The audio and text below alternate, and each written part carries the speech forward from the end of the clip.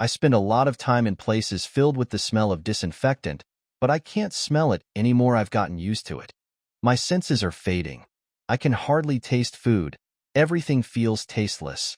Holding a new medical report, I recall the doctor's advice. Take medicine, get hospitalized, discuss it with my family. I wonder if treatment is still necessary.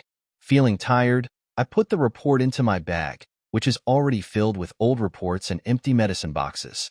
Each one shows how my life is fading away.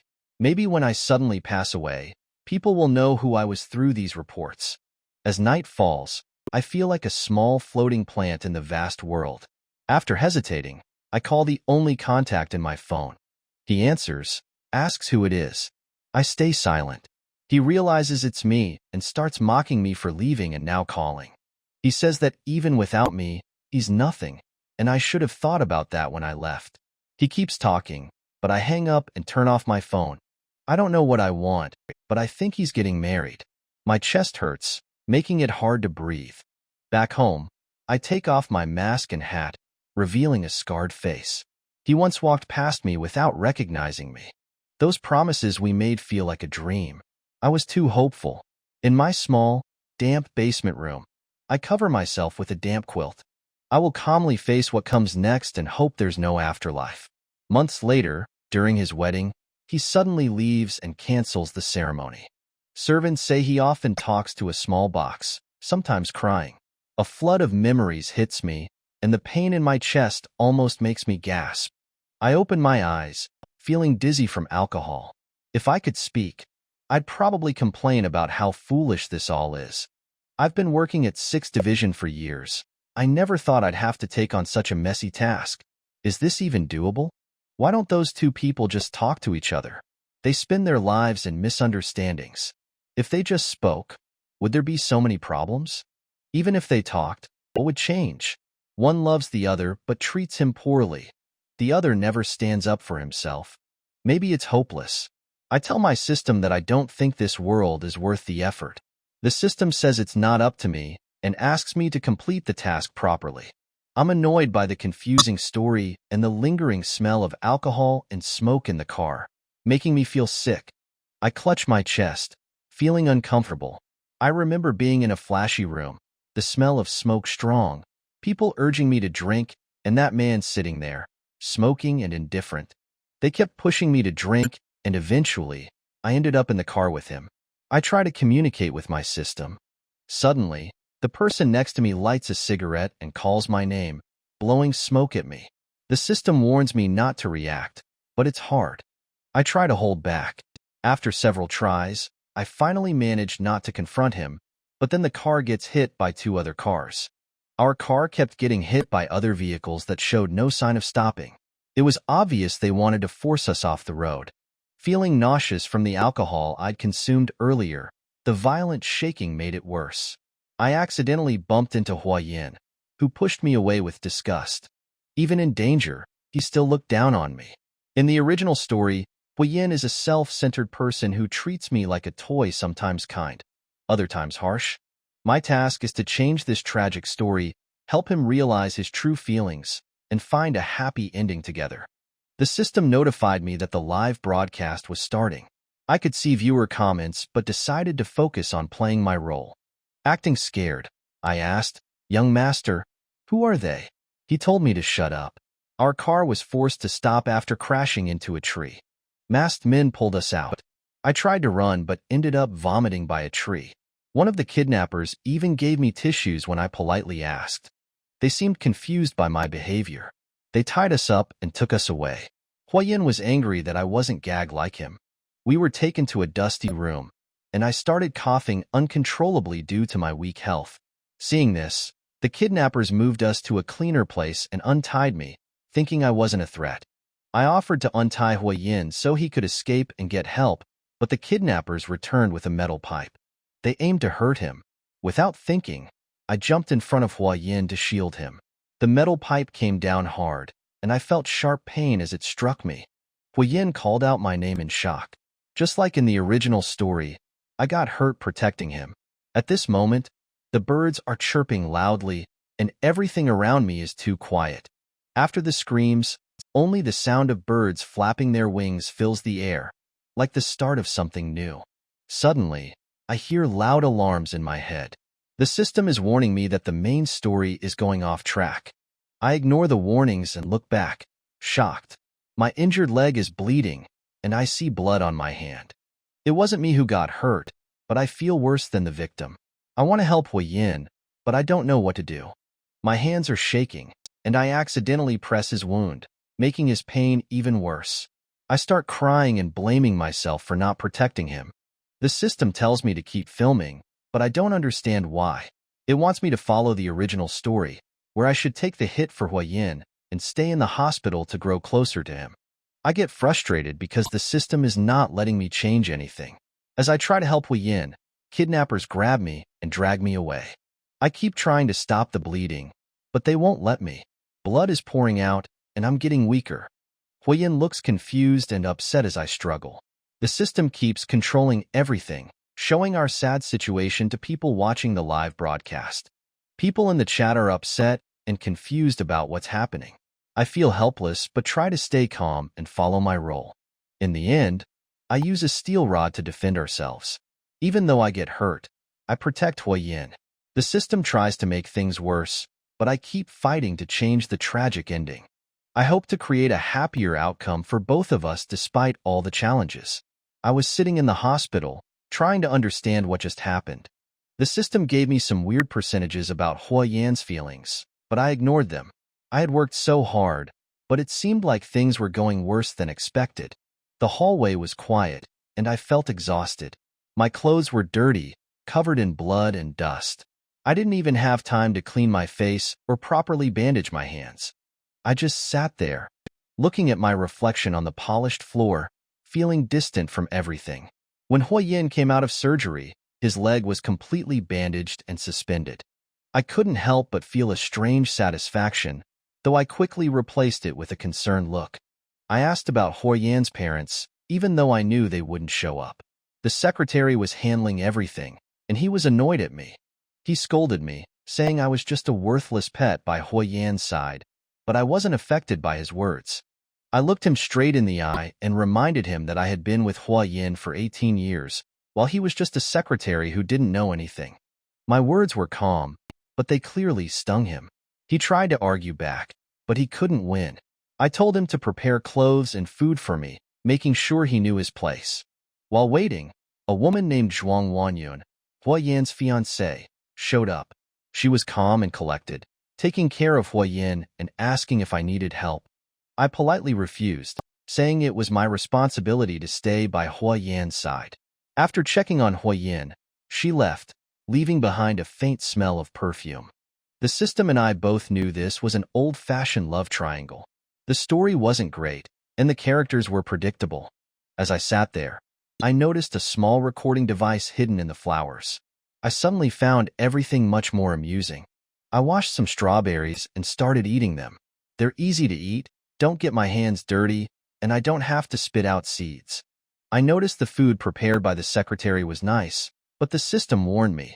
I couldn't eat certain things like shrimp or the half-cooked bitter melon because this body would get sick. So, I tossed the inedible food and ate a few dishes that were safe, though my stomach still hurt.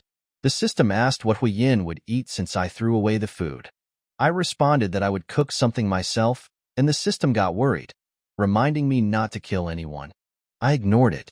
When Hui Yin woke up, he was in pain, unable to move his leg. His mother, Wei, showed up, as cold as ever, making snide remarks about Hui Yan's situation. She didn't care about his injury, just saw it as a weakness.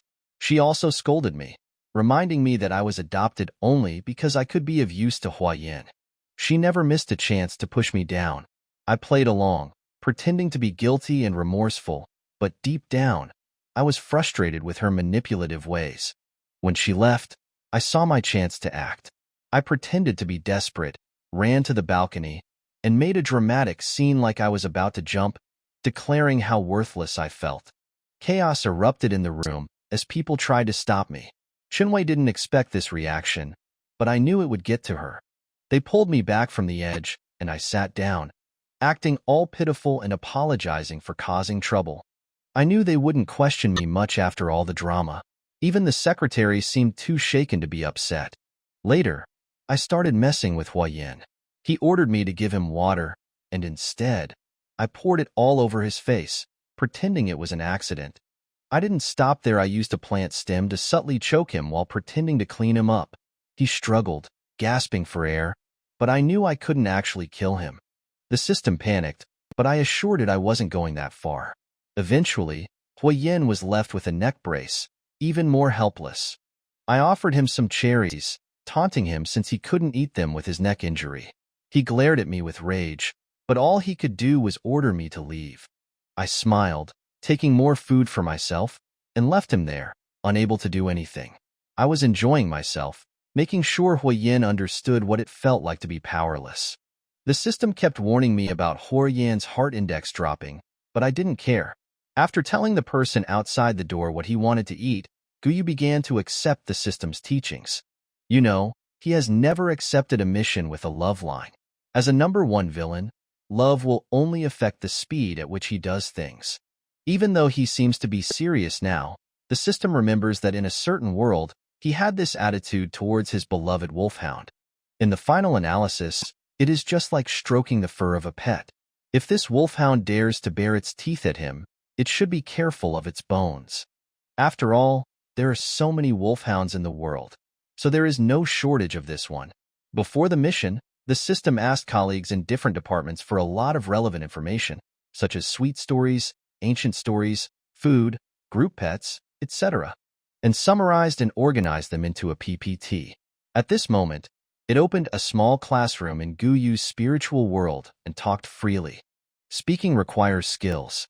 This is originally a world of abuse.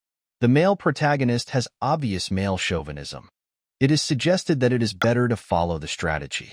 For example, the successful case of this host, in order to pursue the male protagonist who practiced the ruthless way, she climbed the snow mountain to get the beast pill from the jade ape so that he could break through the realm. She almost died and was covered in blood and bones. She held the beast pill in front of the male protagonist, which disturbed the male protagonist's Tao heart for the first time.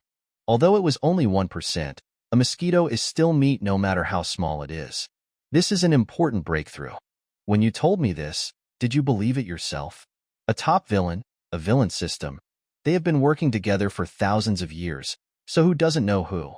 Then we can actually learn some romantic skills. Don't twist people's necks or hit their abdomens all the time. We can turn them into gentle caresses. Hee. The two men were refusing to give in, and they completely ignored the fact that there was another person staring at Guyu with angry eyes.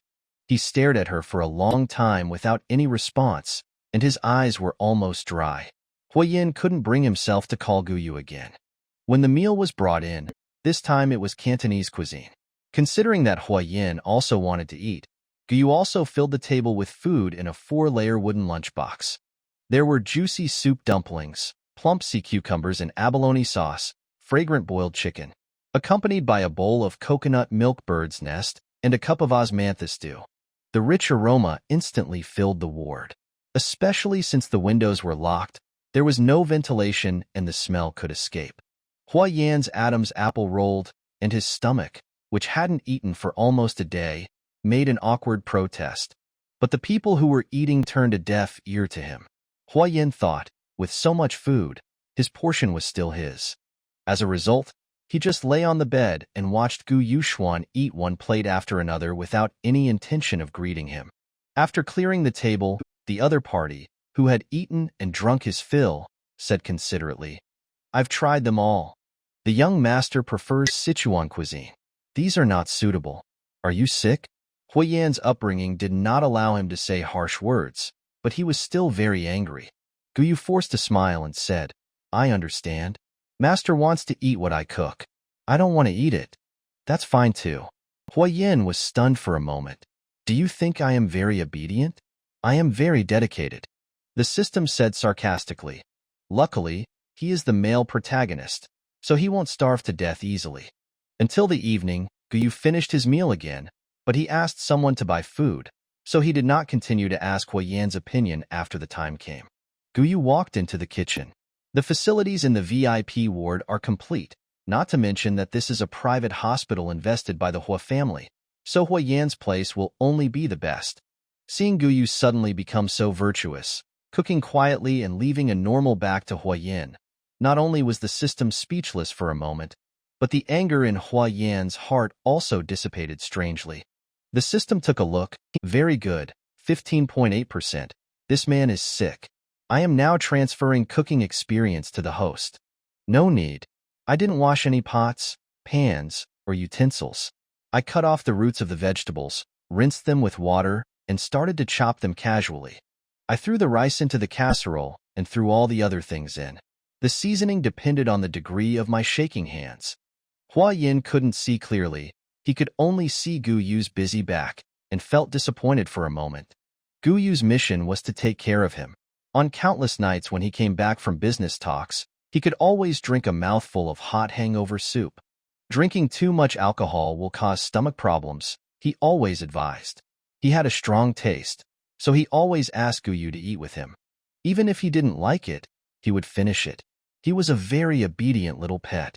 The excitement index continued to rise, and the system said no more. When the porridge with unknown ingredients and no certainty of whether it was cooked was served to Hua Yin woke up from his memories and saw the familiar gentle face saying softly, "You are sick, it's better to drink porridge." But his pride made him not so easy to appease, and he immediately took advantage of it and snorted coldly, "Take it away." He was used to showing a bad face to Gu Yu. Anyway, when the other party saw him frowning, he would be at a loss, begging him, obeying him, and coaxing him carefully. These things became muscle memory, and they would react naturally without thinking. So much so that Hua Yin forgot that the person in front of him almost strangled him to death. Gu Yu was still smiling, but his eyes were dull.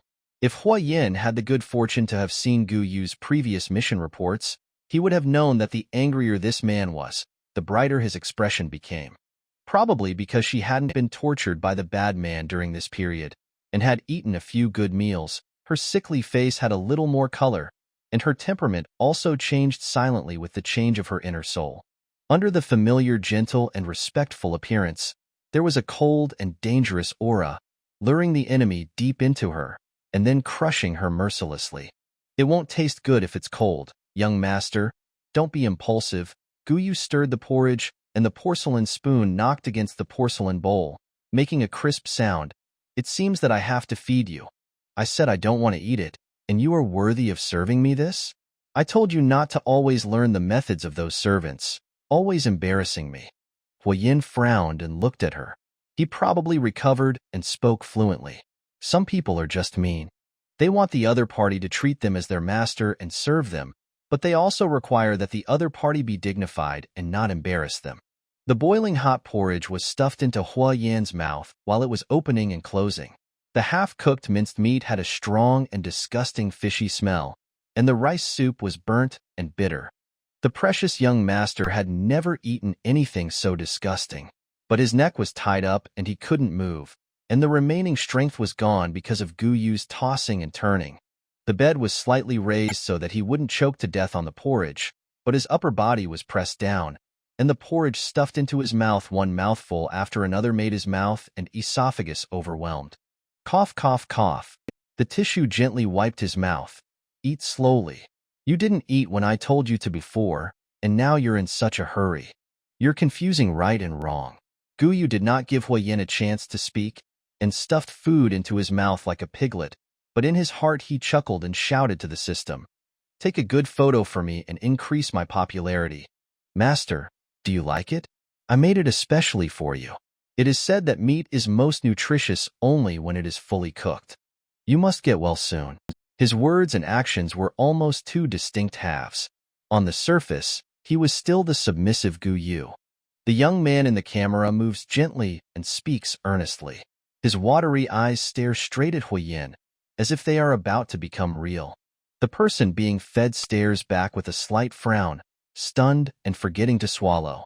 "I suddenly smell really good." In the original novel, Hua Yin didn't come to see Gu Yu when he was hospitalized. This reversal is quite sweet. I hope Hua Yin will find his feelings soon. Didn't anyone notice some details?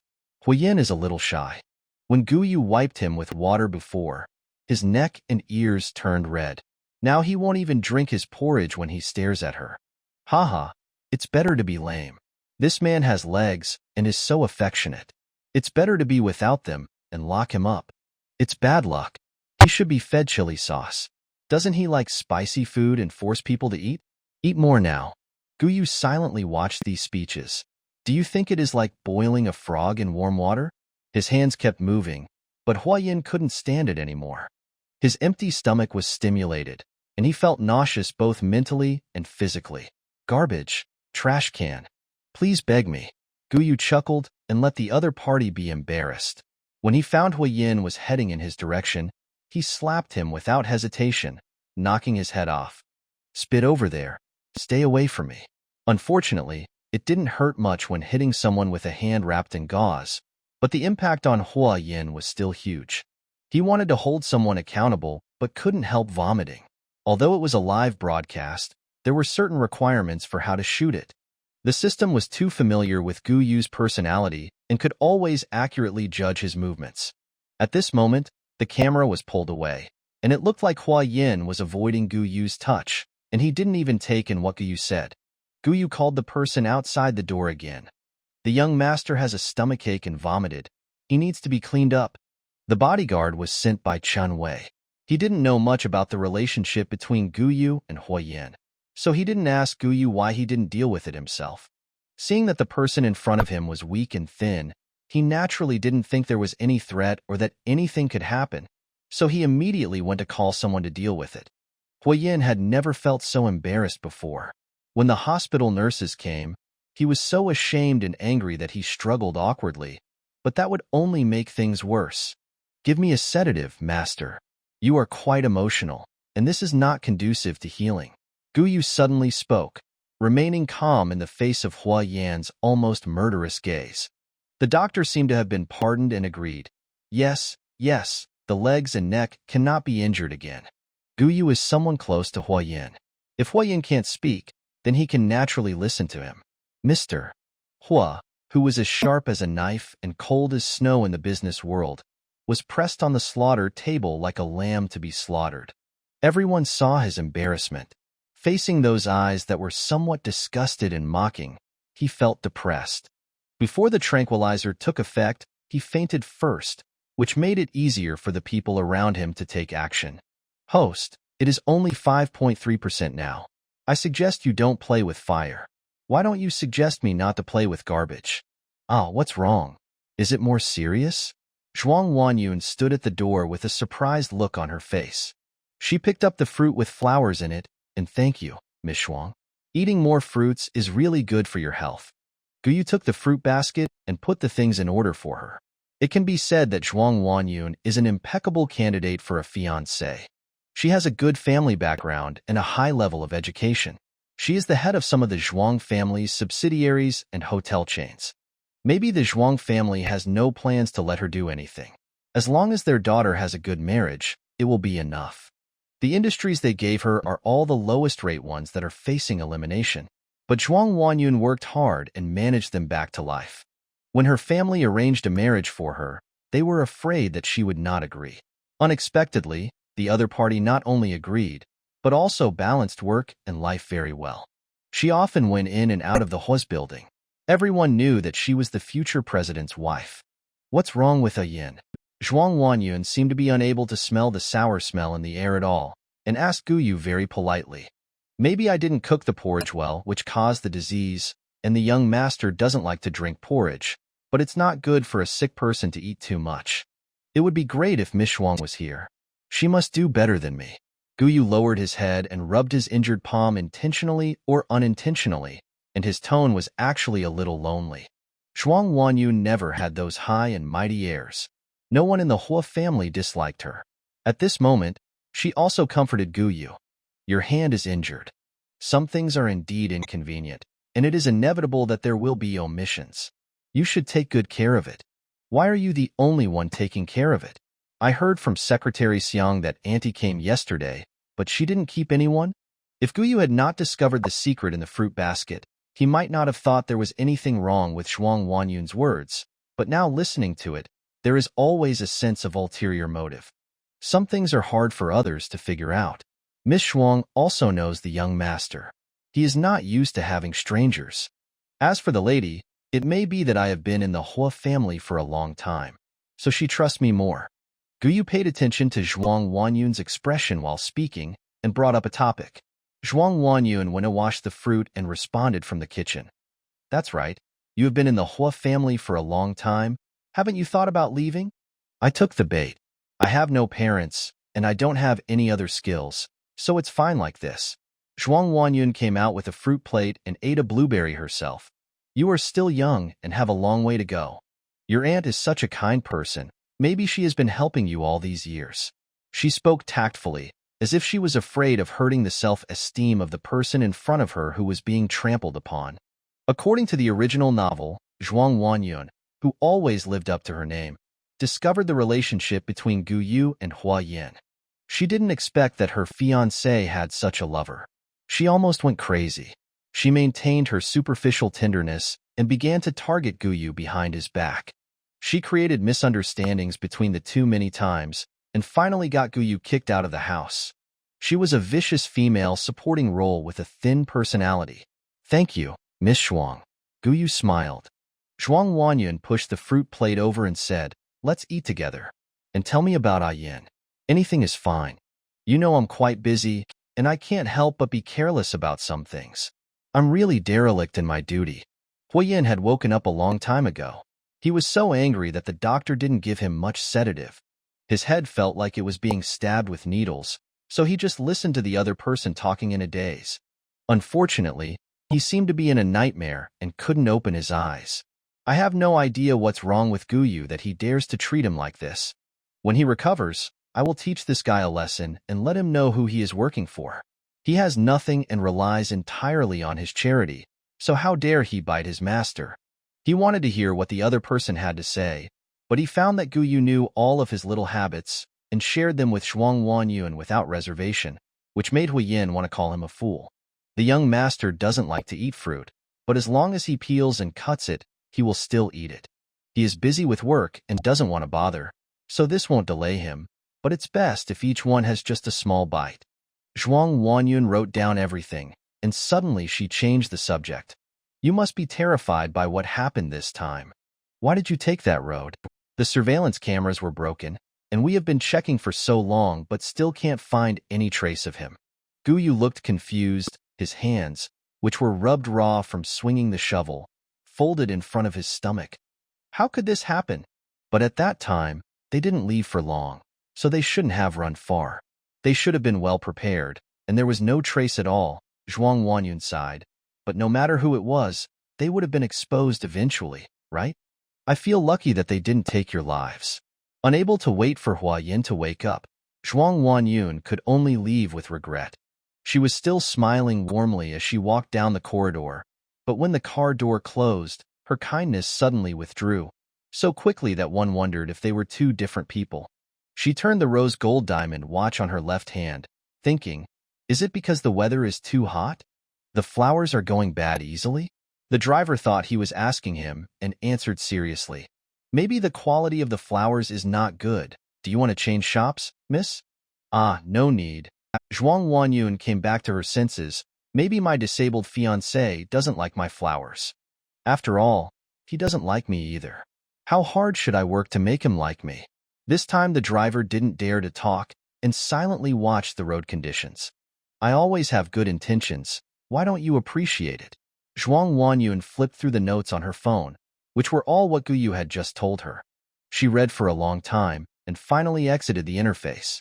Her fiancé is really hard to deal with. She purred her lips, and a message popped up. Found it. Very clean. Ah, it turns out that Chenwei hasn't been around for so many years. Thinking about the conversation that day, it was really interesting. Unfortunately, Chenwei didn't want to stay any longer.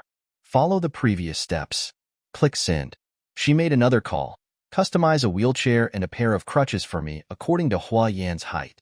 He probably won't be able to stand up anymore. I'm giving him something thoughtful so he will remember me all the time. There is still a chance his legs will heal. With some rehabilitation training, he can stand up again. The doctor was sweating on his forehead as he chose his words carefully. He felt that whatever he said was wrong in front of Qinwei. How could he still be seen by others? He would be inferior to everyone in the future. Moreover, he was kidnapped, but the murderer was still missing. It was said that the Hua family dug around the abandoned factory but could not find any clues. No wonder Qinwei looked so bad. After the doctor left, Qinwei looked at Hua Yin coldly. You have chosen a good path. Which road not to take? The road into no man's land, and Hua Yin kept silent about it. Who would care about this in the original novel? The injured person was not an important person, and being lame was harmless. It just made the story more heartbreaking. A leg makes you so panicked? Hua Yin sat there with a cold and hard tone. Their relationship as mother and son became increasingly worse. Every time they met, they attacked each other and had nothing nice to say to each other. When Hua Yin said this, he seemed to be brainwashing himself. He couldn't quite accept the result of the rectification. He never thought that a fit of anger would lead him to bear such serious consequences. But what if he has no legs? Hua is still in his hands.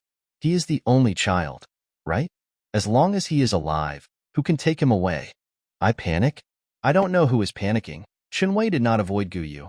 She did not think the other party was a threat. You'd better pray that nothing happens. Otherwise, do you really think the blood flowing in your body is valuable? What's mine is mine.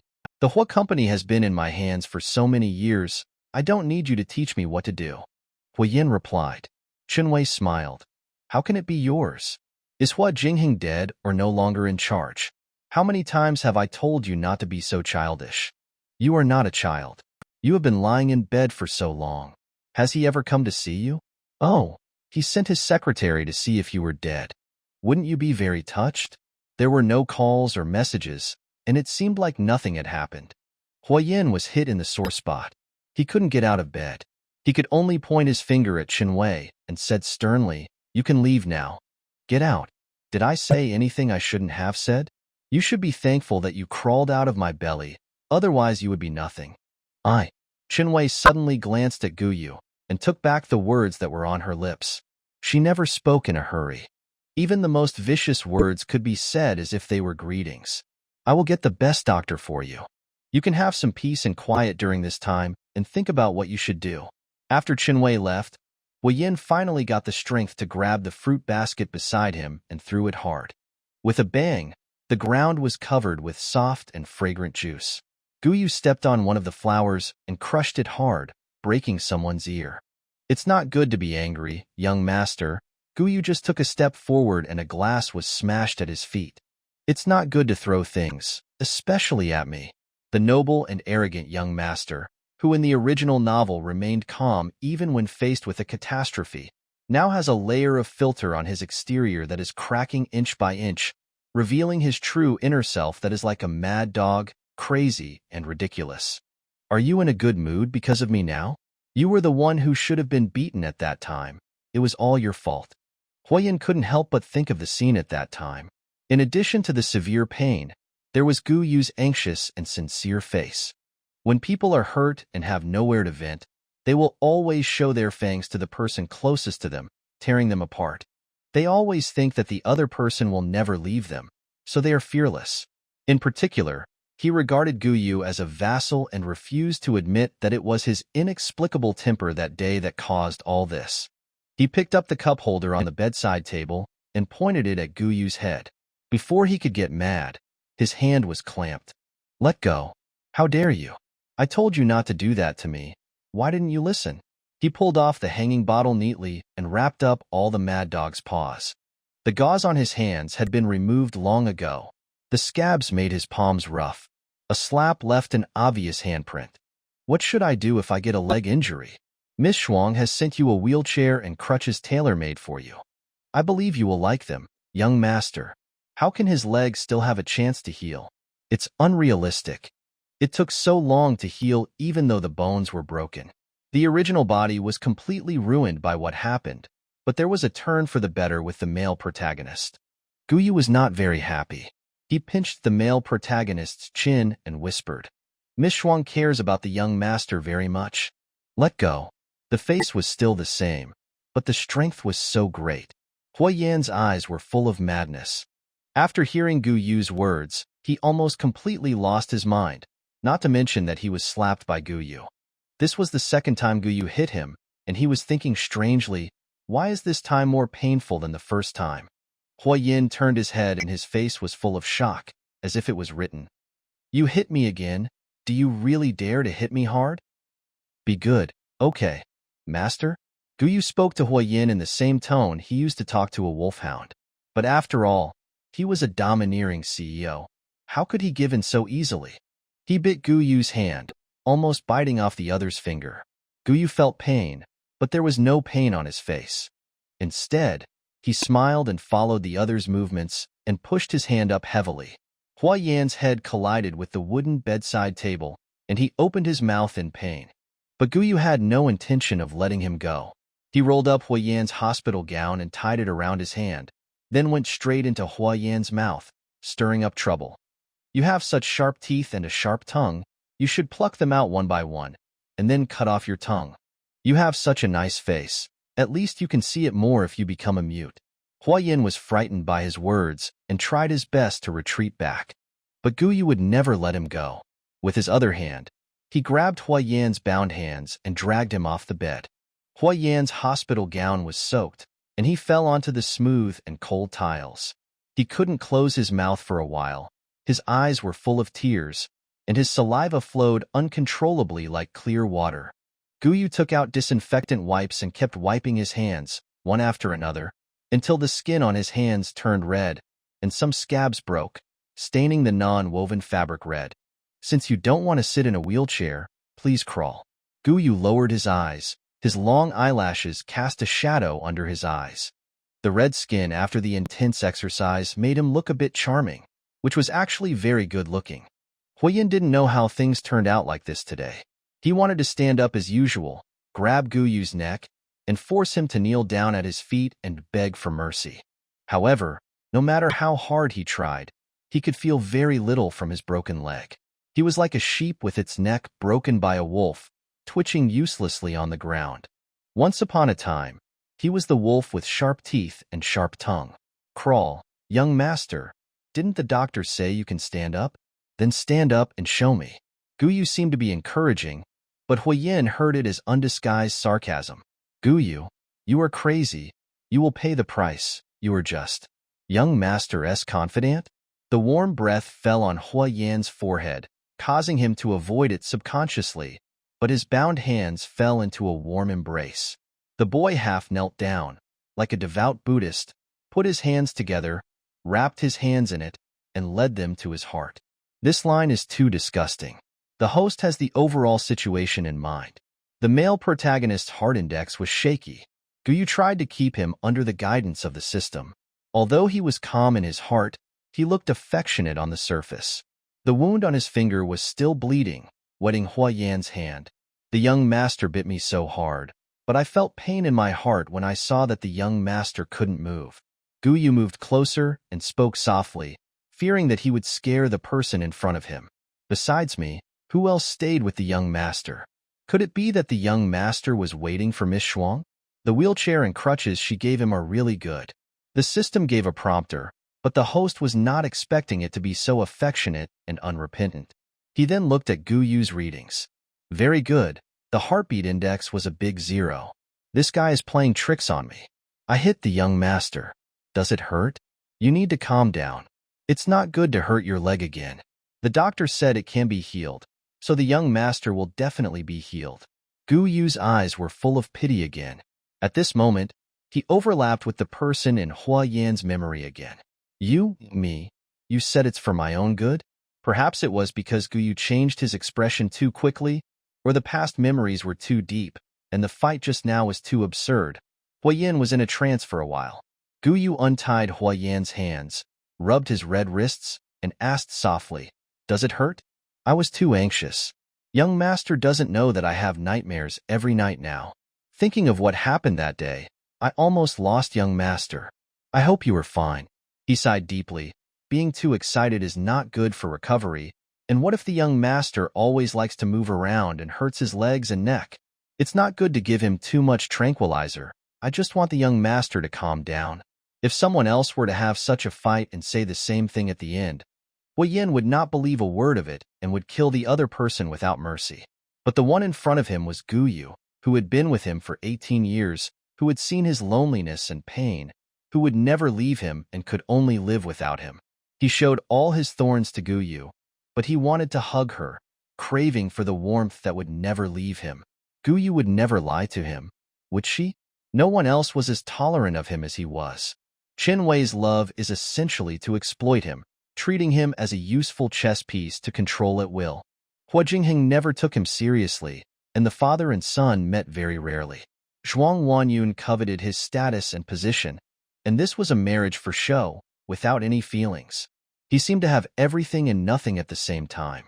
My legs, Huiyin said absent-mindedly. How could a proud person accept such a fact? He pretended to be tough in front of Qin Wei, but in fact he cared about her the most. Guyu seemed to be still in high spirits and continued to act, radiating the glory of a saintly father. Use the best doctors and the best medicine, and you will definitely get better. I will never give up on you, and I will always stay by your side until you recover. Anyway, I can stay with you even if you don't recover, and the mission is not yet completed. System. Your hand. Huiyin noticed that the place where he had bitten him was still bleeding. He then realized that the root of his tongue began to ache. There was still that strange touch.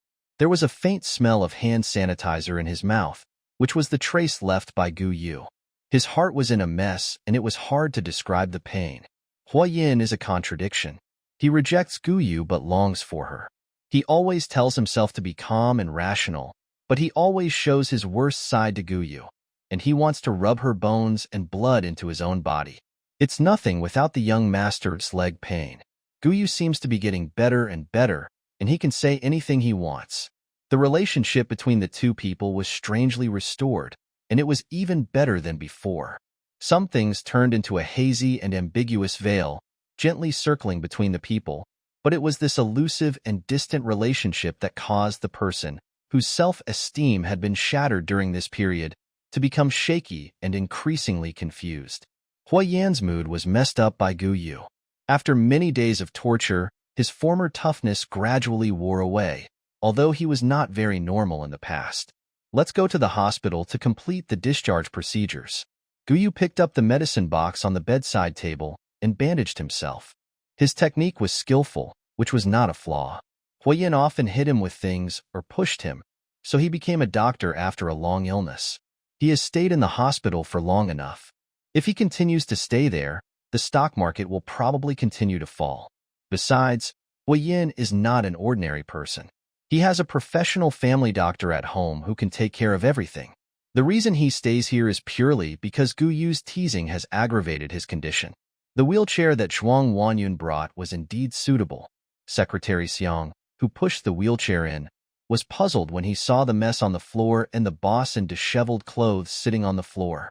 Just as he was about to go forward to help the person up, he saw Guyu walk over and put the person safely into the wheelchair with his thin arms. It was a standard princess hug, with a 1.8-meter tall man looking awkward and weird in the arms of a 1.7-meter tall boy. Secretary Xiang was extremely shocked. His face, which had been hit by Guyu that day, was aching again. He might not even be able to lift Huiyin, but Guyu could, with such strength. No wonder he was so deadly. He really was a hidden talent. Huiyin struggled for a bit, then looked up and saw from Guyu's arms the bulging beauty veins on Guyu's neck and his clenched lower lip. He avoided the secretary's gaze and obediently was put into the wheelchair. Guyu pushed the wheelchair and watched the situation in the live broadcast room at the same time. He found that the mental journey of the group of people watching the show was also full of twists and turns. They really started fighting. Hiss, what kind of posture is this? My words seem to have turned yellow. I thought Guyu was sick, but it turned out that he was flirting. I'm a wooden man. I admit my guilt. Is this a sweet article? I feel it. I want to see Mr. Hua cry. The system hesitated several times to speak. It knew its host too well. It had finally gained control of the situation and only hoped that the other party would restrain themselves. Arriving at the suburban manor, this is a very suitable place for patients to recuperate. Perhaps he wanted to relax and didn't want to be disturbed. Guyu pushed Huiyin, and walked along the bamboo path. The terrain here is high, and if they go up, they can reach the third floor of the manor and push the door directly along the paved road. Huayin calmed down, and his former bad temper seemed to have returned. He took advantage of the fact that no one was around to start scolding. You have to remember your identity. I can let it go for now, but there won't be a next time. Why not throw it away when it's already like this? If you throw it away, there won't be another person who will be submissive and considerate enough to take the blame. Master, Guyu murmured these two words. Just for what you've done, I can make you live a life worse than death. Huayin thought that the other party was going to apologize, so he sat up straighter. Guyu stopped halfway and said, "That's great. You always forget things. I'll let the young master recall it." Through the bamboo forest, you can see the exquisite gardens and European-style fountains below. Looking back, there is a flat and long mountain path. Guyu patted Huayan's confused face and then let go of his hand. Be the wind. Be the undefined wind. Be the wind in all places where your legs can't go. The cool breeze in the mountains can be heard as sound. The tall bamboos beside can be seen as color. A gust of wind swept past from high above, stirring up thousands of layers of green waves. Birds chirped and their songs were melodious, mixed with the sound of metal colliding and suppressed groans, which affected the mood of Guyu, who was watching the scenery for a moment. But there are indeed better views. Guyu in the live studio bent down and put his head close to Huayan's ear, as if he was listening to Huayan's instructions. His hands were unstable, causing the wheelchair to rush down without any obstacles. Guyu seemed to be too scared and helpless, and he didn't react for a long time. Master, shouldn't I move casually, otherwise it will aggravate my injury? If I can't move, there is no one on this hillside. Everyone has been sent away by the young master. Who should I look for? The urgency in his eyes and eyebrows did not seem fake, and his words were clear and logical, but he kept reminding Huayin that it was his own momentary thought that led to the current situation. Guyu did not tell anyone what happened in the hospital, and Huayin was even less likely to tell anyone. He was worried that Guyu would not be able to control his mouth and would mention something halfway, so he simply sent everyone away and took the opportunity to give this disobedient follower a warning. There was a sharp pain in his leg. He could control it and move it a little before, but now he couldn't move it at all. It seemed that his thigh was dislocated. The pain soaked his back with sweat. He dared not move. Cell phone, call someone. It didn't matter who it was, as long as they could come now. His leg. He didn't dare to think about it at all. Guyu squatted in front of him, and Huayin dodged backwards. He couldn't see through the person in front of him now. The other party still acted harmless, as if what he said before was all his hysteria, but the pain reminded him that everything was real. Master, you are joking. You have never allowed me to use a mobile phone since I was a child, so I don't have a mobile phone. Guyu picked up the black mobile phone with a broken screen on the roadside and shook it in front of Huayin. This is yours. If you want to call someone, please turn it on. Every sentence and every word was mocking Huayin for getting into trouble. Huayan's hands were all scratched, and it was difficult to lift them up because of the pain. Hurry. Seeing that Huayan's hand was about to touch the phone screen, Guyu moved the phone further away and said with a puzzled look, "Is it the password?" "K. Master, I don't quite understand." Guyu. Huayan's heart was full of fire, and the anger in his eyes almost turned into substance and swallowed Guyu. "Master, don't worry about me. I'm fine. You are more important now. Do you want to tell me the password now?" Guyu leaned over, as if he really wanted to hear Huayan's words clearly. The ear was getting closer and closer. Huayin gathered all his strength and bit it fiercely, but he only felt the pain in his teeth. "Ha!" Guyu laughed sneerily. "Master is really like a puppy. I thought I taught you how to talk to me a long time ago. Why can't you learn it?" The bony hands pinched Huayan's face, binding his biting mouth. With one hand, Guyu dragged Huayin out. The other hand seemed to have eyes and broke a bamboo behind him. He slightly changed his body shape and technique, grabbed Huayan's hair, and hung him on the sharp broken bamboo. Guyu coaxed him. "Do you remember, master? You dare." With his eyes only an inch away from the broken bamboo, Huayan's neck and back were almost stiff, but he became even more fierce. "If you dare today, You will never be able to walk out of the Hua family's gate alive. Ha, you have no friends and no relatives? Who do you think will come back to save you? Guyu's hands have tortured countless people. No matter how hard the mouth is, even if it is a clamshell that has become a spirit, he can pry it open. So he loosened his hand instantly and pulled Hua Yan's hair again in the next instant. There was already a foreign body sensation in his eyes. Just a little bit, a little bit. Hua Yan could almost imagine the scene of a thin and sharp bamboo piercing his eyeball and penetrating his brain. He couldn't stop sweating all over his body, and his heart was about to jump out. Why don't we see? Is your will fulfilled faster, or mine? Let's compare. No, let's bet? Guyu leaned over and looked down at Hua Yan. I have nothing to lose, so what if I can't leave the Hua family? Just regard it as being buried with the young master. We can also die on the same year, month and day. What do you say? The less people take other people's lives seriously, the more they like to torture others. In fact, they value their lives more and are more afraid of torture. What is the cold violence of Chenwei and Hua Jingheng? No fatherly and motherly love? But Hua Yan's family background and status are there. No one deprives or extracts it. He can easily get more love and trample on more people's hearts. He was really dissatisfied and hated him to the core. Why didn't he dare to start a new business, but instead had to run the Hua group amidst the cold words? No one forced him. Guyu. Hua Yan tried his best to keep calm. He suddenly remembered that Guyu still had injuries on his hands, and he began to breathe as if he was exhausted. Don't do this. You can't do this. You can't do this to me. As Guyu said, he couldn't afford the gamble, nor did he dare to gamble. Then how should the young master talk to me? I didn't have a good life in the orphanage. I had a trauma in my childhood. When I heard someone say something to me, I couldn't help but get sick. You said, I was almost recovered. How could this happen? Guyu's hands trembled slightly, and Hua Yan almost collapsed. Young master, you wanted to throw me on that road before, right? There is no surveillance there, and the street lights are broken. You know I have a shadow, and I am afraid of the dark. After Hua Yan heard what Guyu said, he quickly filtered out the information that was useful to him and dared not continue to provoke Guyu. No, I didn't. Really? Then why did you take that road? Guyu was relentless. He shook his hand again, and the light bamboo dust had entered his eyes, stimulating his tear glands to secrete liquid, which dripped down, soaking the broken bamboo, and disappeared into the soil and grass. We can spend a long time here, but my body is not good, and there will always be a day when I can't hold on. The young master never allows people to disobey, and no one dares to come up to us. Maybe they think we are just looking at the scenery.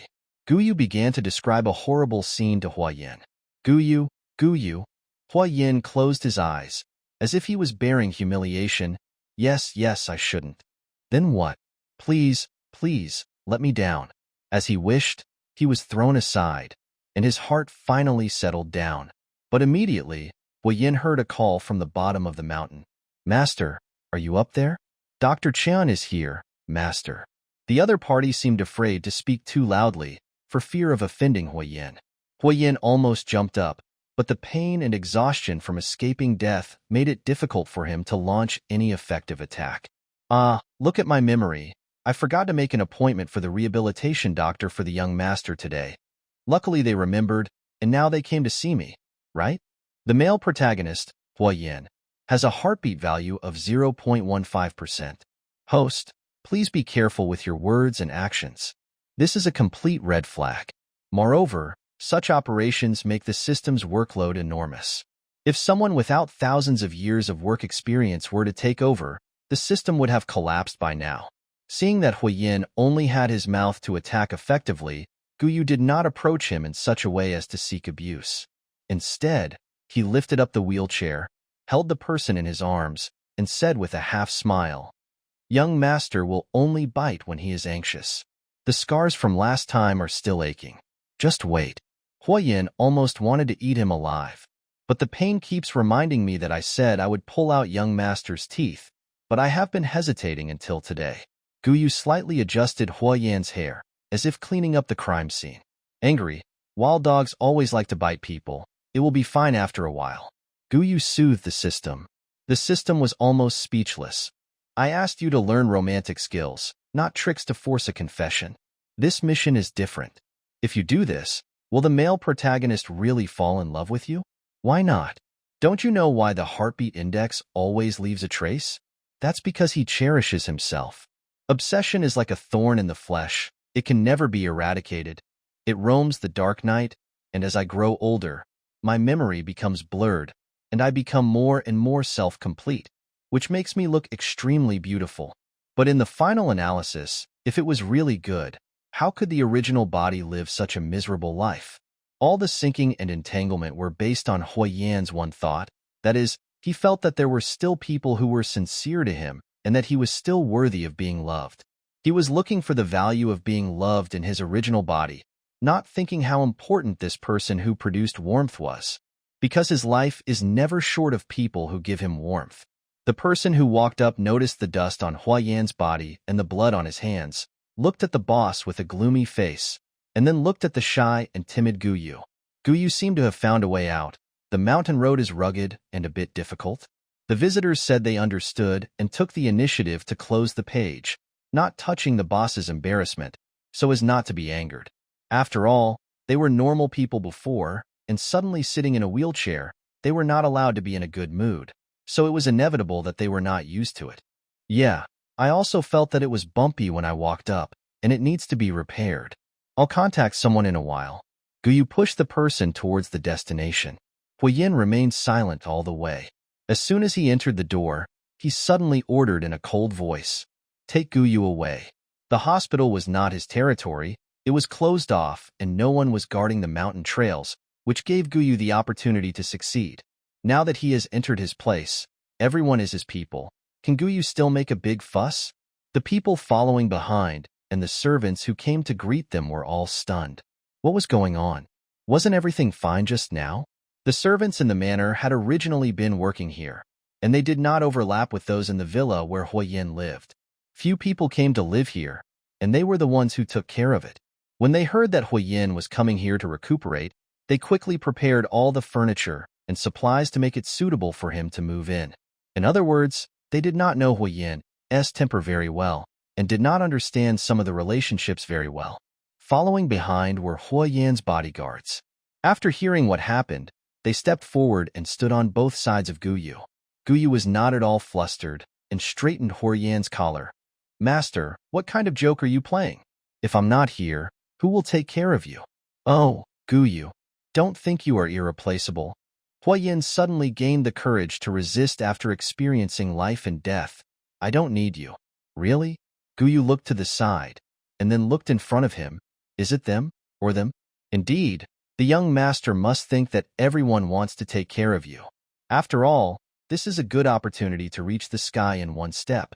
But the slightly warm breath floating around his ears was like a spring breeze.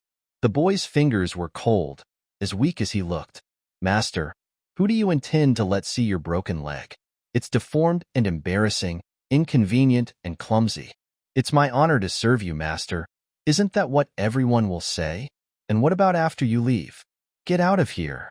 Huiyin started to fight as usual. He had raised his hands to Guyu countless times and admired the other's fearful and shrinking look. But at this moment, his wrist was easily pinched and forcefully placed on his thigh. Is that wrong? The wheelchair is a tool that facilitates his mobility, but it is also a cage that restricts him. What is more terrifying than wearing shackles is that these shackles that restrict his movements come from Huiyin himself. His leg is broken. How dare the servants step forward? They heard that the person in front of them was a person who was not well liked by the young master. How could such an unpopular person push a wheelchair? How could he take care of the young master until he was discharged from the hospital? No one was stupid. Even the bodyguards were at a loss. During this period in the hospital, the person they had the most contact with was Guyu. They had seen too many upper-class people. Even the lower-class people in the upper class were arrogant, but Guyu was not like that. He spoke softly and would say thank you. They also had a share of the precious fruits that Zhuang Wanyun sent. Seeing the two of them whispering to each other, they all consciously moved away. "Look, they are touching me. So intimate. Guyu, you are so insolent. You think you can do anything like this? You are just a dog I raised since childhood. If you treat me like this, I will peel off your skin sooner or later. Hua Yan's eyes were full of bloodshot, and his upper body struggled wildly, but was invisibly resolved by Gu Yu. Go ahead, as long as the young master can stand up, you can do whatever you want, Gu Yu said indifferently. These words were impudent and frivolous, and the speaker looked at Hua Yan with a smile in his eyes, which added to the ambiguity. The young master is just in a bad mood. There are many things you can't do. Just trouble me alone. Gu Yu pressed Hua Yan firmly on the wheelchair, with a gentle and polite attitude, neither humble nor arrogant, and people could not feel repulsive after hearing it. Looking at Hua Yan's crazy appearance, the others couldn't help but sigh. Ordinary people can't stand such a thing, let alone Hua Yan, a proud son of the emperor, who might have psychological problems and find it difficult to accept it in the short term. Everyone knows that there are more opportunities and more money in front of you, but this kind of opportunity is available to anyone who wants it. As expected, Gu Yu pushed the wheelchair steadily, while Hua Yan smashed everything he could reach, especially a few porcelain dolls, all of which he threw at Gu Yu's head. Fortunately, he was not mobile and missed the target. Otherwise, this blow would have caused a concussion. Master, do you really dislike me? Then tell me the reason. Did I not serve you well in the hospital, or did I make you unhappy on the mountain road just now? Tell me everything. Gu Yu changed his voice. Maybe someone will sympathize with you. Hua Yan suddenly became strangely quiet, and the priceless fragments on the ground were just like his shattered self-esteem. After passing through countless corridors and opening countless doors, Gu Yu stopped. Dr. Chun, is there anyone in your team responsible for psychological treatment? It might be necessary. I don't need it. Hua Yan retorted harshly. Gu Yu held him down again. Be obedient, master. Only by cooperating with the treatment can you get better quickly. Don't you think so? Yes? The people around all showed an expression of realization and contempt. He must be sick. Fortunately, Gu Yu could bear it. If it were them, they would not be able to maintain such a calm appearance and speak so gently. However, they didn't dare to show it too obviously and quickly lowered their heads to sort out their emotions. Dr. Chun and his team had been waiting here for a long time. Seeing Hua Yan's appearance at this moment, he thought that the patient might be refusing treatment.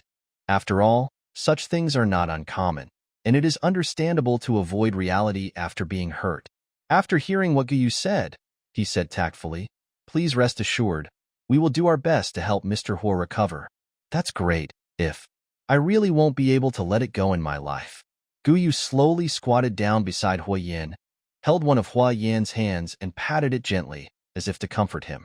Only Hua Yan knew that this seemingly gentle hand almost killed him several times. It was not a comfort, but more like a threat. He dared not tell anyone what happened. Gu Yu pinched Hua Yan's weak spot of self-esteem and repeatedly tested him around, never getting tired of it. He bit his teeth and swallowed it down, full of resentment, which could only accumulate in his heart. Mr. Hua's leg. Did it get bumped again? Dr. Chin carefully examined it and found that the plaster was cracked and the bone position was slightly wrong. What's wrong? Does it affect recovery? It's my fault. Sometimes I didn't take good care of him. Gu Yu answered first, seeming to be more anxious than Hua Yan. Hua Yan snorted coldly. Pretending. Leave it to be observed, Dr. Chan said firmly. Although he felt that the situation was not optimistic, he was more afraid that his career would be ruined. You need to rest and wait for the bones to grow well before cooperating with other treatment methods to stimulate the reaction of muscles and nerves. Gu Yu nodded and asked persistently, so now, do we need to do something and pay attention to something? Dr. Chun, please tell me everything. I will remember everything. I haven't read much and don't understand these knowledge and principles. I'm afraid that if I don't pay attention, I will violate the taboos. The system couldn't help but say, you want to know the taboos and then poke at them? How can you say that? I really care about the hero. After all, the attraction index is only 3.2% now. I'm so scared. This string of words was said without any emotional ups and downs. The manor has a series of medical facilities and a professional team of doctors who can respond to emergencies at any time. If possible and at ease, there are even professional operating rooms and surgical equipment. After all, the more you have, the more afraid you are of losing it. However, No matter how huge the Hua group is, it cannot gather all the top doctors in various fields around it, and some of them can only be hired. Dr. Chun is very capable and has a very good reputation in the industry and circle. He asked others to continue to give Hua Yin a full body examination and called Guyu to a nearby place to start talking about some precautions. His tone was slow and steady, and Guyu listened carefully. He also asked someone to bring paper and pen to write down everything, like a diligent and inquisitive student. Dr. Chin. In fact, what is more important is mental relaxation and having a positive attitude. This is most beneficial to recovery. Even if it is not convenient, you must exercise. Guyu. Exercise more, do more exercise, so that you can stay healthy. But what about diet? Dr. Chun continued to talk, and Guyu listened very carefully. He asked questions when he didn't understand. At the end, Dr. Chin looked at him again and spoke like an occupational disease. You look weak and your eyes are blue. Did you not get enough rest recently? How about getting a checkup? After he finished speaking, he felt a little regretful. He didn't know what was going on with the Hua family. It was not like he was completely oblivious to what was happening outside. Although the frail young man in front of him could ask him about various matters of concern like Hua Yan's relative, he was essentially just an appendage of Hua Yan. All the care was based on the fact that he depended on Hua Yan to live. To be precise, he could not be considered a completely independent person. This description is chilling, but it also reveals the cruelty of reality. How could Guyu decide whether he could see a doctor? The Hua family paid him, and seeing a doctor was not a buy one get one free deal. As expected, Guyu shook his head. I'm fine. I'm lucky to be alive from that day. Sometimes I think, how great it would be if I was the one with the broken leg. Hua Yin, who was being examined, curled his fingers slightly, pursed his lips to keep calm, and could not help but continue to listen to Guyu's words. He probably couldn't figure out why his hearing was so good. He just wanted to listen to how this guy lied. But it was difficult to analyze the slightest hint of deception from the other party's words. Mr. Hua, please turn your body slightly. I'm in trouble. The doctor whispered. Hua Yin closed his eyes, but the sound of everything was amplified. But your health, I seem to remember that you had a physical examination a few years ago, and my friend did it. Dr. Chen did not have too much pressure in front of Guyu, and he talked more. After all, he was a doctor and had a kind heart. Your physical condition is actually not very optimistic. Have you taken good care of yourself in the past few years? Guyu paused for a moment, and Hua Yin, who was eavesdropping on the conversation, felt his heart tighten a little. But in just this moment, Guyu quickly said generously, Of course I have taken good care of it. I have to take care of the young master and dare not get sick. Besides, the Hua family is also very good to me. I am very grateful to them. I always feel that I owe them too much and cannot repay them. Hua Yin clearly sensed a lie in this sentence. What's good about it? Guyu has been under his watch for the past few years. Now that he has some free time and thinks about it, he can only say I haven't treated him unfairly as an evaluation. That's good. Your stomach disease can be improved if you take good care of it. Also, your creatinine is high. Have you had a follow-up visit? Yes, I'll take good care of it. Guyu's answer was ambiguous, without specifying whether it was about taking good care of it or having a follow-up visit. Afterwards, some of Hua Yan's examination reports came out, and Dr. Chan and Guyu went out again. Some results were not very good if told directly to the patients, and having an intermediary convey them might have a buffering effect. After the two came in, Guyu took the initiative to help Hua Yin to the wheelchair. His behavior was inappropriate. He smiled and said, Master, you should exercise well in the future. When the bones are completely healed, do some rehabilitation training, and you will be able to return to the way you were before. Master, you also exercised just now. Do you feel better? Hua Yin quickly understood that Guyu was talking about him going crazy and smashing things. But this description seemed to be stimulating him to exercise. He wanted to speak, but then he thought of what Guyu had done. So Hua Yin chose to remain silent. After seeing off Dr. Chan and the others, the doors of the manor were tightly closed, like a cage with layers of shackles being locked rapidly. When the last lock fell, the sky was dyed rouge. The slightly cool fingers swirled around his chin, like a knife that could be sharpened at any time. Guyu said affectionately, Will you let me make dinner, or will you do it yourself? The latter can also be considered a kind of exercise. I don't know which servant in the room let out a slight hiss, which was particularly abrupt in the silence of the room. The short scale of the sound strongly irritated Hua Yan's nerves. He stared at Guyu, as if he had seen the sarcastic face of others. The once high and mighty President Hua has now become a servant in the hands of a family servant. How did this status change? Huayan couldn't figure it out, and he didn't dare to think about it. His words seemed to have lost the deterrent power they should have in this house. Rather than being a master, he was more like a criminal surrounded by servants. I'm kidding, young master. Guyu's words fell lightly, and at this time they actually had a soothing effect. Young master, you need to take a good bath now and rest for a while. Dinner will be prepared during this time, and you don't have to worry about anything. Hua Yin took the elevator to the master bedroom on the 3rd floor. Before Guyu had time to take a look at the structure of the master bedroom, he was rushed out in a chaotic manner. Get out! Get out! Hua Yan's roar seemed to resound throughout the entire villa. The shadows of the trees outside the wall swayed, as if they were all affected by the roar. The servants who were doing their jobs had different expressions, and it was hard to tell what they were thinking. When they saw Guyu coming down the stairs, they all stopped their work, like stone sculptures, with only their eyes moving. I want to eat Sichuan cuisine tonight, but not too spicy. Guyu took a detour in the second half of the sentence. Your illness is real. Can you do your task well first? Otherwise, what if this body gets sick? The system is unhappy. For fear that the host will become too detached from the personality of the mission world, the basic physical condition of the original body in this world will generally be retained. Any disease will remain and cannot be avoided through systematic means. Guyu and Hua Yin had been arguing for most of the day, and at this moment his stomach began to rebel. The cramps made him feel uncomfortable, but Guyu rarely showed his expression, so one could only see what he wanted to express. Now he was like a harmless rabbit, a delicate little flower, neither intimidating nor aggressive. After such a period of time, the servants in the manor quickly understood the relationship between the master and servant. They might be respectful in front of Hua Yin, but arrogant in front of Guyu. But she is also a servant, maybe even a bed warmer. How dare she order them around like this? If you want to eat, cook it yourself.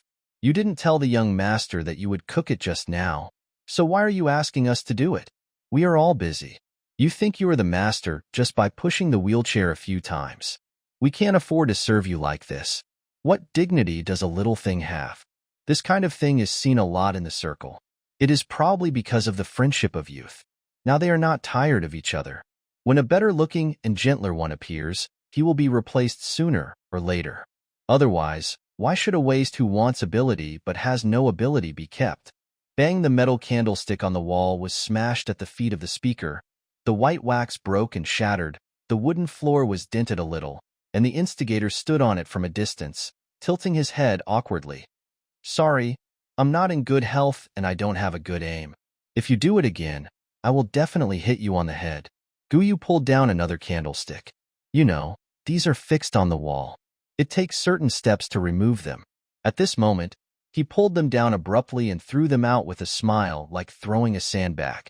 The maid held her head and screamed sharply, looking for shelter everywhere. They had never thought that Guyu would resist. Shouldn't he feel guilty and embarrassed? How dare you smash us? Can you afford to pay for all this? Don't you see what you are? The maid yelled sharply. You are such a lowly thing. You have made a fool of yourself with thousands of people. The sharp part of the candlestick rubbed against her face. After the slight friction, there was a fine pain. The bright red blood could not stop flowing out. She touched her hand with blood and started screaming again. Who am I? Why don't you ask yourself who you are first? Are you in charge of the kitchen? If you talk to me, pull out your tongue and be a mute. Guyu walked down calmly, with a tone that was neither humble nor arrogant, which made the other party look like a mad dog who wanted to make trouble for no reason. Compensation? Shouldn't you compensate? You shouldn't have made me angry and made me sick. I can't serve the young master anymore, so I will go to complain to the master and the mistress. You. How can you do this? Why can't I? The Hua family has supported me for 18 years, provided me with education, food, and clothing. Do you want to compare who is more important between us? Work hard and don't worry about trivial things. We don't take your salary. Why should we listen to you? Guyu picked up the decorative pomegranate vase on the shelf next to him and weighed it in his hand. Then we can try and see which is heavier. That being said, if we really want to be serious, how good can they actually be? He immediately stiffened his neck and admitted his fault. He didn't expect that this seemingly soft-hearted person would be so direct. If it were someone else, he would have to swallow this grievance. This was the case with Guyu in the original novel. Anyway, the people below didn't care about him because he had no name or status, and he developed a serious illness while recuperating. Guyu was born in a villain mission. If he still has the defense of only attacking men and not women, how can he deal with the heroine? As long as they come to him to be killed, he will not show mercy to them. Seeing the servants retreating in disgrace, Guyu frowned and said, "Clean up this place for me. The loss will be blamed on them." Someone was about to speak, but stopped talking. Guyu snorted coldly, "If you can't stand it, share the loss with her. The more the better. Good sisters hold hands." The other party swallowed his words again. "How dare you eat the food that others cook?" The system did not comment and directly pulled out a video for Guyu to watch. The picture shows the current scene in the kitchen. One of the people who scolded Guyu but did not get hurt on the face went to the kitchen crying and choked up as he spoke of Guyu's request. The chef seemed to be counting the ingredients and was puzzled. "What's wrong with you? Why are your clothes torn?" The woman shook her head and wiped away her tears. "It's okay. I was just not careful while working. I heard the noise. Did the master scold you?" The chef looked distressed and poured a bowl of hot soup for the woman. "Drink a little. It's good for your health." "Guyu, why didn't you go out and protect her when you heard the noise, you coward?" The system does not make any evaluation. The woman shook her head again and then stammered about Guyu. "We were just asking with good intentions to see if he had any dietary restrictions, but he thought we looked down on him and suddenly started smashing things. I was so scared that Sister Li Fong even got her face cut. He's just a bully. He's nothing. I'll cook something and see if he dares to eat it. Don't worry, don't cry. I'll help you vent your anger later." The manor is actually not used much. Except for vacations and banquets, it is idle most of the time. Besides, the Hua family has many properties, and these places are just paid people to look after them. Most of the people hired are long-term workers, and it is not uncommon for them to become familiar with each other over time and form a family. The maid burst into laughter at the chef's words and gently hit him. "I'm just talking. I won't feel good if I don't say these words anymore. What can you do for me? Just cook well." After she finished speaking, her hand slipped away from the chef's closing palm like a loach, leaving behind a smiling profile as she hurried away. She looked so shy, which made the chef, who was already a talkative person, really think about revenge. The apprentice who was helping nearby felt unhappy when he saw the man leave, so he came to his master while getting the ingredients. "Master, this is not a good way. After all, Guyu is serving the young master. We can go and tell the young master." "Stupid. The young master is protecting you and him? You are so honest. You will be unlucky if you go out." The chef scolded him and started to think about the ingredients. When the woman came out and went back to her bedroom to change clothes, she intentionally or unintentionally glanced at Guyu, who was walking around the house, and spat softly. "Country dog.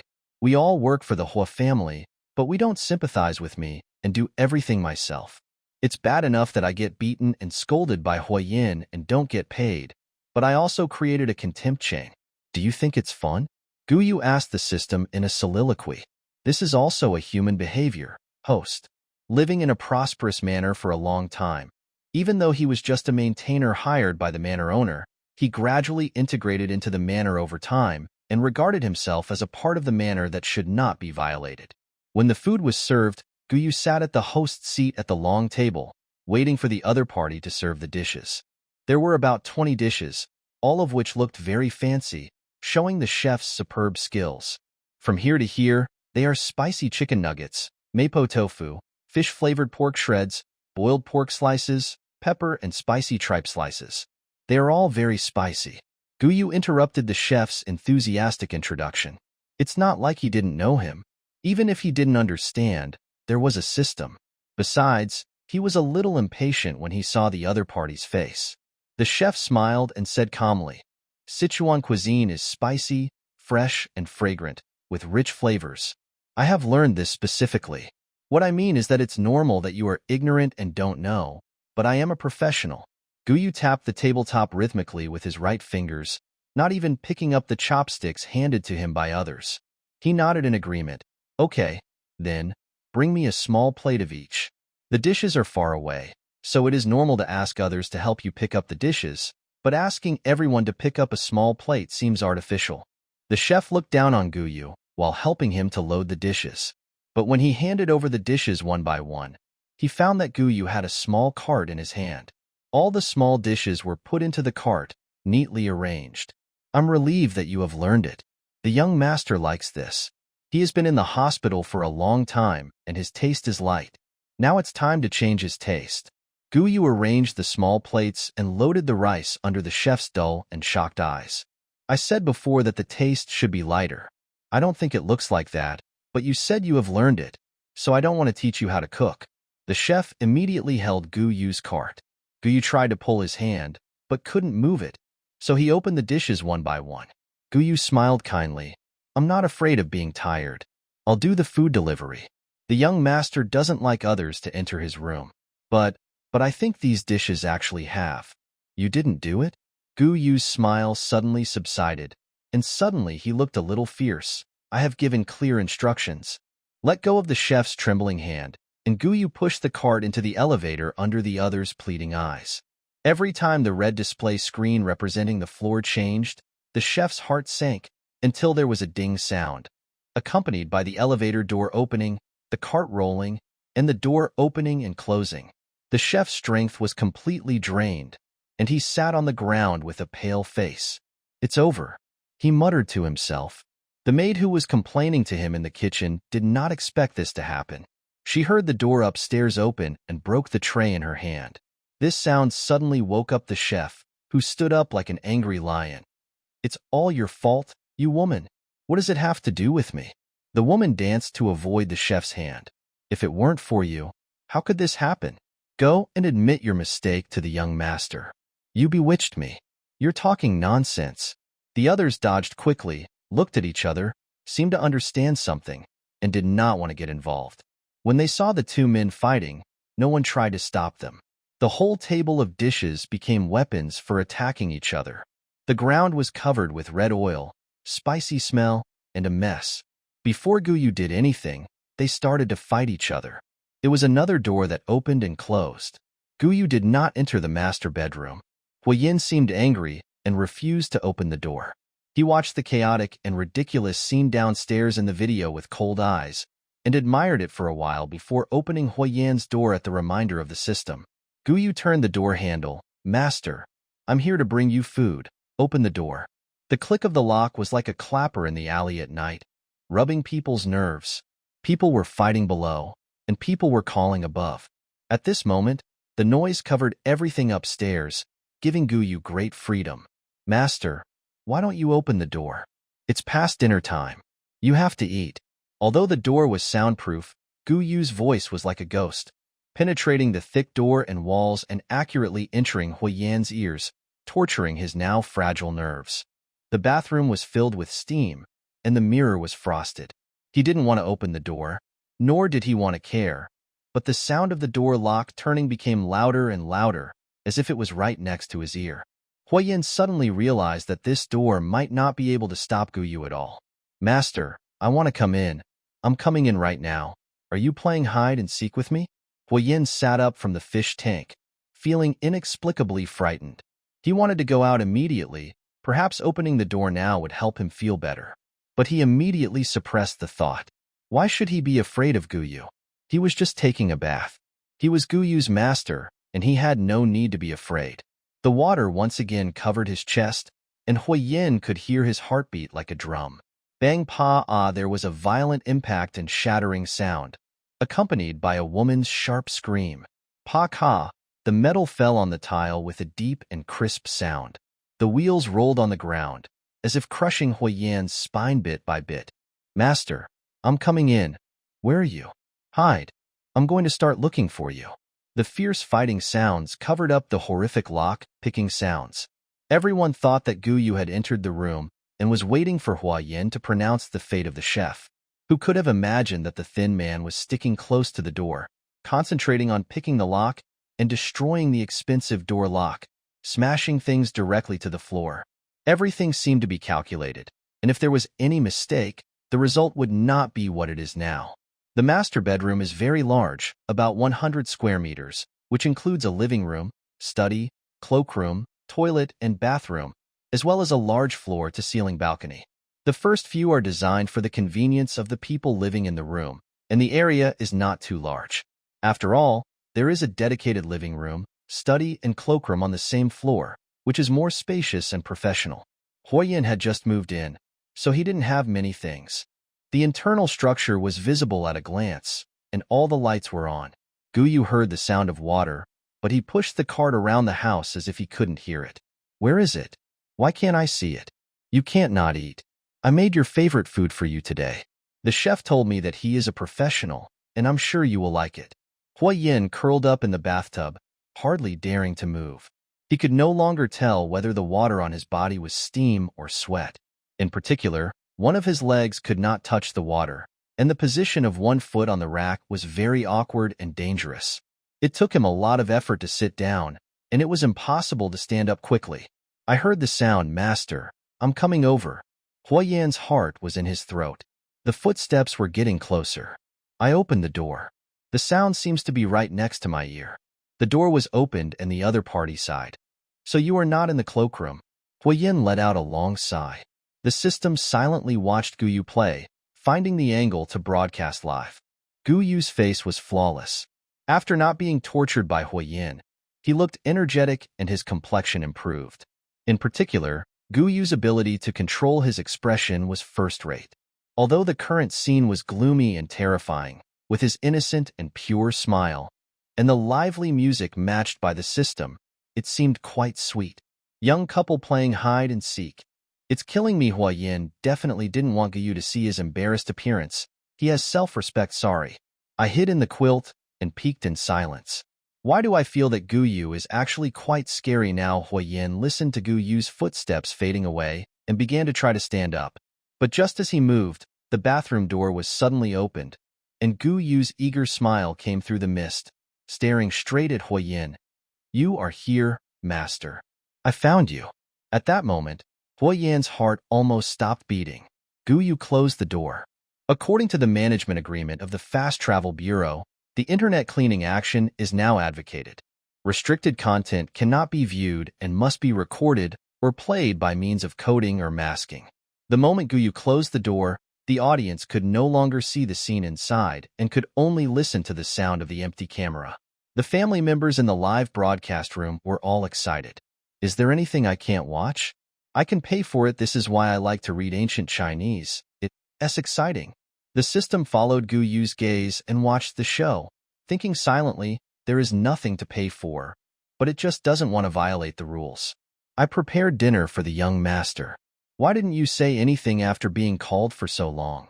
You must have lost your appetite during this period of hospitalization. So I asked someone to prepare something you like." Gu Yu leaned down. His tone was unspeakably gentle. "Let me serve the young master. It's inconvenient for you." Hua Yin wanted to avoid Gu Yu's hand, but the other party held him tightly and would not allow him to say anything. His heart sank and he could only express his resistance verbally. "No, I will do it myself. You get out." Gu Yu had just helped the man up a little, and when he heard the words, he tilted his head. "Really? Really?" Hua Yin nodded quickly in affirmation. "Okay." Gu Yu suddenly let go, and Hua Yin fell straight down, splashing water everywhere, and he could hardly scream out in pain. "Master, do it yourself. I'll watch from the side." Maybe it was because the heat in the bathroom was too strong. Gu Yu's face was flushed, and if he hadn't let go so decisively, his expression would have actually looked a bit tender and affectionate. But how could Hua Yin, who had been thrown down by him once, move on his own? He already had an injury on his leg, and now his ace was hit hard, making him feel like his pelvis was cracked. He didn't dare to move at will, and could only look at Gu Yu with resentment. Gu Yu held his chin up. "Master, why don't you move?" Don't you like to move? Hua Yan's hands were in so much pain that he had no strength left. He held on to the edge of the bathtub to prevent himself from sinking. Gu Yu. He could only call the person in front of him by his name, even though he didn't want to. The two words expressed his unwillingness and reluctance to endure humiliation. My young master, I have taught you so many times, why can't you learn it? People's bottom line is probably meant to be broken. Once there is a first time, there will be a second time. Gu Yu repeatedly tortured Hua Yan's self-esteem, making Hua Yan's previous persistence ridiculous. He had already shouted and begged, and now his reluctance seemed like a saintly act. Gu Yu was very patient. He watched Hua Yan helplessly and waited for him to sink little by little. The warm water gradually covered his collarbone, neck, jaw, lips, and finally nose. Hua Yan finally looked at him pitifully for help. Gu Yu placed his hands on both sides of Hua Yan, as if trying to hug him from behind. Young Master's reactions are always slow. Hua Yan often sits in the office, and even when he goes out, he rarely stands in the sun, so his skin color is pale. After being in the hot water, it looks even more translucent, like glazed porcelain just out of the kiln. Gu Yu's skin is sickly pale, and the two colors of skin are intertwined, almost melting in the mist of the bathroom. Gu Yu's hand slowly moved down from Hua Yan's shoulder. Young Master's arms are stronger than mine. Even though he hasn't exercised for so many days, they are still very tight. The words were right beside his ears, vibrating his eardrums and blending with his heartbeat, so that he didn't dare to look back.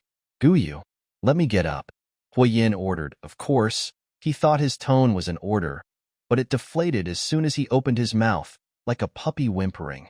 The young master of the Hua family was proud of himself. Even with a broken leg, he tried to do things himself as much as possible, unwilling to show his vulnerable side. But Gu Yu's intrusion made him at a loss.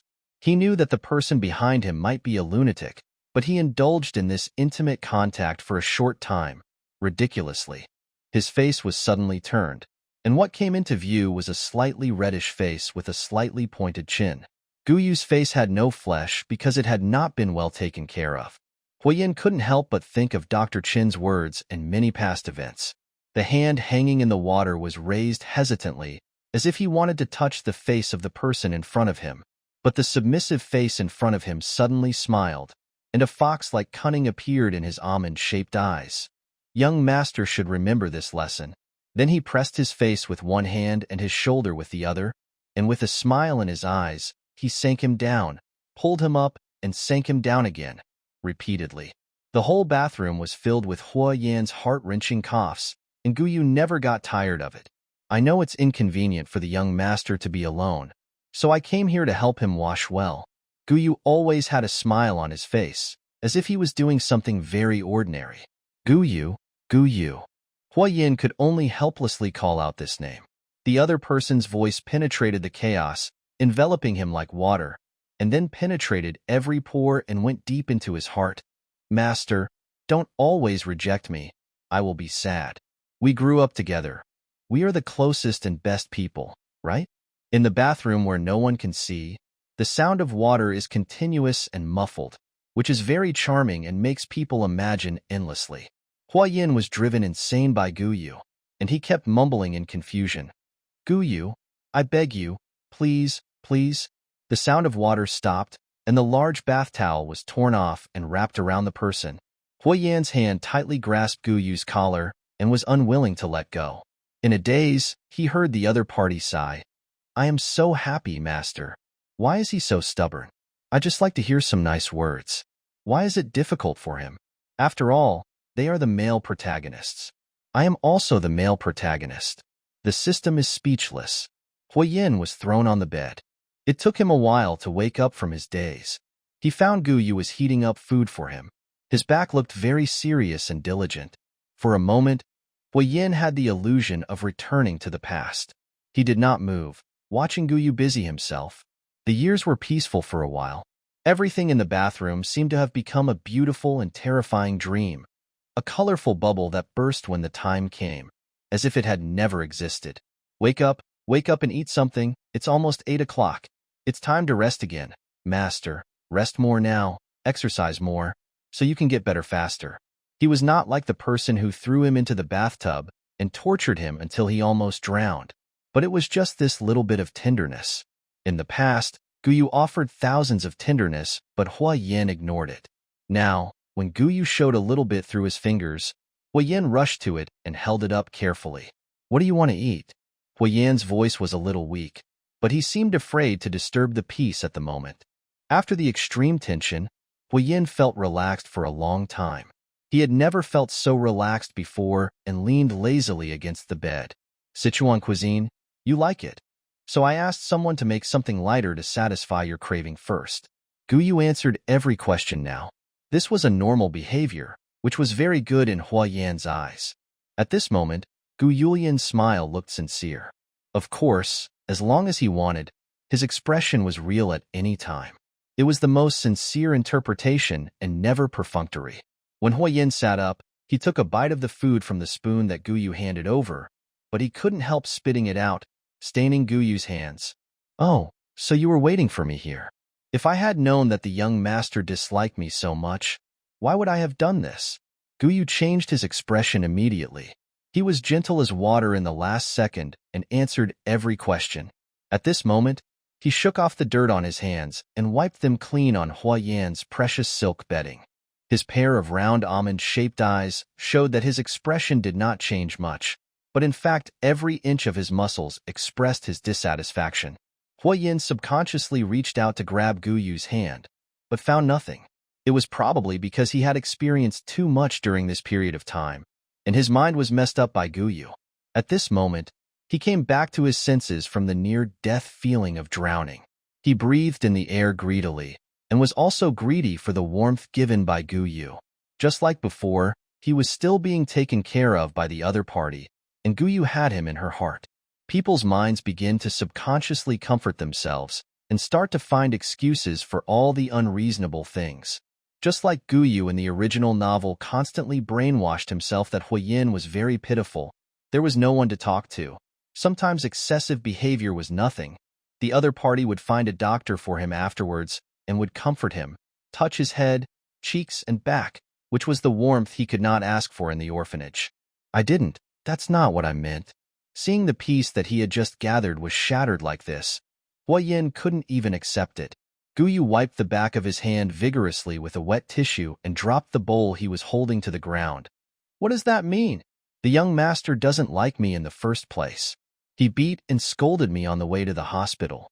I think I may not be doing well enough, but I endured it.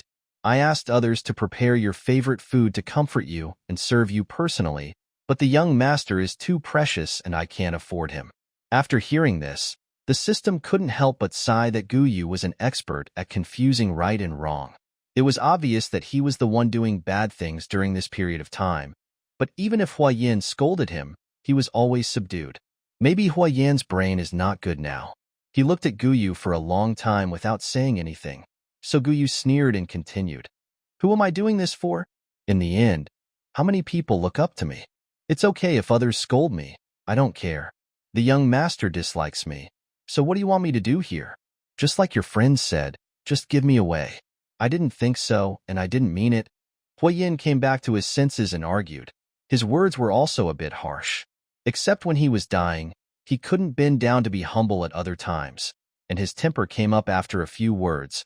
What can I do if you insist on thinking this way? I beg you to help me. Beg you to do these things for me? You come here by yourself and blame me in the end? Hua Yin also let it go completely. He had been harboring resentment towards Guyu, and he couldn't find the source. His heart seemed to be tightly grasped by his hands, and he spoke harshly to him. For my own good? How many people in this world are not doing this for my own good? Do you think I really need you by my side? Guyu, let me tell you. It's because I keep you that you have value in existence. If I don't want you, you'd be trash. Do you really think they think too highly of you? You finally said it. You're not going to pretend anymore, are you? Young master, you're colder and harder-hearted than anyone I've ever met. If you get along with a beast for a long time, the beast will wag its tail and beg for mercy. But you can't learn that. Guyu stood up and looked down at Hua Yin, almost gritting his teeth. You're the eldest young master of the Hua family. You've pitied me and shown me mercy for so many years. I shouldn't have received this great gift and not know how to appreciate it. After saying that, Guyu slammed the door and walked out, but the lock of the door was broken. It made no difference whether it was closed or not. Because the force was too great, the door swayed for a long time in Hua Yan's eyes, just like his messy heart, with waves of stabbing pain. All the blood in his body seemed to be rushing upwards, and his scalp was numb. Hua Yan lay on the bed in a mess, gasping for breath, like a dying fish. What good is there without Guyu? It turns out that the other party has been dissatisfied with him for a long time. No wonder he has been so abnormal since he came back from the kidnapping case. It's just that he is not in a position to take advantage of the situation. So that's it. But why did Guyu hate him so deeply, and what did he do wrong? Hua Yan's mind kept recalling the past, and Guyu's face just now flashed across his mind. His face, without any excess fat, was tense. His eyes were red and watery, but he tried hard to smile and stay calm, not wanting to lose out in momentum. Guyu, maybe she cares about him. The male protagonist, Hua Yan's attraction index is 28. 8%, 32%, 39.1%. This is real-time data and does not represent the final result. Please check again later. The system broadcast the good news.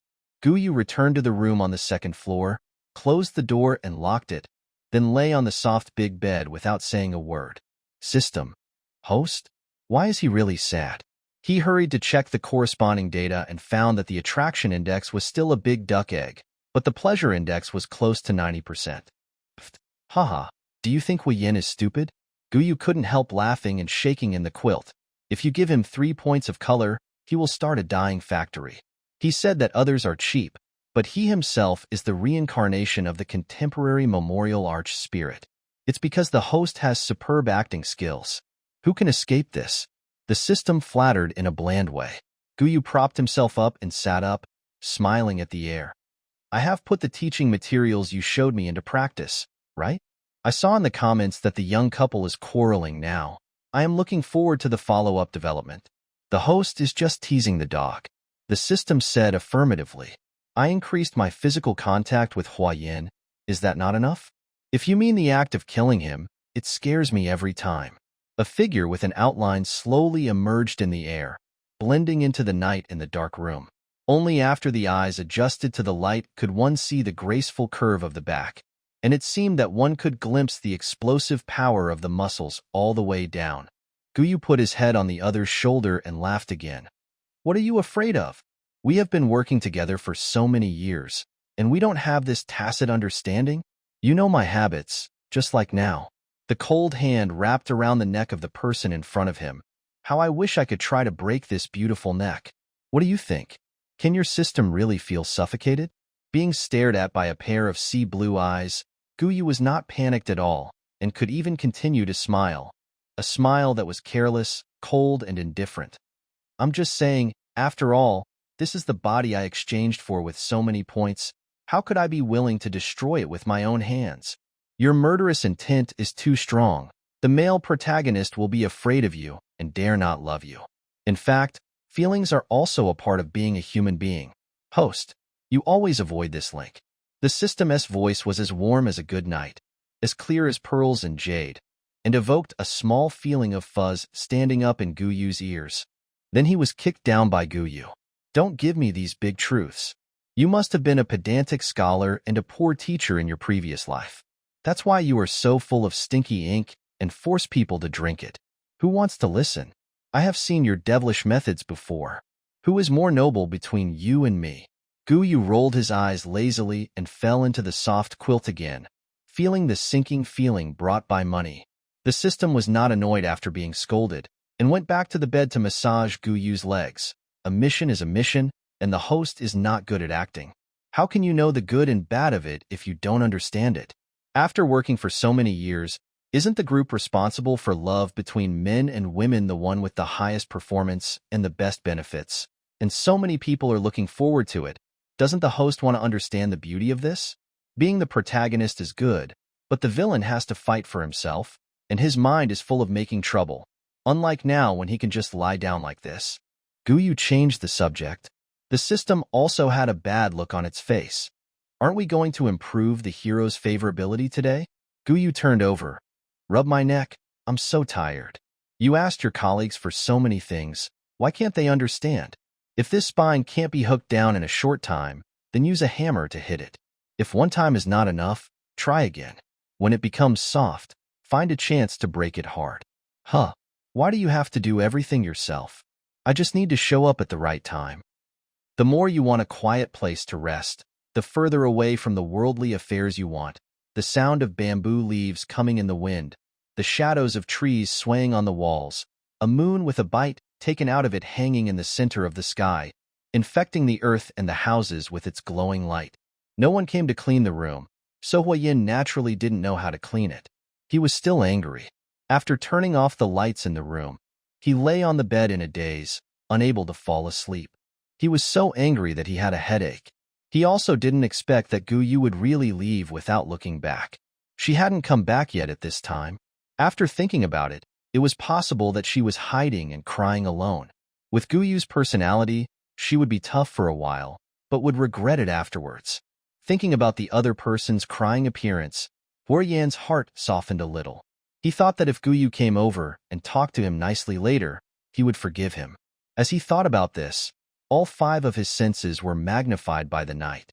Suddenly, there was a sound of a door opening in the distance. The sound of metal colliding was subtle. Huayan held his breath and thought that it was probably the sound of a broken door. The footsteps were getting closer and closer, very light. It seems that Guyu is here. There was a figure beside the bed, hazy and vague, and then the other person lifted the quilt and slid in. Do you know you are wrong? Huayan almost laughed out of anger. The next second, a strange woman's voice came out mournfully. Master, please take me. I am no worse than that pretty boy. I can serve you and do anything you ask me to do. She was desperate, and Huayan's reluctance to pronounce their fate was like a hanging sword of Damocles, making people feel uneasy. She might as well take a chance. Huayan almost jumped up, with all the hair on his body standing up. Get out of here. The woman hugged him warmly. I really am willing to do anything. Then she was slapped in the dark. This slap seemed to open Pandora's box, releasing her long-suppressed dissatisfaction and resentment. The woman turned over and wrote on Huayan. Why did you hit me? Just because you are rich and high-handed, can you not take us seriously? You despise me, you. Do you think I really like you? A piece of junk that no one in our village wants. You live a life like gods and don't take people like us seriously. You can beat and scold us at will. The dogs raised by rich people are nobler than those of poor people. If they bark at us, we will apologize in a nice voice. But your good life is not achieved by having money. Without people like us, where would you be? The woman was in a state of madness. The moonlight sprinkled on her face, illuminating the deep and shallow fresh scars. These were all caused by being beaten just now, and the scars haven't healed completely yet. The woman tightly grasped Huayan's neck, feeling him struggling beneath her and suffocating in her hands. Her mouth, which was used to curse, could no longer shout, and she could only use her hands, which were gradually losing strength, to pull her away. At this moment, the beast that had been hidden in her heart for a long time was completely released. The unwillingness to crawl under others, the jealousy of the powerful, and the envy of the rich were twisted into a rope at this moment, and Huayan was hanged. When facing Guyu, and when being tortured repeatedly by Guyu, Huayan had never felt that he was so close to death. He always felt that Guyu had a trace of affection for him in his heart, and he was afraid but not fearless. But now, he was afraid and powerless. Huayan's consciousness sank little by little. He could only hear the woman's yelling and cursing, and some images floated involuntarily in his mind. Perhaps it was a revolving lantern before his death. He had been through so much in the world, but in the end he could not remember anything. He was filled with resentment and hatred, but in the end, all of them condensed into the appearance of one person. Guyu. Master. I was dying. I could hear Guyu's voice. Young master is in such a state of disgrace. I feel so sad when I see you. Why didn't you believe me when I told you that you couldn't leave me? Who else in this world is really good to you except me? You have lived for more than 20 years. If you still don't understand, you are really an idiot. Guyu actually dared to call him an idiot. He was the only one who could say that to Guyu. Fresh air suddenly rushed into the lungs again, and the alveoli that were almost flattened and ruptured began to fill up again, working diligently, competing to supply nourishment to the brain, making Huiyan's mind increasingly unclear and unable to move. He could only feel that the gallows on his body suddenly disappeared, and a figure was dragging the gallows on the ground with ease.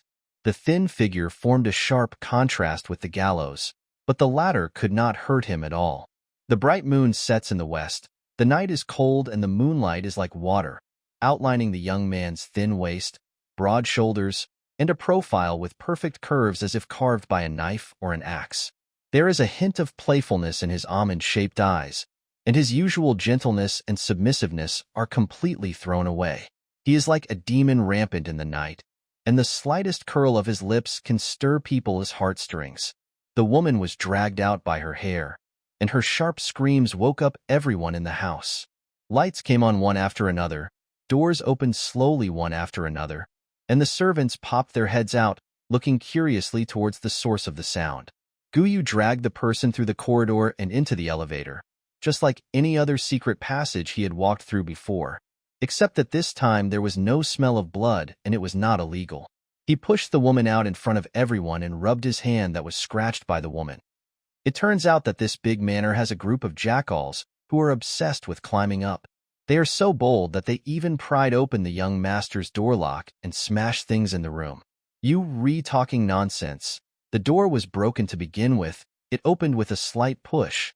The woman with her hair loose looked like a ghost, and she crawled towards Guyu viciously, as if she wanted to bite off a piece of flesh from him. Guyu snorted coldly and kicked her away. That house is haunted.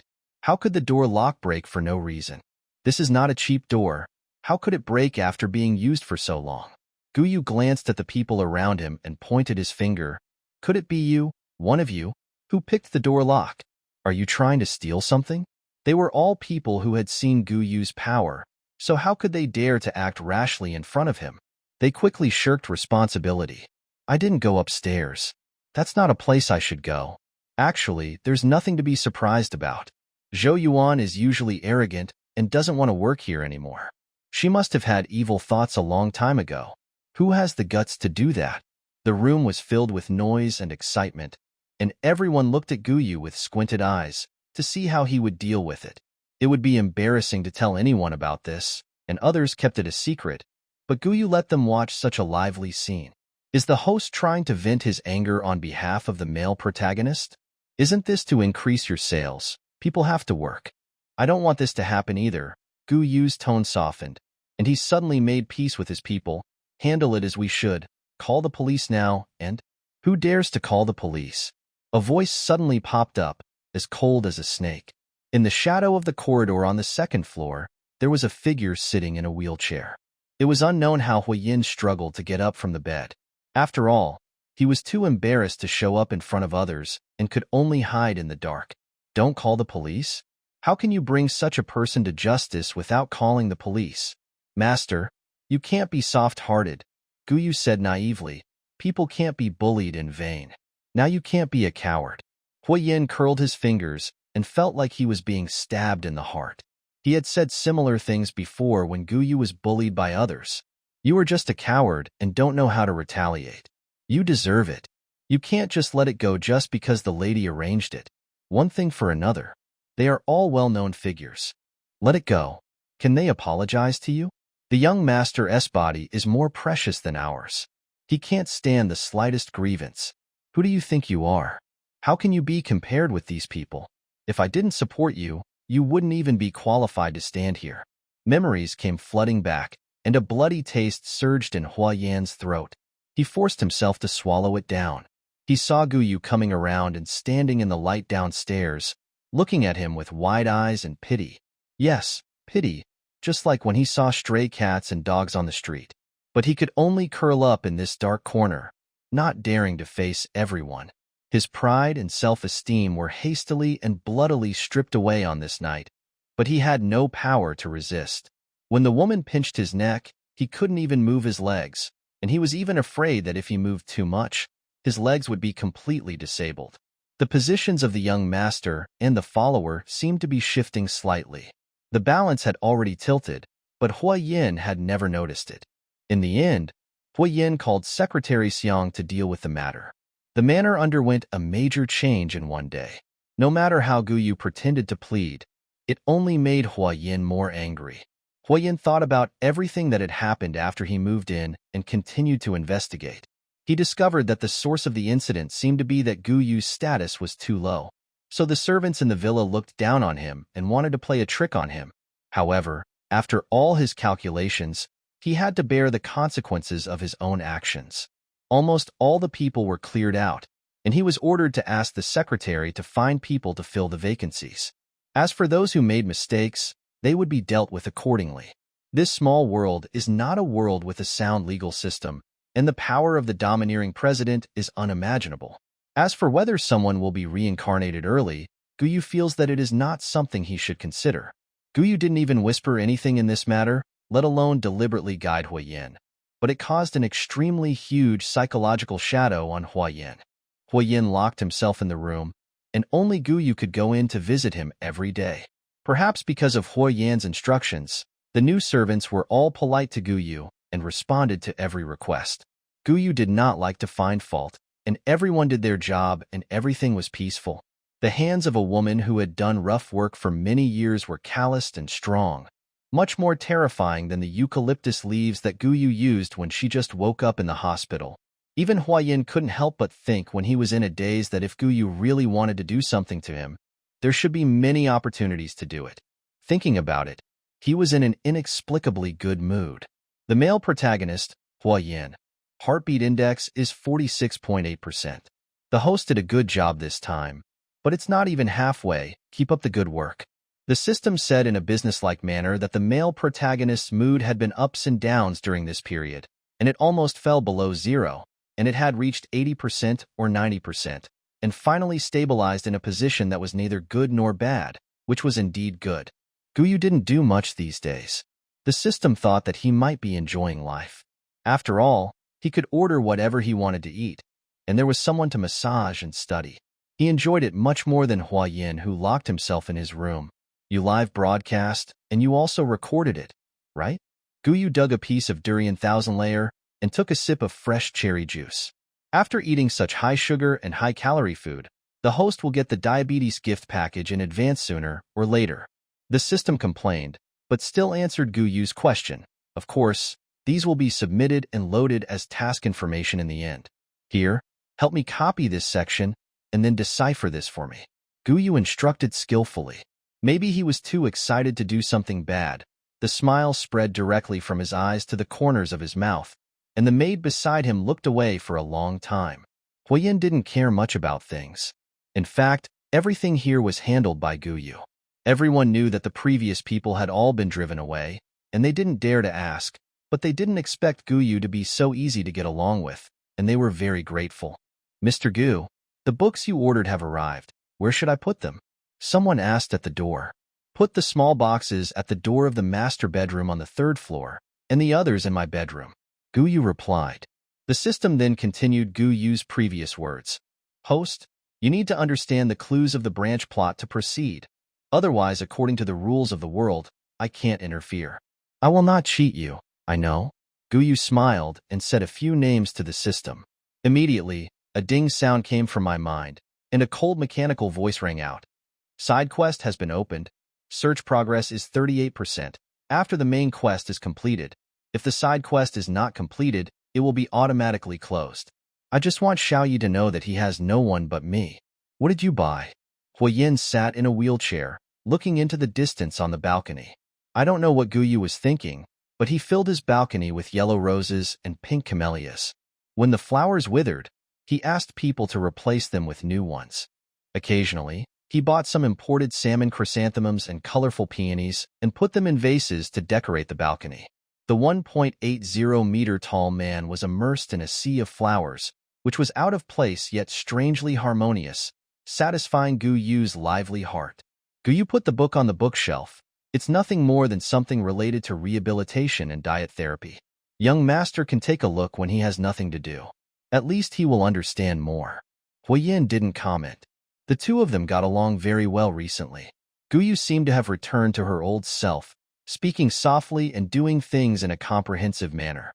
She just shed her timid and pitiful shell and emerged with a more angular and assertive self, turning from a parasitic plant into an independent existence.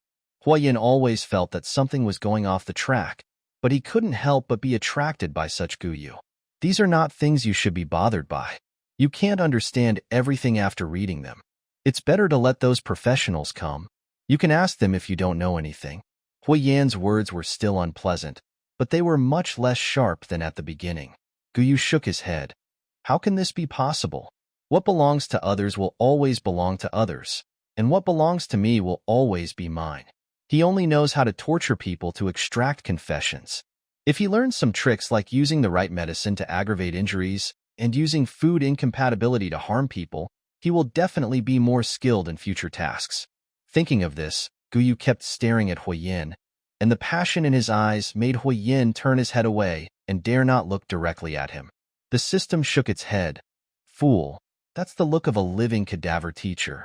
Let the doctor check you out too, Huiyin suddenly said, and observed Guyu's expression again, but it was difficult for him to read the correct answer from his face. You seem to have not had a physical examination for a long time. The last few words were becoming increasingly weak. Yes, he wants to make amends now. What Dr. Chan once said lingered in his mind, but Guyu never mentioned it. During this period, the doctor came to see him many times, but Guyu never expressed his desire to see the doctor. Master, you care about me. Guyu smiled. In the past, the original body's smile was restrained and flattering, and a little at a loss. The director of the orphanage always taught them that only children who can smile will be adopted, and the original body engraved this sentence in his heart. But Guyu's smile is not like that. It is generous and even aggressive. I will never forget it. Huiyin looked at Guyu for a while, unable to resist this smile, but he didn't know how to answer. After a while, he said something irrelevant. The doctor will come again in 4 days. Thank you, young master. Guyu picked up an object on the desk and walked over. Young master, you haven't checked your phone for many days. Why don't you check it? There must be something you want to tell me, right? Huiyin didn't answer and changed the subject. I'll ask Xiang Qin to send you a new phone this afternoon. But the phone soon fell into Guyu's hand. Huiyin frowned and reached out to take it. Guyu was about to hand it over, but the screen might be too sensitive. The call was connected, and the hands-free mode was pressed. You finally answered my call. You didn't reply to my messages and didn't answer my calls. I changed several cards to call you. Why did you suddenly come to your senses today? I know you were upset, but I can't really ignore everything. The phone was snatched away by Huiyin, who came over in a wheelchair. He turned off the speakerphone and returned to the balcony. The next day, the first visitor after many days came to the manor. The other party's car was filled with things, and 2 servants took 3 trips to move everything out. When the man got off the car, his face changed for a moment. He gritted his teeth and took a deep breath. He pulled his clothes to stand steady, then raised his head and walked forward. When he raised his head, he found that there was an acquaintance standing in front of him. Why are you standing so close? You scared me. Do you have any manners? Keep quiet. Chu Chi adjusted his tie and cuffs and said with a gloomy face. He walked past Guyu and went in. He stood at the door for a while. Guyu added leisurely from behind. The young master is waiting for you in the reception room on the 3rd floor. Chu Chi then continued to walk forward. He had injuries on his knees and arms and a cut on his forehead, but it wasn't his hair. Guyu was very careful, and after just one encounter, he had already uncovered everything that Chu Chi was trying to hide. System. He is the best friend of the male protagonist in the original novel. The two were classmates at Columbia University. They often competed with each other in school. After returning to China, Huiyin inherited the family business. Chu Chi started from scratch and received a lot of help from Huiyin. After the company grew bigger and bigger, he also gave back to Huiyin. He is a young and promising upstart. Judging from the few words in the original work, Chu Chi was born in an ordinary single-parent family. Due to his excellent academic performance, He was admitted to a top domestic university through the college entrance examination. He then worked hard to get an opportunity to study abroad, which is how his life intersected with that of a character like Huayan. Huayan's help to Chu Chi can be regarded as an investment, and it has been proved to be successful. Chu Chi has very strong personal abilities and occupies a unique position in the market. He shares resources with Huayan, and both of them are experts in making money. Guyu saw the maid pushing the dining cart and went over to nod. Let me do it. Being a maid already had a hard time, and Huayan usually didn't allow anyone except Guyu to go up to the third floor. Fortunately, Guyu was willing to help, otherwise who knows if she would be scolded if she went up. She thanked Guyu, told Guyu that there was a new mangosteen delivered today, and left. Pushing the door open, Huayan had a cold expression on his face. Chu Chi's face flushed, as if he saw Guyu coming in. Chu Chi swallowed all the other words and took a big sip of the ice juice. You really can't leave everything to the secretary. When you've had enough rest, catch up quickly. Guyu handed Huayan a cup of hot tea. Huayan motioned to put it aside and said to Chu Chi, I know what's going on. Don't worry. Okay, you are the mastermind. I am here to cause trouble, Chu Chi said self-deprecatingly. It's really not that I didn't come to see you at the beginning. You know your mother kept the news secret. No one knew about it at the beginning. Now there are some true and false rumors on the internet. You have deleted them one after another, which makes the truth worse. Moreover, this matter has been spread in the circle for a long time. Sooner or later, the truth will come out. Huayan's kidnapping and broken leg would cause turmoil in the stock market. Chenwei didn't want the family scandal to be exposed, which slowed down the search for the truth. But until now, nothing has been found. Who did you offend? It must be your parents' enemy. You are the only child, and they can't live without you. Chu Chi said this with a heavy tone, sounding very angry. They didn't want my life. Huayan thought about it for a long time and found that the other party's purpose was actually very obvious from the beginning. That person only bought my leg. Chu Chi leaned forward slightly and took a small piece of cake. What do you want to do? Humiliate you and make you unable to stand up? Even if I cut off your legs, what would happen? As long as you are alive, it won't have much impact. Chu Chi's words were rough, but his point was true. It seemed that from the current point of view, Huayan was still alive and his brain was fine. Has Zhuang Wanyun come to see you? Chu Chi asked again. Miss Zhuang is very busy with work. Guyu, who had been silent, answered this question for Huayan. A lot of things happened in the manor. Huayan didn't seem to want Zhuang Wanyun to come, and Zhuang Wanyun was on a business trip abroad. She was very active before, but now she is indifferent. There is no sign of her future. The Zhuang family may have already lost its stability. Chu Chi shook his head, as if he was speaking up for Huayan. Huayan, it's not that important whether or not to have a marriage alliance. Others can't ask for it, but you look down on it. You really deserve it, Chu Chi teased, and then his gaze moved to Guyu. There were a lot of red bloodshot in his eyes, and it made people feel uncomfortable when he looked at people with the sidelong glance. Weren't you arrested together? Didn't you see anything? I want to make a statement, and I said everything I should say. They were masked, and I couldn't recognize them. I'm sorry. Guyu lowered his head guiltily. Chu Chi's index finger of his right hand was rubbing the calluses on the tip of his thumb caused by writing. But their target is Huayan. Why didn't they get rid of you after taking you with them? Can't you remember anything useful? The driver is fine, and the kidnappers said that they can't buy his life if they don't have enough money. Guyu replied gently. Chu Chi was choked and was greatly surprised. The lop-eared rabbit next to you can bite people now. Unfortunately, Huayan ignored him, and Guyu ignored him, so Chu Chi could only find a topic on his own. Recently, there were news online that several abducted children were found. Isn't your rabbit from an orphanage? Hasn't its biological parents been found yet? It's pretty, so it's not like it was thrown away. After saying this, Guyu visibly wilted in their sight. Chu Chi saw that he seemed to have made things awkward, and quickly said, Teske, why are you sad? Maybe your family is rich and powerful. When they take you back, you will be a young master. You can't suffer in this life. Guyu seemed not to want to listen anymore and found an excuse to leave. Seeing the person leave, Chu Chi licked his lips and said to Huayan in a serious tone, It's not that you don't like this little thing. It's just very stupid. If you really feel annoyed by it, just give it to me. I didn't notice it before, but now it looks really good. The only answer he got was Hui Yan's ambiguous look, but Chu Chi didn't think he had said anything wrong. To someone of their status and identity, someone like Gu Yu was just an object, and it was common to give him away. Even Hui Yan.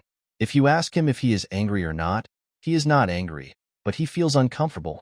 Only when he doesn't want his things can others take them back. He is still thinking badly. If he says this to Gu Yu, what will be the other party's expression? He wants to see Gu Yu give in. You can eat whatever you want, but you can't say whatever you want. I haven't had enough fun yet. Hui Yin sneered. After all, wolfhounds have the temperament of wolves, and no matter how they are tortured, their old habits will relapse one day. Chu Chi glanced at Hui Yin for several times, curled his lips, and finally grabbed a teapot on the coffee table in front of him. Okay, you don't want to give me these, but you can give me this one, right? It's really pretty new. Where did you get it from? Hui Yin had no idea how many of these things he had smashed during this period of time. He had never seen this set before. It seemed that they had put it on when they heard that guests were coming and decorated the living room. Hui Yin waved his hand. If you like it, take it. The two chatted for a while, mostly talking about work, but seeing that Hui Yin kept changing the subject, Chu Chi couldn't find the key, so he had to give up after comforting him with a few words. Chu Chi was also a busy man. He had already overdrawn all his rest time for the next few days by setting aside half a day to chat with Hui Yin, so he had no intention of staying for dinner. He asked someone to bring a box with the set of tea set he wanted and planned to leave. Perhaps because he had been sitting for too long, Chu Chi's brows knitted together as soon as he stood up. He couldn't help but take a deep breath, slowly moved his legs, and walked a few steps on the spot before he got used to it. What's wrong with your legs? Hui Yin asked. Chu Chi shook his head. I was not looking at the road I was walking a few days ago, and I fell down the stairs, hitting my knee, which has never healed. Do you think we are brothers in distress? The doctor said I was lucky, otherwise I would have fractured my bone. It's because you sit in the office without exercise and don't get enough sun, so you have osteoporosis. Hui Yin blurted out, and only realized what he had said after he finished speaking. Chu Chi was surprised. Oh, you are half an expert now? Who of us doesn't work in an office?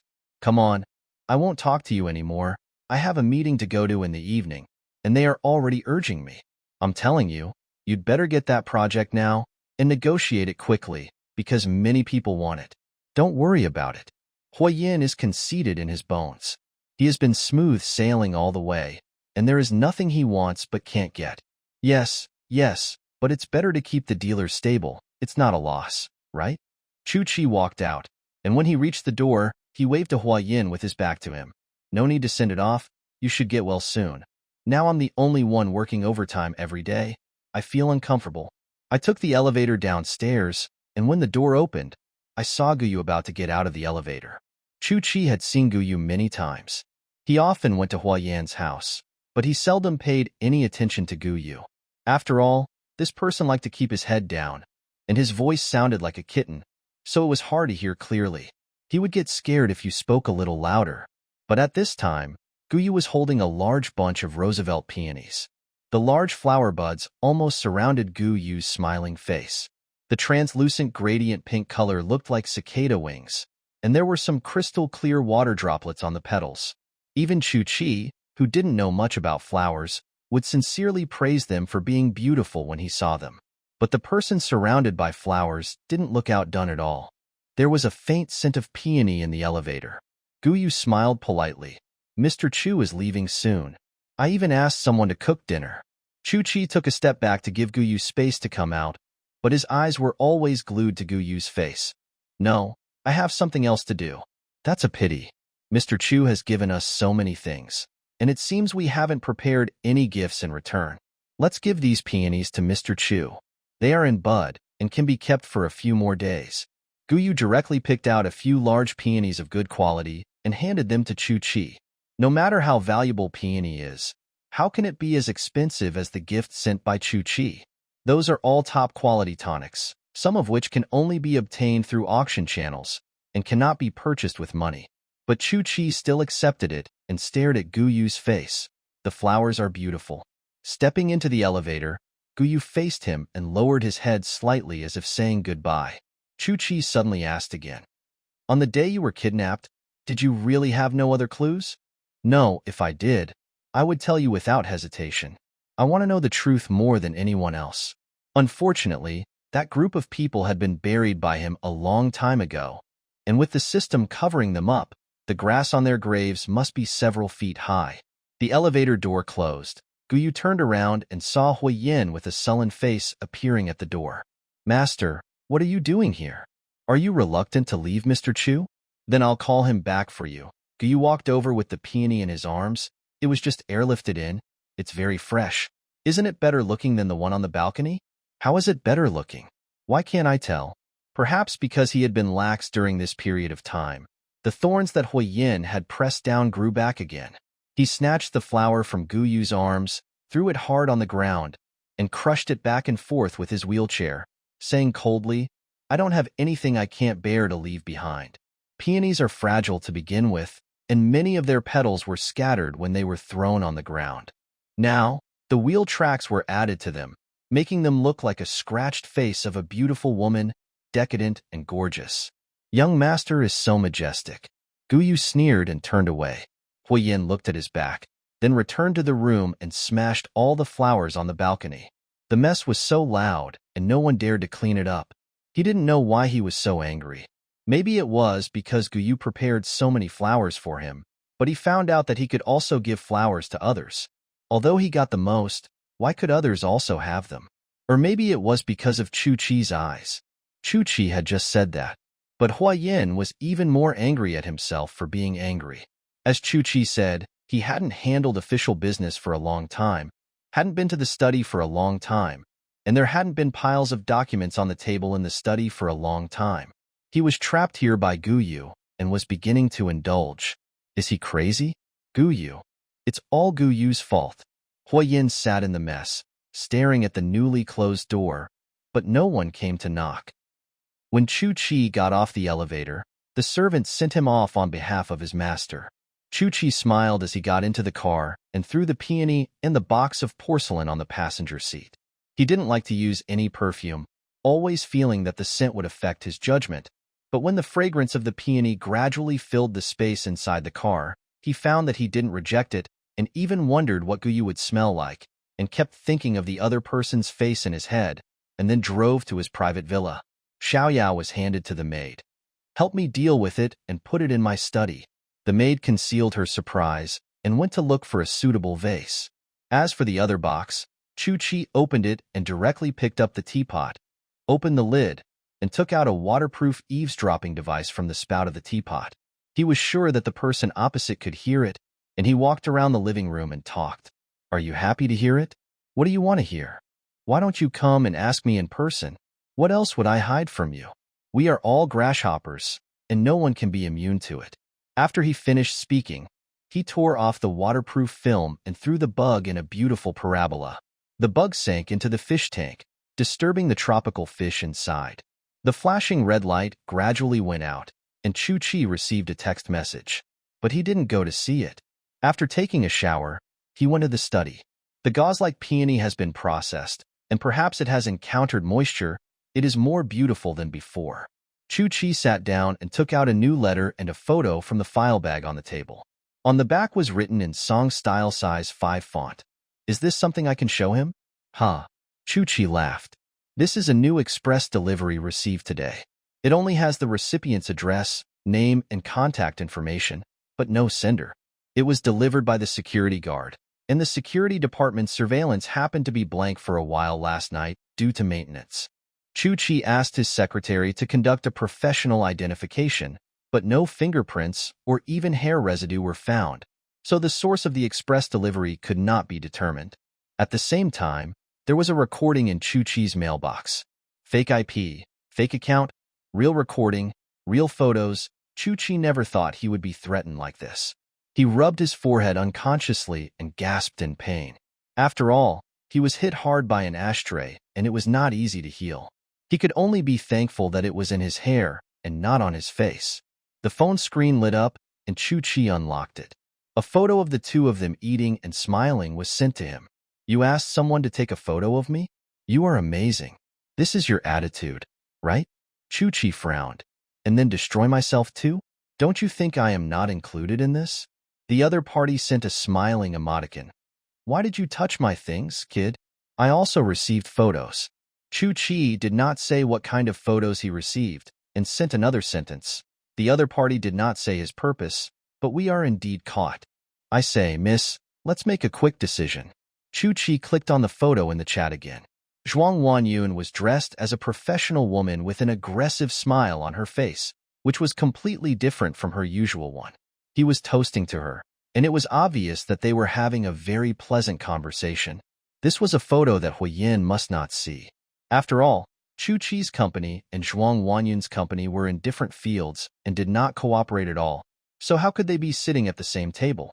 However, when Chu-Chi enlarged the picture, he found a remaining end of 4 digits that had not been truncated, and suddenly realized that this was a screenshot from the surveillance video. He immediately called his secretary. Check the surveillance cameras opposite the second floor of Jingguan on Linshan Road, Tianqing Street. No, check all the surveillance cameras that can capture the second floor, and see if anyone has checked the surveillance cameras in the past few days. Be sure to tell me every detail. But I also discovered something very interesting recently. Do you want to join in? Zhuang Wanyun always likes to hide half of what she says, which is hinting that Chu-Chi should make concessions in terms of interests. Chu-Chi was unmoved. He didn't think Zhuang Wanyun could cause any trouble. In his eyes, Zhuang Wanyun was just a woman who was reluctant to give up her power and shares and was making trouble. She had some ability, but it was not good enough. Ms. Zhuang, please do as you please. Chu will not participate. I wish Ms. Zhuang success. The other party did not send any more messages, and Chu-Chi did not check his phone. He was just thinking, if the photos of Zhuang Wanyun could be traced back to their source, how did the other party get the photo he received? What a great talent. Could it be that Huiyin had already noticed it? That shouldn't be the case. They have been good friends for so many years. He had been following their fur all the way to get to where he is today by being humble and modest. How could an elephant care about an ant at its feet? The night breeze slid in from the window, spreading the fragrance of the peony.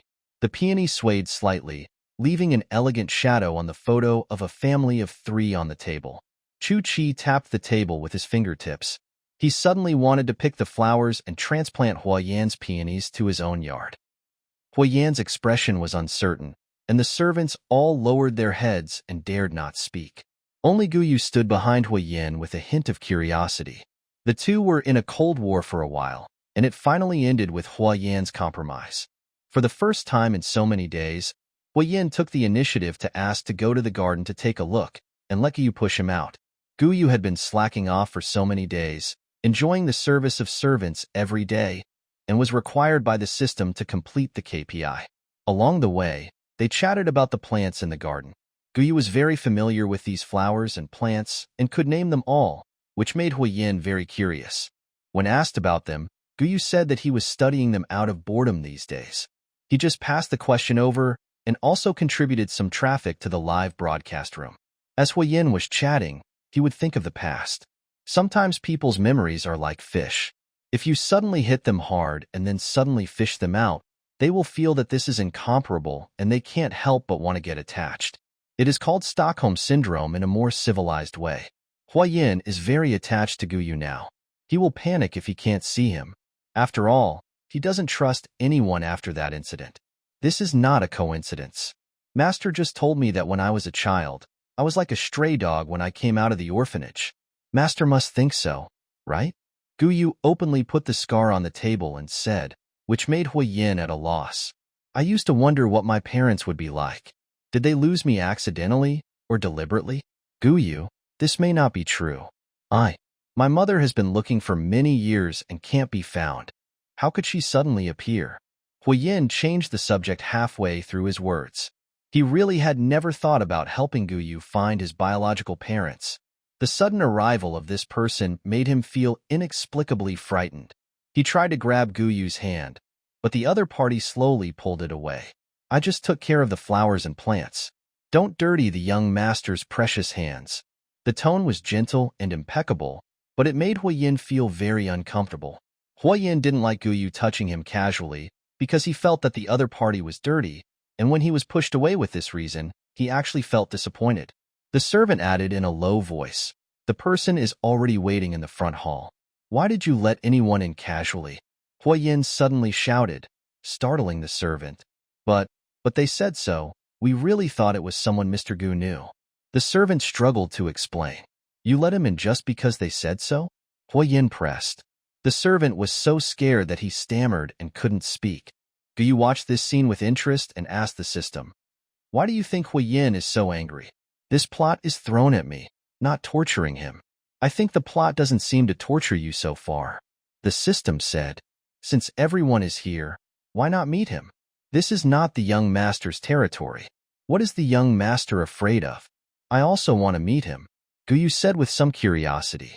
He looked at Hua Yin with hope in his eyes, and then lowered his eyes slightly, as if he was afraid of being rejected because of his emotions being too exposed.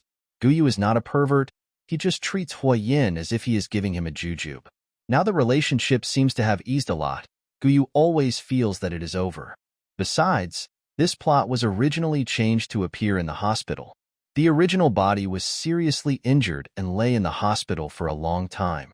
His biological parents came to the door, and now the plot was interrupted by Gu Yu. He really wants to know what happened now. Hua Yin did not move, and Gu Yu said, "We won't see each other today, but we will see each other later." After a long silence, Hua Yin gave in. The servant helped to open the door, and Gu Yu pushed Hua Yin in the wheelchair towards the front hall. There were 3 people sitting in the front hall who looked out of place in the magnificent hall. They were marveling at the cups in their hands, and then they craned their heads to look at the surrounding decorations with envy in their eyes. Li Chunhong was wearing a dark purple chiffon short-sleeved shirt and black wide-leg pants. She stood on tiptoe and didn't even dare to put her feet completely on the soft carpet. The men next to her, one was sitting upright, and the other was frantically stuffing desserts and fruits from the coffee table into his mouth. When they saw someone coming, neither of them knew where to put their hands and feet. Li Chunhong poked the fat man on the left with her elbow, and the other man immediately stood up, wiping his mouth. The flesh on his cheeks was shaking, and he shouted, "Brother, you are finally here. We have been waiting for a long time." Hua Yin had a cold face, and Gu Yu didn't move, as if he hadn't reacted yet. No one paid attention to Chen Youxiang's words, which made him feel a little embarrassed. However, he had been spoiled by his family since he was a child, so he was thick-skinned and raised his voice again. "Do you know how long your parents have been looking for you? They cried every day, thinking that you were gone and felt wronged. They finally found you. So why did you make them wait so long? Your parents were almost dying of anxiety. Weren't you worried when you heard the news?" Chen Youhao's fat face wrinkled up, and he raised his chin slightly, showing his arrogance. "Now that you live in such a good place, you don't want to come back? Do you think we are poor? A dog doesn't think its family is poor, and a child doesn't think its mother is ugly. How can a person be like this?" Seeing that Gu Yu didn't move, he said, "Come over here and call Mom and Dad." Li Chunhong and Chan Jinxing at the back both showed hopeful expressions, but they were afraid of the person in front of Gu Yu, so they didn't dare to speak directly. Besides, they both had strong dialect accents, and they always felt inferior when speaking in such a place. "This is your family, so kind," Hua Yin said sarcastically, but he felt relieved in his heart. Gu Yu ignored him and asked, "How did you find me here? How can you be sure that I am your son? I have parents. I am not an orphan." After the last sentence was spoken, the 3 people in front of him were panicked for a moment. Chen Youxiang opened his mouth and immediately turned around to look at his mother. Li Chunhong sighed and quickly rummaged through the bag on her lap. She was panicking but calm, and no one in the village could argue with her. She took out a pile of lists and immediately walked in front of Chen Youxiang. "How can you say that? I gave birth to you. I saw that the first time I saw you. And these things are all clues I found over the years: the orphanage you lived in, the elementary school you attended, and some pictures on the internet. It was probably in a news report. The original body was photographed following Hua Yin out. Look how much you look like your brother." Li Chunhong said this and choked up. Chen Youxiang hurried to help her. "Do you know how sorry I was when I found you missing? I finally found the news. Why don't you recognize us?" "Oh God, how can you be so cruel?" It was impossible to help her up. Li Chunhong fell to the ground, pounding her hands and crying out, "I know I have no education and no money, and I'm embarrassed by you looking down on me, but this is not what we wanted. We've been looking for you for more than 20 years, and all the money in our family is gone." Lee Chun-hong's words all have their own logic. In the original book, she made a big fuss in the hospital, scolding Guyu for being heartless and denouncing herself for being useless. She was embarrassed and sad because of Guyu. She was a person with no opinions and was full of sympathy, so she just hugged her head and cried bitterly with Lee Chun-hong. But now Lee Chun-hong had been crying for a long time, and Qin Yoxiang and Chen Jinsheng were beside her and echoed her. The three of them were in tears and choking, but no one came to stop them. "Guyu, have you finished crying?" Lee Chun-hong. "Guyu, no." "Then you guys continue." Lee Chun-hong stopped crying, wiped her tears, and looked up at Guyu. "How can you not acknowledge me? I gave birth to you. You are my first child." "Not really," Guyu said seriously but perfunctorily. "Don't you get anti-fraud messages on your phone now? Don't trust easily when you encounter something you are not sure about. Pies don't fall from the sky, and neither do parents. It's always okay to be cautious. Otherwise, if everyone says they are my parents, I will have to acknowledge them and cry. Wouldn't that be exhausting?" Lee Chun-hong had no way of refutation. Qin Yoxiang was sharp-tongued and quickly pointed out, "You actually think we are defrauding you of your money? Is that how you look at us?" "Not really. I have no money because the young master doesn't pay me. I'm just afraid of being cheated." Guyu said this without any sarcasm, but it made people feel full of sarcasm. The servants watching nearby laughed quietly. After watching enough of the excitement, Guyu said, "In fact, we can find time to do a paternity test. It will be good for you and me. If it is confirmed, we can officially recognize each other, and I will visit you then." It may be that Guyu showed too much calmness. Lee Chun-hong and others were involuntarily led astray and forgot their original intentions. They didn't realize until they were sent to the door when they left. In fact, they didn't accomplish anything this time. "Mom, he doesn't seem to believe us. What should we do? Is it really a mistake?" Chen Yoxiang was panicked after walking out. "Even if it's true, you see he lives in such a big house. How can he be willing to go with us? You don't understand. This child's eyes are very clean, but his heart is honest." Lee Chun-hong glared at her husband and son. "But I have changed my mind. Such good conditions, he shouldn't be taken away." Chen Jinsheng then spoke slowly. "This is different from what we agreed on." Lee Chun-hong spat. "How can this be the same? That little money can't even buy a cup in that room, and didn't you listen? The young master didn't even pay his wages." "Oh, so he worked for nothing these years, and the landlord gave him a few acres of land. Now leave him there.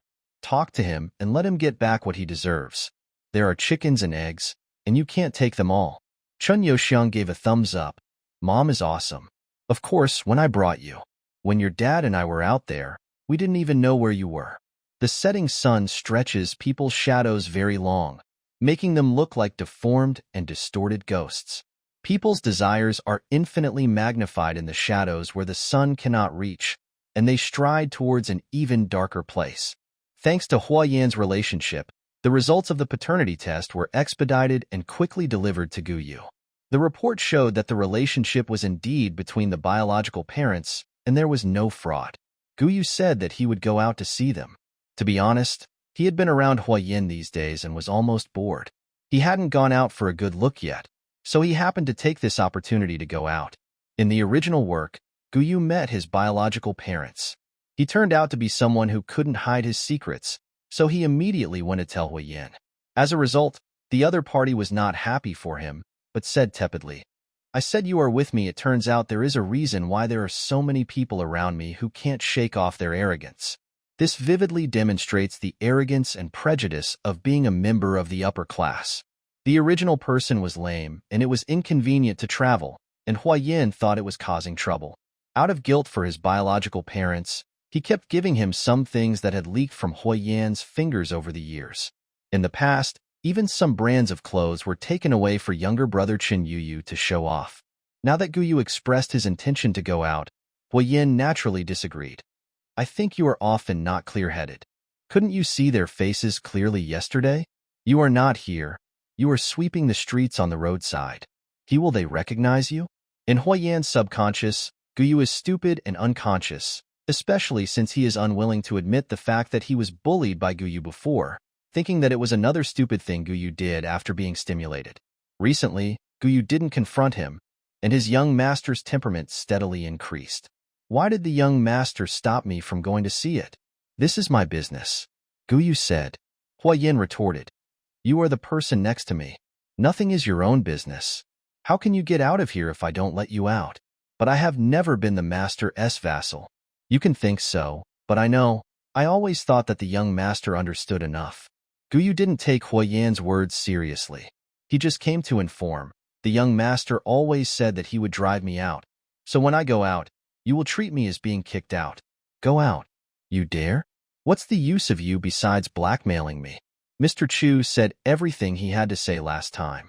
Is it because he doesn't have a job, or he doesn't want to work every day? Whatever I do, I won't increase my income, and I won't be a cure-all. Guyu is the best at poking people's hearts. He can directly hit Huayan's all kinds of surprises with one sentence and make the people on the opposite side start to go crazy again. How many days have passed, and the feeling in his legs has become less and less. Huayan's heart has become heavier and heavier. He is escaping from reality and does not dare to think deeply. He holds on to Guyu and uses him as a crutch to rely on.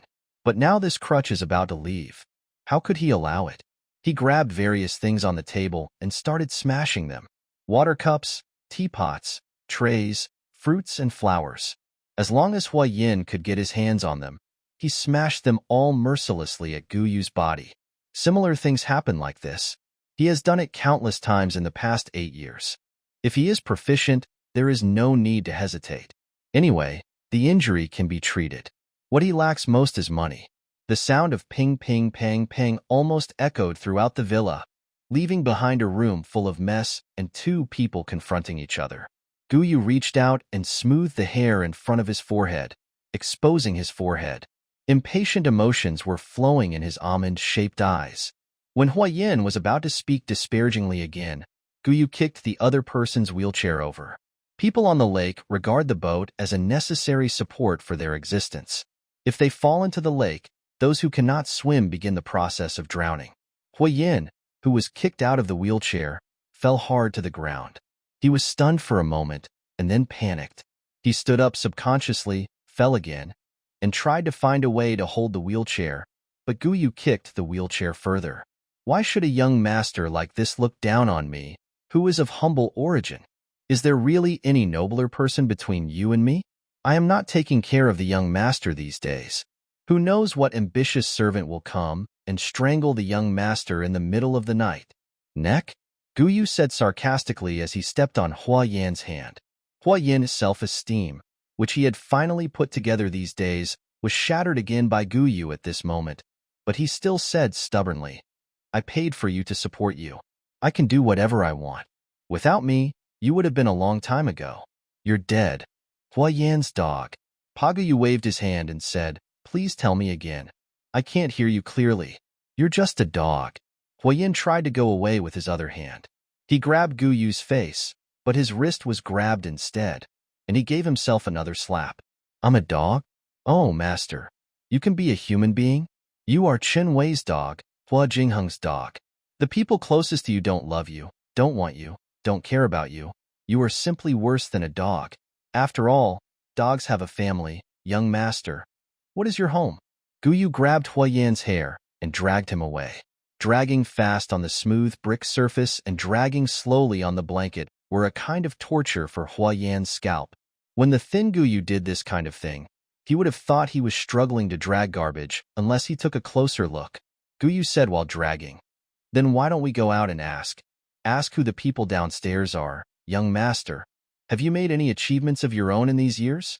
You hate Shenwei and Hua Jingheng, but you hate Shenwei and Hua Jingheng. Aren't you a witch for climbing up the stairs that others have laid out for you? You re-talking nonsense. Guyu. Shut up, you lunatic. Huayan couldn't move his lower body and started to struggle. Instead, it looks like a wriggling caterpillar. Then you are refuting me? What do you have that is yours? I will also ask for the young master. Let's ask everyone together. What is the eldest young master of the Hua group? Huayan, that is really his own? What do you think? No. Why do you say I'm yours? I can leave when I want, and you can stop me. Who will listen to your orders now, young master? A door. The mess inside the door is Hua Yan's self-esteem scattered on the ground. But it is still there anyway. You can pick it up and stuff it back. But outside the door is the cruelty that Hua Yan doesn't want to touch. It shattered the moment he opened the door. Self-esteem will be destroyed with the eyes of others. Guyu, let me go. You're talking nonsense. If you dare to open the door, I'll kill you. Guyu walked to the door. I don't lack anything. I have everything. I don't need to prove it to others. Hua Yan stared sideways at Guyu's every move. His nerves so tense that the realization was blurred, and his scalp was numb. Guyu put his hand on the doorknob and remained unmoved by his words. The blood all over his body seemed to be pouring out. Hua Yan was really panicked. He had a lot of cuts on his body from the debris on the ground. The blood was painting on the clothes and the floor. At this moment, he didn't feel any pain anymore. He ran through his mind, thinking about the critical moment. At this moment, Hua Yan heard himself begging extremely humbly. Please, please, Guyu. Please don't open the door. Please don't open the door. I was wrong. Where did you go wrong? Guyu turned the doorknob. Press hard, but don't pull away completely. Just this action made Hua Yan feel like a frightened bird. He said in a panic, I shouldn't let you go to see your parents, and I shouldn't say this to you. That means the young master agreed to my going out, but he means what he says. Here. Guyu let go of Hua Yan and the door handle. Hua Yan collapsed on the ground, gasping for air, as if he would suffocate if he slowed down. Then the young master will wait for me to come back. When the door opened, Hua Yan's heartbeat almost stopped. When he looked over, the door had been closed, but Guyu was nowhere to be seen. However, Hua Yan was on the ground and couldn't get up at all. The belated pain swept through his body. He curled up on the cold tiles like a shrimp, not daring to call anyone or move. But I was thinking in my heart, is Guyu not coming back? Is Guyu unable to bear it anymore? So what would he do if Guyu left completely? The mess in the house was the reality, and it was also the true face of Hua Yan's whitewashed peaceful life for many years. He could not refute Guyu's words. He would only use toughness to disguise himself, numbing himself with alcohol in the middle of the night when no one was around. And when the fig leaf was pulled off, he would see an extremely embarrassed child. Hua Yan seems to have never grown up at this point. Take a screenshot as a souvenir. It's really rare. Guyu told the system that when he experienced the original perspective, he didn't know how many times he was forced to lie on the floor. He has always held a grudge. The system managed to turn a one-sided bullying into a back-and-forth stabbing. It wasn't until Guyu completely stopped that he breathed a sigh of relief. Although he wanted to curse, he still obediently took a screenshot. The noise upstairs was very obvious, and Guyu was not much better. The servants hesitated to speak when they saw Guyu, who was disheveled and stained with blood, walking down. Seeing that Guyu was about to go out, they looked upstairs for a moment. I looked at Guyu again and didn't know what to do. Master allowed me to go out. If you don't believe me, why don't you go up and ask? Guyu smiled gently, as if he had just experienced a friendly conversation. I caught up with him and asked, and they immediately arranged a vehicle to take Guyu out of the manor. After leaving the manor, the other party asked Guyu where he was going, and he only received a sharp look. Don't you know where I'm going? Guyu asked. The driver looked confused. Please give Mr. Gu a specific address, otherwise. You dare to let people in, but you dare not take me to see them. Is this what you were ordered to do? Drive faster and waste less time. The driver's words were stuck in his throat, his hands gripping the steering wheel tightened slightly, and when he opened his mouth to argue, he saw from the rearview mirror a Guyu with a completely different expression from the one in the house. He immediately swallowed the words that were about to come out of his mouth and drove away silently. In the steel forest, the roads crisscrossed like blood vessels. The black car carrying Guyu is like a small cell, flowing along the blood vessels and quickly blending into the tide of this world. After the prosperity is stripped away, another contradictory scene emerges in the city. It is not known which road or river is the dividing line that separates the lives of different people. The low building heights make the communities look like beehives from a distance. The people in them are like busy worker bees in the hive, going out in groups in the morning and returning tired at night. The only difference is that the meager honey they get is not used to serve the same queen bee, but to feed their own small families. The driver drove away in a panic, as he was afraid to continue talking to Guyu. Guyu was given a specific house number and asked to figure it out on his own. Guyu arrived at noon. The closely connected residential area was very quiet. On the line between the buildings were fluttering clothes of various colors or peppers and radish peels. There were some scattered garbage on the ground. Each fork was connected to a narrow corridor with different unit doors on both sides. It was dark, and the lights would suddenly come on if there was a loud noise. However, such a place is much better than the self-built house that Li Chunhong and Chen Jinxing had worked hard to build in the countryside. After they moved in, they felt that they had never been so happy in their lives.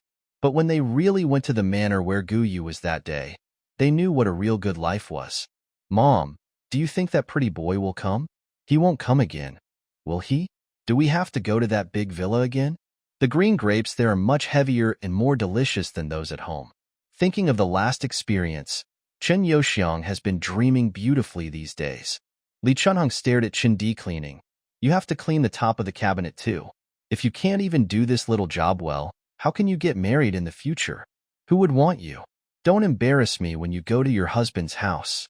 Turning around and looking at his son, his tone softened. "Don't think too much. People say that this guy grew up in an orphanage and has a very gentle personality. He is usually the most obedient and sensible. Now that his biological parents have been found, he must be very happy."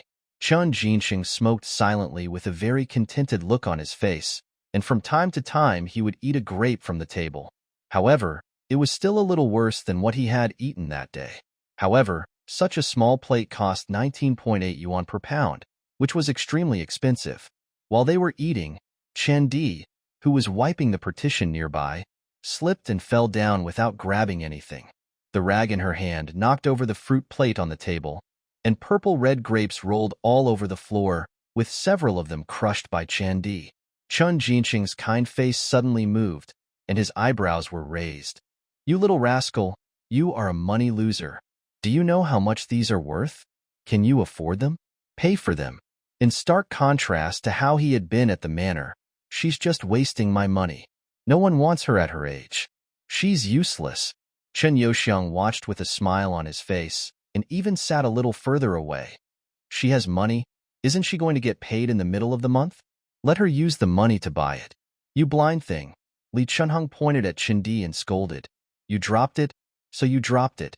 Why did you shake your hands? You even threw the dirty rag on the table. Did you do it on purpose? You just can't stand us getting better. You are such a witch." Li Chunhong pulled the clothes hanger behind the sofa and went over to start picking them up. When she left, she deliberately avoided the grapes on the ground. Chen Di curled up and dared not speak. Her eyes were numb, waiting for Li Chunhong to finish, and also waiting for Chen Jinxing to finish scolding. She saw Chen Jinxing starting to whip her with a belt out of the corner of her eye, and she closed her eyes silently. Just then, there was a knock on the door. "Is anyone in there? It's like the sound of salvation. Is anyone there? I'm looking for Li Chunhong and Chen Jinxing." The door was knocked again, this time with a clearer sound. In the small room, one could hear a pin drop. After a moment's hesitation, Li Chunhong immediately kicked Chen Di and said in a low voice, "Hurry up and clean up the floor." Although this house is old, it has 3 bedrooms, 2 living rooms, a kitchen, and a bathroom. The entrance faces the dining room, the kitchen is on the left, and the living room and balcony are on the right through the partition. Chen Di got up and started to pick up the grapes on the ground. No one came to help her. Li Chunhong cleaned up the table, and Chen Jinxing put his belt back on. Chen Youxiang, who had nothing to do, looked at himself in the mirror like a master, then walked to the door and opened it. Except for Chen Di, everyone went over, with amiable smiles on their faces, and said at the right moment when the door was opened, "Is it Guyu? You are finally here. We have been looking forward to it for a long time, but we dare not go to look for you for fear of disturbing others. Come in quickly, this is your home." When all the doors were opened, the smiles on the faces of the 3 people froze for a moment when they saw Guyu standing outside with empty hands. As if he didn't quite believe it, Chen Yoxiang stuck his head out and looked around carefully. There was nothing outside except sundries and garbage. This person didn't buy anything. Guyu didn't change his clothes. They were wrinkled and a little dirty, but the three of them acted as if they didn't see anything. Li Chunhung curled her lips. You just came up like this? You didn't buy anything? There is a supermarket right at the entrance of the community. Do you need to buy things when you go back to your own home? I thought it would be good as long as I came back after so many years. I finally got out. Guyu lowered his head and spoke in a low voice, looking weak and harmless, and very easy to bully. Chen Yoxiang grabbed his hair. This is called etiquette, do you understand? You don't welcome me? Guyu's eyes were full of hurt. Li Chunhong was still a bit cunning. She thought that since the person was already here, why should she be afraid of the future? She quickly grabbed the person and went home to greet him. What are you talking about? Your brother is quite straightforward. Don't take it seriously. I just said it casually. I thought that if you bought something, it would be too expensive. We are a family and we can't be so polite. The skinny boy was sandwiched between several burly men, like a sheep entering a tiger's mouth. Chundi packed up her things and stood quietly in the corner. Seeing this scene, her numb eyes moved slightly, revealing an expression that was a bit like the grief of the fox over the death of the rabbit. Sitting in the living room, Guyu was subjected to repeated interrogations, as if he was interrogating a prisoner. After all, they were on their own territory, and Hua Yin was also in the manor villa. Without his wealth, they dared not speak loudly. Now that they had the chance, they had to ask everything. Li Chunhong was thinking about how to trap the child. She saw that the child was easy to coax and had a simple heart. She couldn't let the child leave the Hua family as agreed. She had to stay there and leave after getting the money. You were adopted by the former housekeeper of the Hua family and then stayed in the Hua family. In that case, you never left? Aren't you going to college? Li Chunhong asked with concern, rolling her eyes. The Hua family hired a tutor for me, but I was not good at academics and didn't get into college. Besides, if I go far away, I think I may not be good at these things. Guyu said with his head down. Chen Yoxiang said, Who isn't a college student now? Anyone who gets hit by a brick on the street is a college graduate. I have a diploma, but if you're like this, no one will want you even if you go to a warehouse. Guyu did not refute, but just smiled. Chen Yuang felt extremely satisfied when he saw Guyu's speechless look, and he looked down on his so-called brother even more. He added, You work as a servant every day, and you've never left your home. You're out of touch with society. Don't think you're a noble person just because you live in a big house. Li Chunhong was happy in her heart. It was good that she had never read a book and had no life experience. It doesn't matter. Your brother is a college student. You can ask him to help you in the future. You are already so old. You should have gotten married a long time ago. Do you have this idea in your mind? Seeing Gu Yu's puzzled face, Li Chunhong pressed the issue. If your brother hadn't wanted to study, I would have had a grandson a long time ago. Look, we haven't seen each other for so many years. I don't know what to give you, but it's no problem to find a good match. We have several girls who are also of marriageable age. I will help you find a partner. What is the easiest way to lock someone up? Isn't it just getting married? After getting married, you will have a place to stay, and you will no longer be rootless.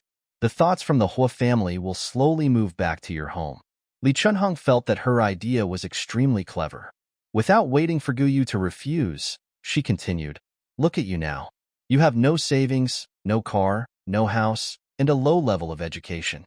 Which girl would want you? Girls in big cities have very high standards. You might as well listen to your mother's advice, settle down, get married, and have children. Once you have a family, your life will get better slowly. Chen Jinsheng and Li Chunhong looked at each other.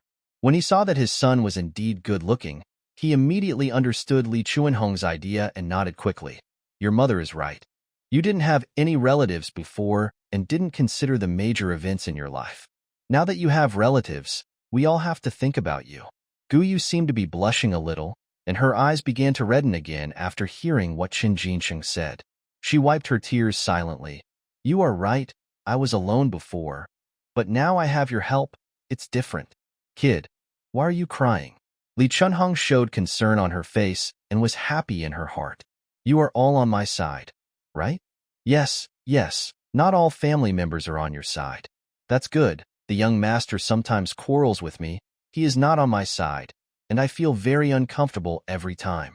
Guyu said half-truthfully and laughed again, looking very innocent and simple. Only the silent Chindi noticed that Guyu glanced in her direction. That look made Chindi a little confused.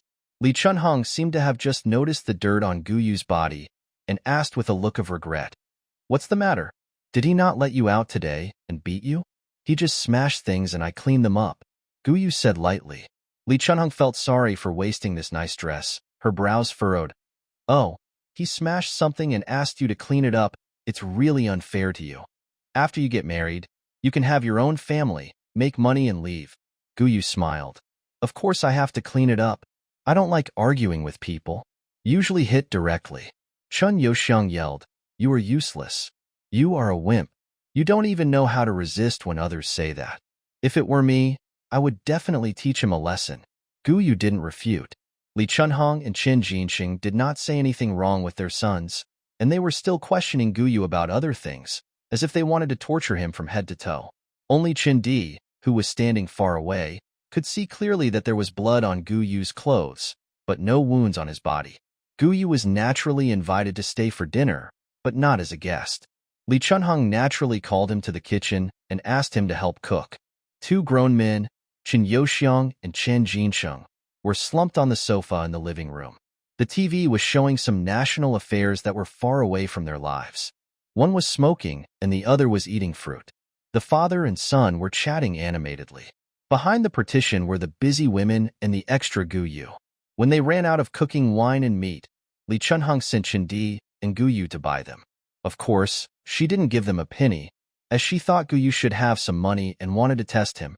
Chindi didn't say much, took the key and walked out with Guyu. She was a very silent person, and her presence at home was not even as strong as that of a fan. She just did whatever she was told to do and never spoke to Guyu along the way. After buying something and paying, she suddenly stopped halfway on the way back. The hoarse voice sounded as if she hadn't spoken for a long time. Chen Di's face, which was somewhat similar to Guyu, was full of old age and numbness that didn't match her age. She said in a low but clear voice, "Leave now, don't go up, and don't come here in the future. You are in a good place, but they can't get through." Although she was a prisoner, she curled up in the cage willingly, but she also kept a trace of strange clarity, not wanting others to come in and suffer. "Then why don't you leave?" Guyu asked back. "They are not good to you either." Guyu has no habit of being a saint who saves people. Due to his previous missions, he is surrounded by vicious people. Everyone has their own ulterior motives, and there is no warmth or kindness at all. Even in this world, he has never felt that it is any different from the previous world. He traveled through time and space to the protagonist, but the protagonist's life is far more miserable than that of some supporting characters. Chan Di smiled bitterly when she heard this. "After all, they gave birth to me. Even though that's the case, they also raised me. There are many things that can't be explained. You were not raised by them, so there's no need to bear so much. You can have your own life." Chindi also said the same thing to the original author in the original novel. When facing the vampire-like Chen family, only Chindi persuaded the original author to leave and not give money. Facing the difficulties of life, she had the hesitation of a person in charge, but also the compassion of a bystander. She was haunted by darkness, but she didn't want others to suffer. But even if she left the tiger's den of the Chen family, there was still the wolf's den of the Hua family. You can also choose your own life. You are not someone's vassal. No one can manipulate you. The premise of you being their daughter is that they are a qualified pair of parents. Guyu finished his words and walked around Chindi and went back into the dilapidated building. The voice-controlled light lit up.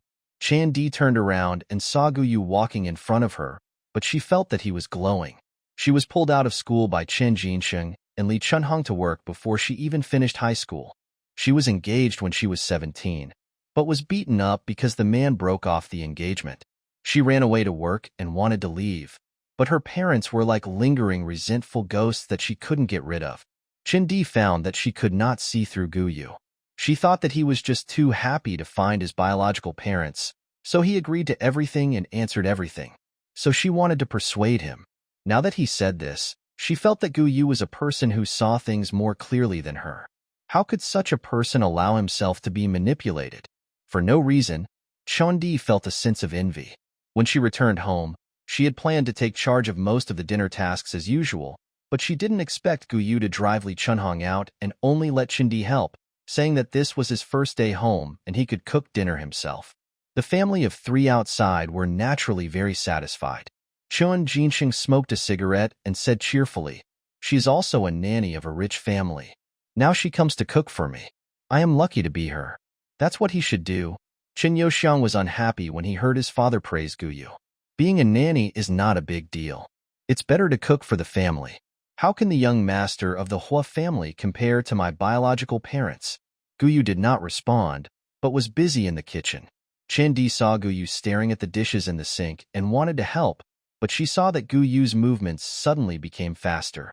To outsiders, he looked skilled and experienced, but in Chen Di's eyes, he was very scary. At least Li Chunhong beat her to death over the years, but she never let her eat anything like this. After closing the kitchen door, a strange smell came out through the exhaust system. People from several households covered their noses and closed the windows, but Gu Yu became more and more interested. Chen Di couldn't help but ask, "Do you cook like this at the Hua family? How could anyone eat this?" "Yes, I cooked it myself. If you don't eat it, you are not giving me face." Gu Yu smiled at Chen Di, who sensed a hint of indisputable meaning in this smile. Suddenly, a bold guess came to my mind. Maybe the life of the young master of the Hua family was not as good as they imagined. Just like today, the dirt on Gu Yu's body. "There's blood on your clothes, but you're not injured." Chen Di blurted out. Gu Yu turned around and kept smiling. "I told them before that I cleaned up before coming out. I'm not very good at talking." Chen Di suddenly understood and looked at Gu Yu with a look of awe. She wanted to ask if he wasn't afraid of being fired or beaten for saying this, because the life of a servant in a wealthy family was not that good. But after the meal was ready, Chen Di didn't have the chance to ask. She couldn't have imagined that Gu Yu would start a practical teaching session. When the door opened, the 3 members of the family all frowned. The first one to be dissatisfied was Chen Youxiang. "What did you make? It tastes so disgusting." Chen Di was serving the dishes, and Gu Yu was serving the rice. When he heard Chen Youxiang's words, he threw the bowl in his hand over to him. Chen Youxiang was scalded by the hot rice poured out of the bowl and cried out in pain. If you didn't know better, you would think he was being tortured. Gu Yu exaggeratedly covered his mouth with his hands. "Oh, you're okay. Well, I'm a timid person who is easily frightened. When you yelled, my hands suddenly slipped. You are an undergraduate student after all, so capable and qualified. You won't blame me, right?" Chen Youxiang was used to being arrogant and domineering at home. Chen Di was his punching bag. Chen Jinsheng and Li Chunhong both loved him and spoiled him. He had never been hit by anything like this before. After hearing what Gu Yu said, he was furious. "Why are you blaming me? You can't say that your own cooking is terrible. Are you doing it on purpose? You act one way at the Hua family and another way at my family, right? You think you are a nanny in a rich family, but you are the best in my family." Li Chunhong saw that her son's instep was all burnt and red, and she was so distressed that she kept shouting ouch, ouch, and immediately wet a towel to apply ice to Chen Youxiang. After that, she looked at the dishes on the table. They were all green, white, and red for Gu Yu, but now they were all black and purple. She felt sorry for the money and the dishes. "You are a spendthrift. You come here to act like a master and want me to serve you, right? You are not happy to cook for your parents, and now you are doing this. Who are you trying to show off to?" Li Chunhong pointed at Gu Yu's nose and scolded. "He just thinks he is superior. I really don't understand. What qualifications do you have to put on airs in my house?" "Oh." Chen Youxiang dragged out his voice and went a look through his mobile phone. "Could it be true that it is as it says here, that the Hua family has a male servant who climbs into the bed, and it must be you? Do you think you can change your fate?" Chen Youxiang held up his cell phone and waved the gossip he had seen from somewhere in front of Li Chunhong and Chen Jinsheng, and raised his eyebrows at Gu Yu. Ever since he knew that Gu Yu worked for the Hua family, he had been checking these things. He had not found a job since graduation, and suddenly a brother appeared and lived a better life than him. He was unwilling to accept this and tried every means to step on him.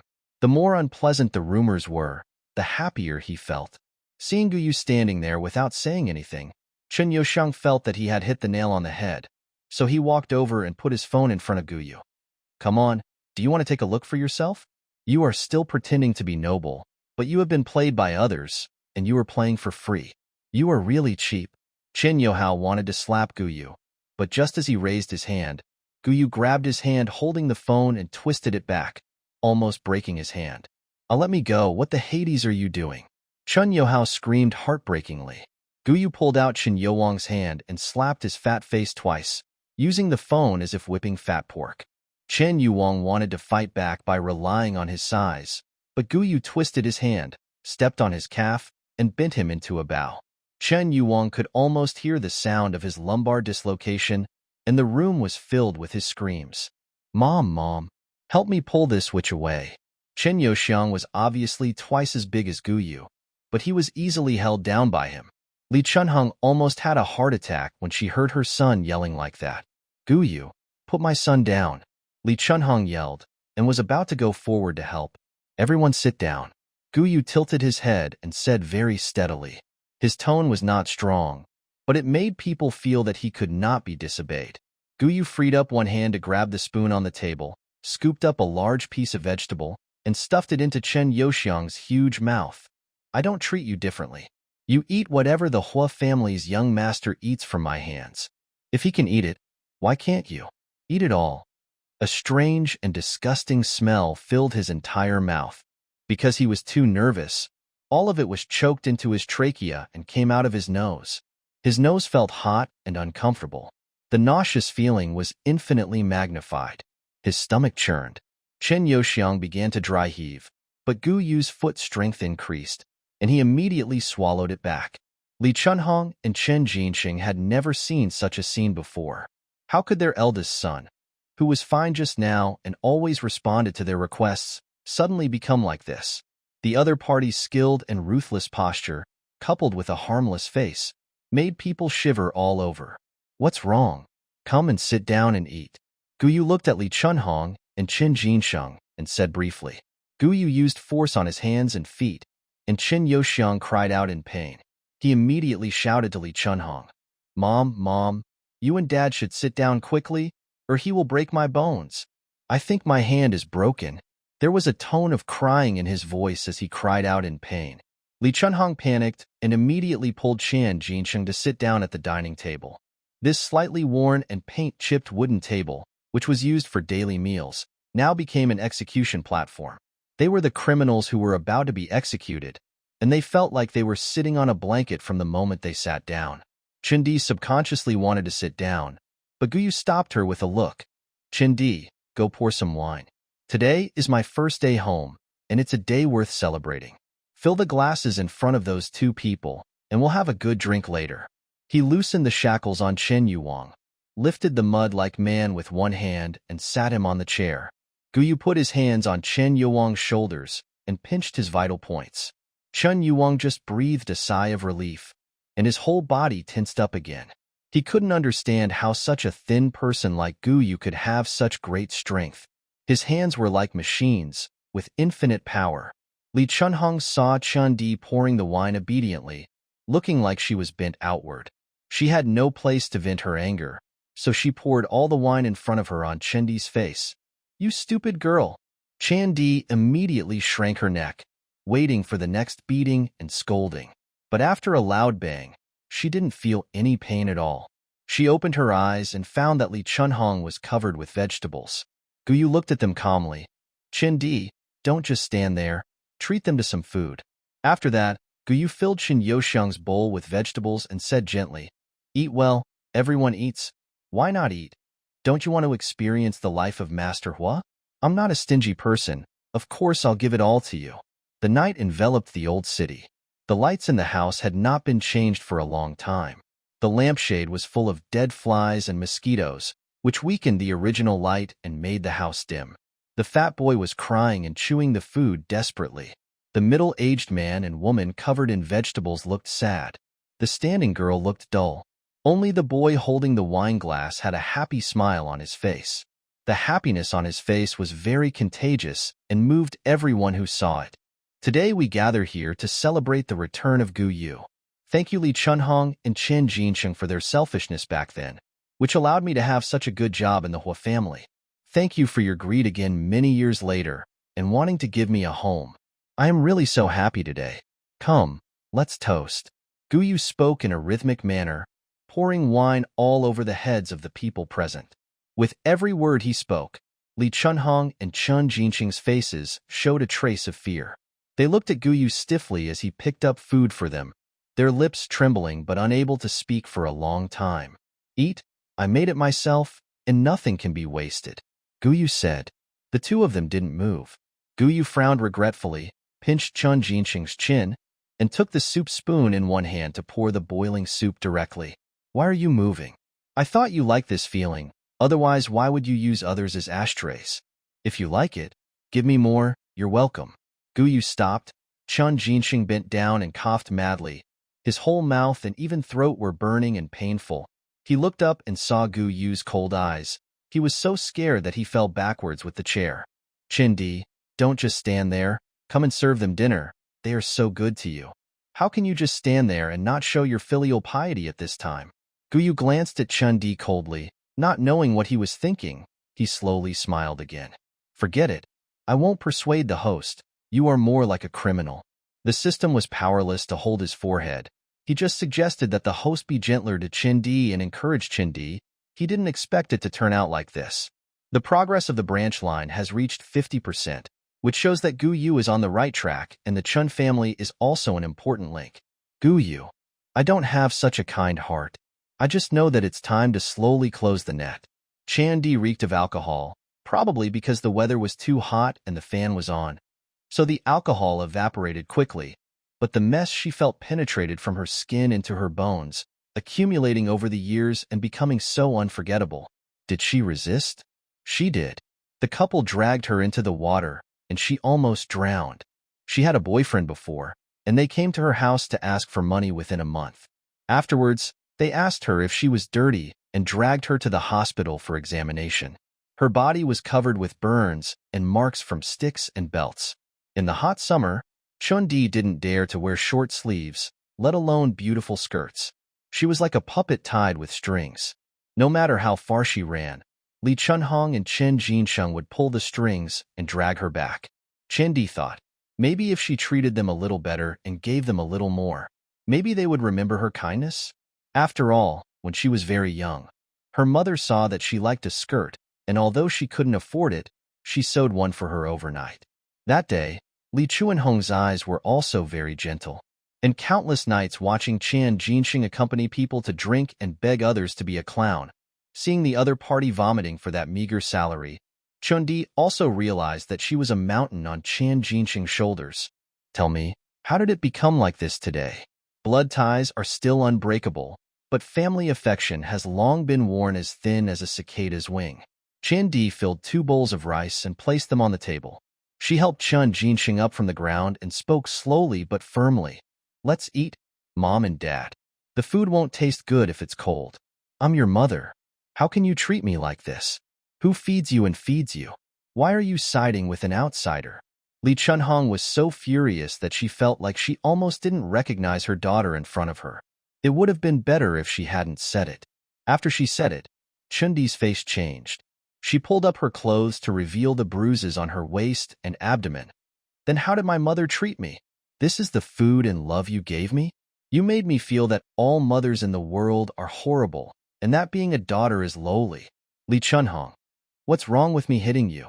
You are my child, so I can't teach you a lesson. Her mouth was blocked by the food. Chun-Di grabbed the food and stuffed it into Li Chunhong's mouth. Don't talk while eating and don't talk while sleeping, Mom. The shadows on the walls of the house were baring their fangs and claws, almost trying to break free and stretch out freely. Suddenly, a strong wind blew outside, and the balcony windows were not closed, blowing the house into a mess. There were bursts of thunder, lightning, and thunder, and almost all the power in this old city was cut off. The Chun family was plunged into darkness in an instant, and the neighbors around them complained. Soon, heavy rain poured down, and the noisy sound covered everything. Only in the Chin family, Guyu could hear the hard and unwilling chewing sounds. Everyone was eating happily. A flash of lightning exploded, and Guyu's pale face suddenly appeared in the darkness. He was smiling, and the three people who saw this scene almost had a cardiac arrest. But soon they heard Guyu's gentle voice in the darkness. "Since you are so enthusiastic about arranging a marriage for me, wouldn't it be that I don't know the etiquette if I don't reciprocate?" The chewing sound stopped for a moment. "We are all family, so please don't be polite. Chun Yuang doesn't have a job, right? Although I am not that good, at least I can have a say in front of the Hua's boss. It is certainly not a problem to arrange a job for him. Do you think this return gift is good?"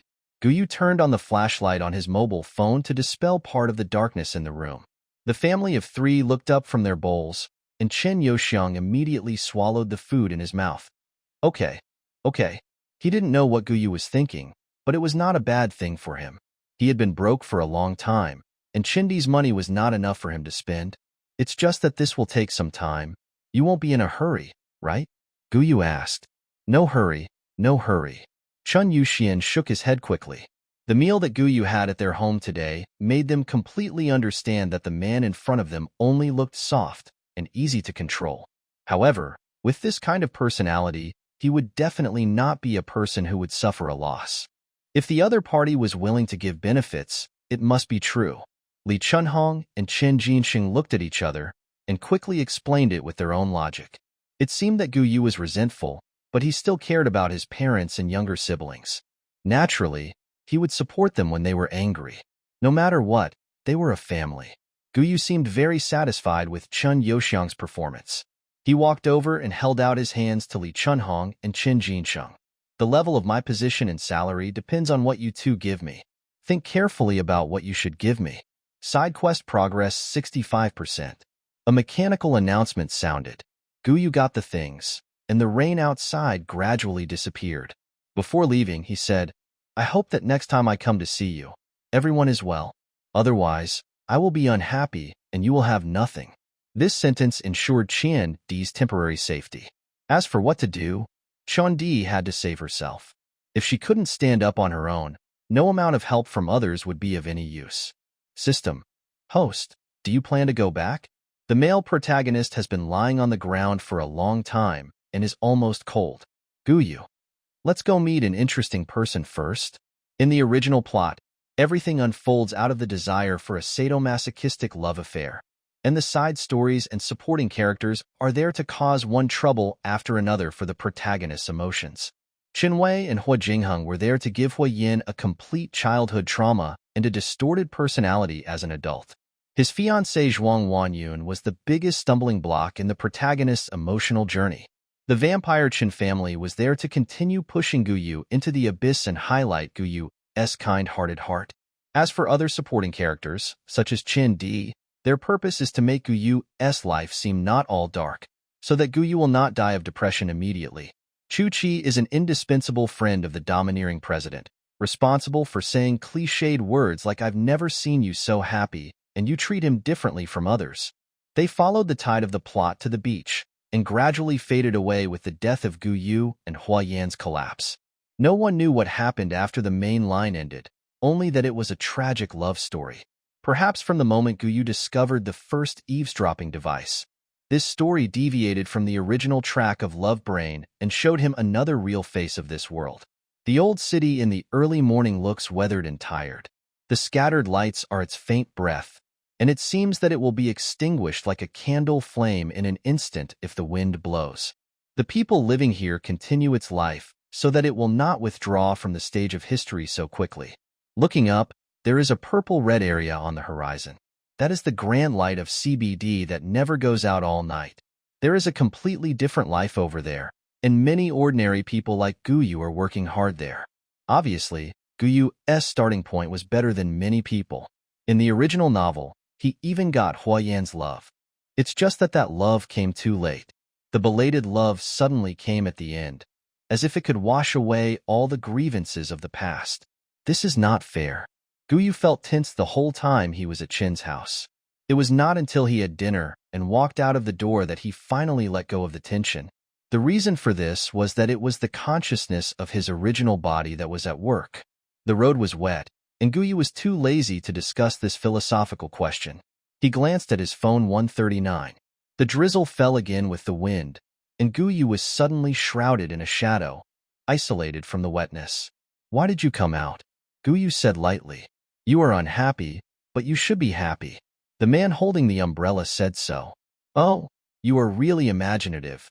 Guyu suddenly turned around, grabbed the collar of the person behind him, and forced him to bend down to look at him. He stared into the pair of sea blue eyes. "Don't think you know me very well. Do your job well, understand?" Outside the camera, Guyu revealed in lingering cruelty, like an angry cat showing its claws. The expression on the system's face hardly changed, which was very consistent with his identity. What unnecessary expression did the program and code have? In Guyu's opinion, it was just that after so many years of getting along and experiencing, this artificial intelligence had learned too much. The system let him pull it and suddenly relaxed its strength and put its forehead against the other's forehead and whispered in a pleading voice, "You still need to hold an umbrella. With the host's current physical condition, he will definitely get sick." Guyu dodged immediately, followed the force of the man pulling the collar and pushed him, his face full of disgust. "Don't give me that look. The branch line has just been unlocked. Turn on the navigation for me." The system placed one hand on its chest, tilted its head slightly, and said respectfully, "As you wish." 3:14. There were still sparse vehicles shuttling through the city center. Zhuang Wanyun was wearing a nightgown with delicate makeup on her face. She looked at the person standing at the door in disbelief. "Why are you here?" "I thought Miss Zhuang would ask the young master first. After all, doesn't my appearance represent him to some extent?" Guyu walked calmly through the entrance, feeling damp. Maybe the wind outside was too cold, making his face look even paler. But when Guyuan stood quietly in the living room, his thin body looked non-aggressive, and he even had a respectful smile on his face. Zhuang Wanyun crossed her arms and used one hand to tidy up her hair, appearing calm. "I just returned to China, but I haven't had time to ask you yet. Is there something you can't solve? I can help you with anything like doctors." Guyu smiled and said in his usual gentle tone, "When I first met Miss Zhuang in the hospital, she looked like this." Zhuang Wanyun was stunned and seemed not to understand what Guyu was talking about. "You must have been so worried that you didn't sleep all night. Your eyes were full of bloodshot, and you had a delicate makeup. Miss Zhuang was always waiting for something." "What are you talking about? I think you should see a psychiatrist." The person in front of her was approaching step by step without any panic. Zhuang Wanyun tried to stop him, but when she saw Guyu's eyes, she felt panic for no reason and stepped back until her back was against the cold glass. Behind her was the bustling city center, with a wide, winding river flowing by, connecting the lights of the houses on both sides. "I know Miss Zhuang is not afraid, so I am even less afraid." At 3:55, Secretary Zhang entered the room and saw the mess. Zhuang Wanyun was sitting on the sofa. She was the only one who was tidy in the room, and the bottle of wine in front of her was empty. "Change what I asked you to do before," Zhuang Wanyun said, shaking the wine glass in her hand. Secretary Zhang pretended not to see anything and asked, "What do you mean?" Zhuang Wanyun raised her head, her makeup still delicate, with a flash of madness in her eyes. "I'm planning to get married. Now that I think about it, it's a good marriage." Secretary Zhang confirmed Zhuang Wanyun's opinion, worked diligently, and finally said that he would deliver what Zhuang Wanyun wanted to her desk at 9 o'clock tomorrow. At 4:28, the doors of the manor opened one by one. The servant opened the door to let Guyu in, watched him walk into the elevator, then locked the door and returned to his room. Guyu pushed open the door of the master bedroom on the 3rd floor. There were obvious signs of dragging at the door. Not far away, a once tall mountain collapsed on the blanket, curled up and withered, with traces of tears in the corners of its eyes. The night was like a fig leaf. As long as the door was not opened and the lights were off, Hui Yin could comfort himself that everything was fine. No one had seen him anyway, so he just dissolved himself with the night. "Why are you sleeping here, master?" Guyu sat on the blanket and wiped away the fresh tears from Hui Yan's eyes. "The ground is too cold. You'll get sick. Look at how cold your face is." It's not even as warm as my hands. He dragged the man out of the mess, picked him up, and walked towards the bathroom. The warm water flow emitted soft steam, wrapping around the skin of the person in the bathroom inch by inch.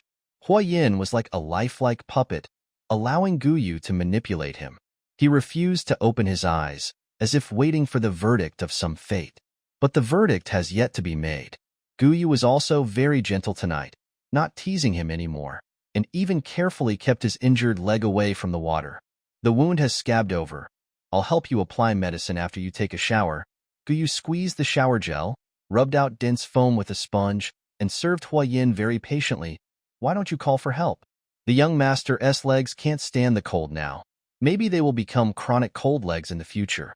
At this moment, Hua Yin suddenly opened his eyes and stared at Guyu with his scarlet eyes. But the other party showed no weakness and continued to do what he was supposed to do. Perhaps he was forced into a corner and was willing to do anything. Guyu was suddenly pulled into the bathtub by Hua Yin. Water splashed everywhere, and the bathtub was filled with water from the faucet. Clothes floated up and down. Guyu fell on the bathtub and was strangled by Hua Yin. Although he was under someone's control, he still had the heart to smile.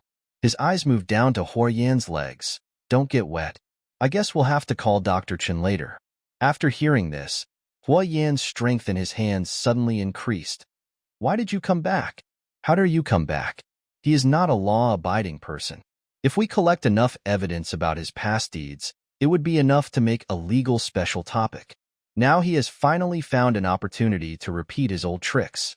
Perhaps he was so angry that he felt hatred and resentment in his heart. He watched helplessly as the person in front of him raised his head, raised his hands weakly as if trying to grab something, but finally gave up and slept peacefully in the water. Seeing this, Hua Yin suddenly loosened his grip, picked up Guyu and shook him vigorously. Why don't you fight back? Why? He held the person tightly in his arms, as if embracing the soul of his other half. Guyu, I should kill you. You deserve to die thousands of times for everything you have done. You are a puppy who survived because of my grace. How dare you bite your master? Resentment and love were entangled together and finally turned into the most primitive impulse. Thinking of the time that Guyu had left him in the room today, Hua Yin bit Guyu's collarbone and almost tore off a piece of flesh from the other party. He has always been very sensitive about his territory. He would not give a single cent of anything that was assigned to his territory to anyone else unless they voluntarily discarded it or even broke it into pieces. At this moment, Hua Yin was like a wolfhound guarding its food, biting around Guyu's neck and shoulders. His face was covered with liquid that was not sure whether it was water or tears. He suddenly whimpered and buried himself in Guyu's shoulder. How dare you leave like this? Guyu's hand moved slowly and inserted into Hua Yin's hair. Hua Yin visibly shrank back, but ultimately chose not to move. The water ran out of the bathtub and flowed all over the bathroom, leaving a slight gasp. Go and see what you want to see. It's not like you won't come back. Guyu rubbed Hua Yin's head, but didn't pull him as Hua Yin thought. Hua Yin's voice was a little hoarse. What's so good about it? Guyu did not answer, but just soaked in the water for a while, then began to change Hua Yin's clothes, and changed his own clothes at the same time, and then went out to call a doctor. During the whole process, he did not mention the incident of Hua Yin pinching him, as if he did not care at all. Hua Yin's eyes were always on Guyu, and he didn't even allow Guyu to leave the room. Instead, he slept with him on the 3-meter-wide bed. Just when he was about to fall asleep, Guyu suddenly gave him the answer to all the abnormalities. I went to the Chen family. They were very nice to me.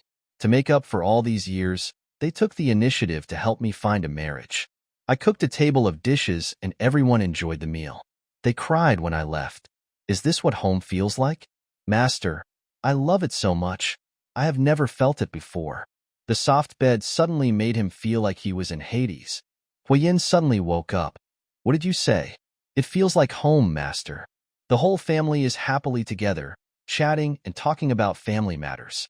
My sensible brother is always making me happy. I don't want to leave. Hua Yin couldn't see Guyu's expression, but he could sense the unprecedented joy in his voice just by listening to his voice. Not this one, the previous one. The Chen family is very good, and they are planning to arrange a marriage for me. Huh. You want to get married? Guyu felt Huiyin propping himself up with his hands and looking at him, still unconsciously saying, "What else? Birth, aging, sickness and death, starting a family, getting married and having children. Everyone has to go through this." "Impossible. Don't even think about it," Huiyin said sternly. The Guyu in the original novel was gentle and slow to react. He never thought that there was anything wrong with the way Huiyin looked at him, nor did he think that there was anything wrong with some of the contacts. He had never thought about what else could happen between men, so he naturally went obediently when his family arranged a blind date. But when Huiyin found out, he was thrown into bed that night. After that night, his worldview was probably shattered, and it was not put together until the end. Guyu is passive, but Guyu is not. Why not? Guyu has a mouth that can speak, so he can't be a saw-mouthed gourd. The young master is also going to marry Miss Shuang. It would be too unreasonable for me to stay in the young master's house at that time. Besides, you have no right to restrict my freedom of marriage. Huiyin had never thought that Guyu would refute him when he said this, and he became even more angry and said, "I said no. It means no. Do you want to try it?" Guyu also sat up. "What are you trying, young master? Is it worth it for you to make such a big fuss over a mere jerk? Instead of spending that time on this, you might as well find all the people who kidnapped you." "Say it to me again?" Huiyin laughed. The warmth seemed to last only a short time. The friction between the two was not a matter of the east wind overcoming the west wind. Some people dared not admit their despicable and dirty thoughts and only dared to threaten with words. "Am I wrong?" The last time Mr. Chu came, he told the young master to work hard. Apart from work, what else can you really control? Guyu suddenly opened his mobile phone, looking for something, and kept talking. "I am very grateful to the madam, the master and the young master for taking care of you for many years, but now I have my own home, which is 1,000 times and 10,000 times better than here." Huiyin was about to rush over, but was stopped by the phone screen that suddenly appeared in front of him. "Master, take a good look. Your phone is turned off now, so you can't receive any messages. Look how long you have been slacking off. Now everyone in the world knows about it, but you are still so unmotivated and are still preventing someone who has just found a home from returning home."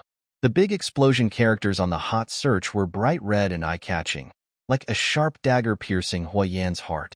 Hua family heir was kidnapped and suspected of having a broken leg? Hua Zhuang marriage may be broken. Huiyan Hospital, the man who once only appeared on financial channels, has now entered the field of vision of more audiences. No matter whether they are people who care about finance or passers-by, after finding out who this Huiyin is, they all show great enthusiasm for these hot topics. Who doesn't like to eat this kind of gossip about the upper class? The more distant the person is from oneself, the more outrageous the thing is, the more curious people will be. Is it true? This is a kidnapping case. How can the Hua family, with such a large influence, not be able to find the person? Come to think of it, it's true. In the past, Huiyan's vigorous and resolute character could always be seen in various reports, but it seems that he has disappeared recently. Zhuang Wanyun, run away. With such a good family and such excellent abilities, there is no man who can't find Huiyin. If Huiyin still has a conscience, let him go. Why don't you want to make it public? Maybe you have done something wrong and got retaliated against, and you are afraid that others will know. Guyu's fingers slid across the screen very skillfully, ensuring that Huiyin could see the comments clearly. How is that possible? Huiyin tried to grab the phone, but Guyu dodged him. He was distraught, with disbelief written all over his face. Yes, how could someone dare to publish something that the Hua family doesn't want people to know, and publish it in such a high-profile manner? Let alone the mainstream media, the source, or the ones who are now spreading this matter widely are all entertainment self-media. They discuss this matter as gossip and are crazy about spreading true and false information. Hee, I knew this day would come. Huiyin is too young, and his position is not stable. How do you think he got to that position? I'm afraid it's not related to romance. Love turns to hate. Love is crazy. You should know that his external personality is clean and self-disciplined, and there is almost no gossip news. Do you believe what they say? I haven't seen the Hua family refute the rumor for so long. I guess it's almost true. I was just eating melons in the group, and I was really scared to death. It is exciting. Guyu saw Huiyin frantically looking for his phone. So he suppressed the smile on his face and said with a hint of anger, "Young master is thinking about checking his phone now. You have ignored all the news these past few days. So madam and Miss Huang had to ask people to come to me to find out about your situation." As soon as Hua Yin turned on his phone and connected to the internet, he was flooded with messages. There were almost 200 missed calls and 99 plus messages. After clicking on them, there were still new messages coming out. Subconsciously, he answered the call that had just been made. Even without using the speakerphone, he could hear Chu Chi's voice. "Hua Yin, you still know how to answer the phone. Your secretary couldn't get in touch with you, so you came to me. Hurry up and find out who leaked this, and then go to the PR." Hua Yin hung up the phone before he could finish. He saw that Chun Wei had made 48 calls and sent a bunch of messages. He didn't call back. When he clicked on the messages, he saw the latest message. "Since you don't want it anymore, then leave it at that. I don't care. Do whatever you want." Hua Jingheng, who rarely contacted him, also sent a message. "Suppress the public opinion first, and you should stay out of the spotlight during this period. I will ask someone to be responsible for the specific matter." It's completely meant to undermine him. In fact, whether Hua Yin was injured or not, they were not worried about what would happen to Hua Yin. The main thing was that this would affect the stocks of Hua and Chen. Hua Yin could imagine how ugly the current stock market data was without even looking at it. Guyu didn't understand these things. His character didn't need to understand these complicated things. He seemed not to see Hua Yan's ugly face and kept talking to himself. So I said, "Master, take care of your own business first before you take care of me. I have my own family now, and I also have my own company. It's time to go to work." Then Hua Yan's cell phone flew over and hit the wall at the head of the bed, making a shattering sound, like some kind of starting signal. Hua Yin, leaning on a crutch, approached the bed at an unprecedented speed. He threw away the crutch, pounced on Guyu, and snatched the phone from Guyu. "I shouldn't have let people buy you a phone. You learned to rebel after seeing too much of the outside world. I'm just too good to you, so you dare to do and say anything. Didn't I say something wrong? Didn't the young master yell at me to get out before? Why won't you let me go now?" Guyu and Hua Yin were fighting back and forth, and both of their clothes became disheveled and the bed was in a mess. "Hua Yin, you can get treatment for your illness, but I have the final say on where you go and what you do." Even though he was suppressed by Guyu during this period, and even though he begged for mercy many times, no one saw it, so Hua Yin naturally still had the courage to resist. He still had a nobler status than Guyu, and felt that he was spiritually superior. He couldn't accept that the so-called family left him just because they found he and Mei Mei. How could Guyu easily get something that he didn't have? This home is a cage, a dilemma. He can't wander here alone. "I won't," Guyu refused. "Why do you control me? I am not anyone's appendage." The sound of fabric tearing was harsh, and the sound of the door lock turning was still faint. Hua Yin grabbed the phone and smashed it, but he didn't stop moving his hands. "Ms. Zhuang, you can't go up." The servant's voice on the second floor came late, so clear, so anxious, because there was no door blocking the way. Zhuang Wanyun's voice was still elegant and calm, except for a slight tremor at the end. "I am Hua Yan's fiancé. I came back from a business trip to see what happened to him. You can't come up because you are not qualified. Get down. You are not allowed to come up without my permission." The door was locked again, and the sound of high heels disappeared without a trace after stepping on the carpet. Going around the partition, through the big pink hydrangea, the delicate eyebrows and eyes met the two people entangled on the bed. "Just now at the door, I thought I was seeing things. You heard me coming in, but you were still so reluctant to leave. Mr. Hua is in a good mood." Zhuang Wanyun threw down her expensive handbag and kicked the crutches on the ground. "The crutches I specially customized for you, and the bedding I bought, and the pajamas I chose for you. Do you think I'm a fool just because I'm not here and can't see you?" Zhuang Wanyun's eyes lingered on the bite mark on Guyu's collarbone for a long time, and she smiled sarcastically. "People on the internet are almost stripping off Mr. Hua's underwear. I thought you were uncomfortable, but I didn't expect that Mr. Hua was stripping off his own pants." Maybe because the words were too explicit and too harsh, Hua Yin was so angry that his face turned red, and he quickly denied. "No, you are wrong. I just wanted to take his phone." "Your clothes are torn, Guyu. Did you hide the phone in your pants?" Zhuang Huanyun sneered, then walked up to Guyu and pulled him out of the quilt and threw him to the ground fiercely. Then, when Huiyin subconsciously reached out to stop him, she raised her hand and slapped Huiyin. Zhuang Huanyun, what are you crazy about? I said it's not right. Besides, what qualifications do you have to control me? Huiyin roared. If it weren't for the inconvenience on his legs, he would have slapped back a long time ago. This was originally a business marriage based on interests. Everyone has gone through this. Huiyin has seen a lot in this circle. He thought Zhuang Huanyun would be more sensible and self-aware. They only needed to maintain superficial harmony to show off to others. Zhuang Huanyun's nails left an obvious scratch on Huiyin's face. She shook her numb hands. I'm crazy? Aren't you crazy? Aren't you sick? You haven't sent messages or called for so many days. Have you ever thought about who you were when you did these things? Have you ever thought about who I was when you pressed Guyu under you? We haven't even got married yet, and you let a stranger sleep in our bed. What?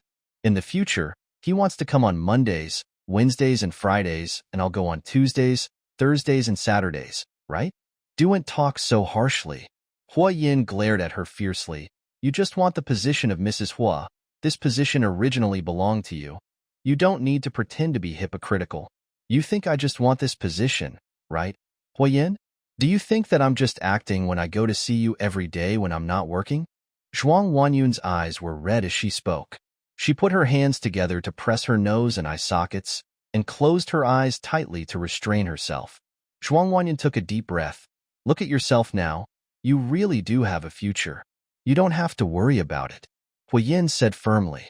He frowned, still unable to judge what Zhuang Huanyun was thinking, but it seemed that she was sincere, which made him even more annoyed. Huiyin wanted to call Guyu, who was sitting on the ground, but Zhuang Huanyun took action before him.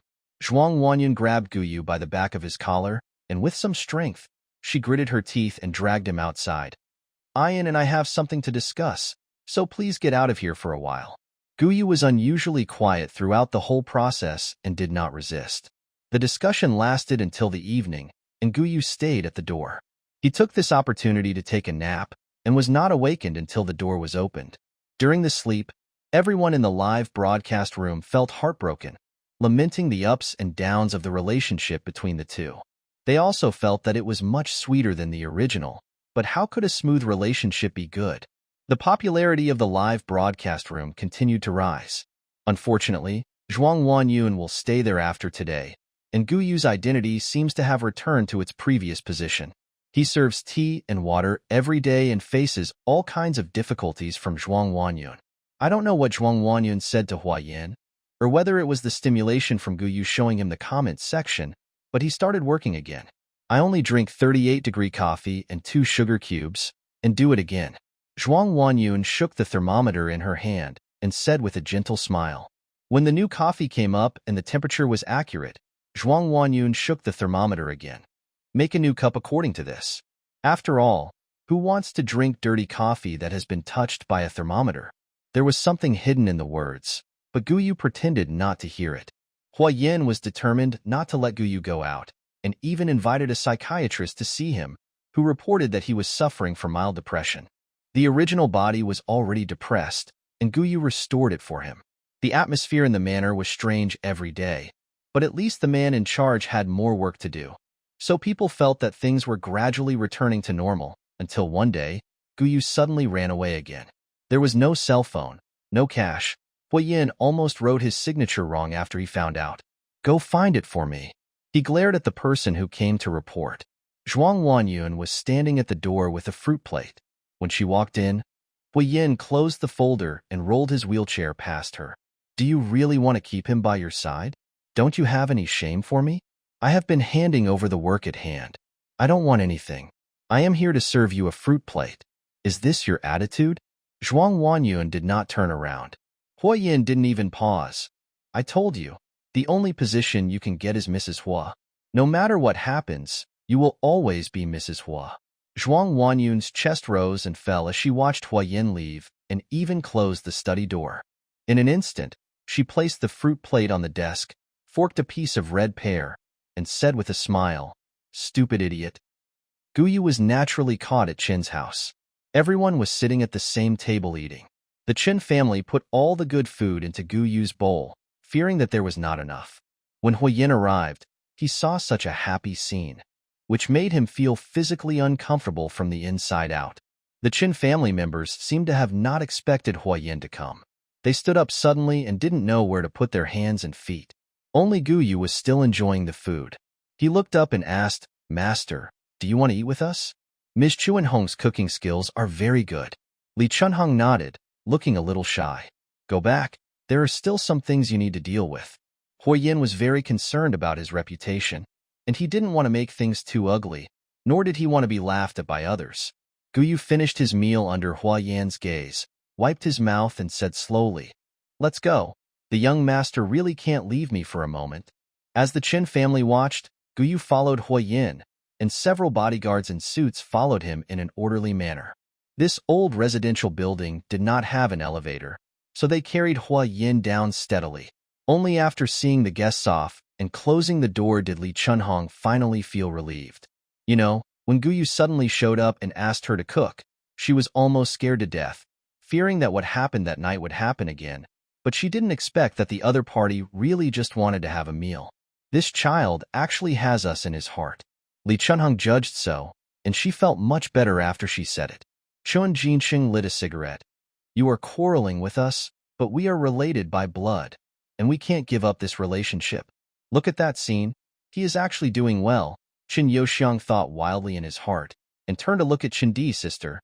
"Do you have Gu Yu's contact information? He only talks to you nicely. Can you help me talk to him in the next few days? How should the job be arranged?" Qin Di ignored him.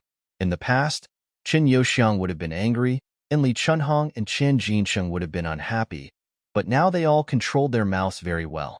"I have to go to work tomorrow, and the company has arranged accommodation for me." Qin Di did not respond. The Qin family watched her pack up and talk to each other in the living room. "Li Chunhong, just let her go. It's not like she hasn't been out before. She can save the money she earns from working for you to use for your marriage." "Chun Yohao, why is Gu Yu so slow? What are you afraid of? The news is well known now. If he doesn't help you, he doesn't help us either. Contact the media and make a fuss. He may be shameless, but the Hua family still has some shame." Li Chunhong has been reading the news online these days. She didn't care about this before.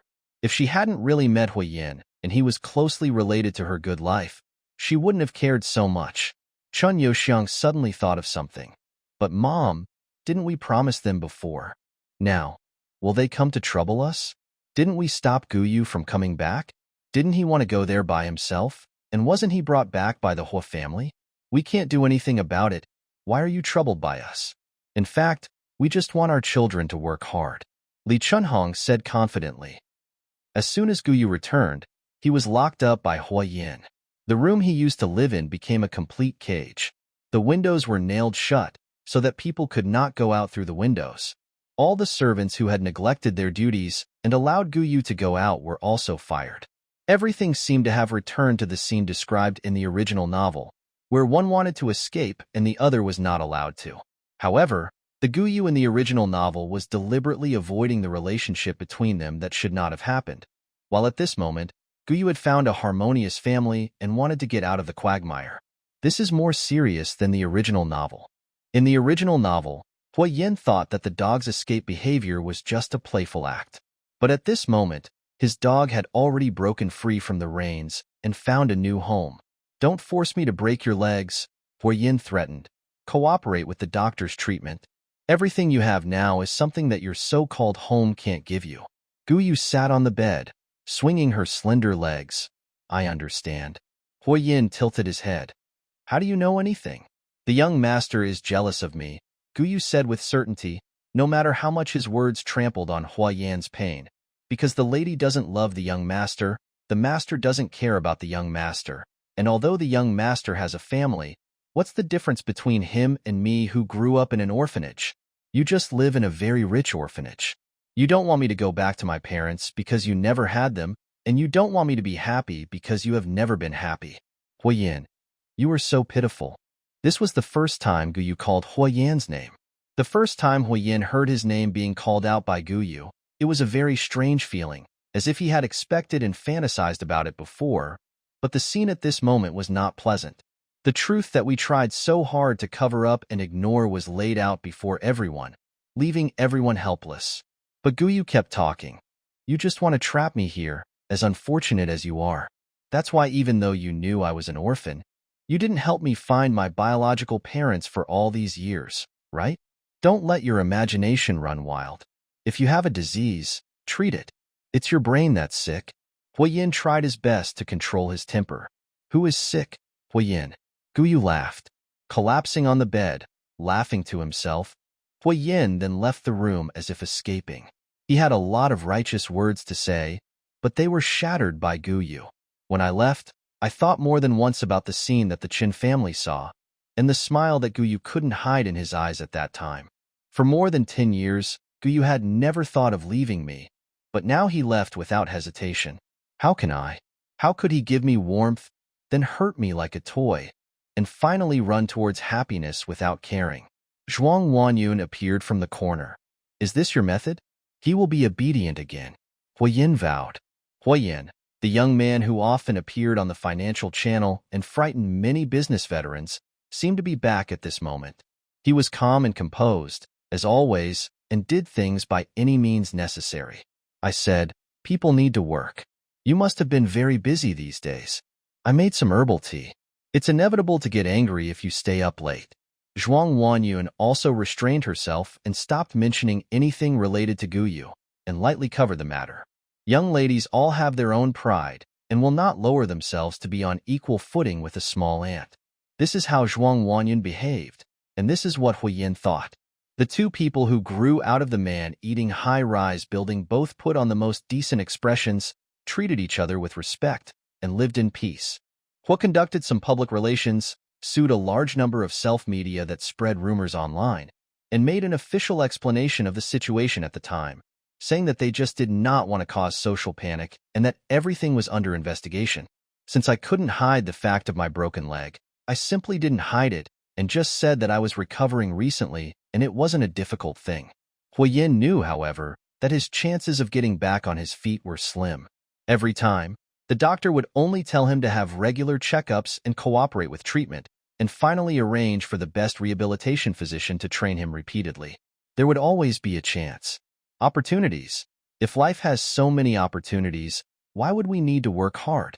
When he saw the legs, Huiyin couldn't help but think of what Guyu had done, insulting and torturing him time and time again.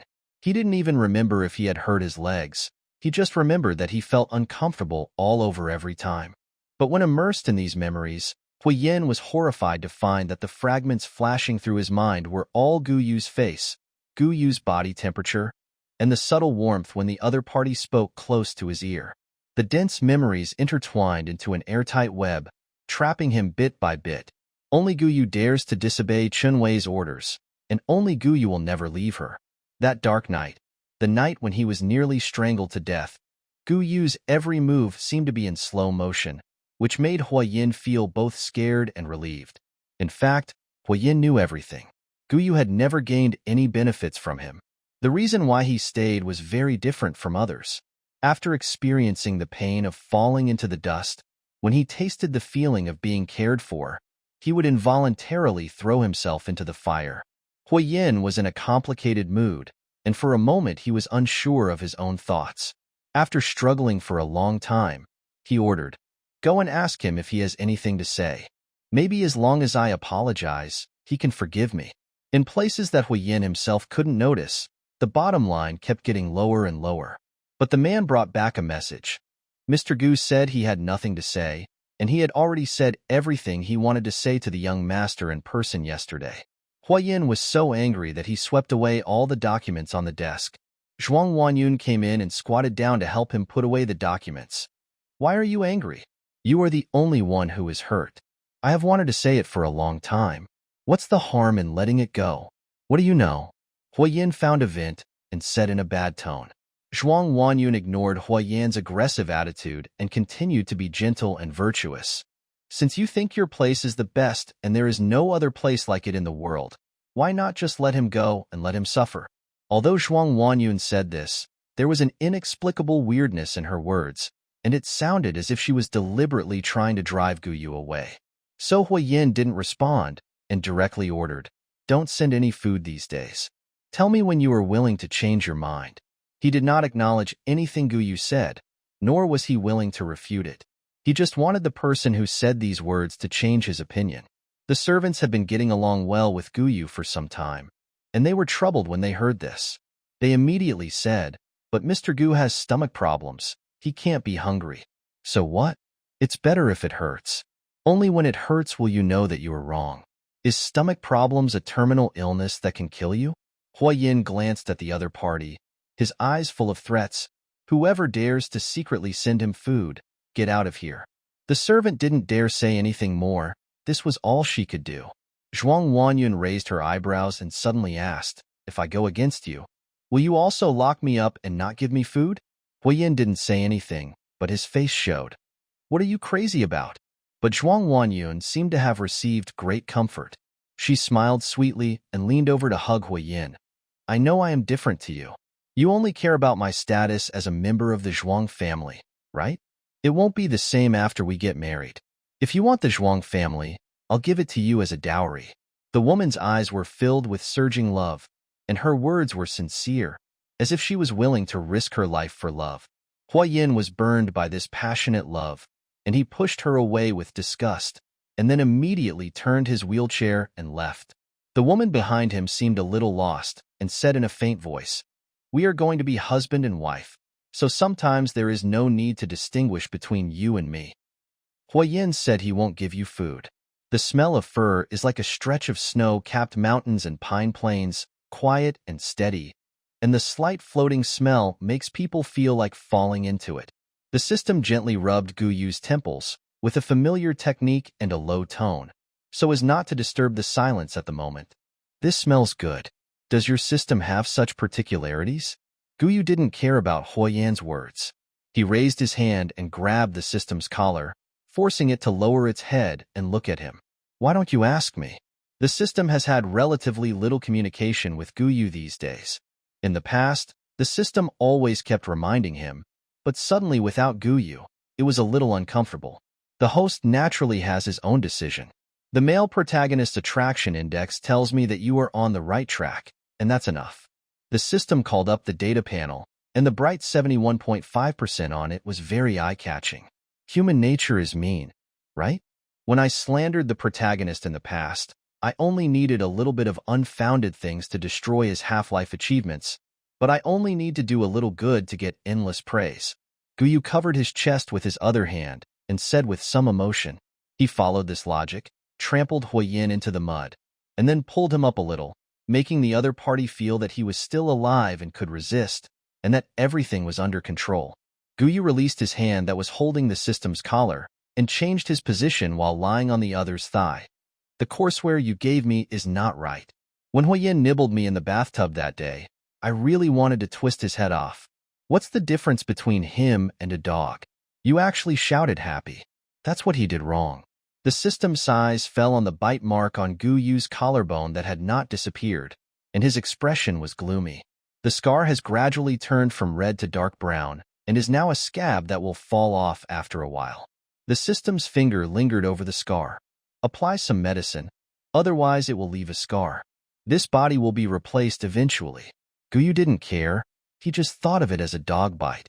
But the system ignored Guyu's words and still took the ointment, put it on its fingers, pressed it on the scar, and rubbed it back and forth. After about 3 rounds, when the system was about to take the medicine again, Guyu grabbed his hand. Guyu stood up from his lap and asked unkindly, "So many times? Are you going to cover me with a wall?" The system was stunned for a moment, then relaxed and said naturally, "Massage promotes absorption. You'd better not do anything to me, otherwise I can twist your head off."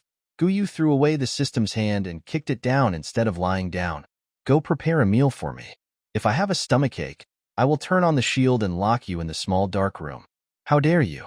The system whispered, holding Guyu's feet, wrapping them with his hands, and said respectfully and devoutly, "It's been cold lately, and the host's feet are very cold." Guyu kicked the system in the chest with all his strength and said sternly, "Get out." After watching the system leave, Guyu lay back on the bed and opened the live broadcast interface, watching the barrage of comments while passing the time. He felt inexplicably irritated, following the systems back with his peripheral vision. He felt that the other party must be taking this opportunity to deliberately retaliate, which made him even more unhappy. For 3 whole days, Guyu went hungry while Huayan worked. Although Hua Jingheng had removed most of the work from Huayan's hands, there was a large order from the Hua group that Huayan had been following up on and negotiating with, and Hua Jingheng could not remove it. So Huayan had been pushing forward the progress recently. When I heard the servant say that Guyu still hadn't eaten, I prepared to go and take a look in person. Unexpectedly, as soon as he entered, he saw Guyu lying on the bed with a pale face, and there was almost no movement of the bedding. Scared, Huayan quickly called a doctor. The doctor came over and examined him and gave him an and told Huayan that it was due to exhaustion and he would be fine after waking up and eating something. Huayan didn't know what he was thinking. He just sat by Guyu's window and watched the water in the bottle dripping down drop by drop. If it was gone, he would ask the doctor to change it. If it was replaced, he would just watch silently. Guyu's breathing was so weak that he always felt that he would lose this person in the next moment. Then Huayan found that this was simply unbearable to think about. Huayan slowly and stiffly placed his finger in front of Guyu's nose and felt the weak breath. Then he really felt relieved. And then he looked up and met Guyu's eyes. What do you care what I do? I want to leave, but you won't let me go. This kind of life is also very boring. Guyu's voice was hoarse and rough, as if he had walked through the gates of Hades. Guyu asked the system to adjust some parameters of this body.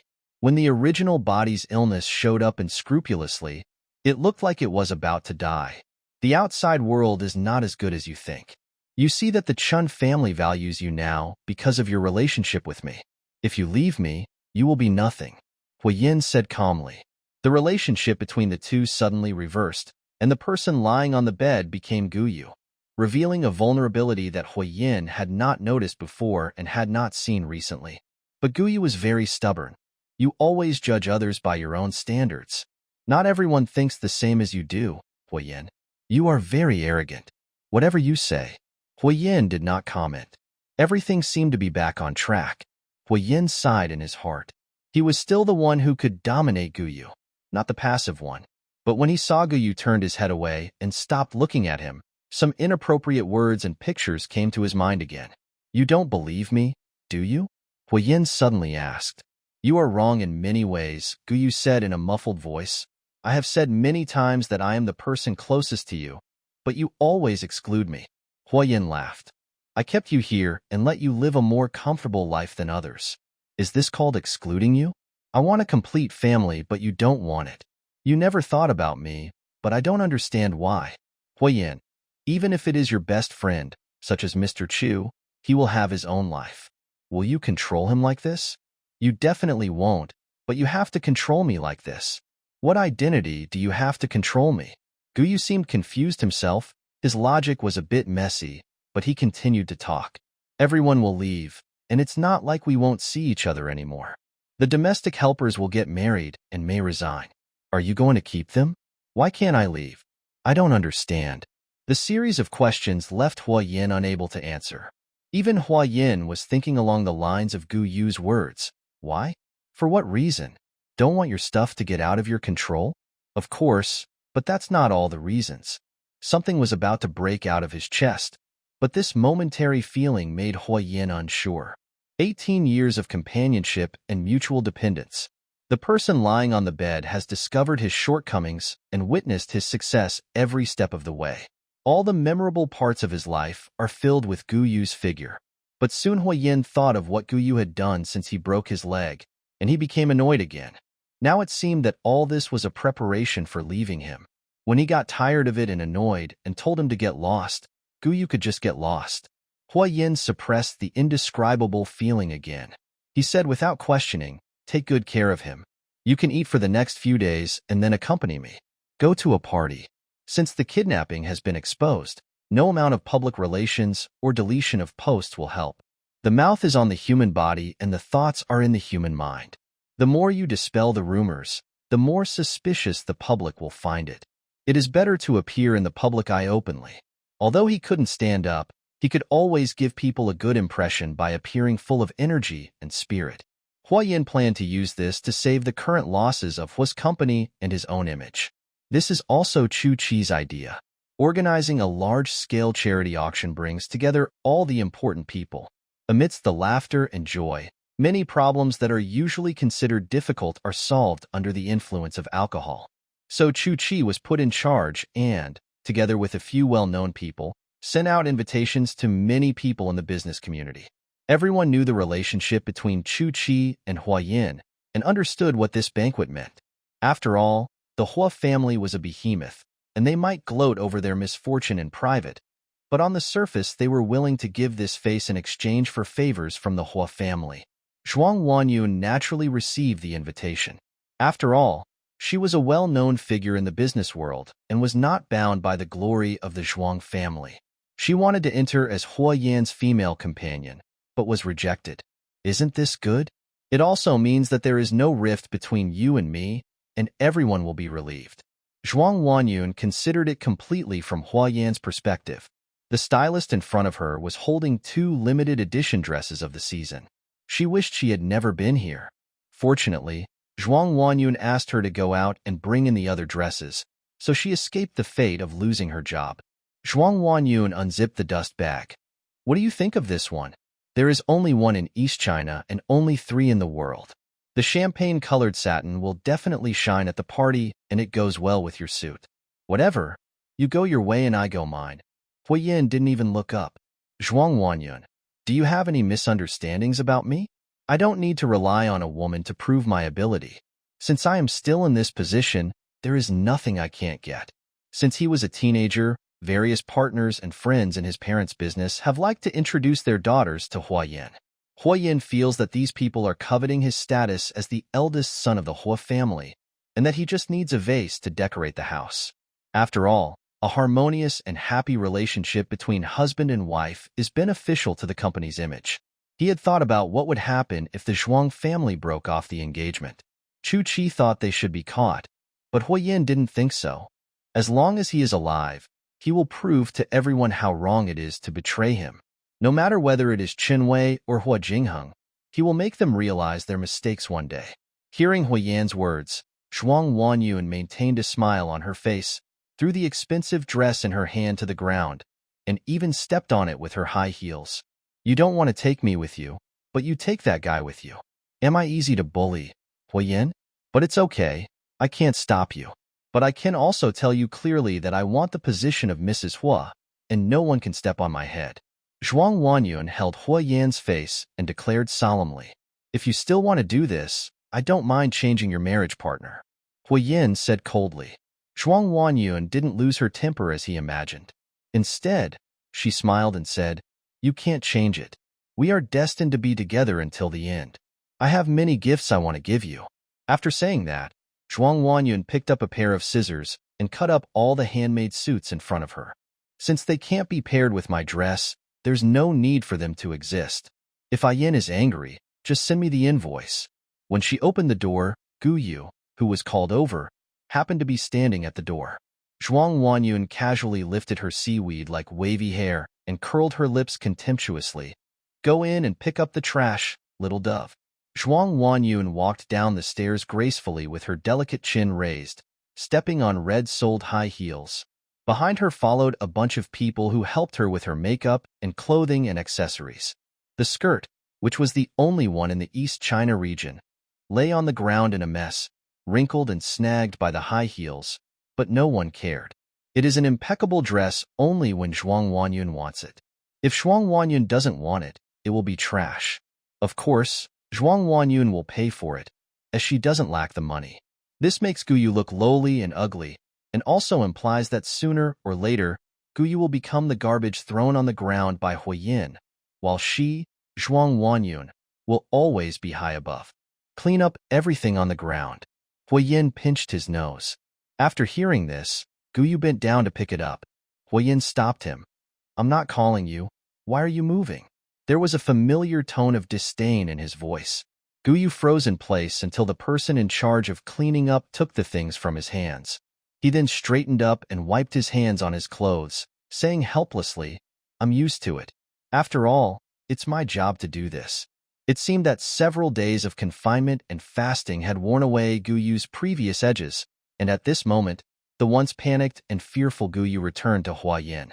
Huayin was extremely uncomfortable. He admired his own reflection in Guyu's madness, and he was not used to the mirror disappearing at this moment. "Come here, choose some clothes." Huayin didn't say anything else after all. "Go and see the world. Don't always do things that lower your status." "You still don't want me to go back?" Guyu said affirmatively. Huayin ordered people to bring in all kinds of suits and replied with a sidelong glance. "I told you, the outside world is not as good as you think. You are so easily deceived because you have been around me for a long time. Don't trust others easily." He is investigating the Chin family, and when the results come out, he will show all the results to Guyu. Then Guyu will definitely trust him more. But after waiting for a long time, Guyu didn't say anything. In the past, he would just not speak and just keep quiet. But now that Guyu didn't speak, Huayin was very uncomfortable. Even Huayin himself didn't notice the change in tone and asked softly, "Why? Just say whatever you want to say." Guyu stared at Huayin for a moment and finally said, "You told me not to trust others too much. Don't you trust others too much yourself? The young master doesn't like the lady and the master, but isn't everything he is given by them? Because you are their son, you have been born at the peak that others can't reach. The Hua family is also stronger than the Zhuang family, so the young master also feels that no matter what happens, Miss Zhuang can't make any trouble. Anyway, everything is under control. Mr. Chu is the young master's college classmate and good friend. Besides, the other party couldn't do without your help when he started his business. The young master thinks it is natural for the other party to do his best for you, right? You told me not to trust others easily, saying that I have never seen danger in this safe environment. Isn't the environment that the young master is in safe? Is it very dangerous? You always look down on others from a high position and complain about your loneliness.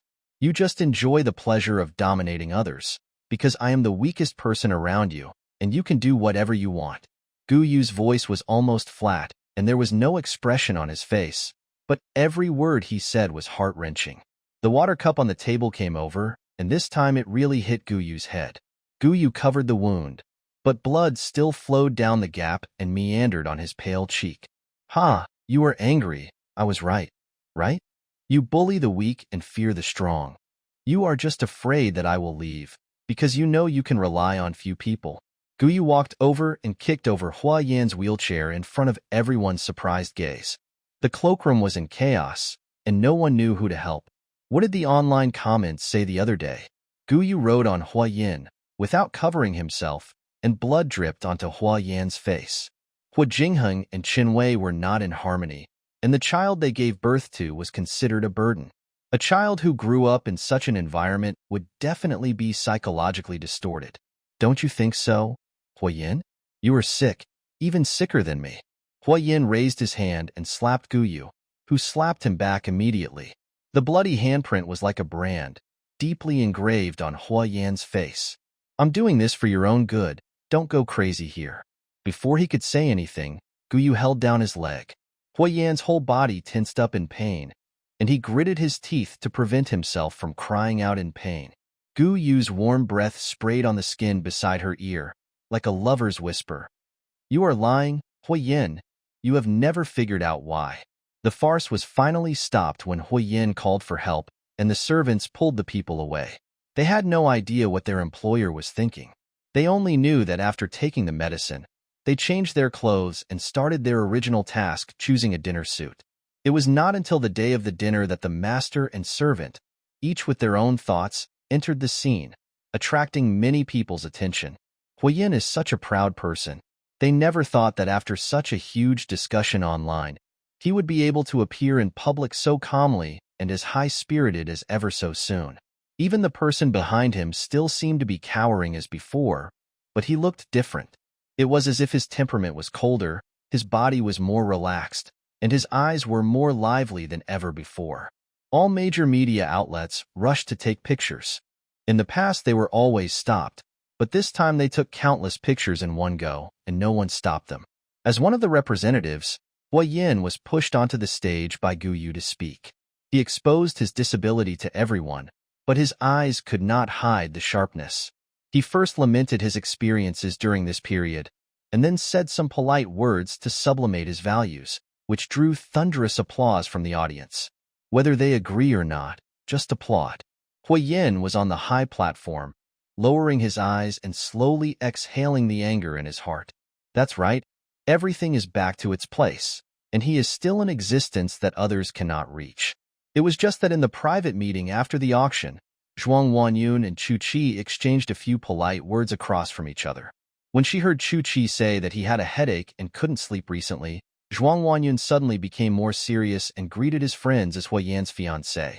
You are under too much pressure at work. How long has it been? Chu Qi leaned on the sofa and said, It's been more than half a month, and I dare not eat seafood. What could this be? You should have told Ah Yin earlier. Here, Zhuang Wanyun pointed her slender jade finger at someone at the door. This is No. Guyu is very good at massage and diet therapy. I have a lot to learn from him. Why don't you let him go to your house and take care of you for a few days? Is that right, Ayan? Zhuang Wanyun asked gently, as if she was talking about something that could not be more extraordinary. The people at the dinner party were not very smart, and they kept a wait-and-see attitude towards the relationship between Zhuang Wanyun and Hua Yan. However, since they were so harmonious and sweet on the surface, it was naturally a signal that the marriage would continue, and they could adjust their strategies in all aspects. I didn't expect that Mr. Hua had such a powerful person around him. This is better than some doctors. Someone immediately responded. Seeing that Mr. Hua was so energetic on the stage today, I thought there was some miracle doctor, and I wanted to recommend him to me, but I didn't expect that he was right in front of me. Several people started talking in unison. Zhuang Wanyan laughed. You guys are always joking. You praise someone so highly all of a sudden. You must be very busy. Otherwise, how could you spare the time to study these things? How could Guyu compare to you? Even though the bones on the back of Hua Yin's hands were bulging from holding the armrests of the wheelchair, he still maintained an indifferent expression and smiled back at them. Not everything can be known to others. Zhuang Wanyun knows it because they will get married sooner or later, and by then they will be a community of interests. Who can abandon whom? Zhuang Wanyun stood up. She had chosen an indigo blue backless, deep V halter dress today. The design was simple and elegant, showing off her curves. She didn't wear a necklace, but the jewel bracelet on her hand made her wrist look even more slender. The hands took the wheelchair of Hua Yin instead of Guyu, and also straightened Hua Yan's collar. The hollow carvings and round rubies on the bracelets, and the high-clarity moonstones reflected the light, making this couple look even more perfect. Sit over there, Guyu, and take a good look at Chu Qi. If there's nothing wrong, I'll have to ask you to treat him for the next period of time. Zhuang Wanyun pushed Hua Yin to take a seat. The last sentence seemed like she was joking, and everyone in the room laughed. Then we need to treat him properly. Chu Qi can't eat the seafood on the table today. He can only watch us eat. Seeing Guyu sitting over, Chu Qi stretched out his right hand and said, You guys have said all this. Is Dr. Gu really that amazing? Then please feel my pulse and see what's wrong with me. Chu Qi had a pair of peach blossom eyes, which looked a little ambiguous under the dim light in the room, but they also livened up the atmosphere. Many people followed Chu Qi's example and stretched out their hands, saying that they wanted Guyu to have a good look at them, completely unaware of Hua Yan's eyes that were gradually getting out of control. Hua Yan then realized that Zhuang Wanyun was waiting for him here, but what could he do? Chu Qi was still the closest to him. Guyu pushed Chu Qi's wrist away, shook his head and said, I don't know these. I just learned a little from the doctor. That's okay. I don't need a doctor. Chu Qi poured himself a cup of tea and greeted Hua Yan. Tea instead of wine. If Mr. Hua has no objection, I will really take the patient back. I can't sleep all night because of the pain. Hua Yan's hands tightened slightly, and suddenly he thought of something, and raised the wine glass on the table. Whatever you want. Then he saw Guyu's sudden dazed expression, and the other party looked at him in disbelief. This look pleased Hua Yan. He should go out and experience the dangers, so that he will know how painful it will be to leave his protection. In the midst of the chatter, Chu Qi's phone lit up. He leaned back to avoid the sight of the people around him and unlocked the screen. Hua Yan, help me teach him. He has been disobedient recently. Okay, Chu Qi exited this interface and just above this chat there was a new message from a few minutes ago. Zhuang Wanyun. Help me get rid of him. Oh my. Today, one by one, everyone comes to him for help. Is he a servant? Really? Chu Chi turned off his phone, smiled at Huiyin, and tilted his head to look at someone sitting next to him. From the bridge of his nose all the way down, his eyes were fixed on the teeth marks on the other person's collarbone, and an inexplicable emotion flashed in his eyes. Why are you unhappy about leaving your young master to go to my place? Chu Chi handed the other person a glass of fruit wine. It smells like an ordinary fruit juice drink, but the aftereffect is very strong. Host, he is setting a trap for you. I was really worried that he would not take action. Guyu held the cup and raised his head awkwardly, as if he didn't know how to answer. In Chu Chi's eyes, Guyu still maintained her previous image, just a prettier little rabbit, which suddenly piqued Chu Chi's interest. In Huiyan's eyes, Guyu finally began to panic. Perhaps it wouldn't be long before he could get an obedient rabbit. Then Huiyan turned his head and looked at Zhuang Wanyun, and they both saw satisfaction in each other's eyes. Guyu sipped the fruit wine in his hand, seemingly not noticing anything wrong. Soon he had finished a glass of wine. Chu Chi looked at him and refilled his glass. Guyu continued to drink, seemingly treating it as a drink. Huiyan wanted to look at Guyu, but he was surrounded by people talking and was overwhelmed. Seeing Guyu lowering his head, he concentrated on talking about business matters. They talked about everything, from new trends in the industry to possible changes in the future, but they didn't talk about anything in depth. As for the others, they would not care about the farce just now. It was nothing to them. Sending away someone close to you, let alone a servant, even if it's the person in the bed. So what? There's nothing unusual in a circle. Everyone is used to it and doesn't think there's anything wrong with what Zhuang Wanyun and the others did. Above me, everyone is equal. Below me, there are clear classes. People can also be priced and treated as commodities. When the meal was over, the moon was high in the sky. The stars were sparse, and everyone went their separate ways. It was just Zhuang Wanyun pushing Huiyan's wheelchair, waving to Chu Chi and Guyu, and watching them leave. Zhuang Wanyun, what a trick you have. Huiyan pulled away Zhuang Wanyun's hand that was resting on his wheelchair. Zhuang Wanyun was not angry either. She was laughing so hard that her body shook. The indigo dress made her skin look as white as jade. She laughed so hard that tears almost came out. What are you doing, Ayin? If you don't want to, you can go and ask for him now. You agreed to it yourself. I didn't force you. If you have the guts, push him to someone else. Huiyan looked at her coldly. How dare I? In order to maintain the relationship between us, of course I will push him to your best friend, Ayin. You must trust Chu Chi very much. What can he do? But I just don't want to see Guyu. Now it's just the two of us. Let's go home and rest early. Zhuang Wanyun pretended to be sure holding her heart. She seemed to have found a good balance from beginning to end, making Huiyan angry and making herself feel comfortable without causing a fallout. After returning to the manor, Huiyan still called Chu Chi. He wanted to make a video call, but after thinking about it, he realized that was not his style, and he shouldn't give Guyu too many thoughts, so he chose the normal audio. What's wrong? Chu Chi's voice was a little damp and sleepy. Maybe he had just finished taking a shower. Huiyan frowned and asked immediately, where is he? Chu Chi seemed to be walking. My work and rest schedule is too healthy. I feel sleepy when I come back. I'm tidying up my room to rest. How about I give you a video call? No need. Huiyan refused immediately, as if he was afraid of being discovered. After a moment of silence, he suddenly thought of something. Chu Chi, you'd better be careful of him. Be careful of who? Guyu? You're in a good mood now, and you can even joke with me. That's good. No, I'm serious. Then tell me why. Huiyan couldn't say anything, and he couldn't say anything, but the more he said this, the more Chu Chi felt that he was joking, or he just didn't want to embarrass him. After saying a few more words, he hung up Huiyan's phone. Chu Chi was too lazy to think about why Huiyan was crazy today. Anyway, the person was in his hands, and he had the final say. Turning around while wiping his half-dried hair, Chu Chi was shocked. When did you get here? Guyu stood silently behind him, looking at him with a pair of slightly hazy eyes.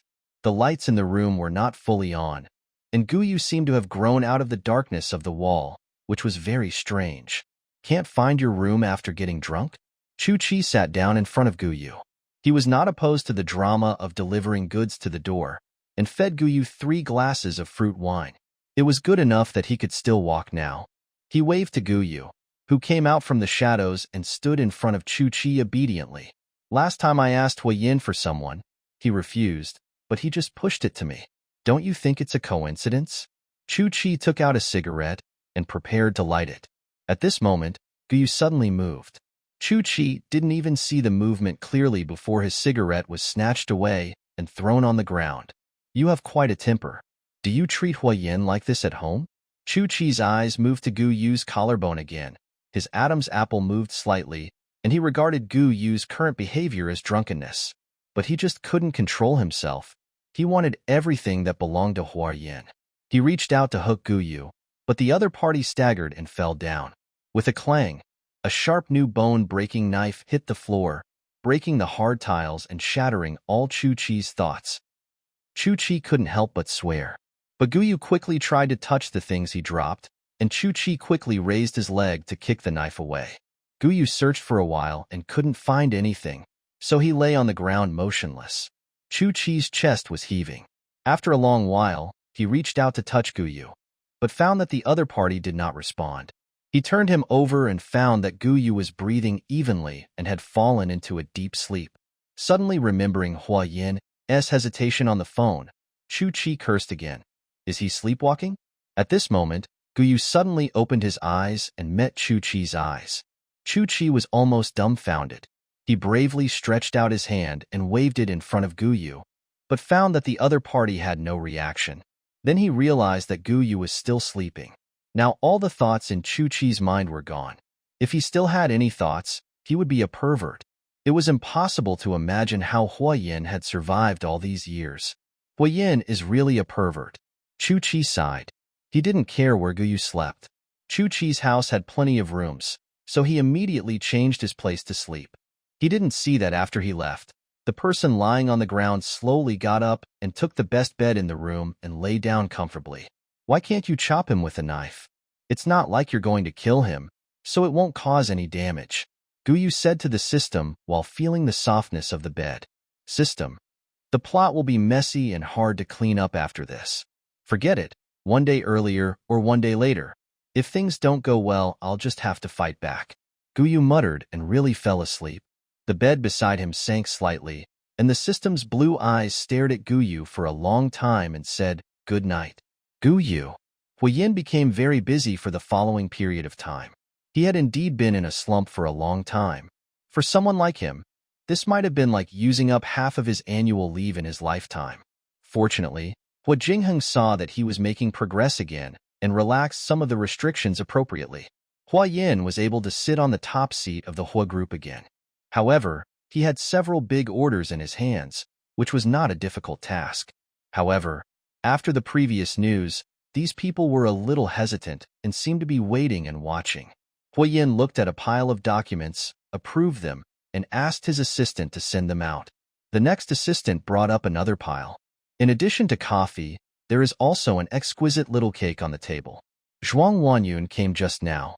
Maybe because she has taken over most of Zhuang's business, she has a lot more time than before and is trying hard to integrate into the identity of Mrs. Hua. Hui Yin was not stupid either. He asked his secretary to secretly investigate Zhuang's recent movements and found out that his incompetent brother-in-law was learning how to take over the business handed over by Zhuang Wanyun. He was excited but also annoyed, thinking that there were too many things to do. He was so late for work several times that he made Zhuang's parents anxious. It is natural for sons to inherit the family business and daughters to marry out, as everyone in the circle thinks. A portion of the assets will be left to the daughter, but only a portion, so the Zhuang family will not consider letting Zhuang Wanyun continue to interfere. As for Hua Yan's mother Chen Wei, she was a special case. There were few successful women in their business community. But Hua Yan also felt that Chen Wei had taken advantage of the Hua family's support and marriage to get to where she is today. Throw away the cake. Hua Yan suddenly spoke, and the helper who sorted out the information did not act immediately. Hua Yan said again, Why? My words are useless now. Did Zhuang Wanyan bribe you just by inviting you to dinner a few times? The assistant quickly put down the information and threw the cake into the trash can, smiling awkwardly. Ms. Zhuang is very gentle, just like the sister next door, so we became a little closer. Fortunately, Hui Yin did not continue asking. The assistant put down the information and immediately left the office in small steps.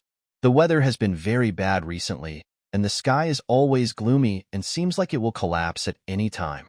Hui Yan's office is on the 40th floor, from where he can overlook most of the city's scenery and see sunrises and sunsets that are no less beautiful than those on the top of the mountain. Anyone standing in front of this huge floor-to-ceiling window, without holding anything, just looking at it will feel like everything is under control. Unfortunately, all we can see now is a hazy area. Too many floors are hidden in the fog. Without the sun, the fog is abnormally gray, just as unhappy as Hui Yan's mood. When he saw Secretary Xiang coming in, he stopped tapping his pen on the table and asked casually, "How is Chu Chi doing?" Hui Yan and Chu Chi have been working together, so there is nothing wrong with asking this question. Secretary Xiang is also a shrewd person. No matter how much he dislikes Guyu, it will not affect his indiscriminate judgment, especially since he has seen everything during this period of time. He presented this quarter's report and replied, "Mr. Chu has been promoting the project, but I heard that he has taken Mr. Gu out recently." Take him out? Hui Yin was puzzled. Except for some dinner parties, Hui Yin basically would not take Guyu out. Mr. Chu may be afraid that Mr. Gu will be bored at home. After all, Mr. Gu's condition is not too good. Secretary Xiang knows a little about some personal issues, but he will not say it directly. "You are so nosy, and I didn't ask you these questions," realizing that the topic has deviated. Hui Yin glanced at Secretary Xiang and opened the folder. "Don't mention work in the future. I don't pay you a salary for you to gossip to me." To the secretary. "Okay, he won't tell me anything from now on. Don't ask him even if you feel like dying of depression." The secretary closed his eyes and thought about his annual salary, then immediately admitted his mistake respectfully. "Okay, Mr. Hua, I was too nosy. I won't do that again." After that, there was another meeting, but Hui Yin was always distracted. Boss Hua, what do you think?" The person making the report called out several times, raising his voice slightly. Hui Yin raised his head calmly, scanned the documents and PPT contents on the table, and said calmly in front of the responsible persons, "I didn't understand your point just now. Explain it again." The planning just now was indeed completed very quickly in some places, and no one thought that Hui Yin had any problems. They nodded and waited for the person on the stage to repeat it. Only the secretary could see clearly that President Hua was clearly looking at his phone just now. Ever since the entertainment news had flooded the internet, the entire network was now gagging, which might affect the image of the Hua family. As long as the discussion was not particularly excessive, the public relations department would turn a blind eye. This led to the other protagonist of the kidnapping case, Gu Yu, who had been on the news several times with Hui Yin, and who was standing in the corner, receiving public attention again. But this time there was a new person next to Gu Yu. The young and handsome Chu Chi did not act like a boss. He walked quickly in front of Gu Yu and opened the door for him. In the past, it was always Gu Yu who opened the door for Hui Yin, and the identities and status of the two were very clear. Netizens were also confused. Hui Yin stood up? That's Hui Yan's friend Chu Chi, right?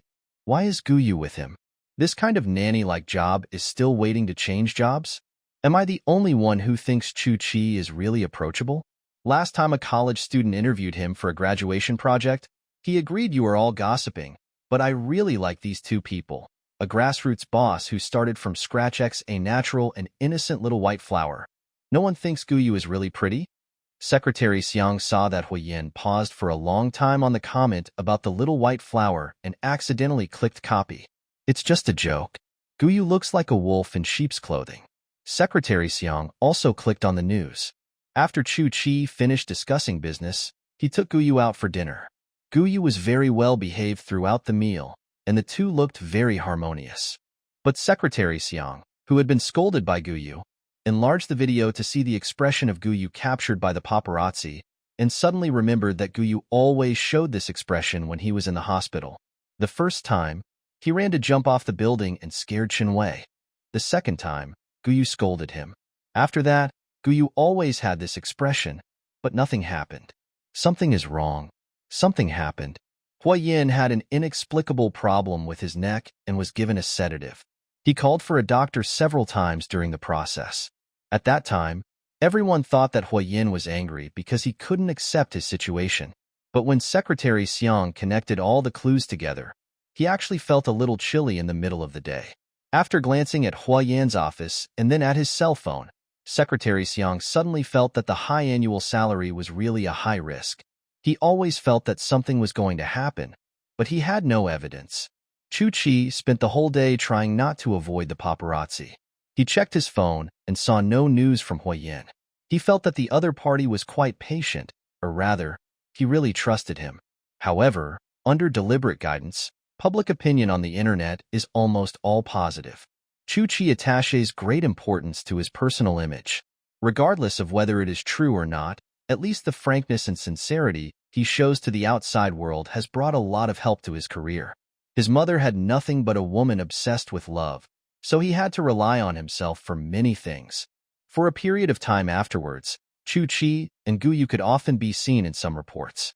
Chu Qi always brought Guyu with him to participate in some charity activities, especially one related to the orphanage. Perhaps because he knew Guyu's identity, he showed Guyu his achievements in all aspects over the years, an orphanage with a sound system and excellent qualifications. The reporter who followed the report wrote the conversation between the two into the report, using profound writing to write a touching story. With the consent of the parties involved, he also made Guyu's life experience public. Guyu said happily, "Although there were many blank years in between, I finally found my family. I still have a long life ahead of me. We will make up for the missed years together. I also hope that every child in the orphanage can find his or her family. Thank you very much for Mr. Chu's efforts over the years."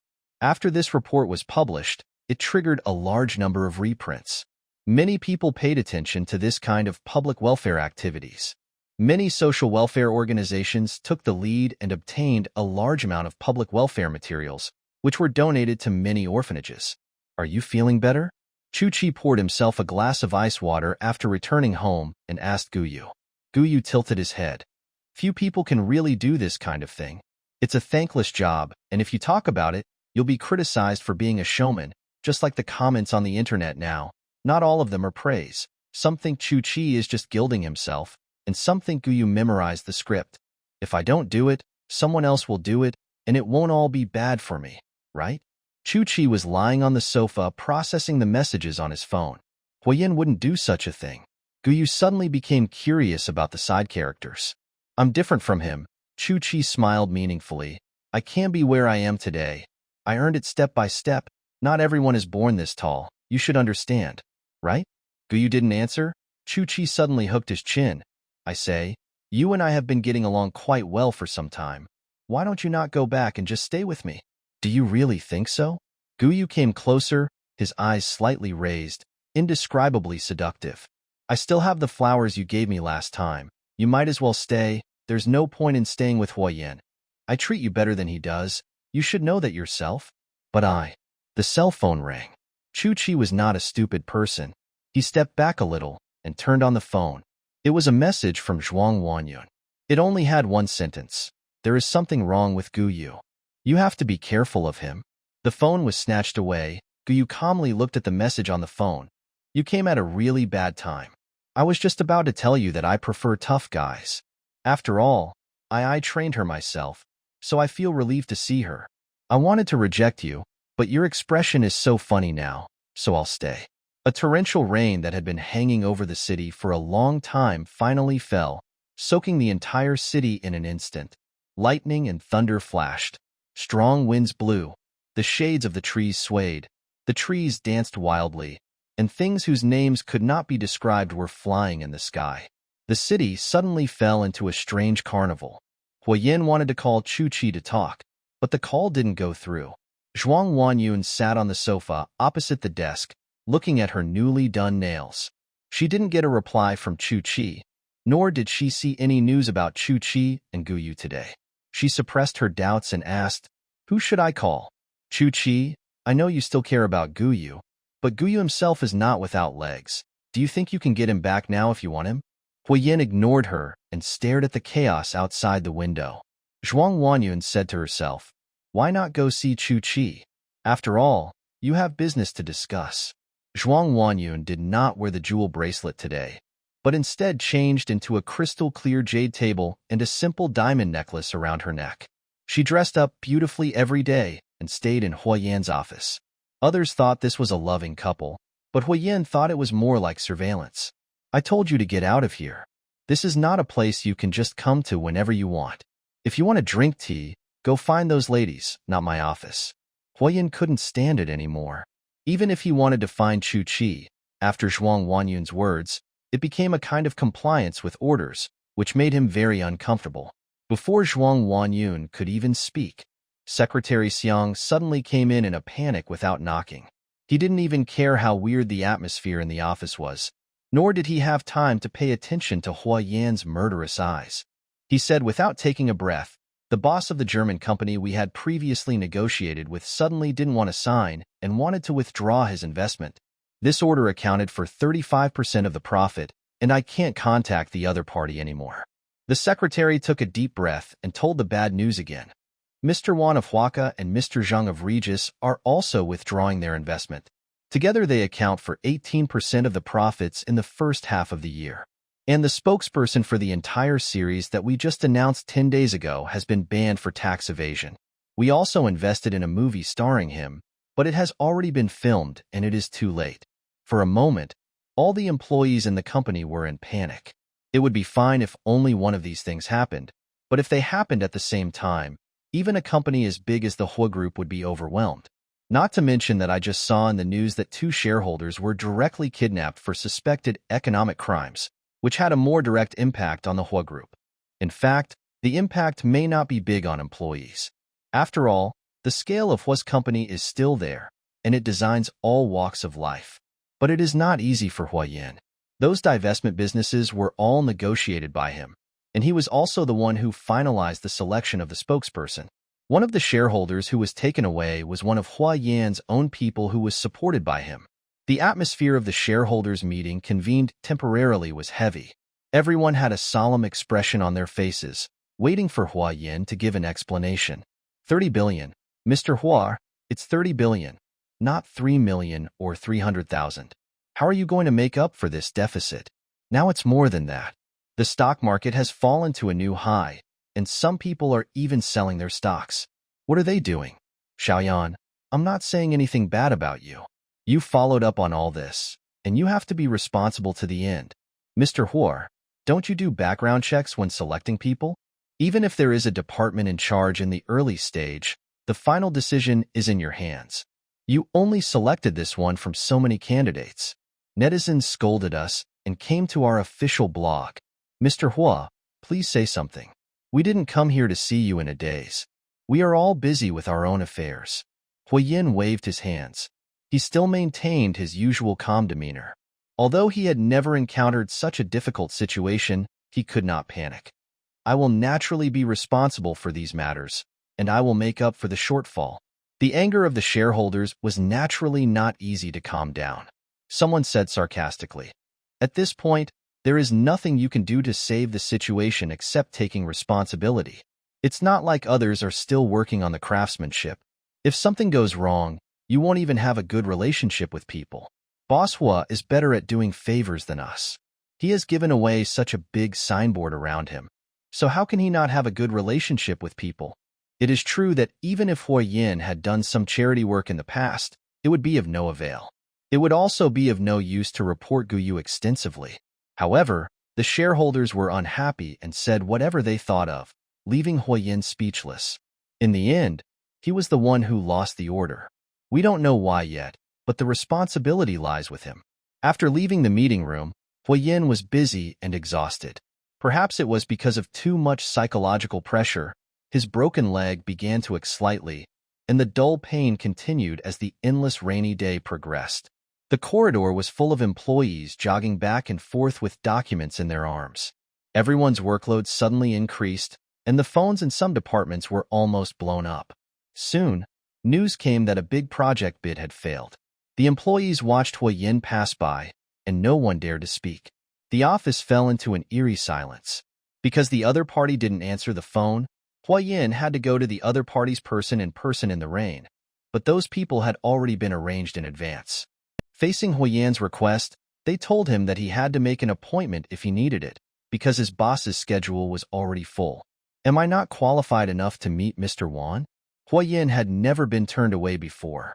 The person in charge of the front desk said apologetically, then Mr. Hua can contact Mr. Wan himself.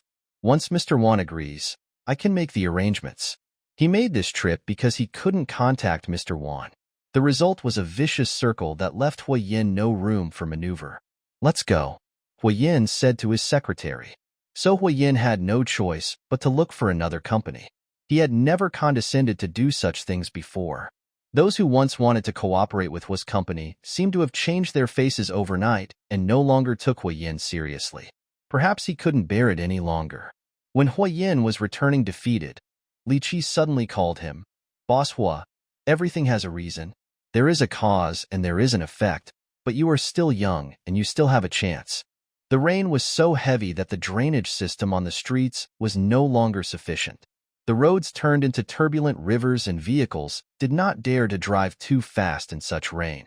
Huayin was in a hurry this time, so he didn't bring anyone else with him. He just kept busy with Secretary Xiang. However, Secretary Xiang still had a lot of things to deal with. Many people below him had to ask for his opinion before they could execute anything. Now it was a busy time, and Secretary Xiang's phone kept ringing. Mr. Hua, I'm really sorry. Can you hold the umbrella yourself? I have a few urgent matters to deal with, and I'll be there soon. Secretary Xiang handed the umbrella to Huayin, walked aside and opened the call. Speak louder. It's raining so hard here that I can't hear you clearly. Secretary Xiang shrugged and clamped the phone with his face, freeing his hands to take pen and paper to record. What? Keep them calm first. You must keep them calm, and make them believe that we are fine. Huayin silently held the umbrella and waited for the call with Secretary Xiang to end. He could also hear the embarrassment of Secretary Xiang, but he was also struggling to persevere. Suddenly a strong wind blew, bringing with it a long, shrill whistling sound, sweeping up everything that could be rolled up, almost pulling all the trees in the green belt out of the ground. Huayin, who was holding an umbrella, also became the target of the strong wind. The wind pushed the umbrella and tore it, as if it wanted to go to a more distant and ethereal place. Huayin was no match for the wind, and he had never learned to let go in his life, so he held on tightly. The wheelchair moved, and he was dragged down the stairs in front of him by the umbrella. The secretary behind him didn't even have time to stop him. There were only 5 steps, which were not enough to pose a threat to a normal person, but now they became another way to humiliate Huayin. He fell into the water in an awkward manner, and the muddy sewage on the ground soaked his suit.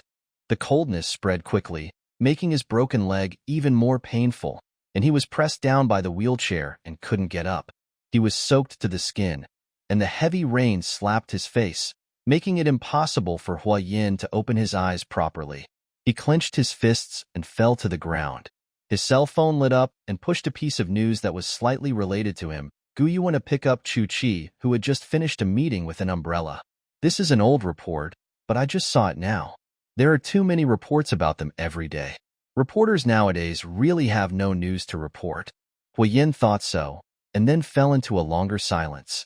In the past, this special care belonged to him alone, but now, because of his personal promotion, it has also been shared with others. His heart tightened and hurt, and Huayin could no longer tell whether it was a recurrence of his old illness or something else. Secretary Xiang was busy packing up the documents and hung up the phone, but someone walked up to Huayin before him. The umbrella covered Huayin, making him look a little less embarrassed. Zhuang Wanyun, wearing a pair of low-heeled sandals, stepped in the water without any scruples, the rain splashing on her back, her face full of distress. Zhuang Wanyun helped Huayin lift up the wheelchair, then squatted down again. Hold on to me, otherwise I don't have the strength to pull you up. It was no use holding an umbrella in such a strong wind. Zhuang Wanyun's clothes were mostly wet, but she didn't care. She just wanted to help Huayin up. I heard that you only took Xiangqin out, so I rushed here immediately. Fortunately, I arrived in time. Secretary Xiang immediately stepped forward and helped Zhuang Wanyun take Huayin to the car in the rain. There were dry towels and hot water in the car. Secretary Xiang drove in front, and Zhuang Huanyun carefully helped Huayin deal with it and also lowered the partition. I thought it would rain heavily, so I brought some clothes. They are all your usual size. Change into them now. Zhuang Huanyun raised her hand to unbutton Huayan's clothes, not disliking that he was dirty at all. But Huayin grabbed her collar to stop her from doing it. So Zhuang Huanyun compromised and handed the clothes over.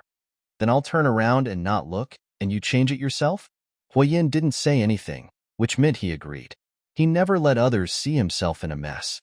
The incident with Guyu in bed was an accident, but today, Huayin could only use silence to express his position, as if he still had a trace of inviolable dignity left.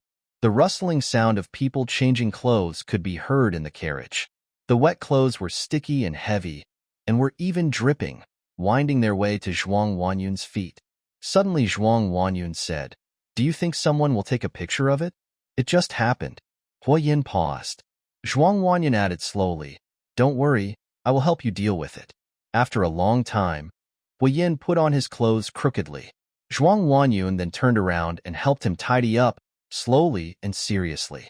Huayin stared at Zhuang Huanyun's eyes and finally asked, "What do you want to do?"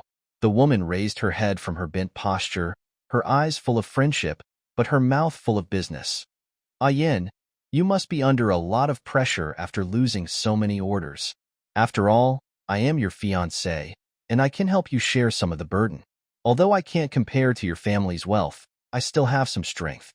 Handing Huayin a new towel, pouring him a cup of hot tea, and smoothing her curly hair, Zhuang Huanyun quietly waited for Huayan's next words. "This is actually a good choice. One of the benefits of a business marriage is that in case of such an emergency, at least one party can help you and prevent you from completely collapsing. What do you want?" Huayin made a decision quickly. Zhuang Huanyun leaned back in the car seat, smiling and saying, "Don't be so serious. Husband and wife are one. I am helping you and I am also helping myself. Just give me 8% of Hua's shares." "Zhuang Huanyun, you really dare to think so?" Huayin stared into Zhuang Huanyun's eyes and gave a contemptuous smile. But Zhuang Huanyun didn't care. She poured Huayin a cup of hot tea and said, "How can you say that? I can give you zhuangs if you want it. What's wrong with giving me some shares of Hua's? When I become Mrs. Hua and hand over the things on hand, I still need some guarantees." "This is understandable. Zhuang Huanyun may not hand over all the business, but she will definitely be seriously injured and withdraw from the decision-making level of Zhuang Group. Then she can only rely on Huayin and live within Huayan's ability radius. She wants the shares to exchange for a sense of security. When they have children in the future, the shares will fall on the children in the end. Huayin is not at a loss anyway. You want Chu Qi to help you? The industries he is involved in are not as big as my family's. Yin, I really care about you." Zhuang Huanyun's eyes were full of affection, and she looked like a good wife who planned for her husband. "What can you bring to me?" Huayin took the attitude of negotiating business. Zhuang Huanyun counted on her fingers and answered nonchalantly, "It's more than enough to fill your gap of more than 30 billion. As for the impact of the endorsement, it's better for my family to do a joint venture to divert public attention than for you to bear it alone.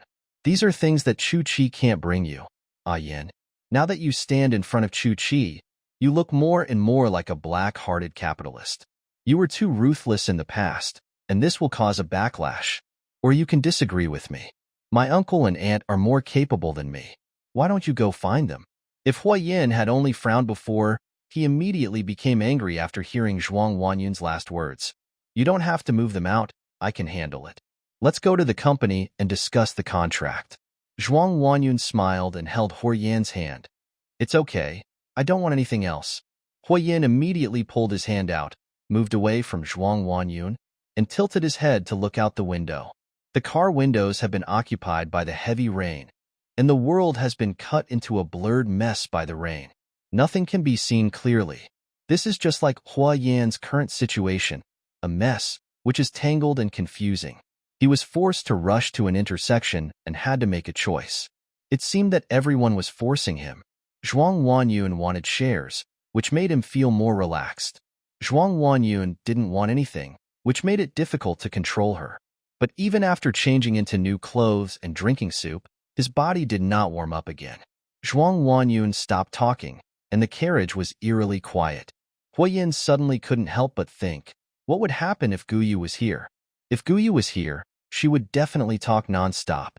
He always disliked Guyu for talking too much, but when the other party was not around and he couldn't hear such words, Huiyin felt as if he was the one who was abandoned. After a busy day, most of the things were finally dealt with. With the help of the banker, Huiyin was able to take a breath and prepare for the next step. After getting the shares, Zhuang Wanyun worked diligently and responsibly. She was fully responsible for the connection between the Zhuang and Hua companies and became busy again. When Huiyin saw Zhuang Wanyun working hard, he suddenly felt that this was his life. The people on the marriage certificate didn't have to love each other, but they had to be useful. So he left that position empty and selected the most suitable one to put on the certificate. He didn't have to spend too much time and effort on it. As long as his career didn't fail, this marriage would be extremely solid. What about the person he loves? Huiyin inexplicably felt a sense of emptiness.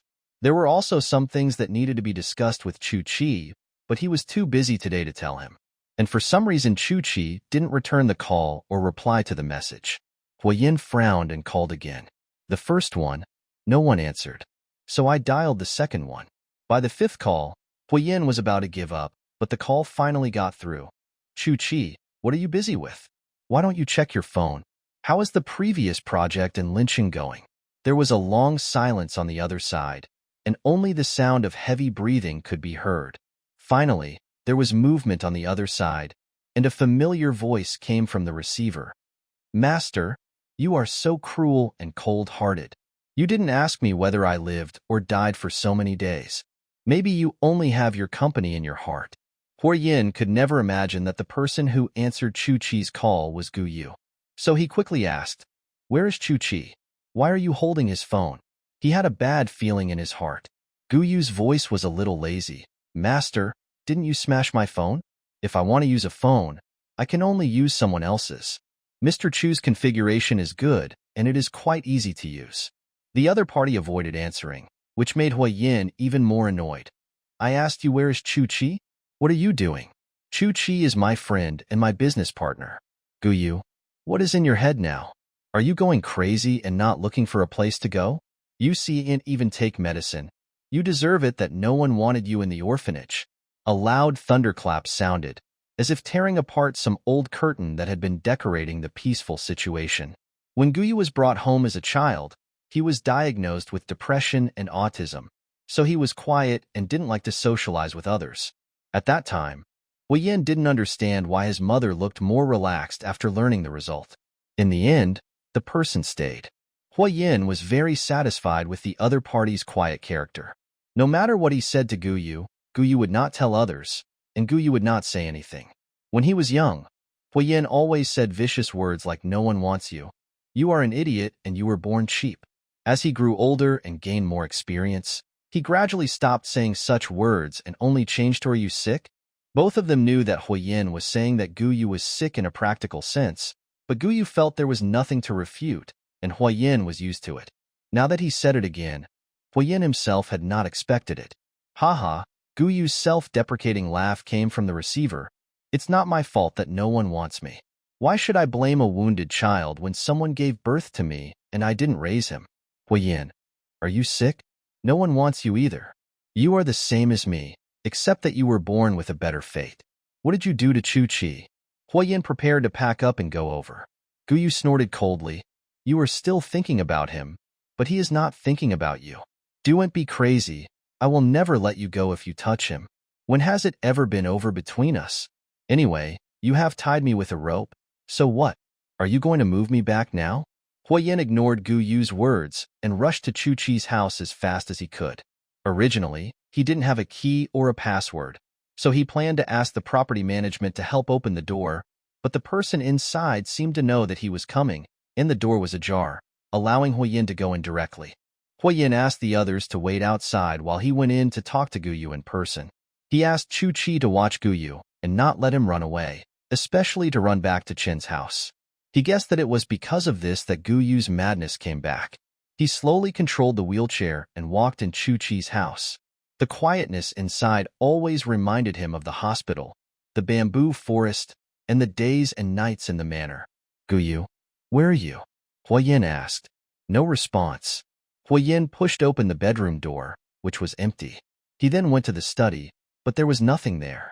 Instead, on the bookshelf behind the desk, there was a blooming peony wrapped in resin and decorated with an exquisite photo frame. It was the variety that Guyu brought that night. He threw it on the ground and crushed it into pieces with his wheelchair, but Chu-Chi preserved it so carefully. Huayin picked up the object with a gloomy expression. He had an uncomfortable feeling as if his territory was invaded.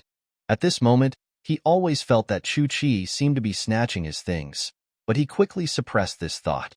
Over the years, he had overcome many difficulties step by step with the help of Chu-Chi. The two of them had supported each other to get to where they are today, and they knew each other well. He didn't think Chu-Chi had any other intentions. His eyes fell on the document on the table. It was the project he and Chu-Chi were working on together. Huayin picked up the document. Just as he was about to open it, there was a cry of surprise from outside. Huayin's cell phone rang. It was Chu-Chi's number and Guyu's voice. Huayin, I don't think Mr. Chu is good to you. I've been following him these days, and I don't like him. I decided to help the young master. What are you going to do? Huayin immediately took the document and walked out of the study. You think it's right? How many people have you met in your life? How can you have so many firm ideas? Guyu, get out of here right now. If you get out now, I can still forgive you. I'm really helping my young master. Guyu was unmoved. Huayin shouted angrily. I don't need the help of a madman. What can you do to help me? You will only cause trouble for me. I haven't dealt with you yet because of our friendship over the years. Guyu, get out of here now. Huayin arrived at the living room, and Secretary Xiang finally couldn't help but walk in.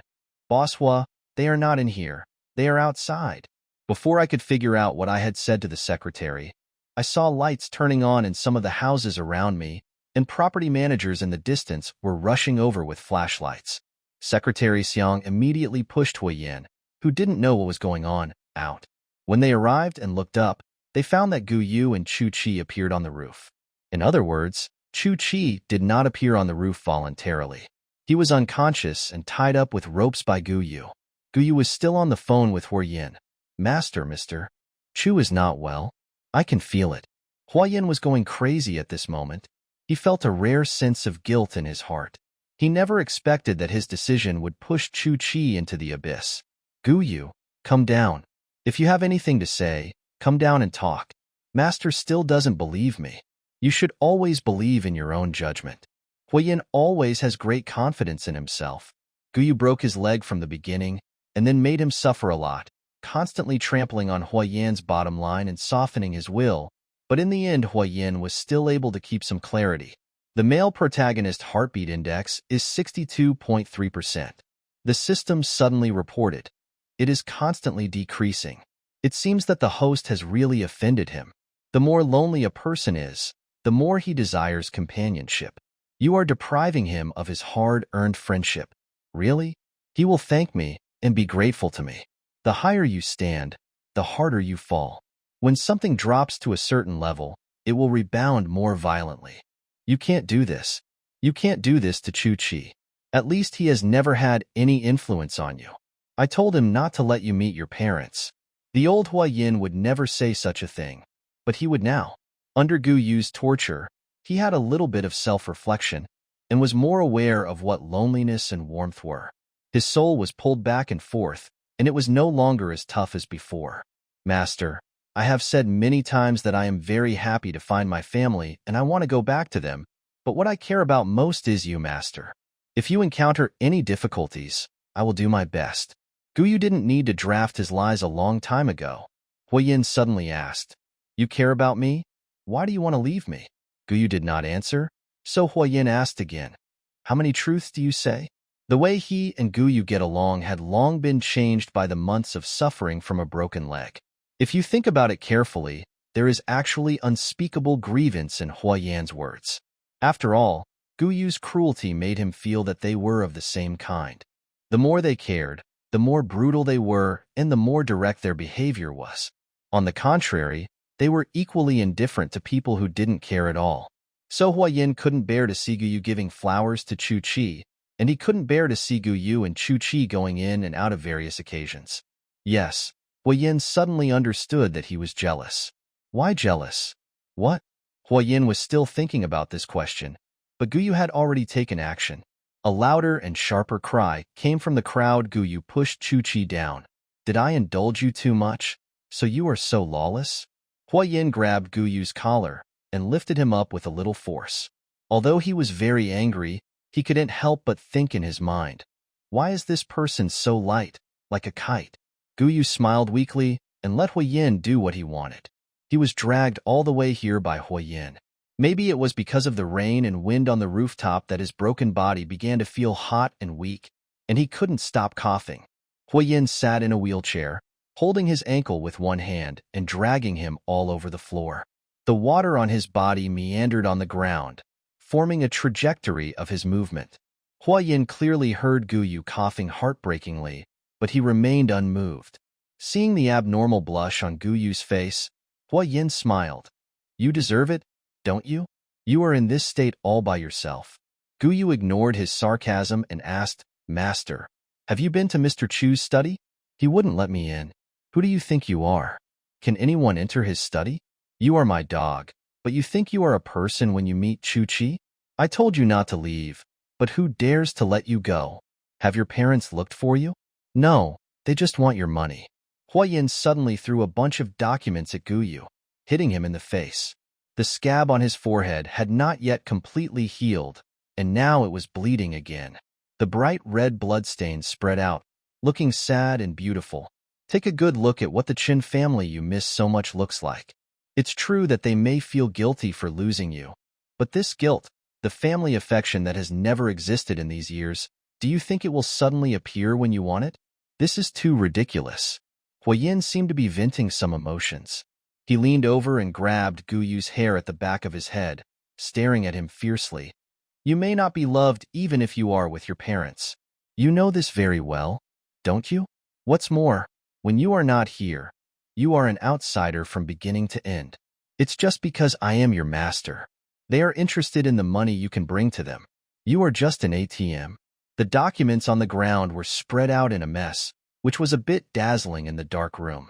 Guyu could see all kinds of information about the Chin family by picking up one of them at random. Chun Jinxing owed money from gambling, and the family was already in debt. Qin Youxiang had been a thief since he was a child and had been to the police several times, so he couldn't find a good job. Recently, he seemed to have become addicted to online order swiping.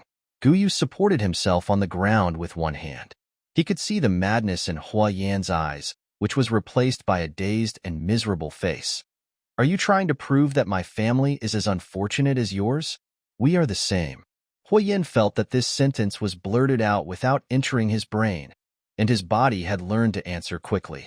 If that's the case, why don't you believe me? Yes, I am not qualified to enter Mr. Chu's study, but not only because I am Guyu, but also because I am Guyu of the Hua family. Mr. Chu must be hiding something from you. You are sick? Huayan touched Guyu's face with some pity, and he lowered his head and placed a light kiss on the other's wound. You are just sick. Don't worry, what happened today will not be spread out. You will be fine. I will talk to Chu Chi. The blood dyed Huayan's lips red, which were dark blue due to the cold, and stained him with an indelible beauty. Guyu, it's good that you're back. Now that you've seen everything, don't run away. Huayan was not very convenient in the wheelchair. He tried to bend down and hug Guyu, wanting to rub her into his arms, but this made the posture between them very strange. Guyu reached out and pulled him off the wheelchair. Huayan's legs were unable to move, and he lost his balance and fell to the ground. But he was not angry, but laughed and hugged Guyu tightly into his arms. His tone was vague and crazy. You know, I'm really busy these days. I'll take you home after I've dealt with all this. It's just the Chin family, right? If you really like them, I'll help you beat them up, and they'll be obedient. 3 days of separation feels like 3 years. Every day in the office and at home, Huayan couldn't help but recall Guyu. His life had long been occupied by Guyu in every aspect and every corner. He could no longer completely leave Guyu and live alone. But now the ups and downs have made him feel suffocated. Only Guyu can he talk to. Only Guyu will accompany him. Guyu doesn't want anything. Even if he doesn't give her anything, Guyu will stay. This is what he wants. Huiyin demands warmth, but is unwilling to give it in return. He believes that friendship will only be real when there is no interest. Maybe he was afraid that Guyu would go crazy, or maybe the friction during this period of time had changed Huiyin's various habits. When no one was watching, Huiyin learned to express his emotions without restraint. What kind of embarrassment has never been seen before? They have seen each other's most embarrassing moments. They are the most suitable people in the world. Today he was afraid that something might happen to Chu-Chi, and he was even more afraid that Guyu would jump down from the building without hesitation. Thinking of that scene, his heart seemed to freeze. Because Huiyin knew that Guyu's life seemed to have no warmth, but faced malice from all sides. Otherwise, how could Guyu have depression? Huiyin. Guyu called the other person's name. Huiyin was like a little snake that was affectionate to its master. He hummed softly and continued to wrap around Guyu, rubbing gently. He then picked up Guyu's hand and gave it a dense kiss on Guyu's neck. What should I do? I don't want you to leave anymore. Even though the man in front of him was a madman, the most madman he had ever seen, who dared to torture him and crush all his self-esteem. So what? They hurt each other, tortured each other, merged into each other's bones and blood, and cuddled together for warmth in the cold night. Huiyin couldn't figure out Guyu's expression. Guyu didn't necessarily look happy when she smiled, and didn't necessarily look angry when she didn't smile. He watched the subtle changes in Guyu's expression, took his finger into his mouth, and said vaguely, "Guyu, let's never separate, okay?" In what capacity? Guyu calmly looked at the 69.8% heartbeat index, and when he saw the data slowly going up, he felt that it was not enough. Do you need some capacity? That's good. Huiyin bit Guyu's earlobe. Then Huiyin was slapped on the head by Guyu. He covered his face in disbelief, with a look of grievance in his eyes. The next moment, he was thrown onto the bed by Guyu. Guyu's methods of torturing people were accumulated from years of completing tasks. With cold eyes, he stared at the puzzled Huiyin. "I am not satisfied with your answer, master. Please answer again." Huiyin still had a trace of rationality. "But you know, the place beside me belongs to others, but none of them are as close to me as you. You are the one I like most." System's simple evaluation. Scumbag. He really has never changed his bad habits. After all, he was a scumbag in the original novel. It's just that Guyu broke his leg, and he no longer has the capital. Young master is really good at joking. Guyu's eyes became even colder after he said this. When Huiyin woke up again, he could hardly control his body, and Guyu sat on the sofa next to him, dressed neatly, not even bothering to look at him. Huiyin wanted to say something, but he held it back. Should he say that he was abused? It was he who brought it upon himself. There is always a difference between a person with a broken leg and a person with a healthy one. Miss Shuang came here once and was very unhappy. Guyu suddenly said. Huiyin straightened his wrinkled clothes. If she is unhappy, then she is unhappy. Are you going to see Mr. Chu? Guyu asked again. There are some things that need to be discussed. Huiyin did not say what it was. He felt that Guyu did not need to know these at all. After changing into new clothes and going out, Huiyin saw the secretary's hesitant look. Secretary Xiang endured for a long time and said, Boss Hua, several good people in those departments have jumped ship. I heard that someone has offered better conditions. Just go. Huiyin didn't want to care. But they even took their own team with them. Boss Hua, you know, they are the ones we have worked hard to cultivate over the past few years. Secretary Xiang wanted to run away himself, but he felt that Huiyin was too miserable now, so he had to stay with him for a while. Huiyin was stunned for a moment, holding the documents he brought out from Chu-Chi's study, and said, Then go see Chu-Chi. There are still some things I need to tell him. Mr. Chu. Mr. Chu is not in the hospital. What do you mean? Secretary Xiang closed his eyes and made up his mind. Mr. Chu didn't fall down yesterday. He has been exercising all year round and his body is strong. He just had a few minor scratches. After he woke up, he was gone. He is now at the bidding meeting for the land in Longxing. Huiyin, no matter what he does, I am in control of my own affairs. Secretary Xiang looked at Huiyin with pity in his eyes. Boss Chu is not going to help us. Boss Chu is the boss behind Kuming. This time, he is going to inspect the results. Combing Company is Huiyan's recent competitor, a rising star in the industry, and the company that snatched most of Hua's orders this time. And now tell the secretary that Chu Chi is the major shareholder of this company. His hands lost strength and the folder slipped from his legs and fell to the ground. The document spread out and a photo came out of it. Huiyin bent down with difficulty to pick it up, and after seeing the content of the photo clearly, he suddenly laughed. Zhuang Wanyuan also called, and the other end seemed very surprised. How come Chu Chi is Kuming's boss? What's going on? Did you arrange it? No, he has been preparing for it for a long time. In the photo, the family of three were smiling brightly. The man and woman were leaning against each other. The man, who was always serious, actually smiled. He also held 7 or 8-year-old Chu Chi on his lap. Hua Jingheng had never held himself like this before, nor had he smiled like this before. They father and son never even had a proper meal together at the table, let alone any photos. Huiyin thought that Hua Jingheng didn't like him, but now it seems that he just doesn't like him. Just after hanging up the phone, Chu Chi's phone rang again. Thank you so much, Huiyin. If you had come a little later yesterday, I would have almost died. That kid in your family is too crazy. What month were you born? Huiyin suddenly asked. Chu Chi didn't know what he was thinking about. After a moment of silence, he answered truthfully. February. You celebrated my birthday so many times. How come you don't remember it? Huiyan's birthday is in July. He and Chu Chi were born in the same year. Thinking of this, Huiyin remained silent for a long time. He was sitting in a wheelchair, still in front of the huge French window. The city was washed by the heavy rain and looked brand new, but the person in the French window could no longer stand up and could only sit, looking dilapidated. The building was still there, but Huiyin seemed to have sensed the slight exhalation sound before it collapsed. Chu Chi heard that he didn't say anything, so he said, I guess he has already told you. I wanted to hide the person and never give him to you again. But who knew you raised such a vicious thing and almost killed me? So, let's just stop pretending today, right? Huiyin said. There's no need. Will you still believe me after he said that? In all aspects, you trust him more. No, it wasn't.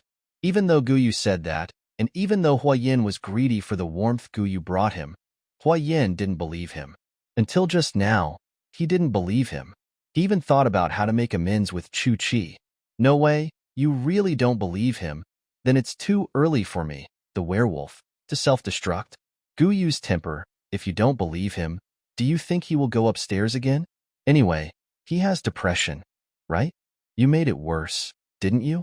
Huiyin breathed heavily and closed his eyes. You hit it very well, there was no flaw at all. You were just waiting for this day, right? The withdrawal of investment and the spokesperson issue, it was all you, right? If you think so, then so. I have nothing to explain, Chu Chi said ambiguously, but you are wrong in one thing. I didn't hide it very well. Chunwei knew about it since I was born. My mother was almost killed by her. You know how cruel a woman is who can send her own father to prison. My mother doesn't even dare to return to China now. She knows? Of course Chunwei knows. What can be hidden from her eyes? Maybe she cared about it at first. I thought it was some emotional dispute, but later I found out it was a face dispute. After all, I was born before you. She saw you getting along with me and watching you make fools. Do you know why? Go check. There is a person named Chen on Yuan. There will be a surprise. After that, Chu Chi seemed unwilling to talk to Huiyin anymore and hung up the phone directly. Although people in the industry were a little confused, they also saw the direction of the wind. Huiyin was now in a desperate situation. Even his good brothers broke up with him. I snatched several orders from Huiyin in one breath. This forced Huiyin to rely more on the Zhuang family, and Zhuang Wanyun went deeper into the Hua family and took charge of more things. Huiyin even lost the mood to work. He checked according to the instructions given by Chu Chi, and found out as expected that Chen Yuan was Chunwei's daughter, just a few years younger than him. Moreover, Chunwei did not seem to deliberately conceal this kind of information. He could find it as soon as he checked, and he could also find Chunwei's trajectory in Chen Yuan's growth path. Maybe he went to a parent-teacher meeting, or attended an art festival to watch Chen Anyuan's performance, or even saw the two of them traveling together. Hua Yin then realized that Chen Wei and Hua Jingheng did not have no love for each other, but they just did not give him this love. He could accept such a family that was in appearance but in spirit, and comforted himself that Chen Wei and Hua Jingheng were just like that, and it was inevitable for a business marriage to be like this. But reality told him that it was not the case. They were just stingy with him. Even many people knew that Hua Yin was the only one who was kept in the dark, and Chen Wei and Hua Jingheng looked down upon him as he acted foolishly and treated Chu Qi as a brother, as if they were just watching him fall from his high place and be half dead. In the past, Hua Yin would think that no matter how cold the feelings in this family were, they were still a family and many problems could be solved. It turned out that they all had their own families, and Hua Yin was the one who was alone. So, probably no one would care even if he fell to his death this time. Then why did he save the Hua group? Should he stand in front of this high-rise building that was about to collapse and act like a clown for people to watch? Hua Yin suddenly lost his fighting spirit. He leaned on his wheelchair and asked Secretary Xiang to take him home. "You can go if you want to. Water flows to higher places." Hua Yin said this before saying goodbye to Secretary Xiang. As expected, a few hours later, Xiang received a letter of resignation from the secretary. It seemed that he had already found a new job and was just hesitating whether to leave. Hua Yin's words made him make up his mind. Hua Yin entered the manor and saw Guyu cutting flowers with scissors. All the fresh flowers were crushed by Guyu. He sat in a sea of broken flowers and never got tired of it. Guyu. Hua Yin found that after going around in circles, nothing belonged to him except Guyu, and Guyu would not leave him. He fell on the carpet of broken flowers and fell into a familiar warm embrace. He never dared to raise his face, but just kept repeating, I'm sorry. I was like a fool, being tossed around by them. Chu Qi was lying to me. He was lying to me from the beginning to the end. It was all fake."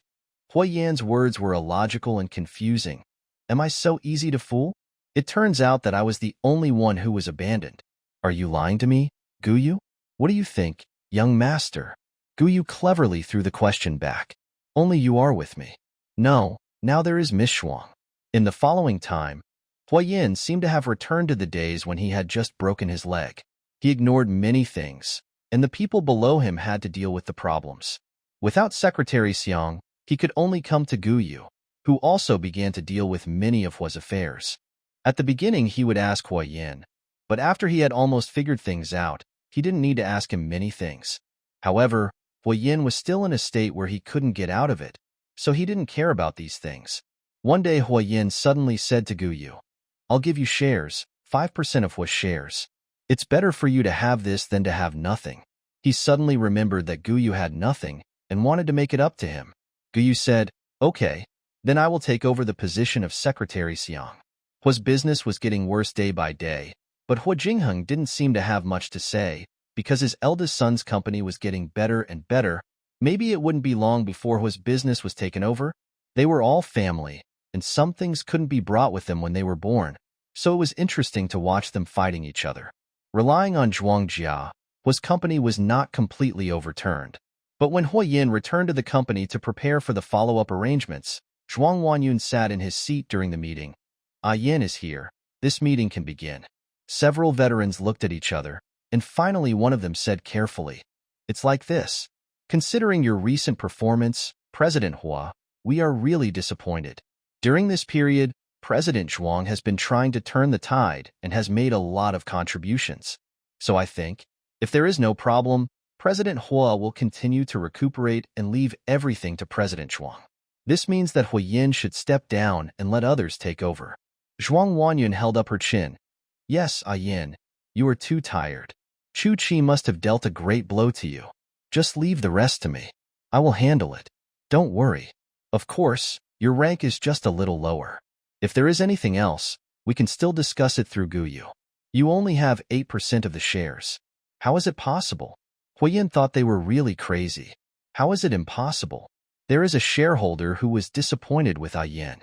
He gave me all his shares, and some small ones. Isn't Mr. Hua very generous? He diluted his own shares a lot. What a coincidence. I now have 42%, which is only 2% more than you. There was almost no controversy in the subsequent meetings, which were all dominated by Zhuang Wanyun.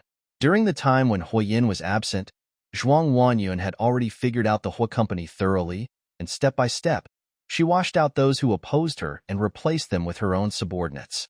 The Hua family is so big, but it is only called Hua on the surface. Huayin was replaced by Zhuang Wanyun. Although he still had the title of manager and was one of the major shareholders of Hua's company, compared with the past, it was extremely embarrassing. The power transition within the Hua family's upper echelons also sparked a huge discussion, with all sorts of revelations revealed. What is Zhuang Wanyun doing? She is swallowing up her fiancé's property. That's horrible. It's obviously Huayin who doesn't want it. Former Hua's employees are speechless about this CEO. Everything was fine before. Recently, there were some big problems in the business. Not only did he not try to find a solution, he even hid away. The whole company is supported by Miss Shuang. You don't know how humble Miss Shuang has to be when she goes to negotiate business. Huayin is just irresponsible. The people above are the water army bought by Zhuang Wanyun. Huayin is in such a state, and he has a broken leg. Not only does Zhuang Wanyun not go to comfort him, she also takes advantage of the situation and pretends to be good for him.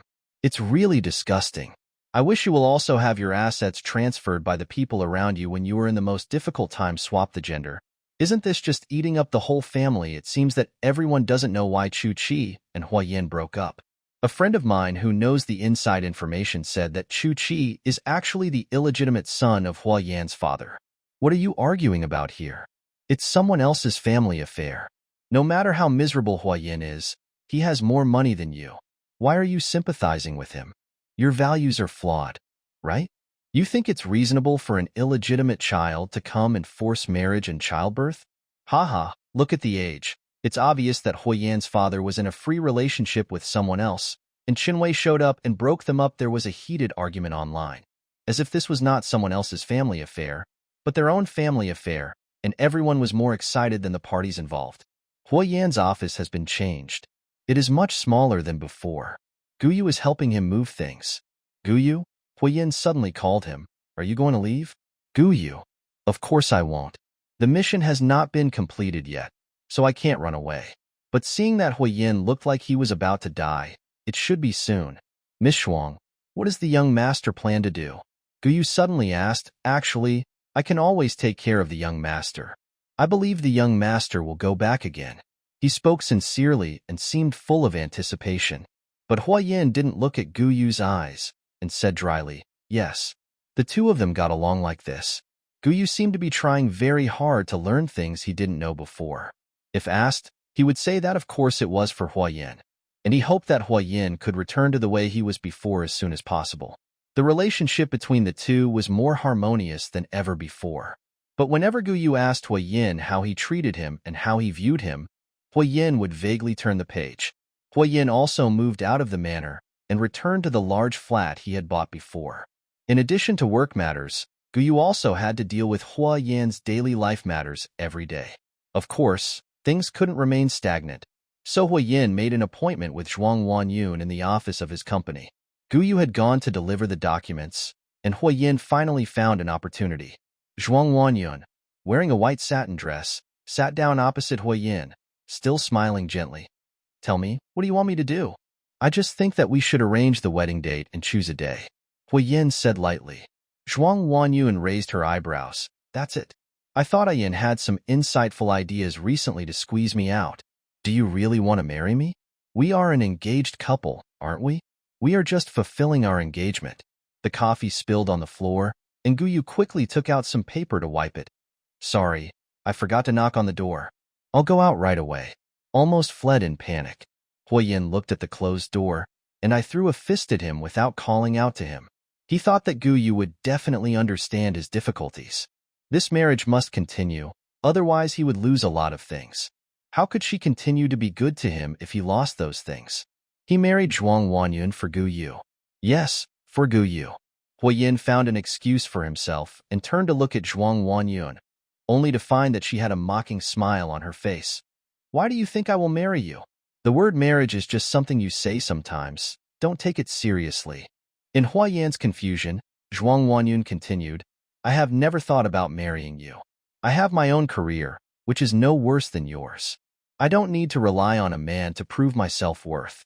Besides, even if we really get married, will Guyu sleep between us in the future? Huiyin, you are dreaming.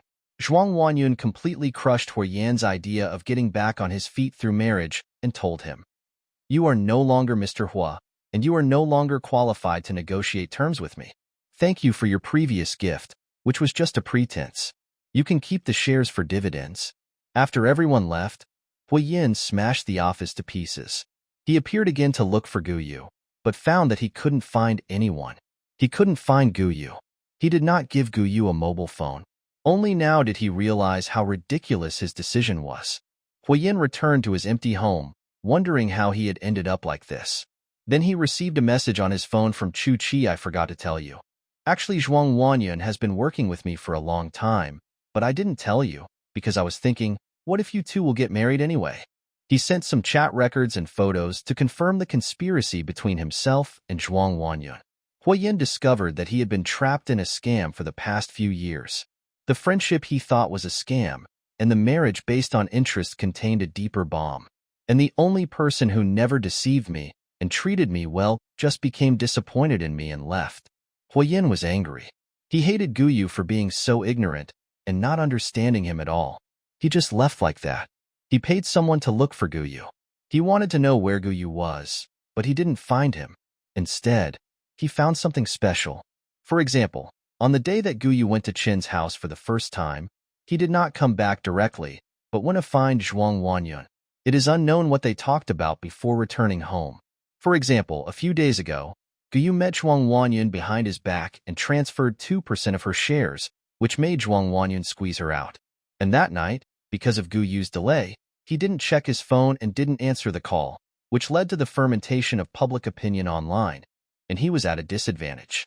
Huiyin simply couldn't believe what was written there. Guyu also lied to him. How was that possible? How could Guyu lie to him? But the fact is, Guyu was also lying to him, and even teamed up with Zhuang Wanyun. There is no one around me who can be trusted. Thinking about the past few days with Guyu, thinking about what Guyu had said to him, thinking about the look in Guyu's eyes when she saw him, Huiyin felt like a clown being watched and laughed at by everyone. Chu Chi, Guyu, and Zhuang Wanyun must be laughing at his embarrassment and using his miserable state as a topic of conversation after dinner. "I said so many things to Guyu that I couldn't say before.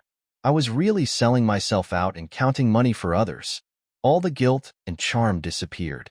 Male protagonist's arousal index is 15% and still falling. The system reported. Guyu watched Huiyin going crazy on the screen and remained unmoved. The system is curious. I thought the host had developed feelings for the male protagonist during this period of time. I am not a garbage station. I don't want anything. When Guyu disappeared, Huiyin suddenly cheered up again and brought out the skills he used to dominate the business world. After all, he was well trained, and his vision and methods were no worse than others. He gathered all the tasks at hand in an instant, and his reputation in the Hua family gradually changed. Most people followed Huiyin and felt very disappointed with him.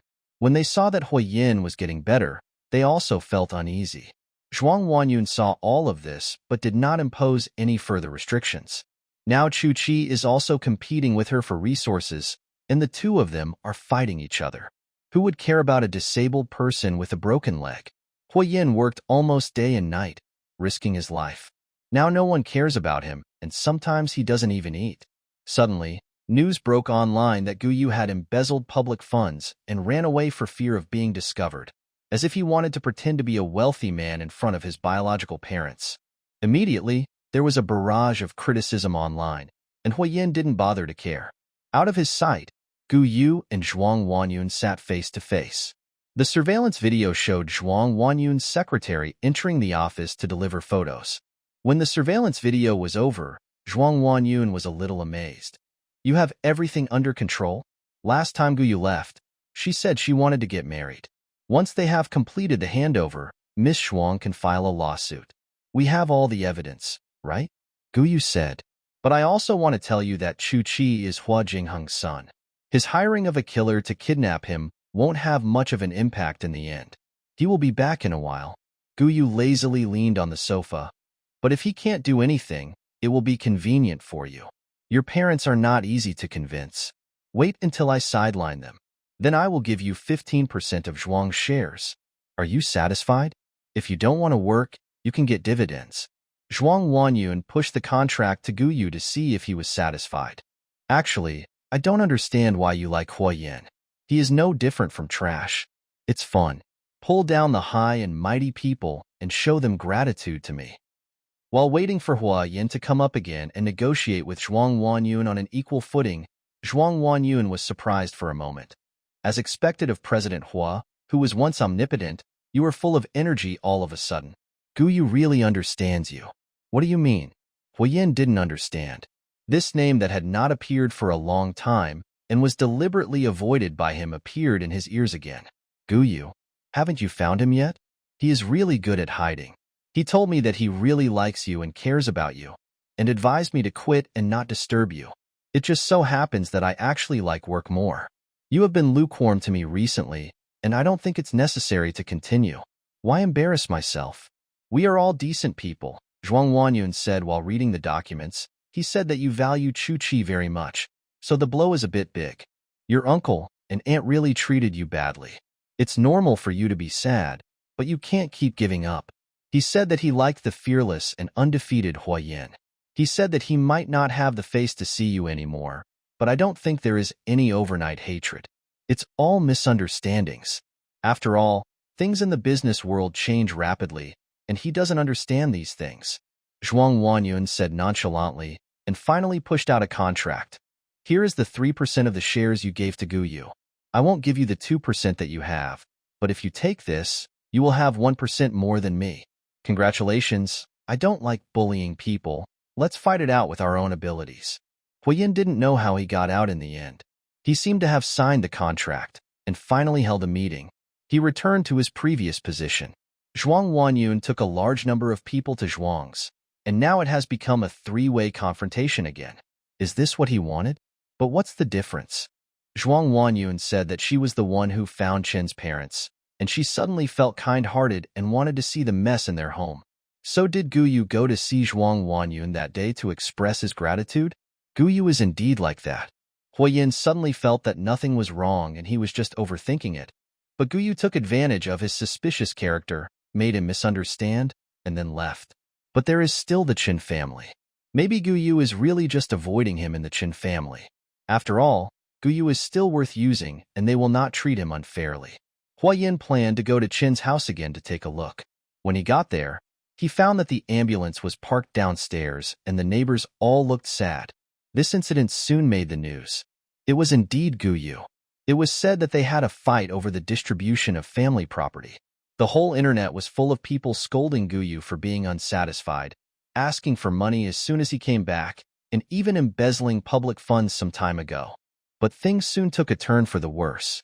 Chen's daughter Chen Di suddenly presented a piece of evidence to the police, which included solid evidence that the Chun couple were trafficking in persons and abusing their children. Outside the ward, Chen Di saw the man in a wheelchair that Gu Yu had told her about. She had already sent Li Chunhong and Chen Jinxing in. So why was she afraid of Hua Yin? She immediately said as she had planned, "You are Mr. Hua, right? I didn't expect you to come." Hua Yin looked at her, and Chen Di sat down. Gu Yu said that you must hate him to death and wish he would die. Look, this is what happened. You were almost beaten to death by Chen Youxiang. Someone was watching the news behind him. Chen Youxiang was shouting in the video that he was innocent and that Gu Yu had bumped into him. He was scolded by netizens. He said he would help Chen Youxiang find a job, but later he said he couldn't find one and he didn't have any money. How could my parents let him go? He thought you would come to him at first, but you didn't. If my parents weren't afraid of someone getting killed, I don't know how long he would have been in prison. Chen Di thought about the scenes where Li Chunhong and others were tortured by Gu Yu every day, and was surprised to find that her ability to lie was so strong. Then she left, still having a lot of things to deal with. Hua Yin had been guarding Gu Yu, feeling more guilty than ever before. I'm sorry, Gu Yu." Hua Yan's tears dripped onto Gu Yu's face, and he burst into tears. "No one has ever been so good to me. No one has ever cared about me so much, even though I was surrounded by betrayals. It turns out that there are still people who care about me so much, but I always treat them with the worst attitude. Master, why did you come here? Guyu woke up at the right time. You should marry Miss Shuang. No, I don't want to get married. I have you. It's enough for me. Huayin was afraid that Guyu would run away and was unwilling to let go. He struggled for a long time and finally said, I'm sorry, I love you. That sentence that Huayin had never heard when the original author was alive was also what Huayin had been saying at the original author's grave after his death. He finally said it in advance. The male protagonist heartbeat index is 100%. Mission accomplished. Live broadcast ended. Guyu did not withdraw. He watched Huayin suddenly faint and calmly called the nurse to come in. Now Huayin has no time to rest at all, and Chu Qi and Zhuang Wanyun are both troublesome people. The huge Hua group had long since been turned into a hollow shell under Zhuang Wanyun's operation, and Guyu, whom Huayin relied on, had almost never given him a good face since he came back. Huayin knew it was his fault, but he didn't even dare to ask. Soon Chu Qi was exposed for hiring a killer to kidnap, which caused a sensation. After he went in for a while, Zhuang Wanyun and Huayin immediately took action to divide the property. But Chu Qi would come back after all. As soon as Chu Qi got into trouble, Hua Jingheng came back from abroad, which made Huayin feel uncomfortable for a long time, and he could only confide in Guyu. But his health was getting worse. Many things can only be handed over to Guyu for handling, as he is the only person he trusts. When he was lying in bed unable to move, he met Zhuang Wanyun again. Guyu told her that he wanted to sell the company to her, but Huayin objected and did not get any response. Guyu, who became a major shareholder, had endless dividends to spend. He did not take Huayin with him when he went out, but kept Huayin under control. You know that many social events are forced upon me. I am doing this for your own good. Otherwise, how could I have the money to support you? Huayin always felt that he vaguely said such words. In a daze, he dreamed of another life, in which Guyu never resisted. He relied on this to act recklessly and made Guyu covered with bruises. He wanted to shout at that self to stop the abuse, but the other party was indifferent. From the perspective of an observer, he saw how shameful he was. In the end, Guyu died and Huayin burst into tears. He was able to realize this because he had nothing. When he had everything, he would have nothing to worry about. However, only when he was at his lowest point could he truly discover the good around him. This was the bitter fruit he had sown. The third floor of the villa is in darkness all year round. During the day, 2 layers of curtains are drawn, as if a little light shining in would scare the people inside. The servants said that they had never seen the curtains opened. If it weren't for the daily meal delivery, they would have thought there was nothing inside. Of course, the meals were basically returned intact, so the servants made private bets and guessed how long the person inside could survive. At night, when the lights in the villa are brightly on, there is a party in the living room with clinking glasses, laughter, and music. Only the room on the 3rd floor is so dark that it seems to swallow up all the light, and along with it, all the ambiguity and joy. And it was that place where Su Huining would go after the banquet, reeking of alcohol, and come out disheveled an hour or 2 later. He often went to that room, but never stayed overnight. I heard that when the person in there was still normal, he was a classmate of the young master.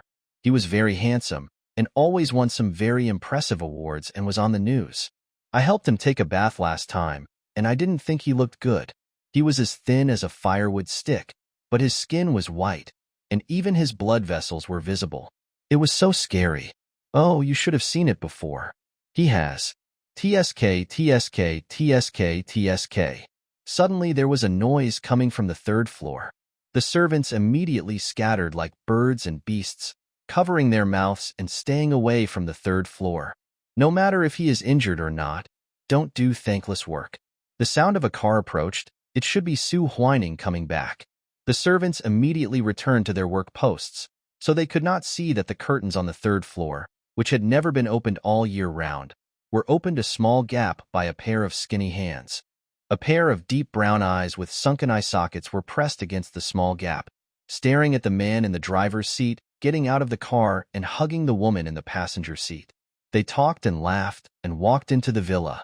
I don't know if it's because I haven't seen the light for too long or what, but my eyes were deeply hurt and uncomfortable, but I couldn't even squeeze out tears. Maybe my tears had completely dried up with the things that happened many years ago. The ambiguous marks on his body and the bruises from whipping were mixed together, crisscrossing across his thin body, as if declaring that this was a madman who was about to die. People say that Guyu is like the moon in the sky, bright and dust-free. It would be blasphemy if he were stained with even a little dust. He should go his own way and swim freely in the ocean of academia. He will have teachers whom he feels he should have met earlier, and like-minded friends. Who knows, maybe one day he will be often seen in the news. He is a leader among Yin University students. But then they will sigh and say what a pity it is that such a good person has gone crazy. Crazy. Guyu felt like he was going crazy. His days and nights were reversed. His thoughts were in disorder, and all kinds of drugs made it impossible for him to concentrate. Finally, he skipped the drugs a few times and gained a bit of clarity. He slowly opened the curtains and pushed open the window with his remaining strength. The wind blew in, blowing up his shoulder-length black hair. Finally, the man below realized something was wrong and looked up in shock. Guyu smiled for the first time in a long time and jumped up. Blood stained the man's white suit red, and amid the other party's desperate shouting, he was finally free. He came like the moon, was dragged into the dust and fell, and then returned resolutely, blooming like a rose. A touch of bright red became the blood between Su Huining's eyebrows, a cinnabar mole that he would never forget in his life. The above content is from the novel His Vermilion Mole, which describes the 12-year emotional tug-of-war between Guyu and Su Huining in nearly 400,000 words. It is full of dog-blooded stories and thundering stories. Guyu, a poor boy who finally made a name for himself, was admitted to Yin University with the first place in the province. However, his bright future was completely ruined by a joke between the rich second generations. Under the insurmountable gap of power and status, his spine gradually collapsed, and he became Su Huining's bird in a cage, saying that Su Huining loves him? But at the beginning it was just a bet to see if Su Huining had the ability to pull this flower from the high mountain with clear wind and bright moon. Su Huining thought it was fun and participated in this bet that he thought was insignificant and won the role of the flower picker. Say Su Huining doesn't love him? In order to be with Guyu, he went to Guyu's parents in person, which directly angered Guyu's grandmother. He tied Guyu to his side and didn't allow him to go anywhere. He treated Guyu as his personal property, giving him money and cars when he asked for them. He didn't abandon Guyu even if he went crazy. It's hard to define. After all, Su Huining has never said to Guyu "I love you" or other similar words between lovers, although their entanglement is deeper than that between lovers. Guyu opened his eyes, panting from a sea of blood. He subconsciously looked at his hands. They were slender and strong. The thin calluses on the fingertips of his right hand told him that these were just an ordinary student's hands, different from the withered hands he had seen before. In order to prevent the host from becoming mentally ill, the quick travel game also provides free services to extract and save the memory of the mission world. Guyu had never done this before, and strangely, he didn't go crazy. But it was the original owner's strong desire to live in the face of death that touched some nerve in Guyu, making him unable to come back to his senses for a long time. A familiar feeling came over him like a tide, but he just couldn't grasp the source of that feeling. As a villain, he had died countless times in the mission world. Guyu had long thought that death was as simple as eating and drinking. Only this time, he felt suffocated and had a strong sense of relief. System. The room was dark, which reminded Guyu of the darkness that the original owner faced day and night. He subconsciously groped to the side. A pair of hands with distinct knuckles grasped his searching hand and wrapped it in their palms. The system's slightly soothing voice sounded, "I'm here." He didn't ask much, and Guyu didn't say much either. In the cramped space, there was only the sound of two people breathing heavily and lightly. But this warmth didn't last long. "I told you to cook for me. Where is your mother's food? You are just like your mother who died a long time ago. You can't do anything. I can't even have a hot meal when I get married. And you only know how to ask for money when you have a child." It's not that he wants other money. It's the tuition that Guyu owes his teacher. The homeroom teacher paid for all the 3 years of high school. His biological father, who lived next door to him, didn't pay a penny. The old door lock was twisted violently, making a metallic clanging sound. "Everything in this house belongs to me. You locked it to protect me." Dirty words come out of the man's mouth. He may not have any concept of father and son at all. His wife or children are just free tools for him to vent and use. A faint light lit up in the room, and shabby old furniture and decoration appeared in Guyu's vision. He blinked, not used to the light, and subconsciously looked around, but couldn't find the system. "TSK," Guyu said irritably, brushing back the loose hair on his forehead. He didn't quite understand what he was irritated about, but felt that it was not worth it to hide the body he had exchanged for at a high price. The door was slammed loudly, and pieces of wall paint and wood chips fell at the door, showing that the door was shaky. Guyu was now feeling very upset. The scarlet mark of the original owner's death lingered in his mind. Before he had time to sort out his thoughts, another drunkard appeared, a drunkard reeking of cigarettes. The disgusting smell could be smelled through the door. He raised his leg and kicked the door hard. This kick almost opened the door and caused the people outside to stop moving suddenly. Gu Zijian was hit by the door, and his palms felt numb. His mind was foggy due to the influence of alcohol, and before he could react what was happening, the door in front of him was opened from the inside. There was no light on in the living room. Guyu stood at the door with his back to the light. His black hair was stranded due to sweat and then casually pulled up, revealing the boy's smooth forehead. A strand of hair fell down and drooped lazily in front of a pair of dark brown eyes that looked a little gloomy and impatient. There was hardly any resemblance between him and Gu Zijian. The middle-aged man had long been hollowed out by alcohol and tobacco, with a fat and sagging face, red skin, and cloudy eyes. On the contrary, Guyu was too clean to be someone from such a family. He had a cool and aloof air about him, and his features were superior without a single flaw. Almost from the time he was born to the time he grew up, Gu Zijian complained every day that he might have been cuckolded. He beat his wife and then his children. Finally, his wife died and no one was willing to marry him. Gu Zijian was afraid that no one would take care of him, so he beat Guyu less often. But this doesn't mean not fighting. Facing a pair of silent eyes, Gu Zijian flinched for a moment, but soon his courage grew with the alcohol. Moreover, he often taught Guyu a lesson, so he immediately became unhappy. "How dare you kick the door in front of your father? I must teach you a lesson today. You can never have this door again. I will tear it down right away." Gu Zijian immediately reached for his waist, trying to take out the belt he had been wearing for who knows how many years. He had used this to beat his wife, and there were parts of the belt with different shades of color, which might be blood. But he failed this time. Just as he unbuttoned his clothes, his hand that was pressing on the belt was knocked off. Guyu grabbed the belt and pulled it hard. The man in front of him stumbled and turned in a circle due to unstable center of gravity, so the belt fell heavily on Gu Zijian's back. The sound was crisp and loud, accompanied by the sound of whistling wind. The burning pain on his back made him more sober. Gu Zijian immediately resisted.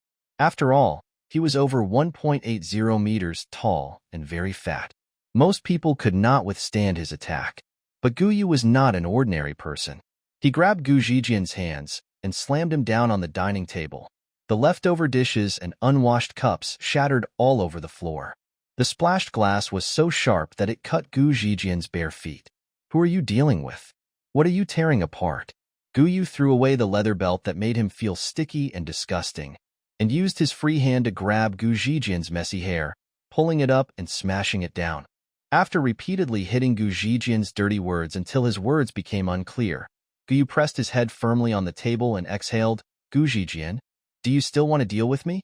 Even though the other person is now his father, Guyu does not take him seriously. Not only did Gu Zijian's face hurt, his nose seemed to be broken, and his scalp also hurt.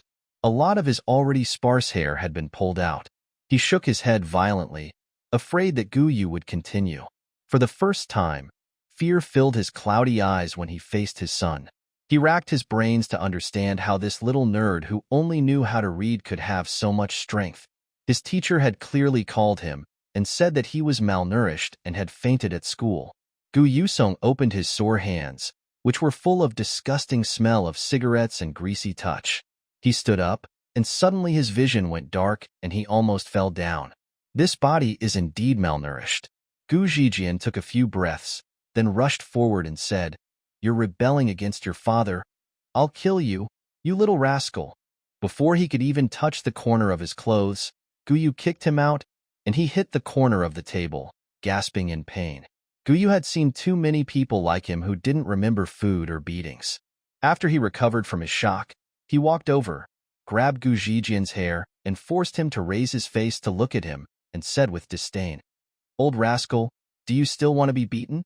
Seeing the impatience on Guyu's face, and the murderous look in his eyes that couldn't be concealed like those gangsters, Gu Zijian was really scared. His hands and feet became weak, and he spoke incoherently. "Hit me? No, no, don't. I'm your father." As if he had found an outlet, his words became smoother. "Guyu, I'm your father. You can't do this to me." Heh. Guyu slapped him in the face. I don't know if it was influenced by the original owner's memory, but when he saw Gu Zijian, he couldn't help but feel irritable. Blood and violence almost filled the original owner's entire childhood. The suppressed emotions made Guyu breathless. Looking at Gu Zijian lying limp on the ground, Guyu finally felt a little relieved. At the same time, inopportunely, his stomach growled. Guyu turned around and washed his hands. After coming back, he lazily leaned on the uncomfortable old sofa and ordered Gu Zijian, "I'm hungry. Go cook for me." Gu Zijian trembled, but the conditioned reflex formed over the years could not be changed. He immediately shouted, "Why? How can I, a grown man, do such a womanly thing?" The glass bottle shattered at his feet. The boy on the sofa frowned, his knuckles making a continuous crackling sound. "Cook for me, or I'll beat you up." Gu Zijian quickly got up and, ignoring the broken glass on the floor, ran towards the kitchen. Guyu chuckled. "Remember to sweep the floor?" Gu Zijian, who had been taken care of by his mother since childhood and served by his wife when he grew up, had never entered a place like a kitchen. After his wife passed away, he either ate and fooled around outside or asked his son who was in elementary school to cook for him. Now standing in the kitchen, he didn't know how to start. He wanted to run out and leave this place, but as soon as he turned around, he could see Guyu's dim gaze, and he didn't dare to leave the kitchen. How can you ask men to do what women do? Gu Zijian felt uncomfortable, thinking that since Guyu needed to eat, he would just stand here. What if he couldn't cook it? He would just starve that little rascal to death, and see if he dared to be tough in front of him. Thinking of this, his movements became rough, and he immediately broke several bowls. Before he could continue his revenge, Guyu's ghostly figure appeared beside him. "Isn't it good to be alive?" 10 minutes later, Gu Zijian, who had a few more bruises on his face, was able to wash the dishes skillfully. He carefully put the porcelain bowls into the cupboard, fearing that making any noise would attract the devil behind him. But he still didn't know how to cook. Guyu said that didn't matter.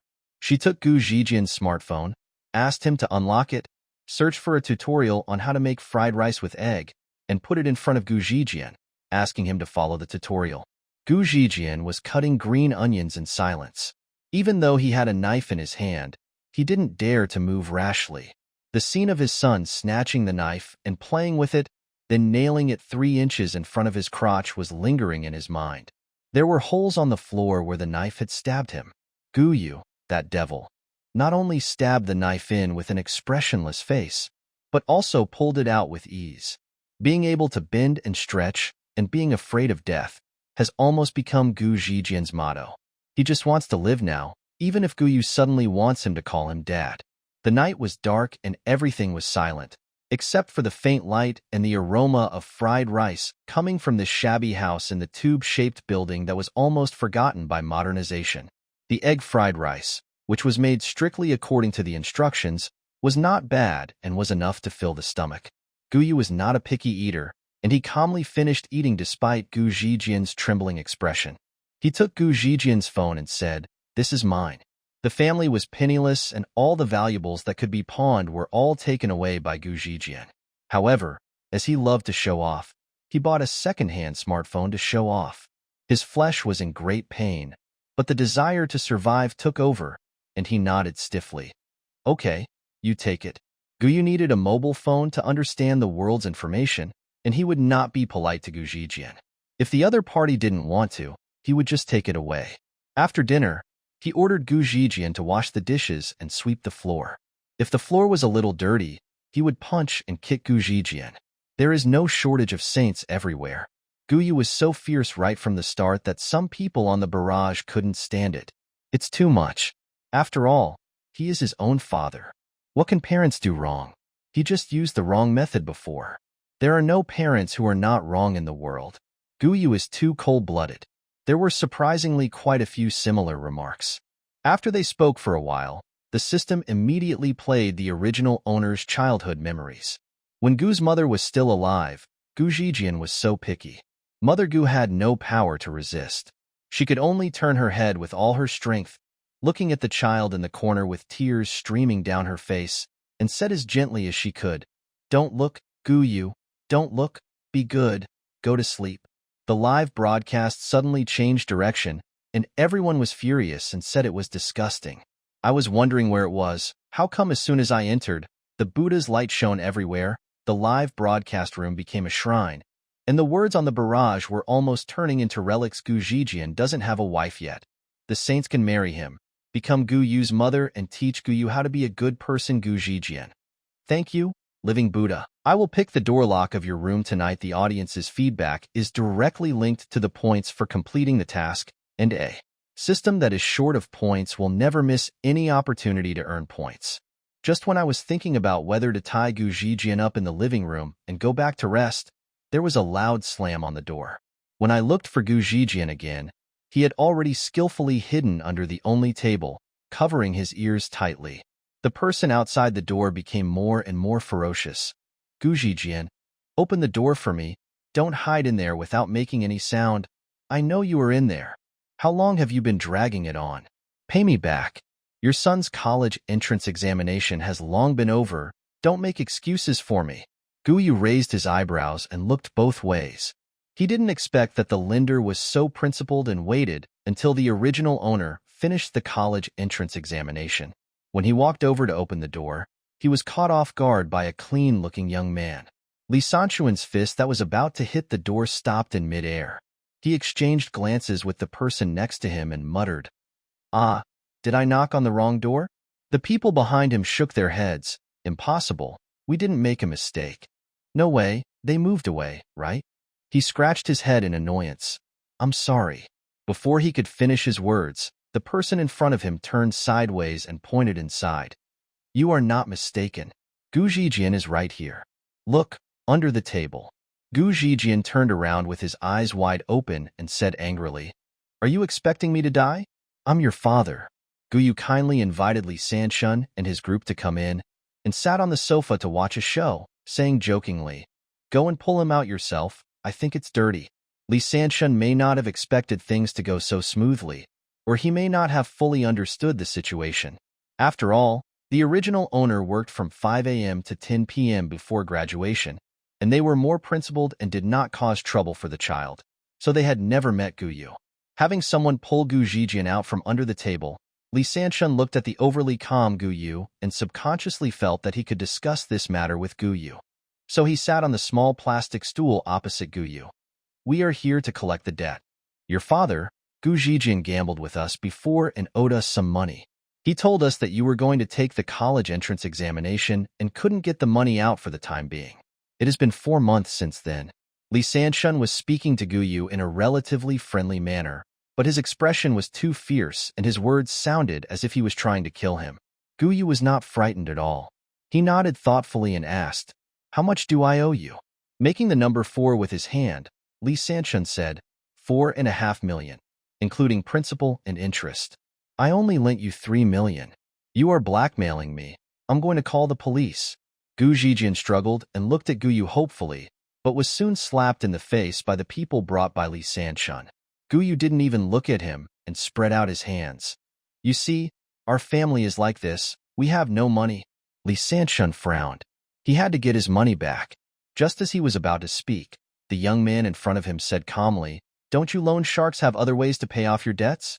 Tell me, do you want Gu Zijian's hands or feet? I'll help you hold him down." Debt collector. The scene fell into an eerie silence. Li Sanshun finally found his voice. Well, aren't you a high school graduate? Guyu nodded. The college entrance examination results will be released at the end of this month. Then you should know, Li Sanshun himself has a child whose grades are not very good. He knows that Gu Zijian's son has good grades, so he naturally has a filter. He sat up and said, "It is illegal to cut off someone's hands and feet. Then you can cut off his fingers. Tell me, how much is it? 500,000 yuan for each finger, or what?" Guyu showed an expression of confusion and said in understanding and cooperation, "After all, isn't loan sharking also illegal?" Gu Zijian came to his senses and immediately started to curse.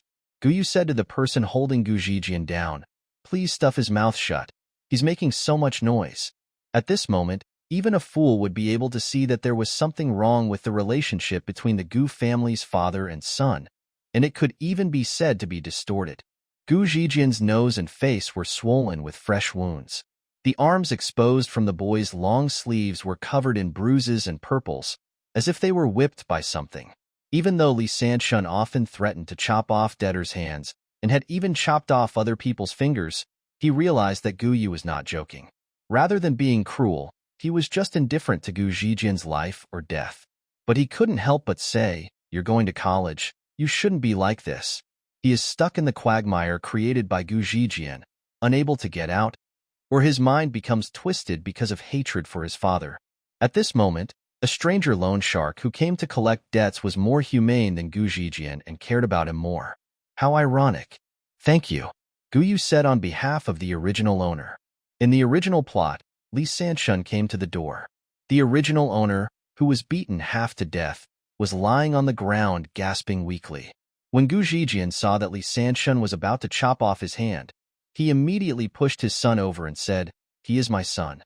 If you chop him off, you are chopping off me. Go ahead and chop him off. I will definitely pay you back." Li Sanshun was so angry that his expression was distorted. He beat Gu Zijian, cut off 2 of his fingers, and took the immobile Guyu out. He had his own things to do, and taking the person away was already out of line. He couldn't bear to watch it, so he took out his wallet and stuffed all the money in it into the original owner's pocket, asking him to use it to buy medicine. He also told the original owner to try to leave this place and live a good life. Later, the original owner repaid the money for his father, and Li Sanshun always thought that the other party had a good life. In fact, he just jumped from one quagmire to another and did not have a good end. Instead, the ferocious and fearful Li Sanshun became one of the few bright spots in the original owner's life. The door was not closed, and the cool night breeze kept blowing in, making people feel a little cold.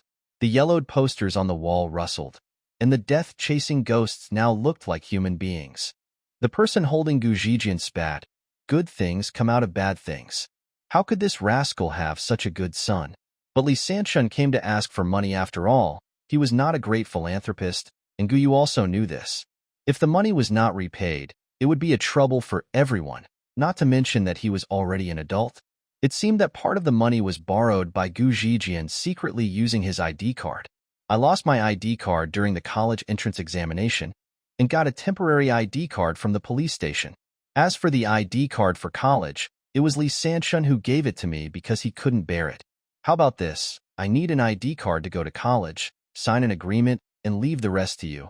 Can you give me the ID card first?" Guyu said calmly, "I can't run away if I can't pay the money.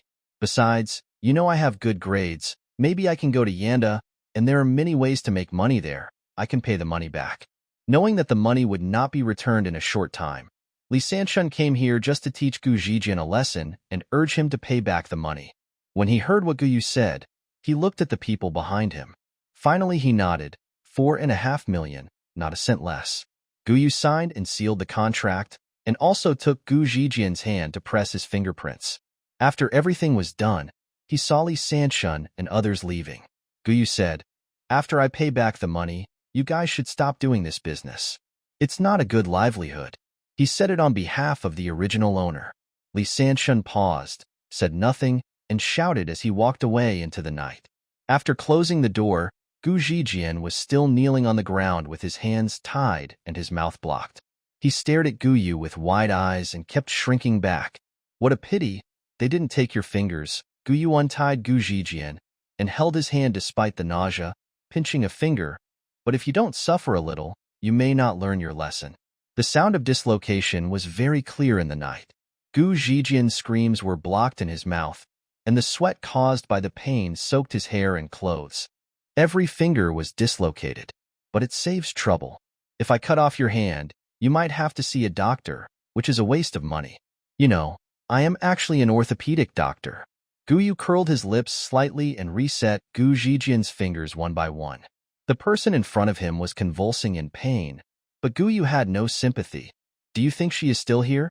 It seems that she died here, beaten to death by you. I hand you over to the police. I am afraid she will be sad.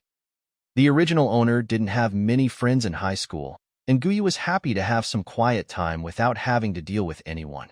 In the following time, he trained Gu Zijian, asking him to quit drinking and smoking and learn to do various housework.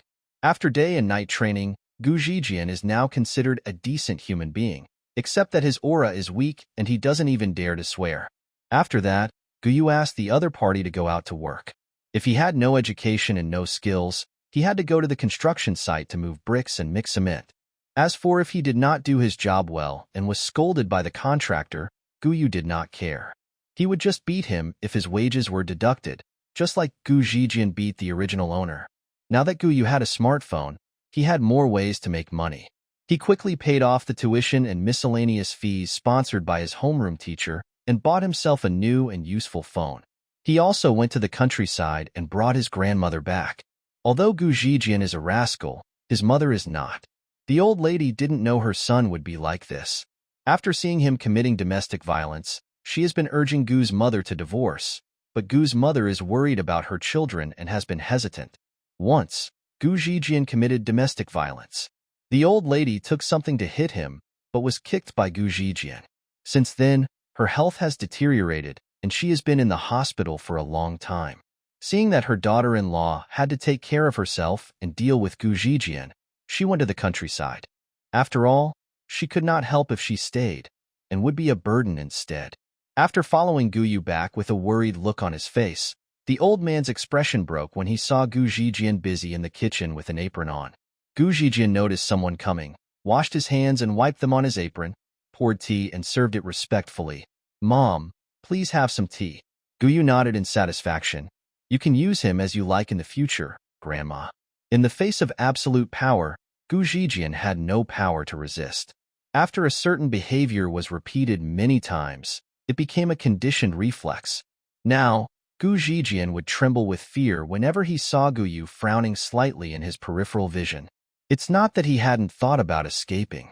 After observing for a long time, and just when he was about to leave, Gu Yu appeared behind him like a ghost, grabbed his legs and dragged him into the room to beat him up. Or he ran away. When he thought he was safe, Gu Yu's voice sounded behind him again. He no longer wanted to run away. As long as he didn't make Gu Yu unhappy, it seemed that he, the son of the king of Hades, would not beat anyone up casually. The other party also didn't have bad habits like alcoholism.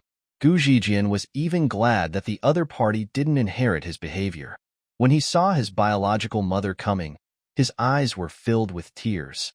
He almost hugged her and complained to her, but he didn't dare.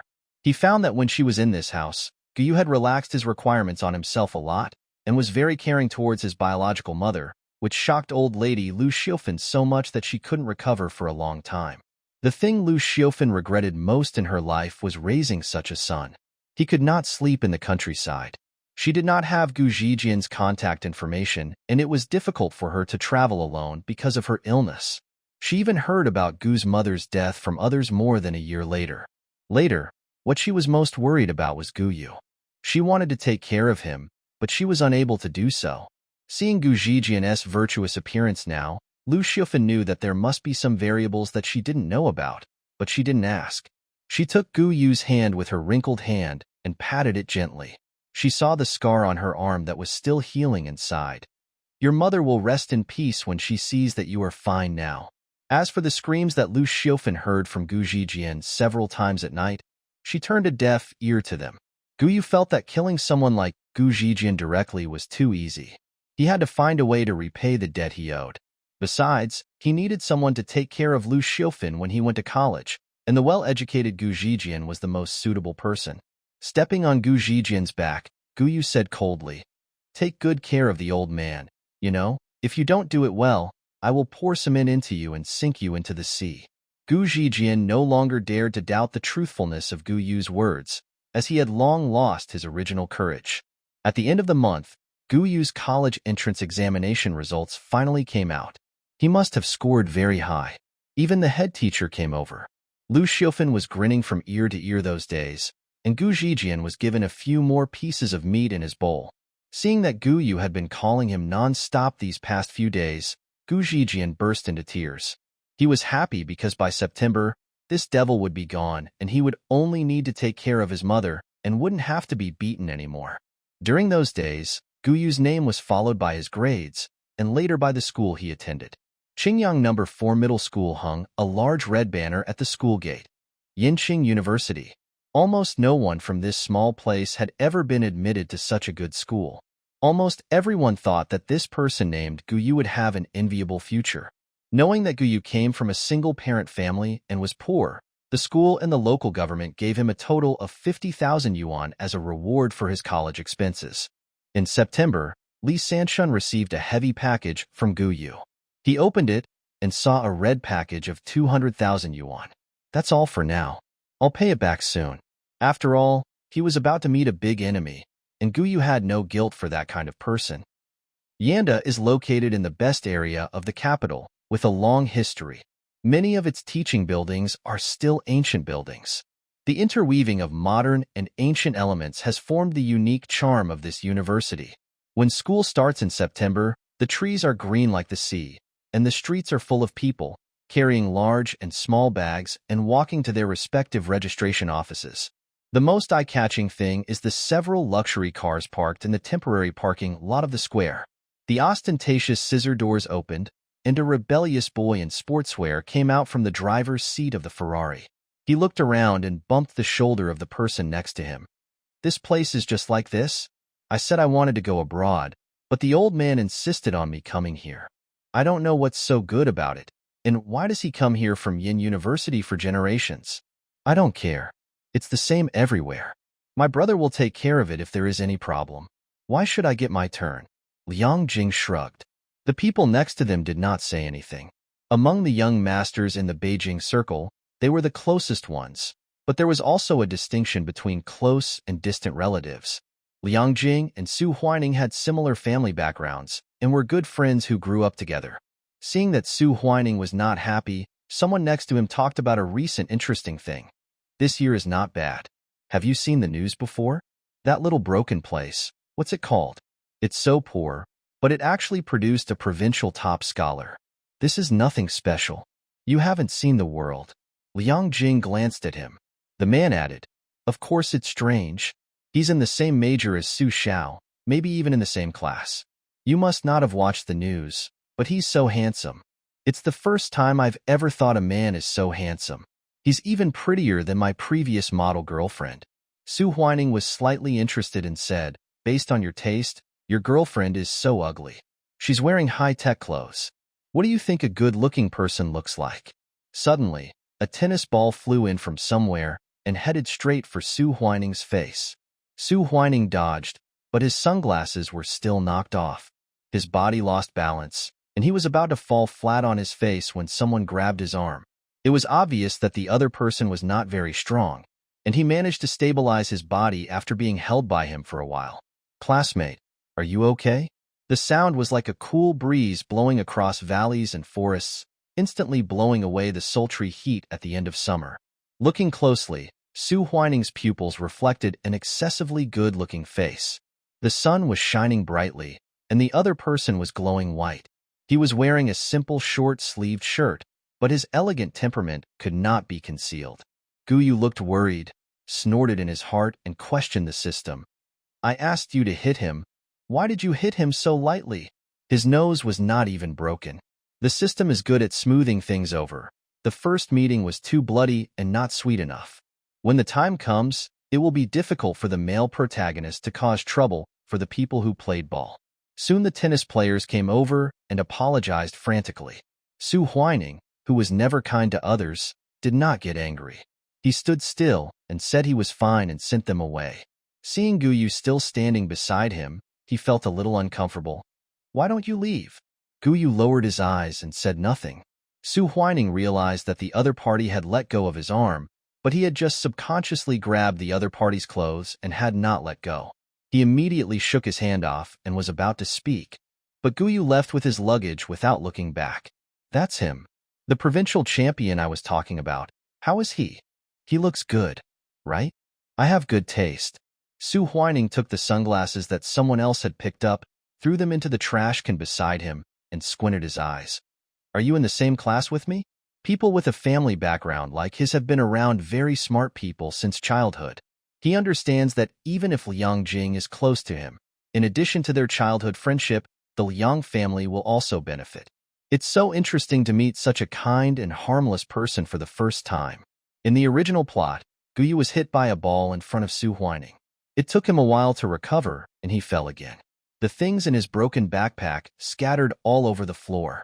It was so embarrassing that Su Huining, who was watching the fun, remembered this good-looking poor boy. But Guyu has always been the one who beats others and never gets beaten. After wiping Su Huining's hand with a wet tissue, Guyu completed the registration as quickly as possible and went to clean up his dormitory. He is rich now, but he still maintains the poor personality of the original owner and has very few things. By the time the other three roommates have packed up their things, Guyu's situation can be described as shabby.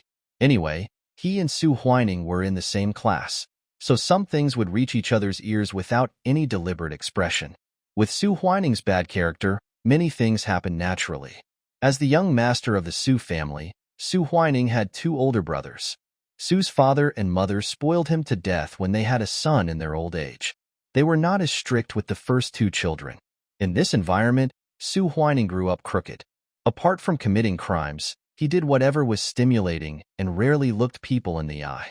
In particular, Su Huining's competitiveness and possessiveness are extremely strong. If he sets his eyes on something, he will do whatever it takes to get it, even if it means tearing it into pieces or breaking it. All his roommates had gone to tour the school, and Guyu had no intention of socializing. He sat alone in the empty room, flipping through an economics textbook. He had almost put many of the theories in the textbook into practice, so he understood them quickly and could read 10 lines at a glance. Guyu closed the book and suddenly said, "Don't you feel annoyed when you have to sneak out every time?" Today, the system, wearing a monocle, sat across from Guyu at ease. He changed into a gray suit, looking like a medieval noble. Because of the reflection of the mirror, one of his eyes was hidden in the white light. He tilted his head. "But I can't appear in front of the live broadcast. It's the same as not saying anything." Guyu put down the book. "You are abiding by the rules." The system changed the subject. The male protagonist has noticed the host. The host has made a lot of progress in this mission world. That's because you don't. As soon as he stood up, his hand was grabbed. Guyu fell straight towards the system and fell into the other's arms. He subconsciously supported himself with his hands and pressed them on the system's chest. From this angle, Guyu could see the fox-like eyes of the system behind the monocle, smiling. But the host still hasn't learned it. Usually, when someone falls, he has to be pulled into his arms. The system slowly approached, almost nose to nose, but he said seriously, "In this way, you can have an unexpected kiss." Guyu sat on the system's lap. Just as his hands behind the system's neck gradually tightened, the phone rang. Guyu glared at the system and went to answer the phone. The system straightened his slightly wrinkled clothes and looked at Guyu quietly. When the other party hung up the phone, he commented, "Su Huining will cry. If I don't cut his wings, how can I make him bow his head and beg for my mercy?" September caught the tail end of summer. The sun was so scorching that the freshmen who were standing at attention were sweating profusely. The School of Economics and Management and the School of Arts were in the same training ground. There were many girls here, and some girls who couldn't stand it anymore reported and went to the shade to rest. Just as the sun continued to shine and give heat, there was a sudden noise from one of the teams in the middle, and a boy fainted on the ground. The instructor hurried to deal with it. The whistle for a break happened to sound, and everyone had a chance to catch their breath. They all looked at the school doctor and the boy. It's hard not to notice. This camouflage uniform looks different on everyone, but on Guyu it looks like it was tailor-made. The belt shows off his slender waist and a pair of long legs. I don't know how many people are watching. That is, the other party is also frighteningly white, in every sense. So weak. Su Huining narrowed his eyes and muttered. He happened to be in the same class as Guyu, and couldn't help but look at him a few more times. The boy next to him happened to be Guyu's roommate and added, I heard that his family is not well off. I could see clearly when he was changing clothes in the dormitory. He was so thin. He must be malnourished. Are there still malnourished people these days? Su Huining expressed surprise. He has never been very empathetic, and it is hard for him to understand how someone could be so poor that they can't even get enough food. Seeing Guyu slowly waking up under the care of the school doctor, he walked towards her. Help me get the black kettle on your right. Su Huining stood in front of Guyu with a slight bend in his waist. This was not friendly at all for someone who had just woken up after fainting. Guyu was stunned for a moment and looked up at him. It was at this glance that Su Huining saw Guyu's face more clearly. It was almost as white as a piece of thin paper. Maybe it was because of sweating, but the skin was slightly transparent. The dark brown eyes looked at Su Huining in surprise, with an indescribable sense of brokenness. Su Huining sighed in his heart. This guy is so good-looking. Just when he thought Guyu would not move, the other party slowly handed him a kettle, exerting a little force with his hand, and he could see the clear bones and muscles. You are too thin. He was clearly holding the water cup, but somehow he held the other party's fingertips and looked at him a few more times. After realizing what was happening, Su Huining put it down as if nothing had happened, unscrewed the kettle, and drank the water. From the corner of his eye, he saw Guyu seem to be hesitant to speak for several times. But in the end he said nothing, lowered his head and sat under the shade of the tree, like a child who couldn't find his home. For some reason, Su Huining really wanted to talk to Guyu. If he wasn't sure that Guyu definitely knew him, he would have thought that the other party had forgotten him. Just then the whistle sounded, and I had to go to the assembly. Guyu no longer had to train, so he sat under the shade of the tree, feeling a little awkward. Su Huining looked at him a few more times. He pinched his fingertips, which seemed to still have the coolness of Guyu's fingers. When the group was dismissed at noon, Su Huining subconsciously walked towards Guyu. But he didn't expect that Liang Jing and others came over first and grabbed his shoulders. Liang Jing was sweating all over. What are you looking at? Oh, Guyu? He is so popular. Look over there. Several women are surrounding him and asking about his well-being. Su Huining looked up and saw that Guyu was surrounded by girls. Master Su didn't participate in the class building. Didn't you see how easy it was for Guyu to talk to? He helped whenever you asked him to. But it's strange that I never saw him smile. Was he born without the ability to smile? Liang Jing told him all the gossip he knew, and at the end he added, he looks so good, so eye-catching. Xiaoyu told me yesterday that she wanted to pursue him. Su Huining suddenly stopped and tightened his grip on the kettle. What? You don't know. Xiaoyu's group doesn't care about gender. How could they let go of an icy beauty? The book describes that Su Huining's feelings for Gu, you are like a low-temperature firework. Under the seemingly calm and self-sustaining surface, in the cloak of self-deception and playfulness, there is a temperature that can burn people. The longer it lasts, the more it hurts, and it is difficult to heal. It was not until Guyu resolutely died in front of him that he vaguely realized that as early as that morning many years ago, he had to have him. Guyu almost broke the plastic chopsticks in the cafeteria with his bare hands and warned the system word by word. Just read it yourself. Don't read this mess to me. The system refused. Why not? It is clear that under my emotional training, the host has become more and more adept. Look at the way the male protagonist is secretly looking at you now. As long as Guyu raised his head slightly, his gaze would meet Su Huining's, which he thought was hidden. But Guyu was different. He ate the cheapest meal in the cafeteria by himself and adhered to the principle of not talking while eating. Even the girls who followed him and insisted on eating with him felt that bringing up a topic would disturb his meal. Lonely. This is the first impression Guyu gave everyone. The original owner had an unfortunate childhood, had no friends, and spent his days and nights in terrible violence. His heart was very closed, so after going to college, he devoted more energy to study and research and hardly socialized.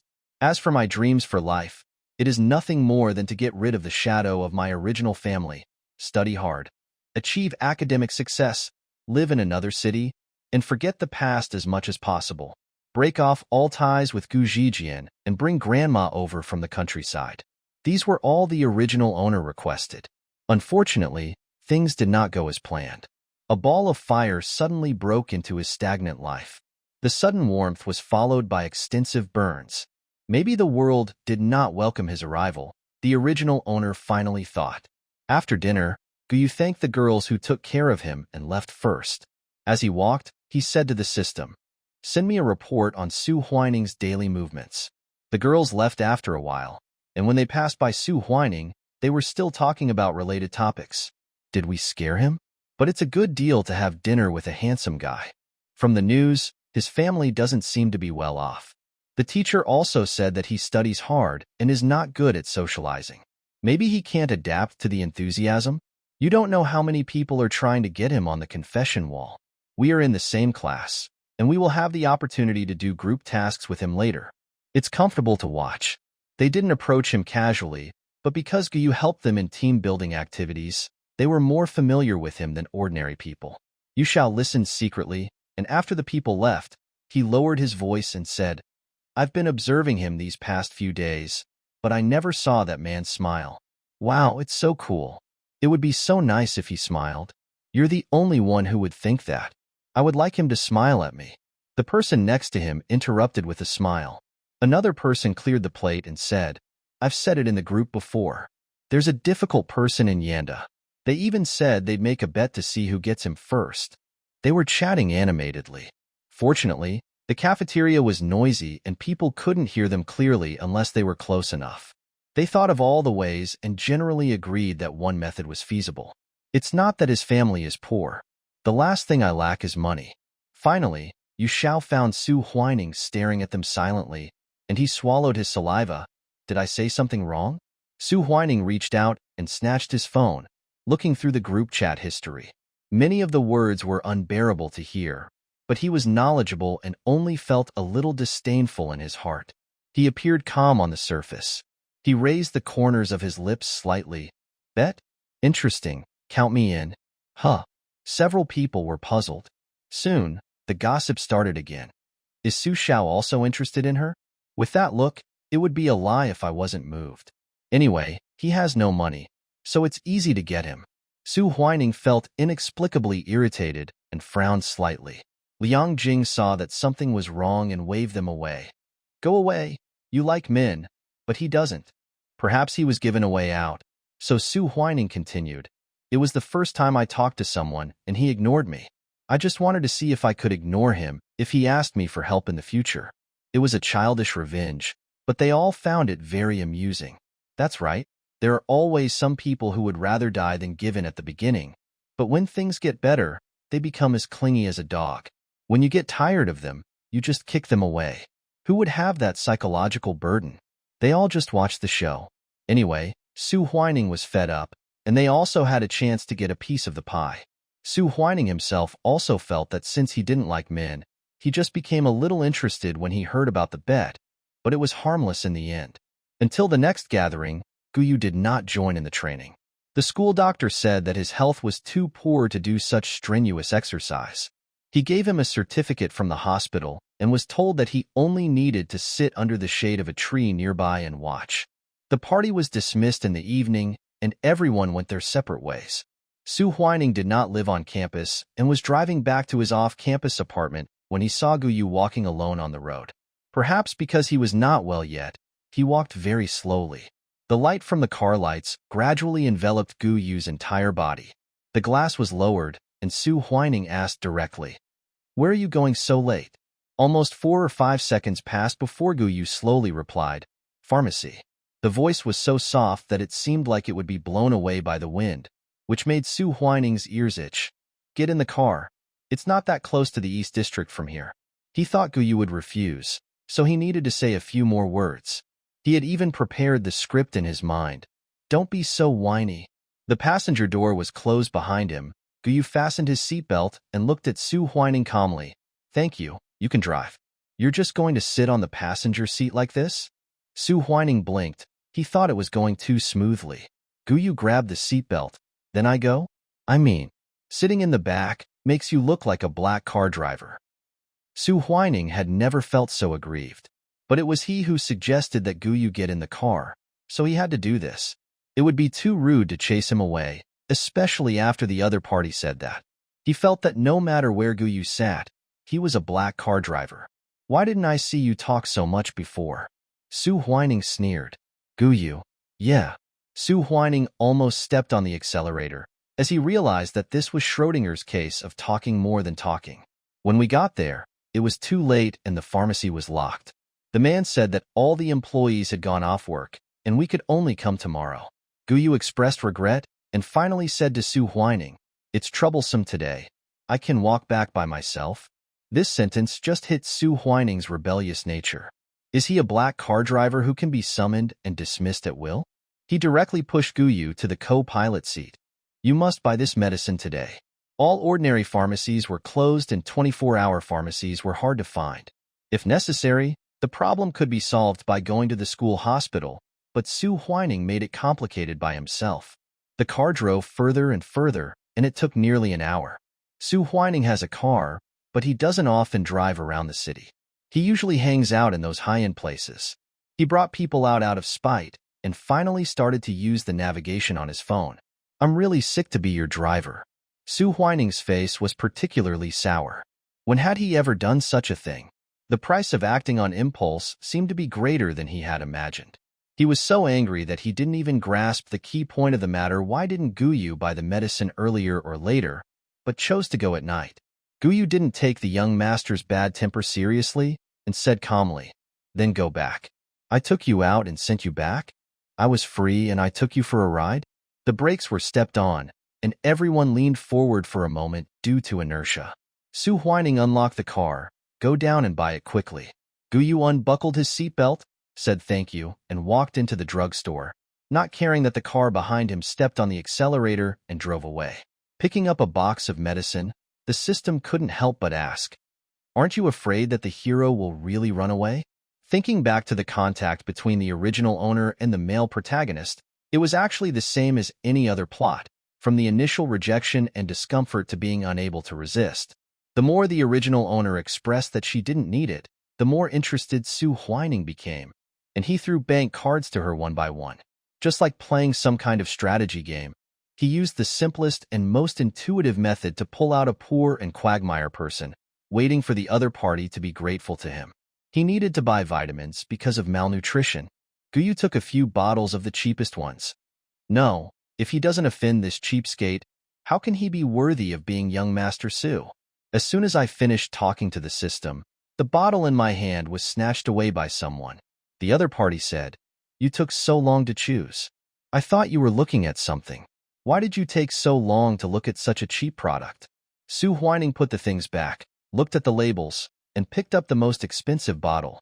Here, what else do you want? Guyu seemed a little surprised, blinked, and said what he wanted.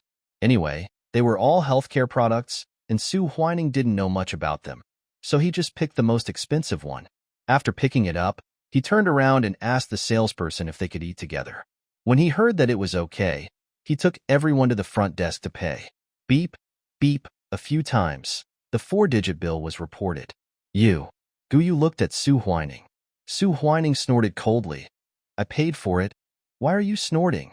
I thought to myself that poor people are truly noble. Guyu, please show me the QR code. The cashier had been waiting for a long time. Su Huining, I'm clearly just showing off that my financial resources are not on the same level as the other party, but why do I still feel unhappy in the end? Walking to the door, seeing Guyu carrying such a big bag, Su Huining couldn't help but said, You accepted it very calmly. Why not? Guyu's face was almost expressionless. Wouldn't it be embarrassing for you to reject you just now? He seemed to understand the principle of pleasing the ears very well, and the angry hair on Su Huining's body was soothed. He was used to hearing pleasing words, and knew that most of them were just superficial. However, Su Huining felt that Guyu's words, which were said so coldly, were particularly sincere. Just as he took a step, heavy rain came down, giving Su Huining a headache as he had half of his head in the rain.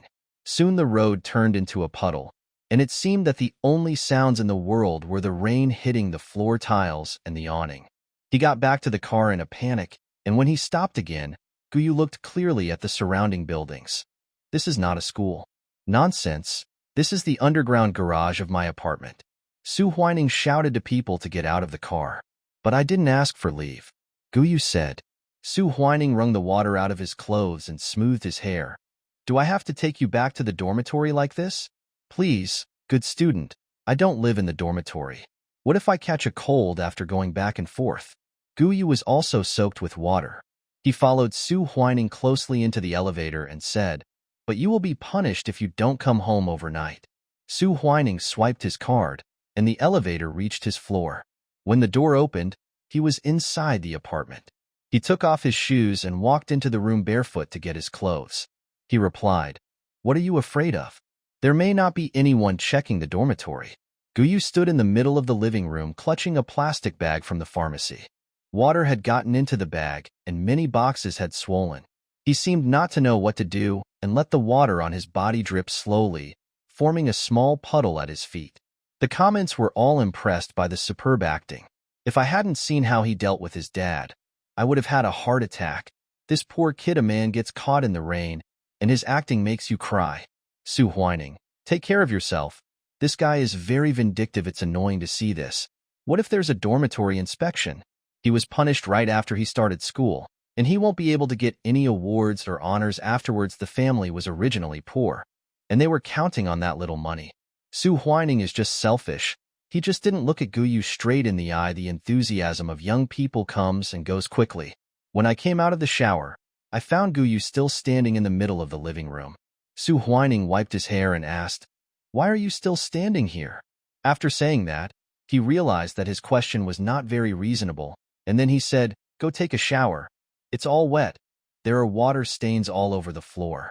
After driving the person into the bathroom of the guest room, Su Huining asked, You know how to use the shower head, right? Through the door, Guyu's slightly hazy response came from inside. Su Huining looked at the plastic bag on the ground, wondering why he had brought someone home. Su Huining, who was playing games, had to hang up and go get clothes for Guyu. Fortunately, he had a lot of new pajamas that he had never worn, so he handed them to Guyu directly. Su Huining saw the hazy and charming picture in the mirror inside the door. The white back had smooth lines, and water gathered in the two waist dimples and spread down. Unfortunately, the mirror only goes so far. Click, the door closed. Su Huining rubbed his hair and collapsed on the sofa to play games. The people in the ranking chatted privately. Mr. Su never hangs up when playing games. What happened to you today? It's late at night. Did you go to meet the little fairy in private? The group immediately burst into laughter, and Su Huining did not comment. Hurry up and push the tower. Fairy, it's really a fairy. If it's not a fairy, why does he always feel like he's possessed by evil? The words of victory appeared on the screen, and a person with a little warmth walked slowly towards him. Su Huining quit the game, put down his phone and looked up. Suddenly, he grabbed Guyu's wrist and pointed at her. The dense scars on his arms. What is this? Some bruises had not healed yet, and they were like lingering moss on the white arms, emitting a damp and rotten smell that was unpleasant. Guyu calmly withdrew his hand. Thank you for the clothes. The more the truth was out of reach, the more Su Huining wanted to know why. He sat up and held Guyu's hand again. Although he was a man of 1.7 meters, his arm bones were extremely thin. It might be because he didn't have much flesh. It hurt to touch. Did someone hit you? It would be impossible to have such an effect if you hit yourself. A short distance passed, Guyu did not take back his hand. It just looks a little ugly. The man-made scars were too obvious. Even if Su Huining was ignorant, he could see that they were similar to marks of being whipped. Not to mention that because the scars were allowed to heal on their own, new scars were added to the old ones, and the marks left after the scabs formed were indelible. Through the pink and purple scars, one seemed to be able to glimpse the ravaged flesh under the skin. Su Huining had read the information about Guyu that Yu Xiao had given him. He came from a single-parent family with nothing at home, so it was obvious who had beaten him. The young master had never experienced any setbacks in life and was used to looking down on the world from a high position. At this moment, he suddenly felt that Gu Yu's cold personality and bad temper seemed understandable. He felt that Gu Yu was really pitiful. It must have been difficult for you to get into Yin University from your small, broken place. Su Huining took back his hand. He suddenly became curious about Gu Yu's growing environment and said with his legs crossed. Gu Yu sat down on the carpet without blowing his hair. The water on his hair fell into the towel on his shoulders, making him look very docile. Of course, the resources are not comparable to those in big cities. Outside the window, the rain was strong and the wind was strong. The big drops of rain hit the French windows rhythmically, as if someone was watering outside. Occasionally, a flash of lightning flashed by, illuminating Gu Yu's already pale face. Although he was thin, his face was too delicate. You need money to study at Yanda. Without money, you can't go anywhere. Su Huining approached Gu Yu and jokingly lifted the wet hair covering his eyes. You worked so hard to get into Yanda because you want to live in a different place, right? For example, to settle down here. Su Huining thought he was very smart and had directly grasped Gu Yu's life goal. If it was the original owner, it would naturally hit the mark, but the person in front of him had already changed his mind, and his target was him, Su Huining. Gu Yu slowly raised his head and looked at Su Huining. There was almost no expression on his face, as cold as dead water, but his eyes were so bright that Su Huining could not ignore them.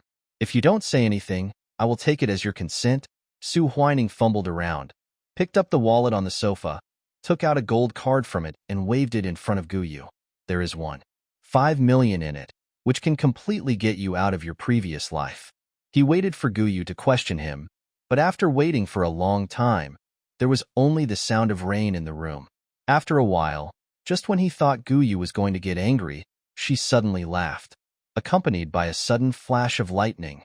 The laugh was half in the light and half in the shadow. He couldn't see Gu Yu's eyes clearly.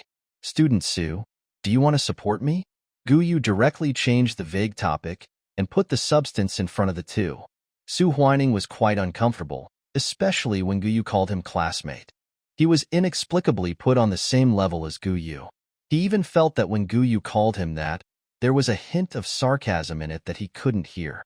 He was not very familiar with this kind of thing, but he supported Yu Xiao and the others and often talked about it. Basically, everything could be solved by buying a bag or giving a card. If you can't buy a bag to comfort a man, then it's always right to give him a bank card, right? Being exposed was not pleasant, and the voice became louder. Who wants to protect you? Look at those in your hands. They are so ugly. So ugly that I don't want to find an ugly person. Gu Yu was not provoked. He stood up and wiped his hair. Then just think of it as classmate Su teasing me. It's late. Where can I sleep? I have to take a taxi to school tomorrow morning. I have never seen someone who can let go so easily and not play by the rules. Su Huining directly pulled Gu Yu over and made him fall back onto the carpet. Fortunately, the carpet was thick enough and the sound of his fall was not loud. I haven't finished talking yet. Who told you to leave? Su Huining was furious. Gu Yu said coldly, I'm too ugly. I'm afraid of offending classmate Su's eyes. Is your family so poor that you can't even afford a mirror? You're talking to me with this face of yours. Are you calling me blind? Su Huining didn't know why he was in such a hurry. Seeing Gu Yu leave so quickly, he always felt that he would miss something. You can spend the money in the card as you like. I'll give you 500,000 a month in the future, okay? Su Huining didn't know the market situation, but he understood Gu Yu's shortcomings. It's not a small amount. Take care of it. Don't let others say that I, Su Huining, am stingy, and give me the money in my hands to treat it.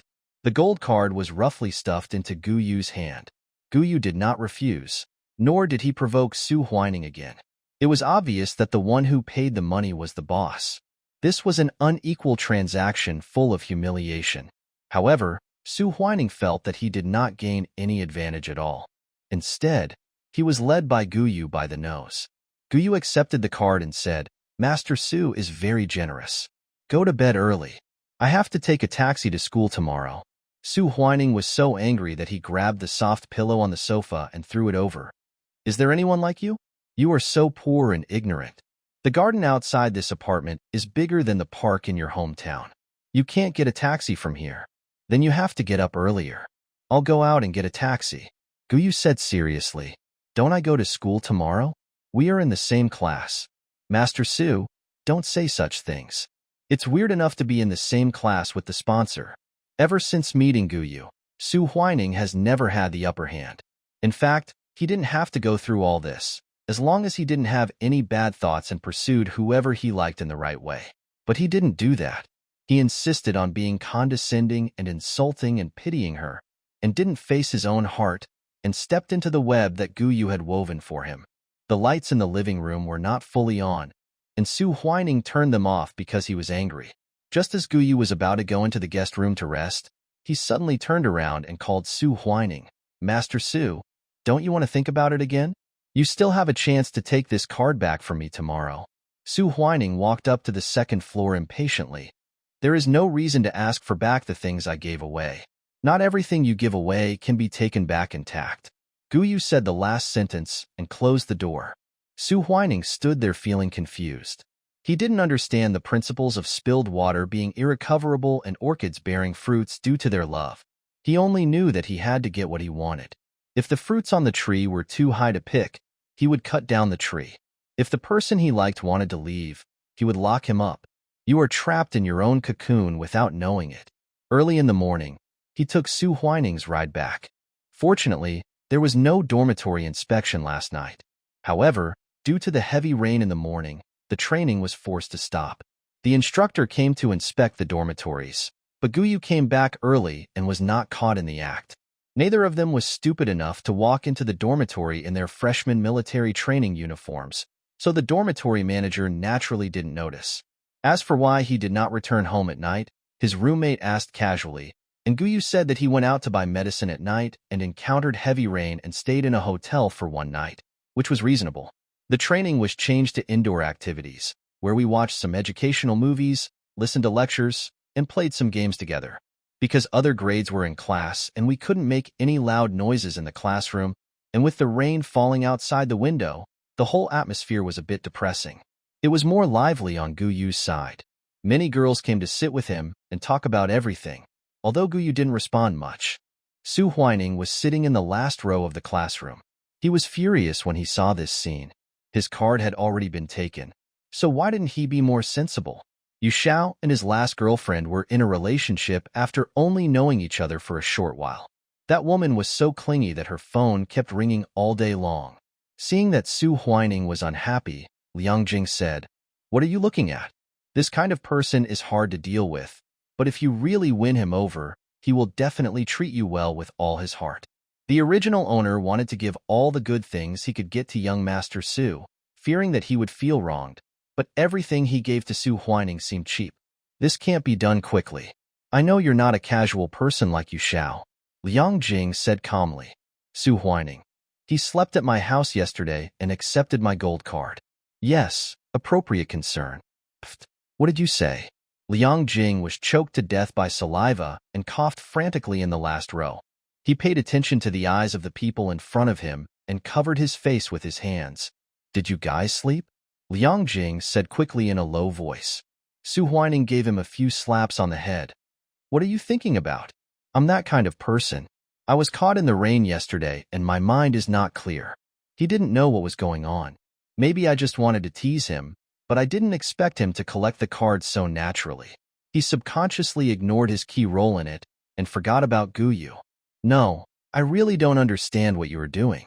Liang Jing has seen this kind of thing many times, but he always feels that it is unusually smooth. Guyu is not like this kind of person. Su Huining silently rubbed the corner of his clothes and looked at Guyu with a heavy gaze. No matter what he does, I think he has no manners.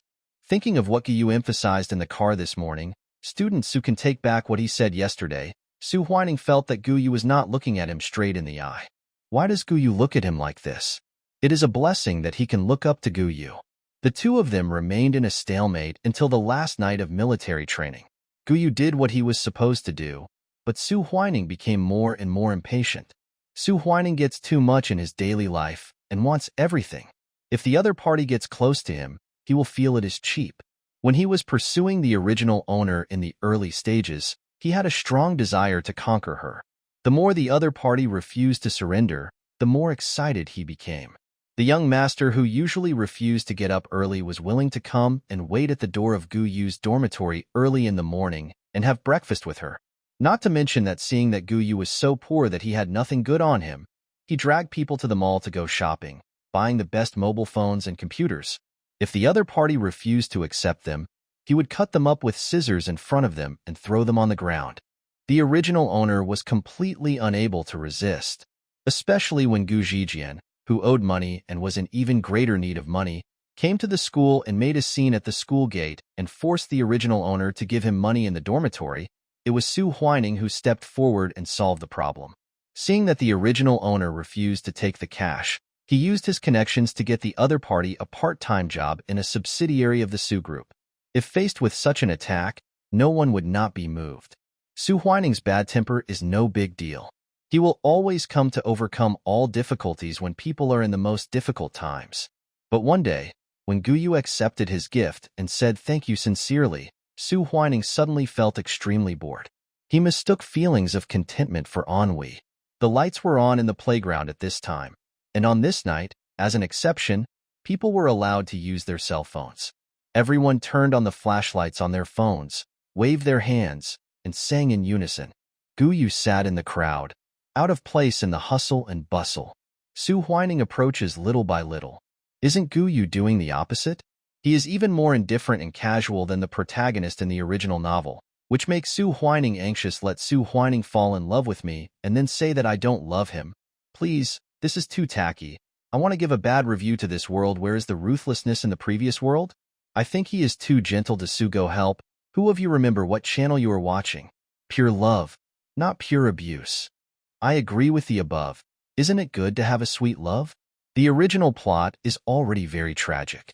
In fact, Master Su is just ignorant. I hope your partner is so ignorant. Everyone in the barrage said their own thing, and soon they started to argue. But it didn't matter. The background data didn't drop, and the system was very satisfied. How could a system that has been following Gu Yu for so long be normal? You have to know that when he was doing the villain mission before, the protagonist's personality was so popular that everyone loved him. The system and Gu Yu fought a bloody road in the rankings. Hey! The young master's rude voice sounded from behind. Suddenly, the girl singing the love song in the middle stopped singing. She did not leave, but looked straight in the direction of Gu Yu. The atmosphere was frozen for a moment. The girl pointed at Gu Yu and said loudly into the microphone, Gu Yu from Class 242 of Economics and Management, I like you. Can you be my boyfriend? The voices of the onlookers became even more excited, and the scene suddenly became boiling. A girl's feelings are always poetic. In fact, the girl was so nervous that her hands were shaking at the end. She thought she might have drunk too much, but she really couldn't help it and missed the chance. Gu Yu looked back at Su Huining, then stepped out like a dragonfly skimming the water, under the gaze of everyone, and directly rejected the girl's love with tactful but polite words. Obviously, being rejected is a very embarrassing thing, but under Gu Yu's gentle and serious words, no one would think so. Instead, they felt that it was worth it to be comforted in this way. It seemed that Su Huining was the only one who felt the most uncomfortable throughout the whole process. After the end, Su Huining dragged Gu Yu to a deserted place. Gu Yu, I owe you something, right? Clear your identity. Gu Yu smiled. What is my status? I flirt with women everywhere, do you know? You said that my face is eye-catching. Gu Yu's eyes moved. Besides, we are not in a relationship of support? You were so excited. Classmate Su likes me? There is no need to tell outsiders about private matters. After the meeting, Su Huining took Gu Yu to a deserted place and walked into an equipment room with an unlocked door. He pushed Gu Yu against the wall, lowered his head slightly, and looked at Gu Yu. His words, which were obviously fierce and righteous, were silenced by the like that Gu Yu uttered. You, are you kidding me? The words were about to come out of his mouth, but he changed his tone. You don't like me, but you are kept by me, and you are not a woman. After all, things between men are not considered mainstream. If Gu Yu was a woman, everything would be understandable, but he is a poor guy from a small town, and he is neither angry nor afraid of everything he faces. I never said I like you. I don't know where the thin body in front of me got the strength to get rid of Su Huining's grip. Guyu was very indifferent. I told you that you can take it back, but you don't want to take it back. If you don't like it, why bother to argue about it? The Guyu that Su Huining knew was always calm in his words, but now he was expressing his frustration. Su Huining, Guyu called him by his name for the first time. If you don't like me, don't mess with me. Otherwise, that's called being a jerk. Don't you understand? If they don't understand, just educate them. Anyway, after being a villain for so many years, Guyu is best at winning people over with virtue. If Su Huining could figure out what he was doing, he wouldn't have messed up the ending of the original novel, let alone confront it here. When he heard what Guyu said, he was so angry that he turned his face away and was about to leave. Several men's voices came from outside. Did you see Guyu coming here? The light of the mobile phone flashed at the window and the door. I'm keeping an eye on it for you. You're right. I think I saw someone pulling him. I guess they don't like him. The man who spoke first snorted coldly. Jin Yin is so pretty and a good person. Who wouldn't like her? Guyu actually dared to humiliate her in public. I saw that she kept crying after she went back. I didn't see Guyu come out. Could she have been knocked unconscious by the other party? The door was suddenly shut, and the man quickly locked it. That's great. I'll just lock him in there for the night.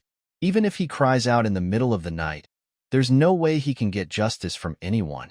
The surveillance here has been broken for a long time, and it has not been replaced since the new equipment room was repaired. Su Huining realized the seriousness of the situation and rushed forward to try to unlock the door, but it was locked from the outside and he couldn't open it after trying several times. People outside thought it was Guyu, and they all laughed. The little rascal is getting anxious. He pretends to be noble every day. Bah, disgusting. The sound gradually faded away, and no one came over. Su Huining glared at Guyu. It's all your fault. Who told you to provoke those women? Now you want to implicate me. There was no light in the equipment room, so Su Huining didn't see that Guyu moved his wrists and neck in the dark. Oh, it started. The secret room play. This is also considered a play?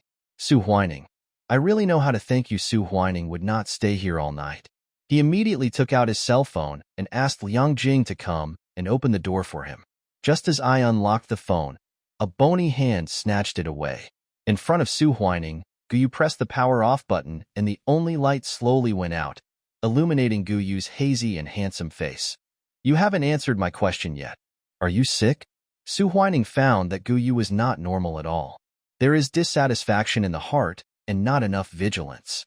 He felt that Guyu suffered from the same problem that all lovers suffer from taking themselves too seriously. This game was his group's creation. He had the final say on starting and ending the game, and he also set all the rules. As for Guyu, what rights does a plaything need?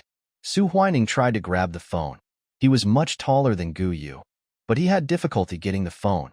Guyu was extremely agile and seemed to be able to predict his movements. Su Huining, answer my question. Do you like me? If you don't like me, why did you mess with me? After saying many embarrassing lines, Guyu felt that this line was very simple. I can't answer you. You are sick. Ah, you are really naughty and dishonest. Guyu's body was on the side, and Su Huining hit the shelf with too much force. The loose structure could not withstand the impact and immediately fell apart. With a bang, all the things on the shelf fell down and pressed heavily on Su Huining. Alas, the system sighed, but still used some privileges to prevent Su Huining from being crushed to death or seriously injured. If Su Huining was a little better and more obedient, maybe Guyu would be a little gentler, and the cute dog would have food to eat. After thinking about it, the system still reminded, don't go crazy all of a sudden.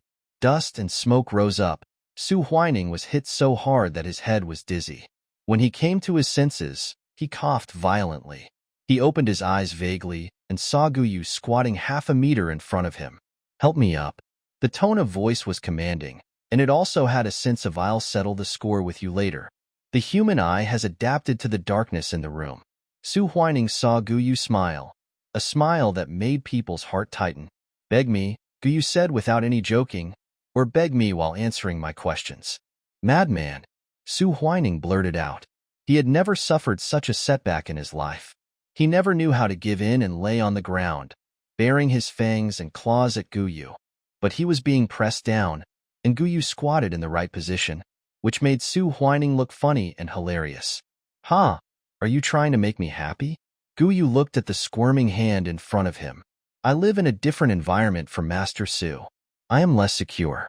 Gu Zijian also told Li Na that he loved her, and Li Na once believed Gu Zijian. Tisk, it's a mess in the end. There are a lot of uncertainties in relationships, right? If you say you don't like me now, and I turn around and leave, then it's hard to say whether it's true or not, right? When Guyu really acts, his skills are first-rate. He speaks in a touching and moving way that makes people's hearts palpitate. Besides, he is good-looking to begin with, and his sudden fragility makes him look like a weeping crabapple tree after the rain, which has its own charm. Su Huining was originally attracted by Guyu's beauty and had inexplicable emotions. He couldn't help but imagine what Guyu hadn't said in full. He investigated Guyu and knew who the other party was talking about. The gloomy look in his eyes turned out to be the misfortune in his family life that caused Guyu to lack a sense of security. His mother and father got together out of love, but in the end they were both hurt. Guyu was worried about this because, actually, he liked him. Su Huining felt enlightened, and even Guyu's interactions with the girls seemed like a show to him. "Do you care about me?" Guyu didn't say anything, so Su Huining took it as his consent. He thought he had the initiative at this moment, but the next moment Guyu narrowed his eyes and broke Su Huining's phone in his hand. "Why do you always change the subject?" A spark flashed when the battery was violently destroyed, and Su Huining saw the impatience and seriousness on Guyu's face. The considerations in his mind didn't make him happy for long. Guyu's action in the next second made him scream out in pain. Guyu kicked the shelf that was pressing down Su Huining. There were all kinds of miscellaneous items on the shelf, and the shelf pressed down Su Huining's legs. Under the heavy kick, the steel pipe pressed his leg against the ground and rubbed it hard, almost knocking the piece of flesh off. This was not enough. Guyu lifted the shelf slightly and then stepped down heavily. Su Huining almost heard the sound of his shoulder blade breaking. His eyes went dark, and he opened his mouth greedily for air like a dying fish. There was disbelief in his eyes. Before this, he thought Guyu was like a little cabbage from a remote village, kind-hearted, friendly to others, and always being ordered around in class without realizing it. If Gu Zijian were here, he would definitely regret meeting Su Huining too late. Su Huining got a chance to catch his breath. He saw Guyu seem to be picking something on the shelves around him. Now his heart was filled with fear, and he couldn't find an adjective. "What the Hades is this? Do you like me?" Guyu seemed to have picked something that suited him. He weighed it in his hand and turned to look at Su Huining. Bah! The young master's temper was even more violent than his fear. He would not beg the other party under such circumstances. He had never done such a despicable thing. If he had any regrets, it must be that he was kind to Guyu on a whim. He took the other person to buy medicine, gave the other person his bank card, and he was kind enough to give the other person a good life, but he didn't get any reward. He completely forgot that Guyu gave him a chance to think. There was actually a box of thumbtacks on the shelf, and the system silently reminded. If it's too bloody, it will be blocked in the live broadcast room. In their previous missions, no one was watching them throughout the process, so they were able to do whatever they wanted and use any means to achieve their goals. "I'm being kind to you. I'm telling you to let me go. If you apologize to me now, I can't forgive you." Perhaps Su Huining himself didn't even know that he was still subconsciously making excuses for Guyu's behavior. It's probably because he grew up in a bad environment that he's too extreme. Sometimes, the calmer people are, the scarier they are. A ruler came and hit Su Huining's face crooked. "Don't talk to me like that. TSK. Think about it. In the small dark room, he often beat the original owner with a belt. The system side, it's really a matter of time." Guyu broke the ruler in his hand. The tip of the ruler, which was originally harmless, became extremely sharp, like a knife. Guyu squatted down, pulled Su Huining's hand out and pressed it to the ground, with the tip pointing at his palm. "Now, you can answer my question again." Su Huining, Guyu. He tried desperately to take his hand back, but Guyu seemed to be very strong. "Don't resist in vain. Just answer whether you like me or not. When he asked this question, his tone was full of charm, but there was no emotion on his face. He asked mechanically, as if he were mad. While Guyu was switching worlds and taking over the memories of the original owner, the audience also saw the original direction of this world through the official promotional footage. Being whipped with a belt was nothing. The original owner tried to escape many times, but was always caught by Su Huining. When he was caught again for the last time, Su Huining could no longer bear it and cut the original owner's tendons in his hands and feet. Why do you always want to run away? There are people here to serve you in every aspect. What's wrong with having whatever you want? Now you can't write anything and can't walk far. That's great. Looking at the original owner twitching in a pool of blood, Su Huining admired it for a while before finally dropping the dagger in his hand and calling his private doctor. There will be no consequences. Before leaving, the doctor said, the patient is emotionally agitated and may continue to self-harm. He needs to take some medicine. Guyu experienced almost all the love and hate of the original owner, and he, who has always been inhuman, actually had a vague sense of resonance. Looking at Su Huining's eyes that look like he wants to eat him, this guy is a wolf. He has no manners in his bones. I won't let you go. My parents, my brother, won't let you go either. Dare you touch me? I have seen many crazy lovers who all threaten to die in order to get some benefits and mercy. Didn't Guyu just want his affection? How shameless. Pucci, the blunt and sharp tip of the ruler instantly pierced into Su Huining's palm, and Guyu removed the opponent's chin in time, making Su Huining unable to scream. Put your chin back. Say you like me. Guyu held the ruler and turned it slowly. The ruler rubbed against the bones, making a teeth-grinding squeaking sound.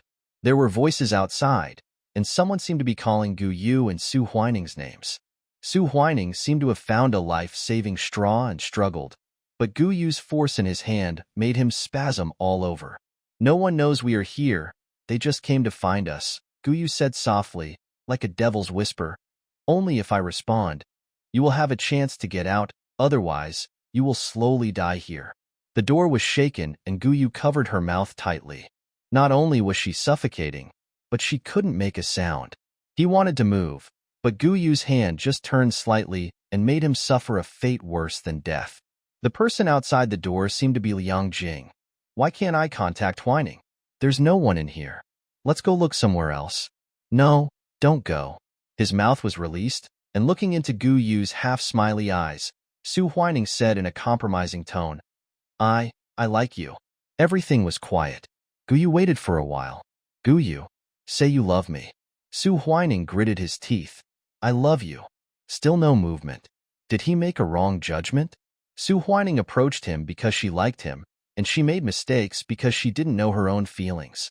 Now he wanted Su Huining to see his heart clearly, so why couldn't he do that? Su Huining saw Guyu's rare dullness and confusion. He didn't know what the other party was up to, but he didn't dare to move. Hey, Guyu called out in his mind. Shouldn't the mission be over? From the moment Guyu started to make his move, the system knew what tricks the other party was going to play and deliberately did not stop him. I'm afraid the host has some misunderstanding about the sincere confession. That's right. You have been single for so long that you don't understand enough. You mean I should give some drugs instead of taking direct action, right? Guyu said after thinking for a moment. System. Haha. Thousands of horses were galloping through Guyu's mind. If he hadn't been banned for cursing, he would have been swearing like crazy. But he knew this way was a dead end. And he must have been crazy to have been planning for so long. Too lazy to waste time anymore, Guyu called out to them before Liang Jing and the others left. Seeing Su Huining's eyes flickering, Guyu sneered. You can tell others and see if anyone believes you. Puff. I suddenly think Guyu is a little cute Su Huining. You are noble, you are amazing, but what if Su Huining pursues the matter? Guyu felt that this mission world existed just to defeat himself. Otherwise, why would things never go as planned? In the last mission, I was forced to learn something about intimate contact. I thought this mission would be easier and quicker, but I didn't expect Su Huining's love was so cheap. The system waited quietly for the person outside to unlock the door and reminded Guyu. People's emotions vary in degree. In terms of love, liking is still at a shallow level, and love does not necessarily mean unswerving commitment. When the last 4 words were spoken, the system paused slightly. Guyu moved his ears, but did not ask any further questions. Why is he called Guyu? This is also a good question. It's not that I would go back to provoke you if I like you, or that I would be jealous if I love you. Otherwise, why would he come to my door again and again? Guyu argued. He had almost zero experience in this area. Even in previous missions, when he saw the so-called touching love between the hero and heroine, he would not be moved, and was more inclined to believe that the two were a community of shared destiny that was inseparable. Just like him and the system, they are the most suitable for each other. It is up to the host to figure it out.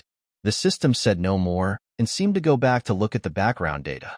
Before Liang Jing and the others came in, Guyu fell beside Su Huining. He glanced at Su Huining and said to the system, "It's okay. It just so happens that the previous preparations came in handy." Su Huining went to the emergency room that night, and almost all the surgeons from the private hospital came, fearing that something might happen to the young master of the Su family. It wasn't the Su family's doing, it was just Liang Jing who called them. Guyu also had a full body checkup and he was fine. The doctor saw that he was dressed poorly, but didn't want to treat him casually seeing those people. So he said he had a mild concussion. To put it bluntly, if you're frightened, you should sleep more. However, he needs to be well cared for, otherwise there will be sequelae. When he heard Guyu's diagnosis, his face turned dark. What a joke. That guy was fine. He was just pretending at the end. But the ruler was also taken to the hospital. After all, it was necessary to determine what the injury was and whether a tetanus shot was needed. The murder weapon was right in front of him, but he could not see any panic on Guyu's face. That place has not been used for a long time, and the shells are very old. Liang Jing asked someone to check the scene. He thought it was hit into Su Huining's hand when it fell. Su Huining did not say much, and his whole person was gloomy. Yu Xiao frowned. The key is to find those who locked the door. Where's your cell phone? Liang Jing asked. The cell phone had been destroyed by Guyu a long time ago, and Liang Jing didn't find it at the scene. It was estimated that Guyu had dealt with it. Facing Guyu's gentle and worried eyes, Su Huining felt a little scared and said slowly, "I lost it by accident." "I say, Mr. Su, you are really looking for trouble," someone said with a smile. "It's a transaction of money and goods, but you still got yourself into it. There are many pretty faces." This person had been silent the whole time, but when he spoke in a sarcastic tone, almost calling out the person's name. Liang Jing just glared at him but didn't say anything. Jiang Zhao looked at Guyu, trying to see the embarrassment and inferiority in the other person. After all, I've seen a lot of people like this. They all think they are noble, but they are willing to be lowly. I feel dirty just by looking at them. Who would have thought that even though he was so obvious, Guyu remained calm, as if he was not the one being talked about.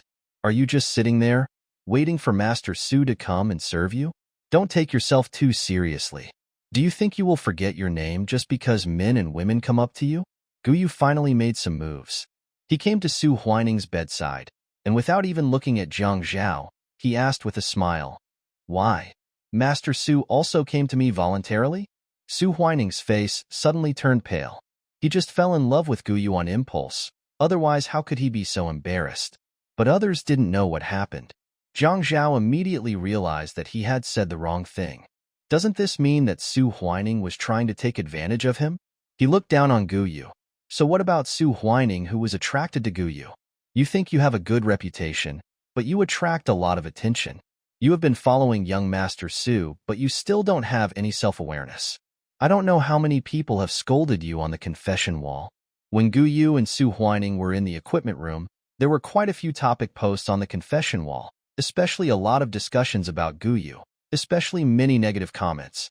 During this period, he rejected many girls, but those girls had no shortage of suitors. Jiang Zhao clicked on the relevant interface and repeated what he had seen. A poor boy wants to be a sea king and go fishing. How shameless.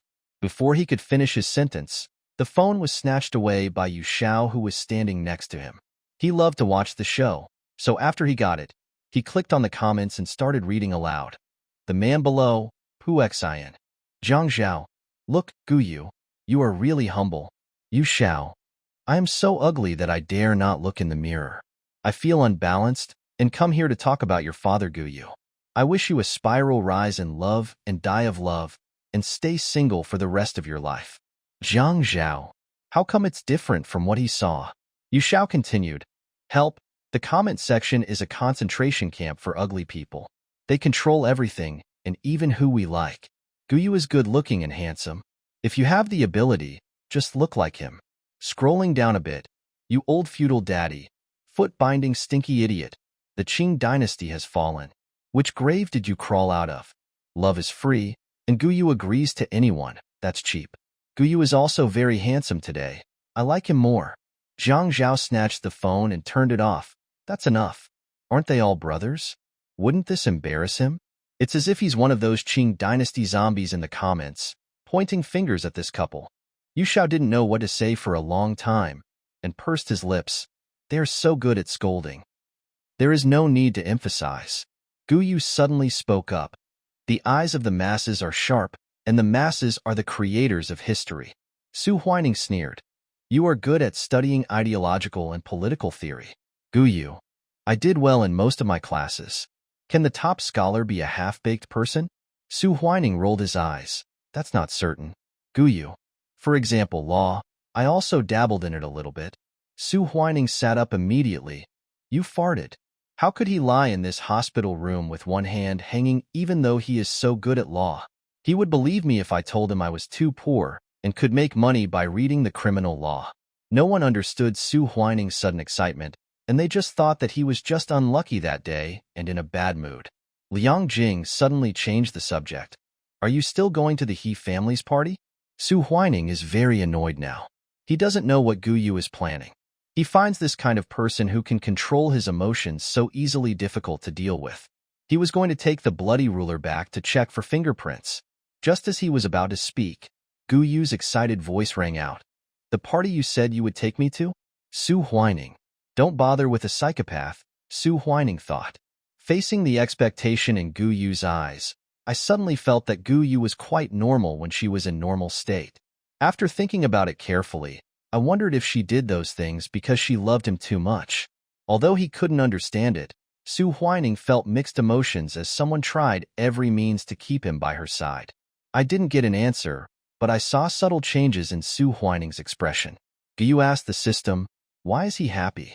Shouldn't he be afraid of me? The system pondered for a moment, then looked at the original storyline and guessed.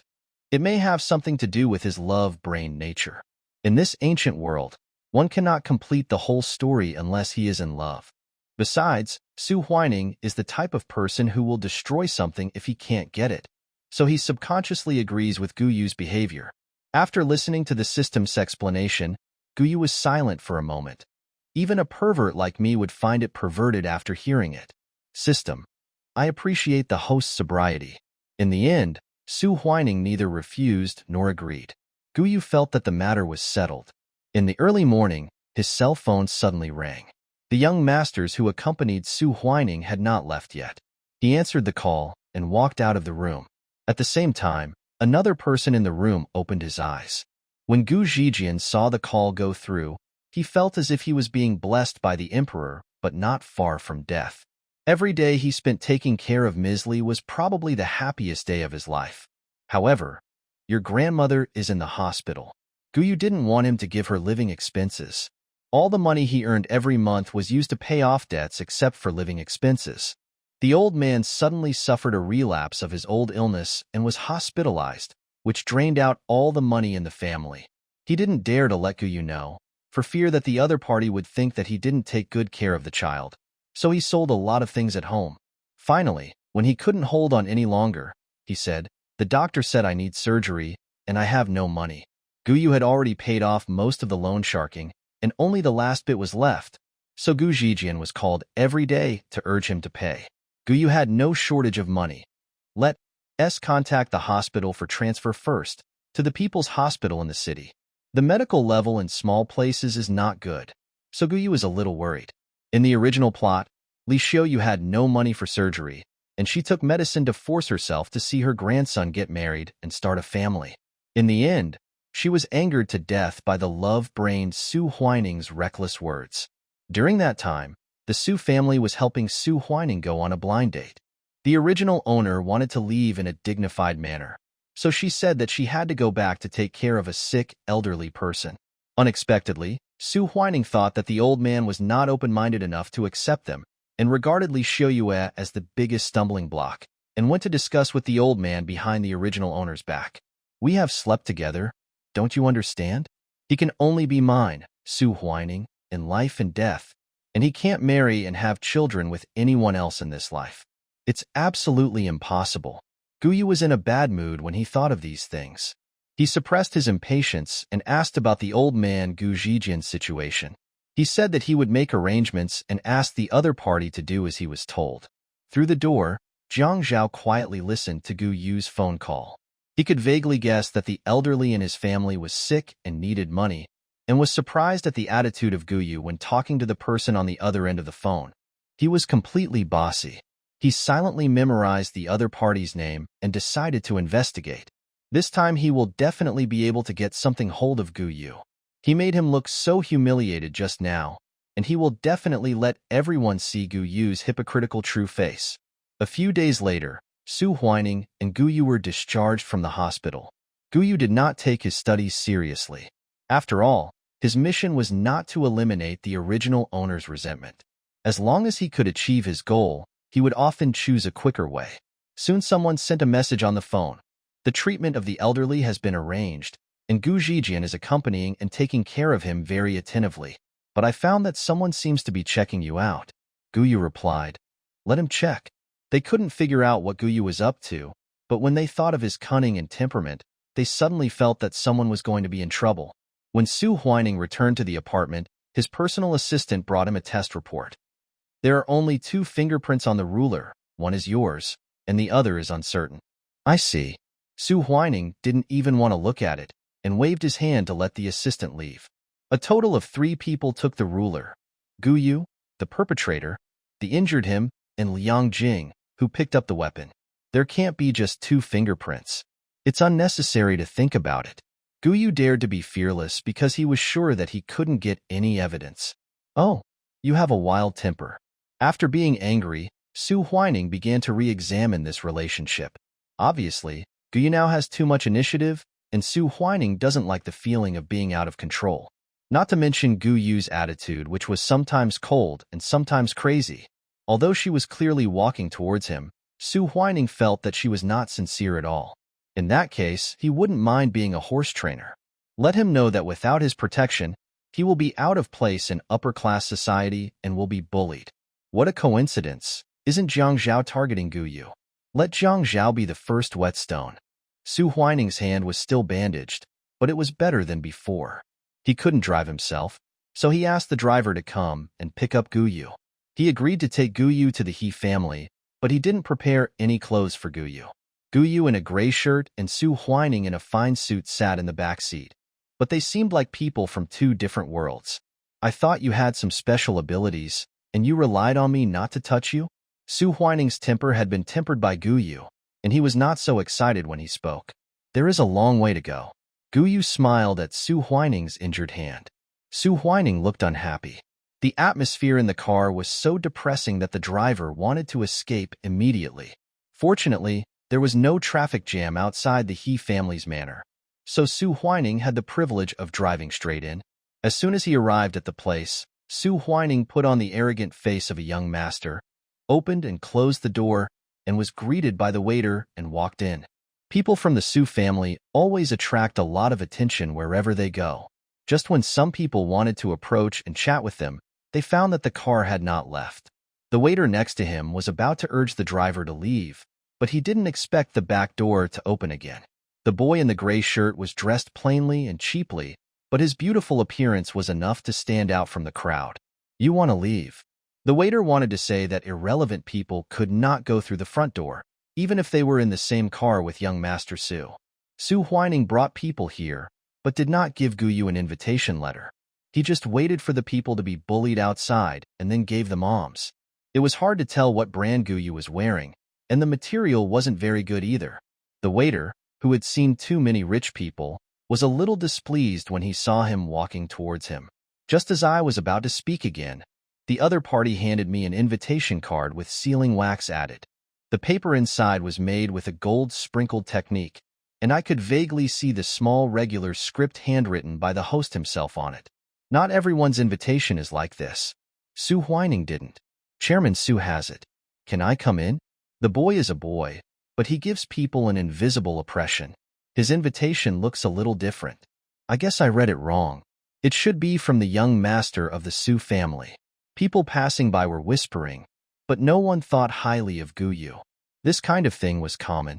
There were some small stars or internet celebrities who hooked up with some young man from aristocratic family and then pestered him to go to high society gatherings with the intention of fitting in.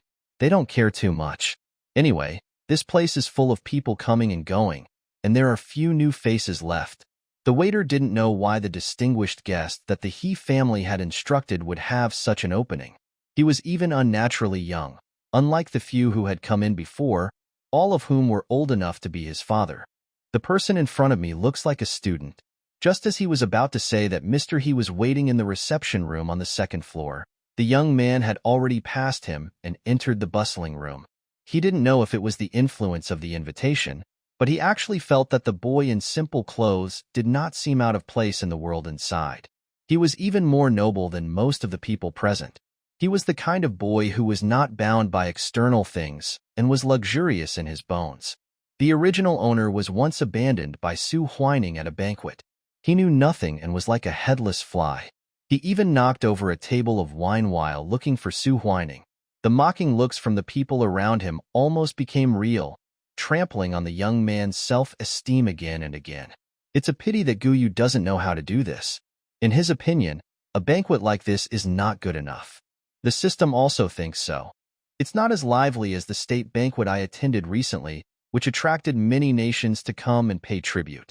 For example, none of the high-end couture at the venue was as exquisite and expensive as the shawls worn by the women at that time.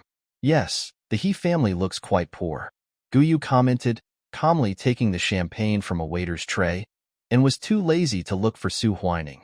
The long table in front of me was filled with all kinds of delicious food. The exquisite champagne tower reflected the beautiful lights. There were more than 10 kinds of cakes alone. It was a pity that no one came. Everyone was busy socializing. Who would come here to eat? Guyu deliberately didn't eat before coming here. Whenever he encountered such an occasion, he was always the one who was most focused on eating. He finished 5 or 6 bite-sized cakes in one go, then moved on to the meat. Su Huining was actually watching not far away. He had calculated the time to wait for Guyu to be harassed by the waiter before going over to bring him in and temper his temper. I didn't expect someone to come in after a while, so I just hid and waited for Guyu to find me. In the end, the other party was still not in a hurry, and the whole plate of cherries was eaten up. I'm surprised you can come here. A man who looked a bit like Su Huining appeared behind Su Huining with a wine glass in his hand. His tone was light, his face was calm, and it was impossible to tell whether he was happy or angry. Su Huining felt uncomfortable being stared at, and when he saw the other person staring at his injured hand, he subconsciously wanted to hide his hand. Su Huiyu raised his eyebrows. Why are you hiding it? Do you think your family won't know if you don't tell them? I'm fine. Su Huining didn't even dare to look at his elder brother. Since he was a child, his elder brother had been stricter with him than his parents. He also had his own selfish motives in asking Liang Jing not to alarm the Su family. He wanted to deal with Guyu himself instead of using his family's means. Su Huiyu did not continue to ask. Although my parents and Huiqing think that you can do whatever you want in this life, you still have to find a goal for yourself.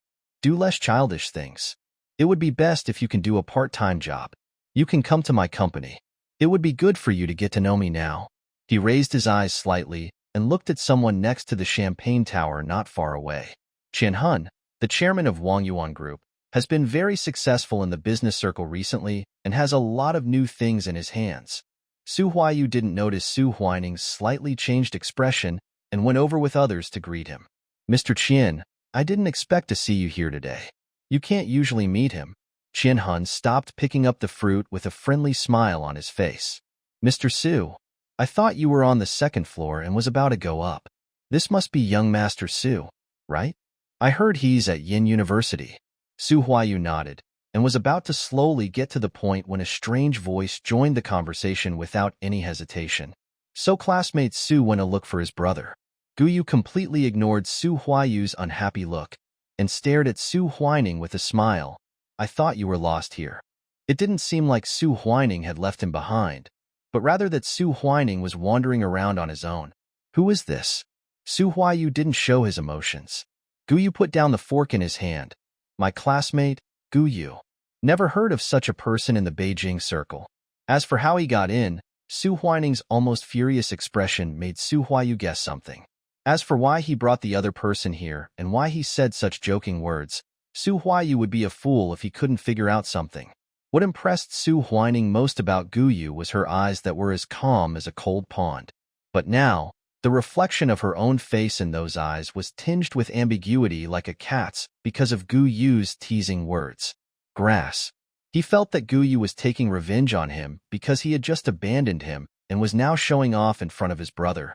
Su Huining had just reached adulthood, and at this time, he was not as straight-backed as he was in the later part of the original novel. Brother, he wanted to explain, and even wanted to immediately expose the truth about his hand injury and put it all to rest. When the atmosphere was about to explode, Qianhun said cheerfully, we are all acquaintances. It's just a coincidence. Young people are full of energy. He was like an outsider, not seeing any of the turbulent undercurrents, and his face was still smiling kindly. That Guyu is also from Yanda University and has a promising future. I also wanted to be admitted to Yanda University back then, but unfortunately I didn't have the ability, which is also a big regret in my life. Guyu listened with a smile but did not respond. Since he refused to leave, and seeing Su Huining's expression of being caught as a thief, Su Huayu was in no mood to continue chatting with Qianhun. Fortunately, Qianhun excused himself and went to the second floor, leaving the three of them looking at each other in bewilderment. Guyu, are you necessary? He wanted to die but dragged him to death. Can't you say hello? You brought me here by yourself. Unlike the former's nervousness, Guyu's expression did not change, and he could even meet Su Huayu's heavy eyes. Brother is here too, so we can meet in advance. I don't know the etiquette, Su Huayu said coldly. No matter how ridiculous Su Huining was, he would not turn against a man and scold him in front of so many people even if he was angry, but he could despise Guyu. How shameless is it that someone who takes the initiative to find someone like me who doesn't know etiquette? Guyu never knew how to write the word fear, so he immediately shifted the blame. Student Su, are you going to find your sense of shame now? Su Huining unexpectedly understood what Guyu meant. What a joke. He hadn't even taken revenge yet, and Guyu was telling him to get out? Was he something to Guyu? So he didn't say anything, and was so angry that he forgot that his eldest brother was still staring at him. Just as he was about to retort, he heard Su Huayu's cold voice. Su Huining, you are very good. Su Huining. Su Huining felt that he was in a bad state now, as if Guyu was born to be his nemesis, but his usual pride made him unwilling to explain to Su Huayu. The strange confrontation between the three people has attracted a lot of attention, mainly because the people of the Su family are too eye-catching. Besides, except for the one who just entered college, the other three young masters are all of marriageable age and have not yet married, so each family has its own little calculations. In front of another table in the garden, a girl in a pink dress was fiddling with her mobile phone. She was considered a top blogger in the fashion circle, which was why she was invited. However, the host said that she could only take pictures of a part of the outer garden and the hall before the banquet started. After getting the selfie stick ready, she greeted the fans in the live broadcast room. Sorry to have kept you waiting for a long time. This is the He family's mansion in Beijing, or a manor to be more precise. From here, those rockery paths and greenhouses over there all belong to the He family. A mansion? Does that mean there are several? Kiki, please take us around and show us which mansion's door is more suitable for me to tie myself to this time. Just take it as an advance understanding of your work environment. Please show us the nanny room. Thank you. Why are we all outside and you are inside? Kiki diligently introduced some of the upper-class people present and would also say hello to the bloggers who were also invited. She knew all about the ladies' outfits, and many people doubted whether she was a real socialite. Those seemed to be the two young masters of the Su family. Kiki pointed the camera at herself and over her shoulder, she could see 3 people not far away, but I've never seen the one wearing a shirt before. I'll identify him now. That person looks familiar. I seem to have seen him before. Oh my God. He's so handsome. I must have seen this brother in my previous life. Isn't this the champion of the liberal arts in the college entrance examination? He seemed to have been on the hot search in August and September, with a very high score and a good-looking appearance in the live broadcast room with hundreds of thousands of people online. Guyu's identity was revealed in a short while. Kiki didn't pay much attention to these things. The college entrance examination was too far away from her. After learning about it from the live broadcast room, she said, "The third young master of the Su family is also from Yanda University. They should have come together." Normal people would definitely think in this direction, but a particularly discordant sentence came out of the live broadcast room. "He came here shamelessly. Everyone knows that he is short of money." It's not just this account.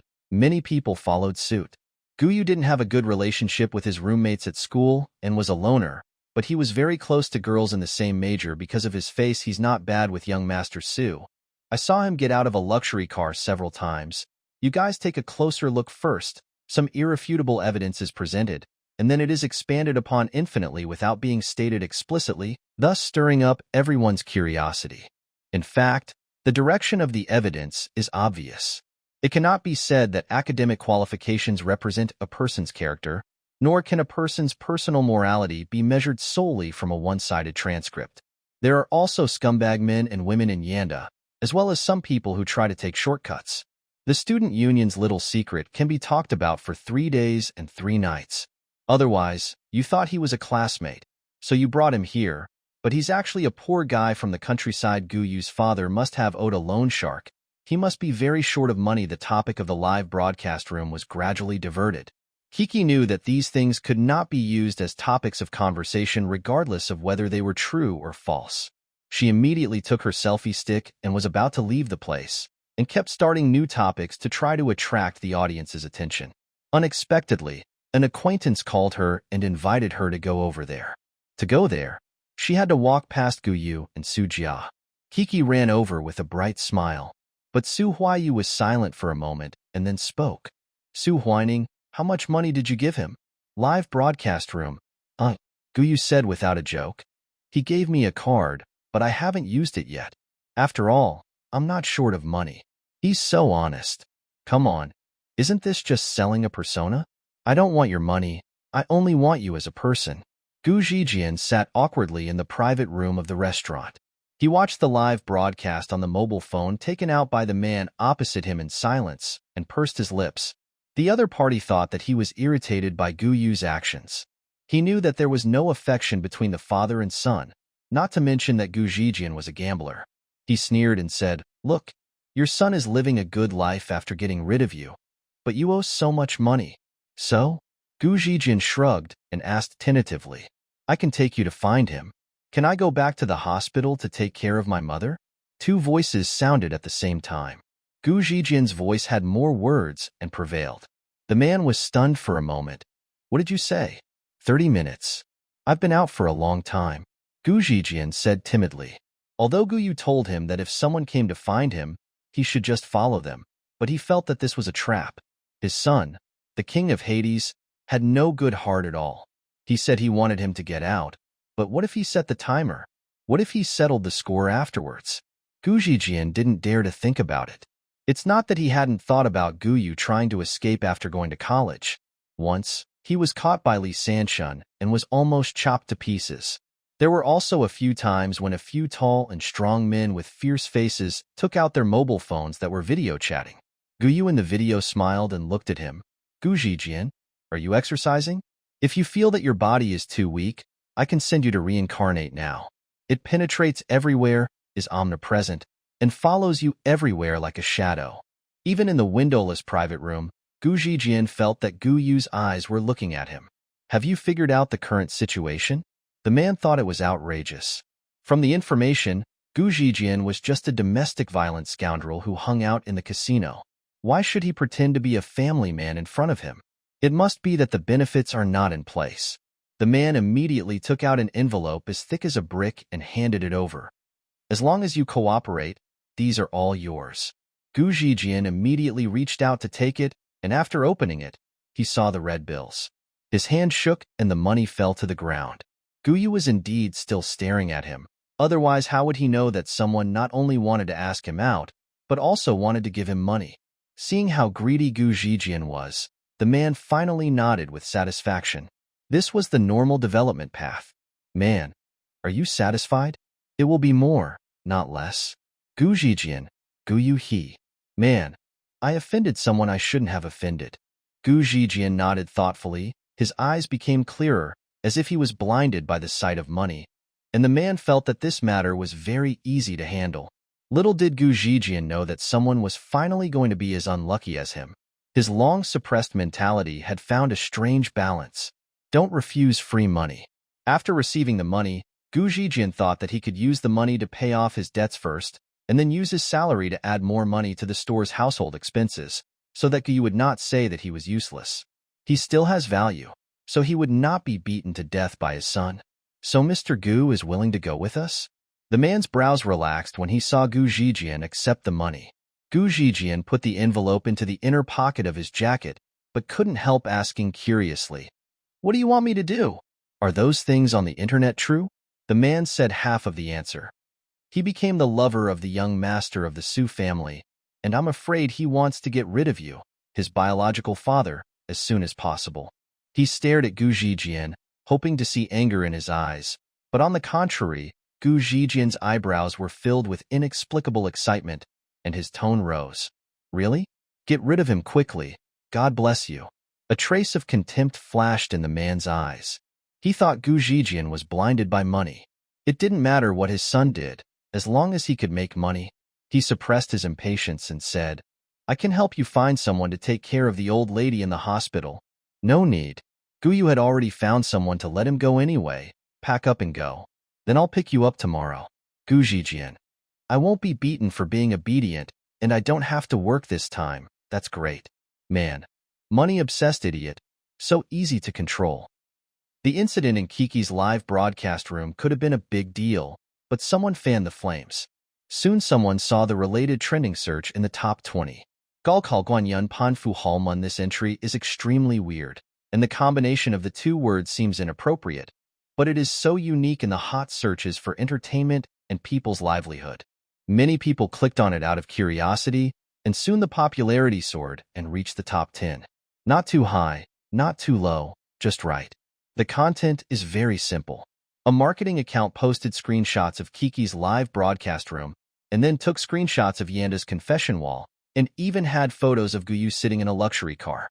By the way, I also gave Guyu his photo and introduction on the high school bulletin board, as well as a photo of his home's exterior. Entertainment circle digging sister. Family, look at what I have found. I originally wanted to see the banquet of the rich and powerful to broaden my horizons, but I actually got something like this. I can only say that people with poor backgrounds have strong ambitions. I quickly searched for it and found it somewhat inspiring. It has only been less than a month since the start of school, right? This top student is really amazing. No wonder he is a liberal arts student. He has so many tricks up his sleeve. Most people don't have this ability. He openly eats melons but secretly belittles others, as if he was really just sharing his own gains from eating melons. He also replied in the comments section saying that everyone loves to eat melons. I don't know why this Weibo post became so popular. The financial sponsor was not mentioned at all, and the license plate was also blurred. Only Guyu was put on the map, and everyone was suspicious and mocking. His house is in an old alley from the last century. I would not live there even if I were given it. I used to think he was handsome, but now I feel disgusted when I see this face. Maybe he didn't think about studying hard when he was admitted to university, but just wanted to make some money from the cabbage in Gongcheng. The number of comments soon reached 10,000. Even though they didn't know the truth, they didn't think that someone like Guyu, who came from a small place, could have an equal relationship with the rich second generation. Especially when you know that the sponsor might be a man, the humiliation will only be even greater. Zhang Zhao always acts like a good person in front of Su Huining. Even if he said a few sarcastic words to Guyu that day, Su Huining would not take it too seriously and think that he did it. After all, among the people around Su Huining, except those who are on equal footing, Everyone else is trying their best to protect him. Zhang Zhao concealed Su Huining's information and asked people to muddy the waters. Some said he was a rich second generation, while others said he was a wealthy and powerful old man. Netizens will only think worse, thinking that Gu Yu not only hooked up with the old man, but also was a mistress. Zhang Zhao felt relieved when he was sure that public opinion would not target the Su family. On the other hand, he was also told that Gu Zijian had accepted the money and was going to come find Gu Yu. When the time came, he would make sure that Gu Yu could not stay at Yanda anymore. Why do you have to squeeze into a circle that doesn't belong to you when you can do something else? Zhang Zhao said to himself. At the banquet, Su Huayu didn't have time to waste with Gu Yu. He had other things to do. Dealing with Gu Yu later was a piece of cake for him. After giving a few warnings, he went upstairs. The annoying person left, and Gu Yu began to control his personality again. He picked up a piece of crisp green grape and said, "Eat one? The skin is very thin." The green grapes were right in front of him, and the white hand gently pinched the silver fork. The person who did this didn't seem to be affected by the previous episode, and looked at Su Huining with a smile. "What on earth are you trying to do?" There were too many people around, and Su Huining scolded in a low voice, and the wound on his palm was aching again. One wrong move in the apartment on a rainy night made it difficult for him to extricate himself. "What should I do?" Gu Yu forcefully stuffed the grape into Su Huining's open mouth. "Eat it. Don't let me teach you how to eat." Su Huining puffed his cheeks, his eyes full of anger. He wanted to take the initiative in his relationship with Gu Yu, but he was always embarrassed. After a long time, he chewed without tasting the food. "You are so good," Gu Yu praised coldly. "I didn't mean to do anything. After all, our relationship is like this. I was just trying to please you. Can't Master Su see it?" Su Huining didn't believe what Gu Yu said.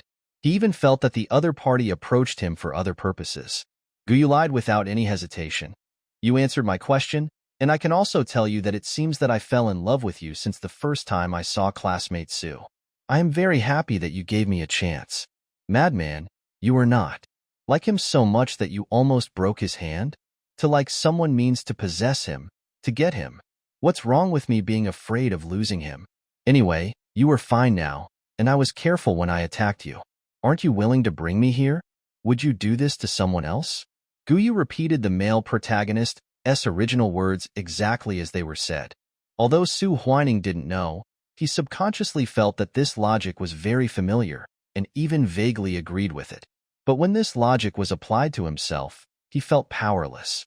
"You just took my money, don't take yourself too seriously," Su Huining said viciously. "Then I will try my best to make you feel my love and make you inseparable from me." Gu Yu took out his mobile phone and handed it to Su Huining. "Look, someone is already helping me consolidate our relationship."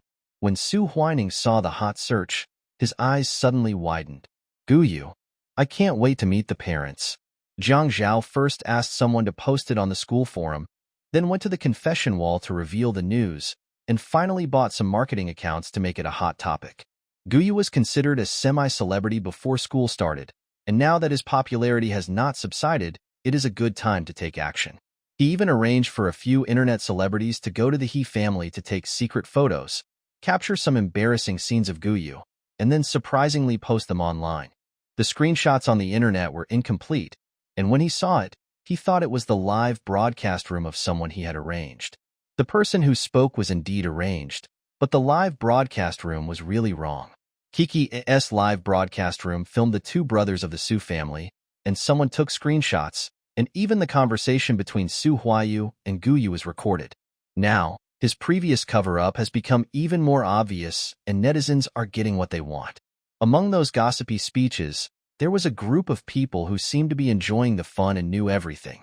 They were willing to spread the news about the relationship between Su Huining and Gu Yu, as if they were afraid that others would not know about it. The internet was divided instantly. "I don't understand. Are all rich people so gay? No. Are they so open? You don't know that the young master's friends are so playful. People are divided into groups. What is the reaction of the Su family now? I really want to see it." Seeing that public opinion was suddenly out of control, Zhang Zhao panicked. Would the Su family follow the clues to investigate? He hired a hacker to clean up the mess. At the He family banquet, Guyu was flipping through the ever-changing hot search terms for Su Huining. Originally, only Guyu was on the list, but now Su Huining had also become a topic of conversation. The system watched the show live. After meeting you, Su Huining's expression was really cracked repeatedly. Guyu felt relieved. I'm just giving him a taste of his own medicine. As Su Huining's childish possessiveness grew, the original underground lover-like relationship could not satisfy him. To say that they were still childish would be an exaggeration rather than a cruelty. He began to give the original owner watches and clothes that were completely out of proportion to their worth. The original owner didn't recognize them and didn't take them too seriously. But in the eyes of others, it was not the case. It was obvious that she was hooking up with a rich man.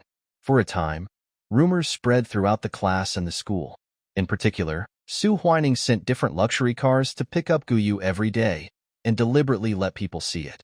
People who were not aware of the situation then spread the news that Guyu was sold to several people at the same time. The matter became more and more serious, and even the teachers complained about it. Finally, the Student Affairs Office and the Political Education Department came to Guyu, hoping to get an explanation. How can he explain it? He and Su Huining didn't have a normal relationship to begin with, and then he heard those remarks coming out of the leader's mouth with contempt. He remained silent throughout the entire process, allowing himself to be mocked. Only his back remained as straight as a knife or a pin, and had not collapsed yet. In the end, the school expelled the original owner. Su Huining said, It's okay if you don't study. I have money and I will support you. Love is strong, but it is just the impulse of youth. The original owner was unwilling to bet everything on others and wait until love fades and is abandoned like garbage. People have their own way of life and their own backbone. Su Huining didn't understand. He thought the original owner was making fun of him. Then beg me, I will help you stay. They won't dare to fire you. Destroy the other party's peace, and then wait for the other party to wag its tail and beg for mercy.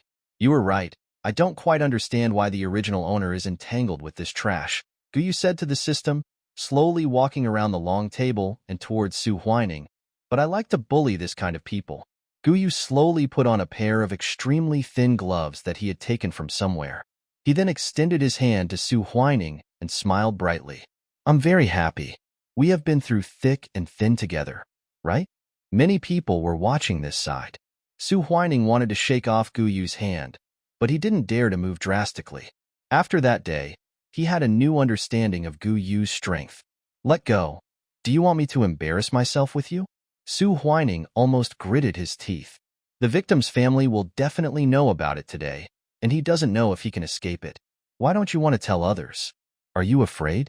Oh, you like men who embarrass you? Don't be so timid. Guyu smiled and forced Su Huining to hold his fingers with him. Under the watchful eyes of the crowd, the two of them put their hands tightly together, showing a kind of romance that breaks taboos and is reckless. Of course, if Guyu hadn't worn gloves, it would have been better if young Master Su hadn't suddenly knelt on the ground.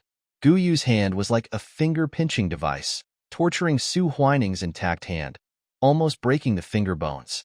Su Huining had to hold back to prevent himself from screaming. Don't always do things that make me unhappy, okay? Guyu pinched Su Huining's face. Look around. From today on, we are completely tied together. Are you happy? The sarcastic, mocking, doubtful, and curious eyes around him almost drowned Su Huining, as if they were something solid poking at his spine, making it almost impossible for him to straighten his back. I don't know if it was the pain or the shame that magnified his hearing. Gossips madly drilled into his ears. Rare. Is this playing with a man or being played by a man? He brought the person here, which is unique. Guyu remained calm and composed. Even when faced with unfriendly glances, he was able to calmly return a polite smile, leaving the other party at a loss. Su Huining was almost burned to death by shame. When he was gradually giving up on himself, Guyu suddenly pulled him up. Let's go, young master. The ground is cold. Go upstairs to meet your family. I think they have finished their talk. Su Huining subconsciously pulled his hand away, but Guyu held it tightly. Guyu whispered in his ear, Do you want this hand to be disabled? Almost under duress, Guyu staggered up to the second floor. He ignored the waiter's obstruction and accurately opened the door of the reception room. Seeing the CEOs of various industries gathered together, he raised his eyebrows. They are all here. Su Huayu didn't expect Guyu to be so bold. When he saw Su Huining holding his hand with their fingers interlocked, his face darkened. The middle-aged man next to him, who looked somewhat similar to him, did not change his expression, but the pressure from his eyes made Su Huining hide behind Guyu. "Mr. Su, would you like to check your phone?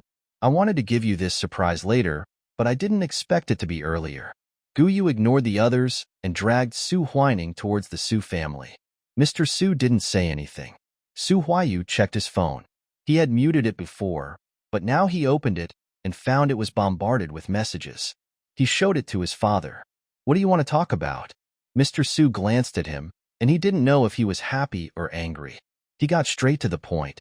The people around were too shocked. They didn't want to watch the fun, but they also missed the best opportunity to leave, so they just pretended to drink tea in silence.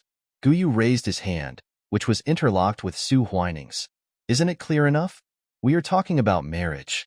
Now that the matter has become so serious, Master Su will be a second-hand commodity and no one will want him anymore, right?"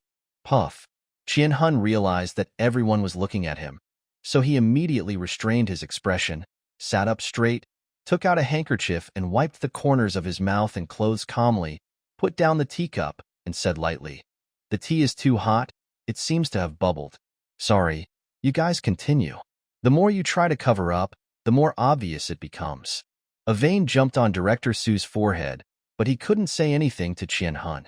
The other company had been gaining momentum in recent days, and it had several projects closely related to Su's industry, which must not fall into the hands of others. He nodded slightly, as if accepting this statement. The person involved has accepted it, so what can others do? Each of them seemed to be daydreaming, but their attention was focused on their own ears. Su Huayu looked at Guyu with a look that asked, "Are you crazy?" Guyu understood what he meant and said seriously, "Mr. Su is worthy of being Huining's brother. Your evaluation of me is very consistent. It seems that we really have the foundation to be a family. What nonsense are you talking about?" Su Huayu finally couldn't help but said. Su Huining didn't even dare to look at his father's eyes and tugged at the corner of Guyu's clothes. "Stop talking. Things have developed to this point, and he still doesn't know why. How did he stand here? How did he suddenly come out? Everything was like riding a rocket. He didn't even have time to use all his kung fu before he was pinned down under the five-finger mountain." Guyu was not afraid. "Isn't this true? Didn't you just watch the news? If a girl wants to be a gay man's wife in the future, even if it's an arranged marriage, it doesn't have to be so disgusting, right?" He looked around. "Why? Mr. He, Mr. Yang, Mr. Wu, does your daughter have the spirit of sacrifice? Or does Mr. Qian want to pick up rags?" Those who were named did not expect that the fire would burn them like this. They thought in their hearts that what the young man who did not know well was right. They were businessmen, not human traffickers. However, they could not say it in front of others. Only Qianhun sat up straight after being called and answered in a serious tone. "Ah, can you say this?" Of course, Guyu did not feel the murderous gaze of the Su father and son at all, and you can check it out. "It was not me who took the initiative. It was young Master Su who took the initiative to pursue me. His offensive was too fierce, and his promises were too true, so I fell for him. I am not born with this talent." This was just short of directly pointing out that Su Huining was born crooked. "You re-talking nonsense." Su Huining couldn't tolerate Guyu questioning his aesthetic taste, and retorted angrily. "Guyu, you admitted it." "Dad, that's not what I meant. I meant..." Su Huining was so anxious that his brain could hardly think straight. Guyu readily agreed. "I understand. Since we will have to face these storms sooner or later, why not break the news now? On that day, you admit that you like me. I have the recording." "Impossible." Guyu was clearly abusing him that day and had no time to use his phone. This was certainly not done by Guyu, but by the system, which was transferring an audio file. Admittedly, this document has been artistically edited. Guyu has always been ruthless in his actions. In the original novel, the Su family took swift action to protect Su Huining tightly, allowing Guyu to bear all the abuse. Doesn't the Su family know about what Su Huining did? I know, but I have no mercy. I won't talk about my private affairs in public. When Su Huining gets over his playfulness, I will arrange for him to get married, just like the girl that the original owner saw at the end, who was taken home by Su Huining. They all have a bright future, except the one who is imprisoned in the room. After pressing the play button, Su Huining's panting voice came out, as if he was gritting his teeth. His voice was broken and blurred. Guyu. As soon as he opened his mouth, the faces of the Su family father and son turned completely dark, and everyone in the living room picked up their teacups and pretended to drink tea. Su Huining didn't expect Guyu to be so bold and dare to expose this matter directly. Didn't he know that he would go to jail for this? His eyes widened. His disbelief now had a different meaning in the eyes of others. In the audio, Su Huining gasped heavily, groaned from time to time, and finally called out Guyu's name as if relieved of a heavy burden, repeating over and over again, "I like you. I love you." The audio stopped abruptly, and Guyu put away his phone. "Sorry, just some fun stuff. He just likes to beat people up when he has nothing to do. Don't go too far." This was the first time that Mr. Su, who had been in the business world for decades, flew into a rage. His face was ashen, and he almost fainted. Guyu whispered to Su Huining, "Look, your father and your brother don't care about you, and they don't even ask if you're okay." The audio was so intense that I was gasping for breath. Su Huining didn't think there was anything wrong with the audio. He looked embarrassed and felt that Guyu had deliberately embarrassed him and let everyone know that he had been beaten. Now, after hearing what Guyu said, he felt bad as he was used to being spoiled. Muttered, "My dad yelled at you because you did something wrong." Apart from the two of them, who here would have thought that this was a recording of being beaten, seeing his son being so shameless, Mr. Su shouted angrily, "Why don't you get over here? Why are you trying to break up a couple like us, Mr. Su? I didn't do anything to your son." Director Su was furious. "Do you think you can succeed like this? I have plenty of ways to make you hand him over to me. Su Huining has his own legs. You can't control them." Before he could finish his words, Guyu pushed Su Huining over. His movements were quick and decisive, as if he was disgusted. "Then I'll leave it to you. Tell me what you need in advance. It's mine and you can't get away." Guyu took off his gloves slowly and threw them on the ground. Director Su, who didn't know what card he was going to play, was unusually silent. Su Huining was pushed over and was still a little bit unbelieving. He couldn't believe that Guyu would go through so much trouble and just hand himself over so easily. Guyu waved to Su Huining. "I'm a little busy recently. I'll come pick you up in a few days. I believe your family will bless us by then." Su Huiyu blocked Su Huining behind him. "Nonsense. See you later." Guyu left without any reluctance. Everyone at the banquet saw him pulling young Master Su up to the second floor, and now he came down alone. They guessed that he must have been scolded by the Su family, but seeing that he looked fine, they were all confused. Guyu had no time to answer their questions, nor did he want to continue attending the banquet. He walked out of the manor directly. A black Audi stopped in front of the door. Guyu opened the door, got in the car, and drove away. "Gu Zijin is here?" Guyu lazily lay in the back seat of the car. The driver nodded. "You want to meet him?"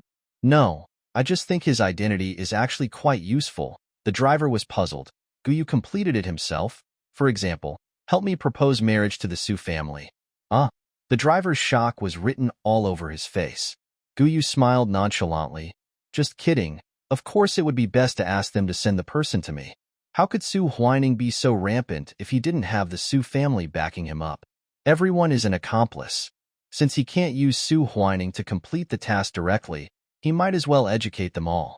Noticing that someone was filming him along the way, Guyu didn't go anywhere else and asked the driver to take him back to the dormitory. Unfortunately, the school's group chats had already exploded, and his face was destined to not be able to enter the dormitory quietly. Many people had already recognized him. "Why do you dare to come back? I heard that the He family kicked him out, and the Su family probably. You know, who cares what happened between Guyu and Su Huining? Even if Su Huining coerced him, it was because Guyu was not firm in his will." Someone immediately took a photo of Guyu and posted it on the school forum. The author: "Where are all the women who spoke up for Guyu before? Now look at Guyu carefully.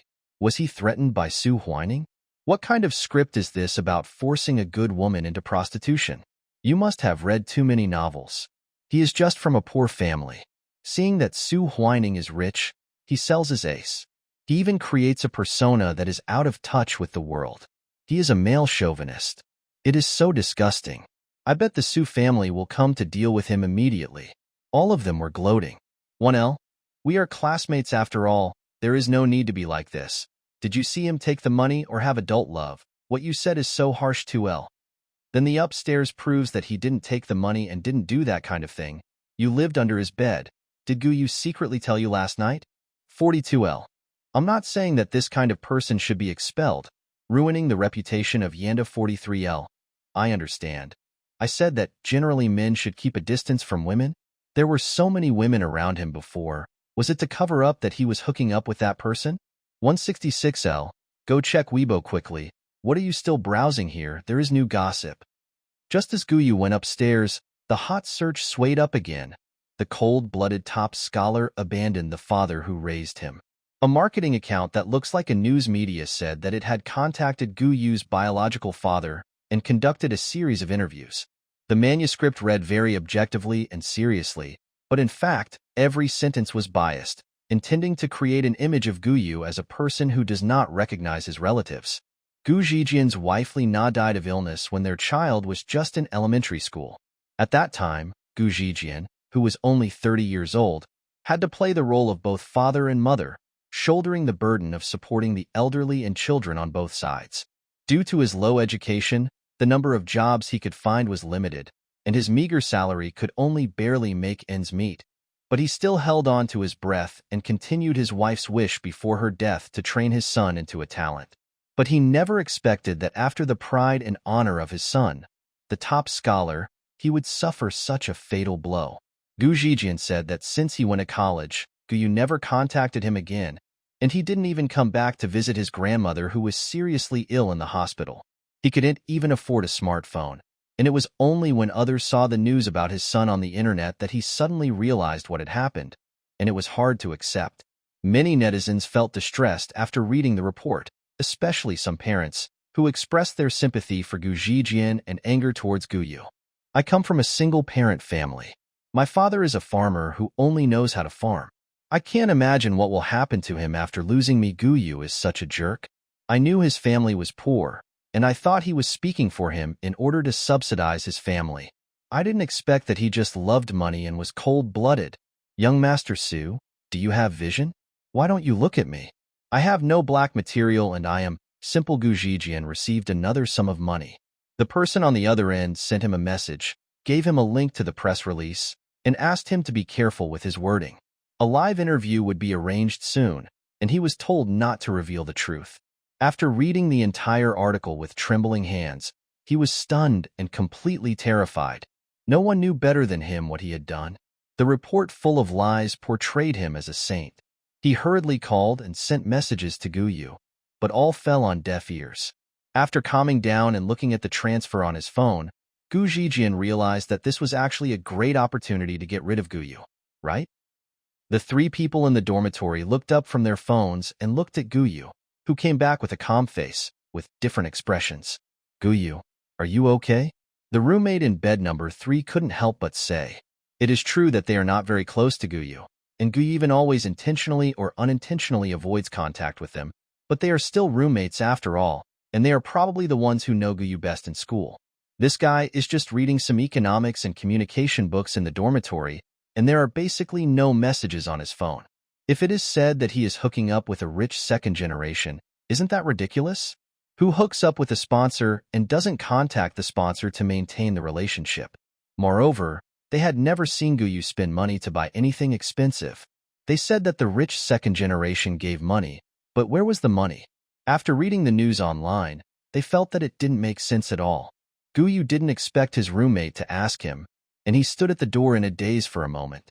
Having been a villain for so long, he was used to being scolded. Everyone cursed him with the most vicious words. In Guyu's eyes, these things on the internet were not important enough, so he did not take them to heart. Instead, he was puzzled by the genuine concern of his unfamiliar roommate. The system asked, "Is it different from completing previous tasks?" Another roommate thought that Guyu was hurt by the online comments and immediately comforted him. Don't pay attention to those comments, whether they are true or false, just know it in your heart, and life still has to go on. Yes, yes, you have been admitted to Yanda University, study hard, and then you can be admitted to graduate school or take the postgraduate entrance examination. If you learn real skills and enter a big company, you will turn your life around. Guyu has always been calm in the face of malice, and when goodwill slowly flowed to him, he couldn't find the words for a long time. Thank you. He is a villain, not an impolite gangster. In fact, it's not all fake.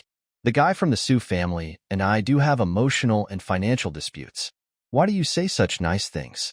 It's just that you lied down and… TSK, you are good at flattering yourself. The dormitory door was pushed open, and a rough-looking man walked in with his hands in his pockets. He thought Guyu wouldn't remember him.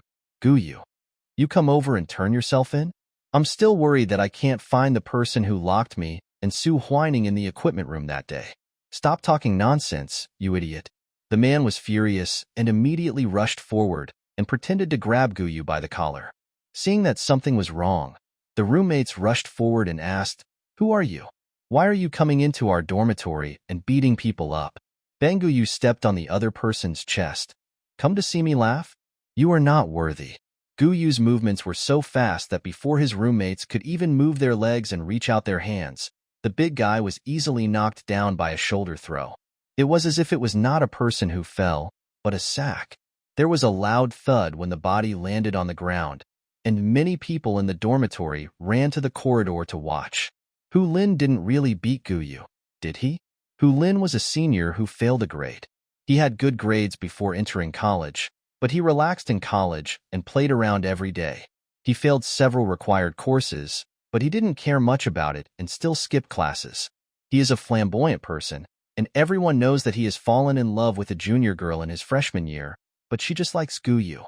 Thinking that this time Guyu got into such a big trouble, his chance had come. Hu Lin went to confess his love to his schoolmate, but she replied, "Are you sick? Why do you think I will fall in love with you if Guyu gets into trouble? Besides, this matter has not been determined. If you like to judge people so much, why don't you study law?" Everyone knew that it had nothing to do with Guyu. It was simply because Hu Lin had been harassing him for too long that even a clay Buddha would have a temper. So Hu Lin blocked Guyu near the dormitory building, and as luck would have it, Guyu really came back. A curious person pretended to fetch water and passed by the door of Guyu's dormitory and blurted out, "Hey, what's wrong? Should we call a doctor? But will this make things worse?" To be fair, I still felt that Guyu had suffered an unprovoked disaster. But soon, the half-open door of the dormitory was completely opened, and a human-shaped object was thrown out. If the distance in the corridor wasn't limited, it would probably have been thrown in a parabola. After doing all this, Guyu wiped his hands with a wet tissue and put on a rare, gentle smile on his face. Did I disturb everyone? Those whose eyes he passed by shook their heads. At this time, someone walked through the crowd of onlookers and came over with a stern look on his face. "Guyu, what are you doing? Come here first." Seeing the counselor suddenly appear, everyone felt that something was wrong. Some of them wanted to explain the situation for Guyu, but Guyu waved his hand to stop them. Hu Lin on the ground had almost recovered. The back of his head hit the wall, and he felt dizzy. Just as he was about to get up, he realized that many people were watching him. He also heard Guyu pretend to say, "I'll help him to the infirmary." Noticing a figure leaning in front of him, new and old hatred surged in his heart, and he raised his fist with all his strength and punched. "Guyu, do you really think I dare not hit you?" With one punch, the opponent was knocked to the ground. There was a sound of gasps from the people around him, and finally everyone cried out in surprise, "Teacher!" Hu Lin slowly opened his eyelids and looked at Guyu. "It's no use calling the teacher. I will beat you. You have bad behavior. I can't stand it. Anyway, I will at most record a demerit, but you will be expelled." Hu Lin stood up with the help of the wall. His mind finally became clear. He looked at Guyu, who was standing intact, and blurted out, "Why are you standing here?" "He's fine." So who did he hit? A bad premonition arose, and the middle-aged man recovered and shouted angrily, "Hu Lin, come with me to see your class teacher." "Demerit? You wish. The counselor's glasses were knocked crooked and his nose was bleeding all over the floor. He looked in a miserable state. The paper was given to him by Gu Yu, and the stool was also provided by Gu Yu's dormitory. He was prejudiced because they were not familiar with each other before, but now he was so angry with Hu Lin that he liked Gu Yu more and more. Gu Yu, what happened between you and him just now? He still had to ask what he should ask and put things aside. Gu Yu handed over another wet wipe. He suddenly ran into our dormitory to cause trouble. I was afraid that he would damage property and hurt my roommates, so I subdued him. It was self-defense from beginning to end. Even if there was physical fighting, the counselor felt that Hu Lin deserved it. Finally, Hu Lin, the head teacher, and the teacher from the student affairs department came to take the man away. The counselor went to the school hospital to treat the wound. Fortunately, the muscles and bones were not broken. After everything was properly treated, Gu Yu was called to the student affairs department. You know what happened on the internet, right? Is there anything you want to clarify to avoid misunderstandings? The teacher from the student affairs department sat at the desk and asked casually. He looks easygoing, but he is full of signs of impending storm. After all, this matter is directly related to Yinqing University, and the school cannot ignore it. The counselor next to him pretended to urge. If there are any misunderstandings that need to be clarified, please clarify them now. The school can help you. Gu Yu accompanied him to the school hospital. Out of kindness, the counselor also told him that this was not a big problem. After all, both parties were boys, and no one would believe it if they denied it outright. What's wrong with taking a car? They are just good brothers. Besides, there is no substantial scandal, just hearsay. As for other grievances, settle them with Su Huining privately. Things at home are easier to solve. Just talk about it. It doesn't matter whether you do it or not. The counselor winked at Gu Yu, and he stood still in front of the desk, watching the teacher in front of him unscrew the thermos and drink tea with lowered brows. He had hardly ever experienced such a scene in his life. Even when he was surrounded by the protagonists and the crimes of the villains were being counted, Gu Yu had never felt so oppressed. It feels like being wrapped in cold water. The gentle water flows into the ears and nose, fills into the lungs, and slowly drowns people in silence. Gu Yu felt unwell. The system, which had been silent for a long time, opened its mouth. The host never extracts memories, nor does he stop to rest. With so many memories of casualties squeezing him, he will collapse sooner or later. I'm not as fragile as you think. Yes, my host is very strong. But in fact, you are just blocking your own emotions as a normal person, and then gradually becoming cold and emotionless. Are you still a living person? When did you become so preachy? Gu Yu was unhappy. System. I just think this kind of mission is a different kind of experience for the host. Under the constraints of rules, we have to curb the habits formed over the years and try to empathize. Gu Yu remembered the original owner's memories clearly. It was also in this office that various teachers tried to get the original owner to confess and show leniency. Perhaps because he was afraid of ruining his future, he denied most of the rumors. But what did he suffer? A teacher pulled up his wrist and pointed at the watch on it. You can't afford this watch, right? No matter how rich Su Huining is, how could he give you such an expensive thing if you don't use some tricks? Heh. Gu Yu suddenly laughed. The teacher who was drinking tea looked up unhappily. Don't waste everyone's time. Since being servile will not get you any good, why not just embarrass the other party? Gu Yu looked directly into the other person's eyes. I'm not saying, how can I create a scandal by myself? Why don't I drag Su Huining out of the house? Are you afraid, teacher? I really look down on you. Why? Am I the only one involved in the rumor? It would be helpful to ask Su Huining to come and verify it, right? Gu Yu said sarcastically. He seldom understood the original owner's emotions or anything like that. His previous missions were simply to follow the plot, with only one goal, which was to go against the protagonists. But his current mission requires him to watch the original owner's absurd and chaotic life from the first person's perspective. He has a good memory and knows the entire plot by heart, but he becomes particularly annoyed when it comes to the plot points. The office was silent. The computers stopped ringing, documents stopped flipping, and even the printer stopped working. The glass thermos cup fell heavily on the wooden table. The counselor glanced at the director and looked at Guyu anxiously, not daring to speak to smooth things over. Who knew that this man looked so gentle but spoke so rudely? Is this how you talk to teachers? Do you have any manners? You have caused a lot of trouble.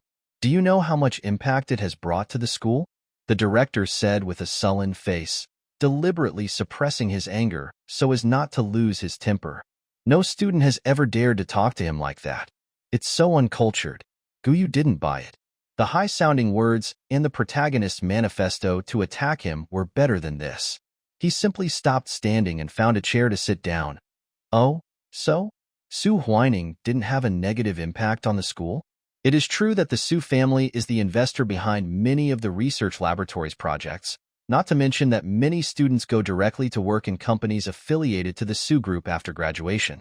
Mr. Su is also a graduate of Yanda University, and he attends the annual Alumni Association and school anniversary as a special guest. In this context, as long as Su whining did not make a big fuss, the director would not call him to the office to scold him. At most, he would discuss with the Su family in private and suppress the matter. Besides, Su whining is at home now. Who would be so stupid as to go to Su's house to bring people? Take it step by step. Explain your problem clearly first, and we will naturally solve Su whining's problem. The director did not answer the question directly and put the pressure on Guyu as usual. Then what do you think is the problem? Tell me and I'll see if I should answer you. Guyu followed the advice. He sat opposite the director, not like he was being talked to, but came to talk. In terms of aura, he is no less than anyone else in the office. The director almost laughed at his expression. Didn't you watch the news yourself? The whole network is talking about it now, saying that Yanda has recruited a student with bad intentions and who hangs out with rich men. By the way, in addition to your personal conduct issues, some reporters accused you of abandoning your biological father and seriously ill grandmother, which is even more morally corrupt. This is enough to expel you from the school. Generally, any fearful student would be afraid when the last sentence is spoken. What's more, for people like Guyu who come from a small place, Yin University is the beacon in their confused lives. They run towards this place day and night without sleep and are finally shrouded in glory. With the light of the lighthouse, they board the ship to a better life. Why would you apply to Yanda if you don't want to move up? And once you're admitted, how dare you lose easily? The director wanted to enjoy the panic on Guyu's face, but he found that the student had a face full of laughter. You talked back to the teacher and spoke rudely, which is enough to punish you. So he added, Guyu, have you never attended classes at the journalism school next door? Can you use the one-sided words of a marketing account to convict someone? A fly won't bite an egg without cracks. It takes two to tango. If I am guilty, then Su whining is unforgivable. Didn't I know that free love is against the law in college? What law stipulates that classmates can't fall in love, or that lovers can't date? Maybe he didn't expect that after being contradicted for so long, Guyu would actually tell part of the truth directly. Even if he had already guessed it in his heart, getting the recognition from the real person was another matter. The director opened his mouth but didn't say anything for a long time. After a while, he said, homosexuality has a bad influence. Then you can call the police. Guyu spread his hands. Go find Su whining who seduced me. If it weren't for him, there wouldn't be so many troubles. Don't you think it's funny what you said? Su whining has no status that would require. I recorded it for safety reasons. The director was speechless. I've heard of rich people signing property agreements out of fear of being cheated, but I've never heard of someone like Guyu who got the benefits but felt a little disgusted. The conversation could not go on any further, and finally the director asked, what happened between you and your family? It's not easy to check. There was a reporter who reported it before school started. Guyu was completely different from ordinary students. Threatening him with expulsion had no effect at all. He tried to contact his father, but the call was unanswered. As the matter fermented day by day, a lot of things related to Su whining were hidden by the Su family. With intentional or unintentional instigation, netizens were committed to digging up Guyu's negative material and gradually ignored Su whining's existence. The content of the conversation was just a few familiar sentences. Although Guyu has good grades and looks good, but it can be followed by a lot of content, like there is rotten cotton inside. or people are scheming and have deep minds. He is just a pig who comes to the big city to get cabbages. Anyway, he is young but has great means, and is not a good person. If someone mentions Su Huining, there will immediately be rational people who stand up and say, although Su Huining is not a good person, Gu Yu is not a good person either. The public opinion reached its peak when Gu Zijian was broadcasting live. The marketing account acted as an interviewer and asked questions in the desired direction, guiding Gu Zijian's words step by step, and Gu Zijian also got on board. I heard that Gu Yu hasn't contacted you yet? Gu Zijian lowered his eyes. Carrying bricks at the construction site and doing housework day and night made him look a little simple and honest. The child has grown up and has his own ideas. I am old and my words are not pleasant to the ears and are useless to others. Maybe I have annoyed him. He has his own way to go. I have sent him to the end of his road. I shouldn't interfere too much. If we admit it directly, the effect is not that good. Gu Zijian is too good at saying one thing to one person and another thing to another person. People just like to imagine and make up stories. If you say something ambiguous, the listener will try to justify it in the direction he wants. After being oppressed by Gu Yu for a long time, he was now able to fight back and his eyes were filled with tears. His red eyes seemed to be an unbearable pain in the eyes of others, and many people sent comments to condemn Gu Yu. Gu Yu himself was watching the live broadcast in the dormitory with his roommates.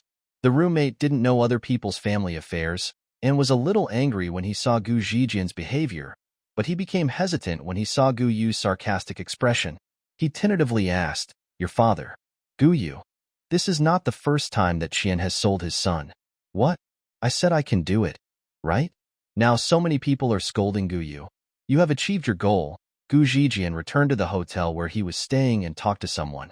The other party's words seemed to make him dissatisfied, for times. "I want to add 4 times on this basis. Do you really think that you can get rid of me with your little money? Do you think I, Gu Zijian, am a soft persimmon that is easy to control?" Gu Zijian changed his previous timid appearance, and his nature that had been suppressed for a long time broke out at this moment, and his eyes seemed to flash green light. "It's just blackmail. I've already borrowed money at high interest rates, so why would I be afraid of this? If anyone should be afraid, it should be you, right? I have backed up all the transfer records, as well as our chat records. At worst, we can all die together. I don't have any losses." Gu Zijian has thought it through during this period. With his son's ghostly ability that refuses to suffer loss, he must make it very difficult for the other party. Otherwise, he would not come to him to make up stories. Anyway, the other party does not want the plan to fail and has to protect him. Gu Yu can't find him, so he will run away with the money. Don't be greedy. We agreed at the beginning that this is blackmail, do you know? Zhang Zhao didn't expect Gu Zijian to be so difficult to deal with. The money was originally saved by him, and he didn't dare to let his family know what he was doing. Then what are you doing? Spreading rumors and framing others. Anyway, one of us will go to jail if we have a falling out.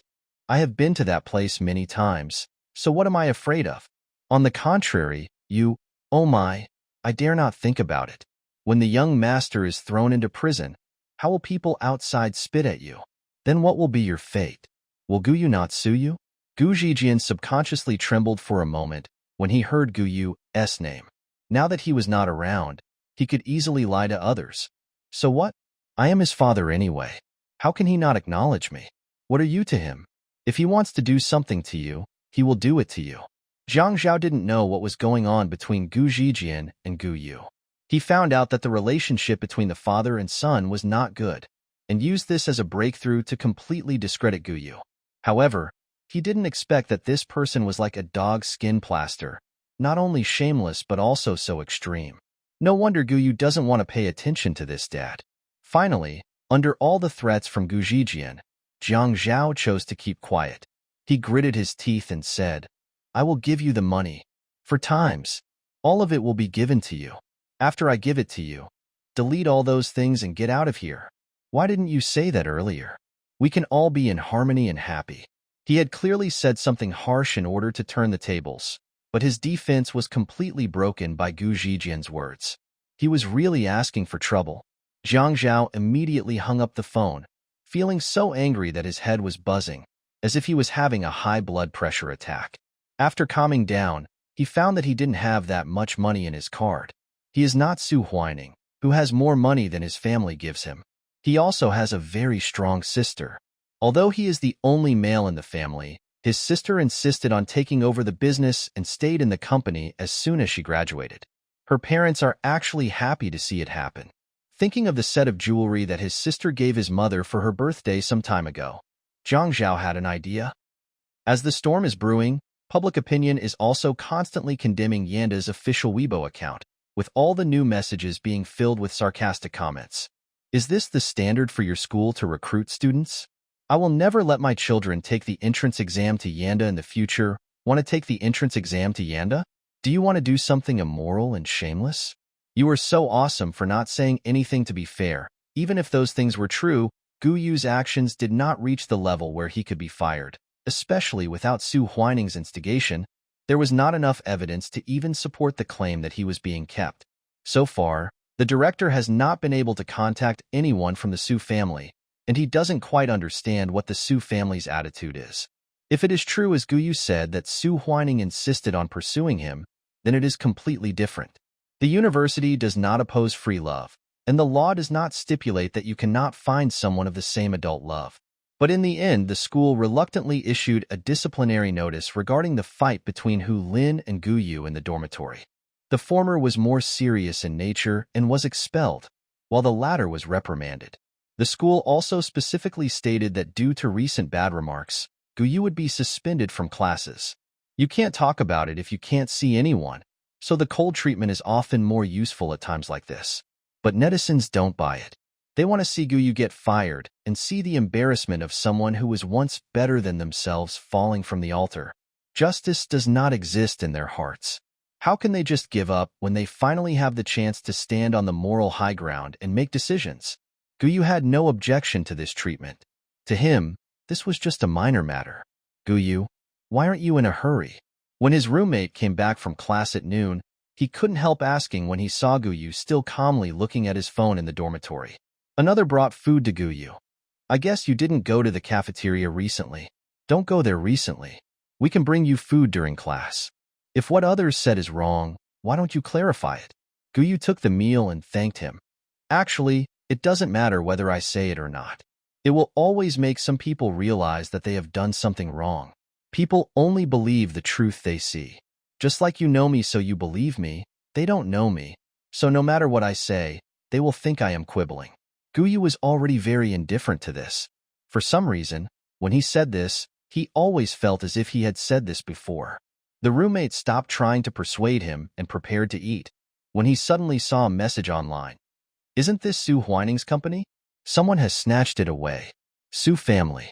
The house was quiet before because Su Huining went out to study, and the others were more reserved, so it was less lively.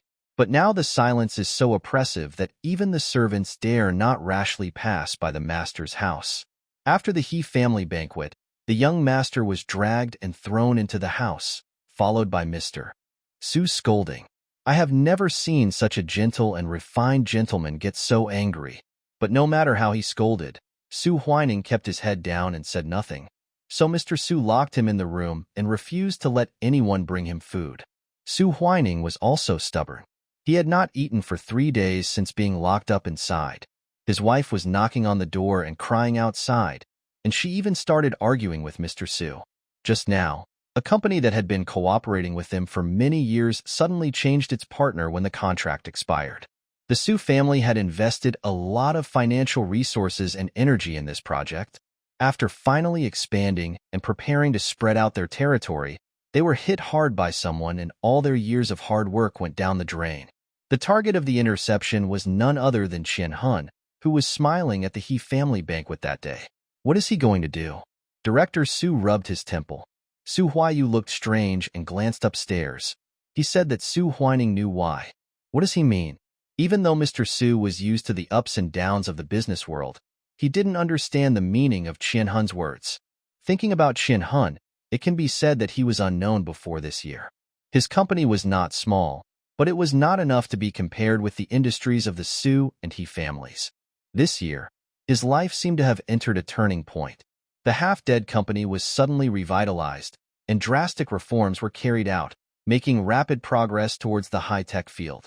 You have to know that in this line of work, it is essential to introduce talents. The Su family recruits talents from Yin University and other schools every year to keep abreast of industry trends. He really couldn't understand what kind of talent Chin Hun had introduced to achieve such a breakthrough in core technology.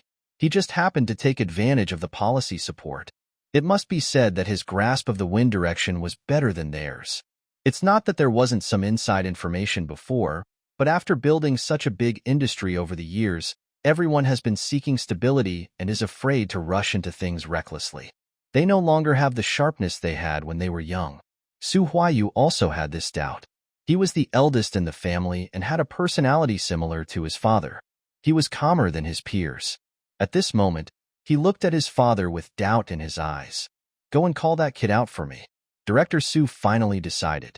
Su Huayu frowned. "But let's ask him first if he has caused any trouble again without realizing it." Director Su has always given a positive attitude towards his youngest son's ability to get into trouble. He was angry about Gu Yu's matter, but he felt that there was a way to solve it. After all, he was just a poor student, and an ant couldn't shake a big tree. It was just that Su Huining's mind was not clear, and he would probably get better after a while.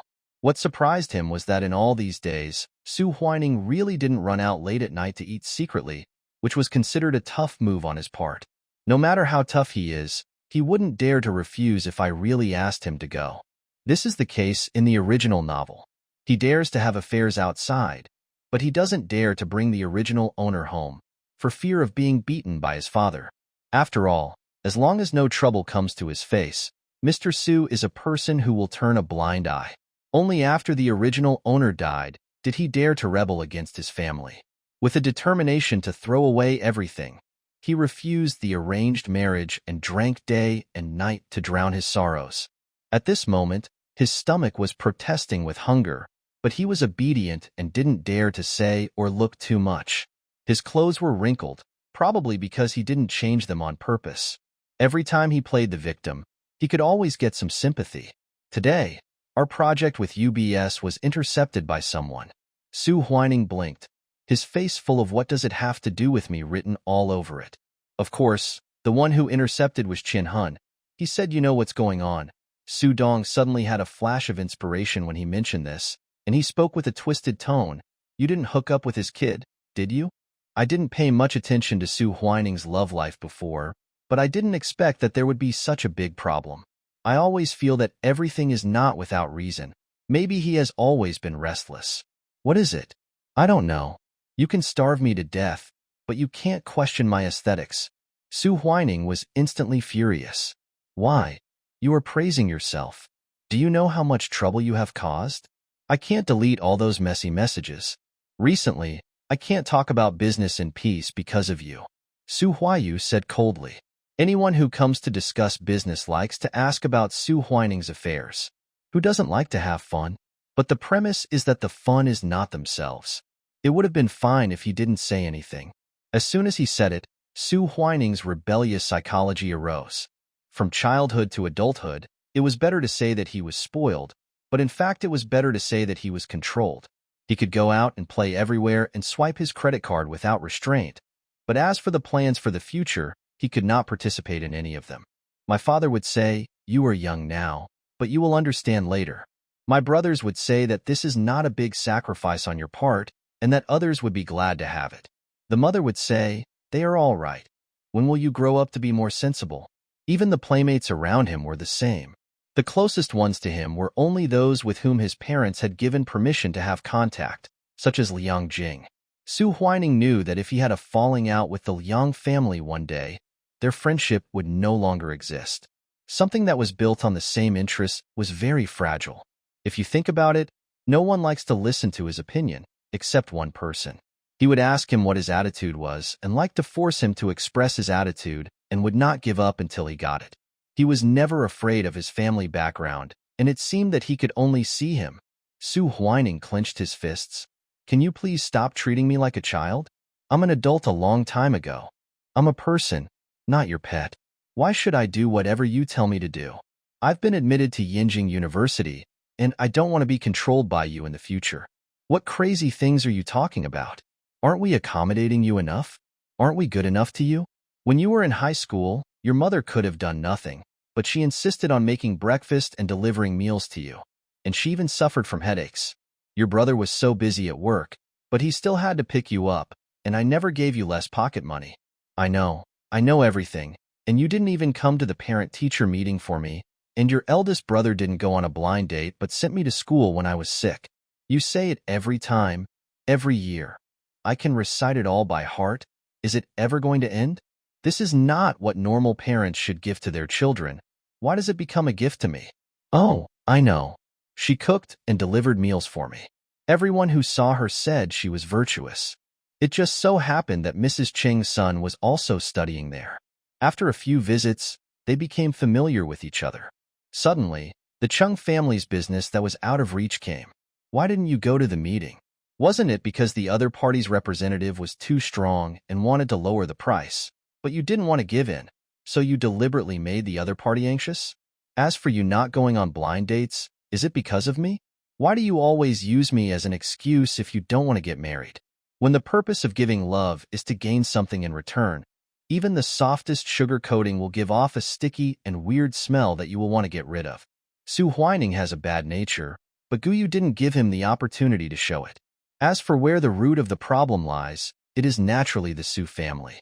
There are no normal people in this family, only businessmen who are good at disguising themselves. Seeing the stunned faces of the two people opposite him, Su Huining suddenly felt a sense of relief he had never felt before. When Guyu stood in front of him and retorted that day, he did not stop her because he did not feel uncomfortable from the bottom of his heart. What? Did I hit you in the sore spot? It turns out that being strong can be so refreshing. Su Huining suddenly understood Guyu's feelings a little bit. Let me guess again. In addition to deleting my message, you also fueled Guyu's black hot search, right? It has always been like this. There is no early rise without benefit. In the original novel, the affair between Su Huining and the original owner caused a sensation in the city. It was impossible for the Su family not to know about it, especially since the stock market was affected, so they would definitely take action. The original owner knew that the Su family would not accept her, and she had advised Su Huining more than once, but Su Huining didn't care. In the original owner, he found the freedom and resistance he had never felt before. He not only liked this person, but also liked the courage that came from using the other person as an excuse. Su Huining still plays the role of a second-generation rich kid who is not in tune with reality, constantly angering the patience of his elders and brothers. Anyway, nothing will happen to him. Someone will take care of him. The navy hired by the Su family is even more powerful than the one hired by Su Huining. The latter still has some mercy, but the former has no scruples at all. They exposed the original owner's home address. After taking the money, Gu Zhijian spread nonsense on the internet and ran away. So netizens turned their fire on the original owner's grandmother who lived in the countryside. The old man's vegetable garden was destroyed. His door panels were removed, his chickens and ducks were stolen, and he received inexplicable wreaths. He was soon admitted to the hospital. Dropping out of school or being expelled even became a relief for the original owner at this time. Guyu knew very well that studying could not do anything, and could not even shake the Su family in the slightest. Since he did not have to inherit the original owner's ideals, they might as well play something bigger together. Seeing Su Huining's relieved expression in the video, Guyu dialed the other party's number. Why call? It will be the same result anyway. Guyu asked the system. There was no one in the dormitory. The system was sitting next to Guyu, recording some data. When it heard the words, it looked up, and Guyu's figure was reflected in its smiling eyes. Host, don't forget that your mission is to make him fall in love with you.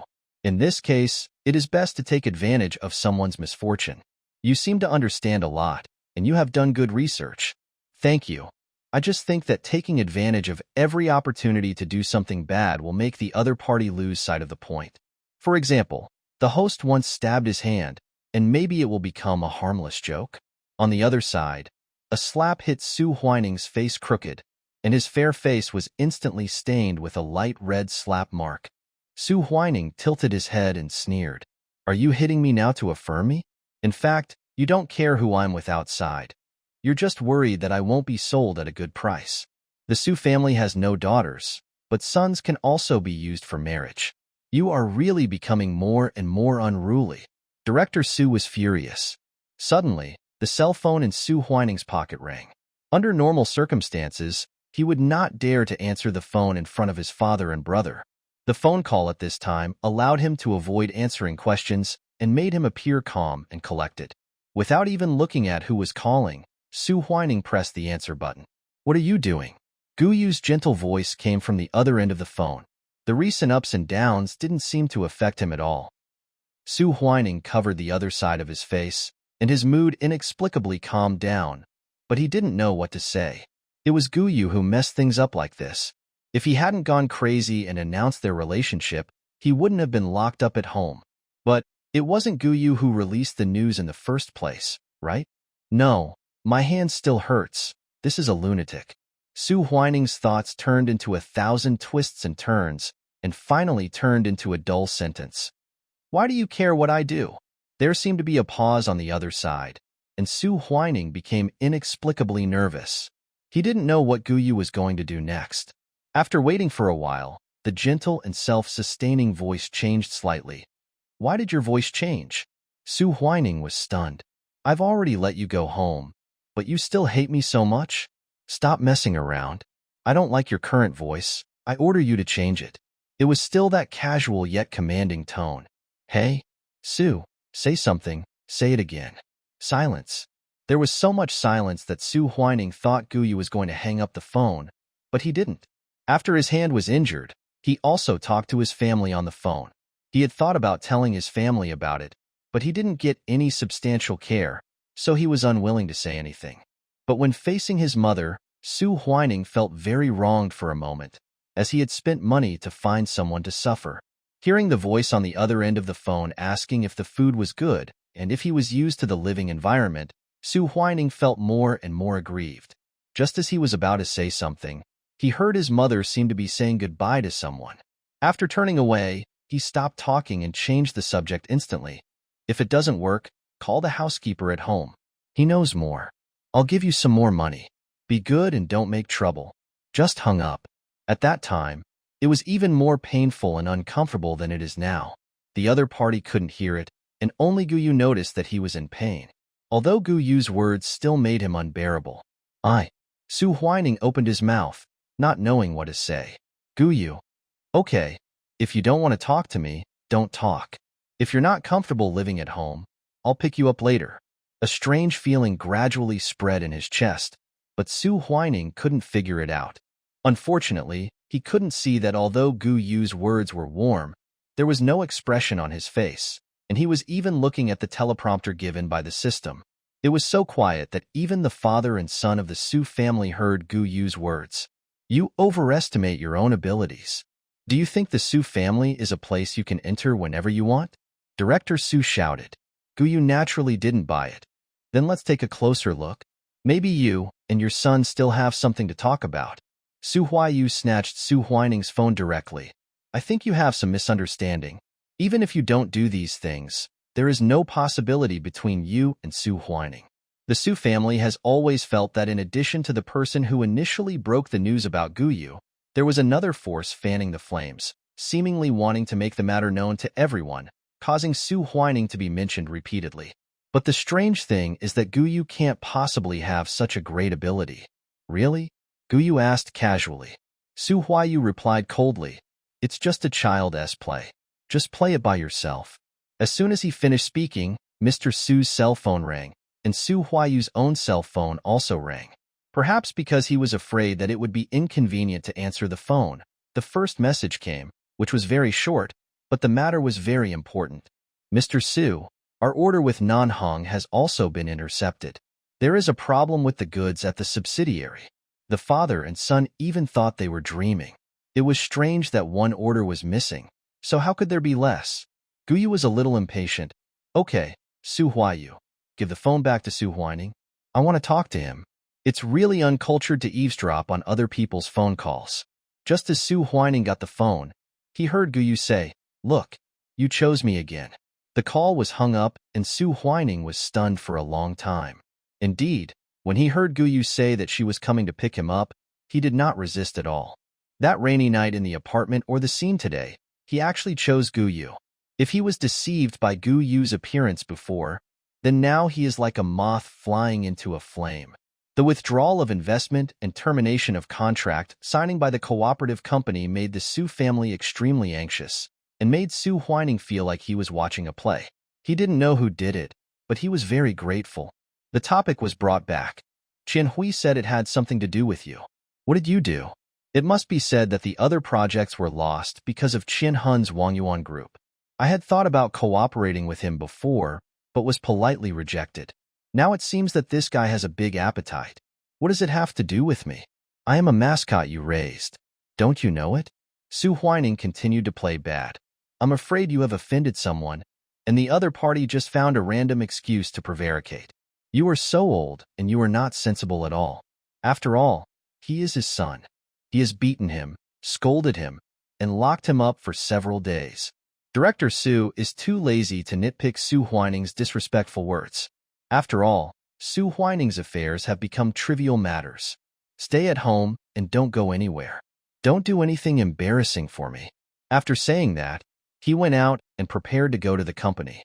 Su Huiyu was in charge of a different part from Mr. Su. He walked a little slower. Looking back, he saw his brother still standing there. He warned him coldly, "Who is he? What can he bring to you? Even if you were a child from an ordinary family, you would not get consent for doing such a thing. Be normal." After Su Huiyu left, Su Huining stood there alone and found that this should be his home, but it was not his home. It wasn't the first time he wanted to leave this place. Even though he couldn't be financially independent, he didn't want to live here. Looking back, he found a person standing on the second floor, staring at him coldly. Su's mother had long hair and wore a loose black silk nightgown.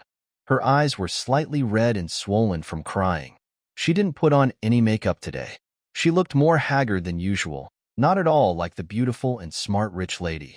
Huining, Mom takes care of you so much. Why do you want to hurt Mom's heart? Su's mother's voice was light and soft, as if it would break if she made a sound. She walked down slowly. I'm not saying that you are not allowed to fall in love freely. If you choose a man, it will really drive Mom crazy. I won't allow my son to be with someone. Her face was extremely tense, as if she was trying to control her expression, wanting to show her usual gentleness, but she didn't know that this looked weird and ferocious. They laughed at you, didn't they? Su Huining had a subtle smile on her face. Su's mother's expression froze. Seeing this surprise, Su Huining's smile deepened. When he smiled, he looked very similar to Su's mother, whose expression was ferocious. They had to admit that at this moment, this strange confrontation made them know that they were mother and son. Why can't I? Don't you understand why you are angry? You are not angry about who I found, but why I made this matter public. You, including your brothers and father, are only angry because everyone knows about it. No one is angry about what I did. Su Huining pressed on step by step, and Su's mother retreated step by step. Why can't you suppress it? Aren't you too useless? The person who first sent the message has been found. Why don't you clean it up? It's just a matter of Guyu. It's just a matter of moving your fingers, and you've made yourself so embarrassed. He had already lost his temper once, and after the anger subsided, he was replaced by calmness from the inside out. So much so that when he saw his hypocritical mother starting to morally blackmail him again, Su Huining did not just walk away. He has Su family blood and has been accustomed to money and power transactions since childhood. As a vested interest in the world of fame and fortune, he knows too well how to use power to oppress others. Su's mother retreated to the stairs, and it took her a while to find her voice again. Do you think we didn't do it? When the wall falls, everyone pushes it. Who told you to give someone else a handle? Then be more drastic. Use some means to discredit Guyu and clear me. You are very good at this kind of thing. What do you want?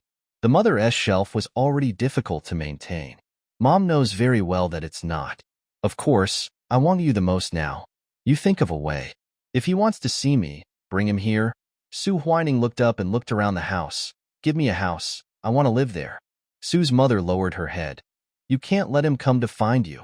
Oh, then don't come. Anyway, it shouldn't be difficult to make such a small person disappear, right? Su Huining admitted that he really cared about Guyu. Maybe it was just a spur-of-the-moment action before, but now he had taken some more long-term measures. He didn't like the initiative being in the hands of others, so now was a good opportunity to take it. Anyway, Guyu seemed to want him too, so it was a two-way choice. He received a few messages from Su Huining on his mobile phone, but they were just some greetings. Guyu asked the system to reply on his behalf because he was too lazy to pay attention to them now. Guyu had already visited 2 properties, but was not satisfied. Now he arrived at the 3rd one and was being led inside.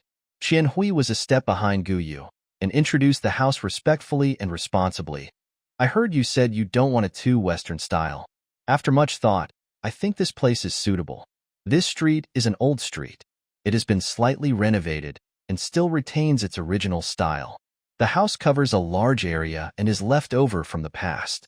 The previous owner also kept it very well. He is now abroad and wants to sell this house. 2 stone lions are squatting at the door. The tall gate seems to have been renovated and does not look old. Pushing open the door is a bluestone path. A screen wall in front blocks the view of outsiders looking inside. Entering the front yard from the door on the left, there are lush flowers and plants.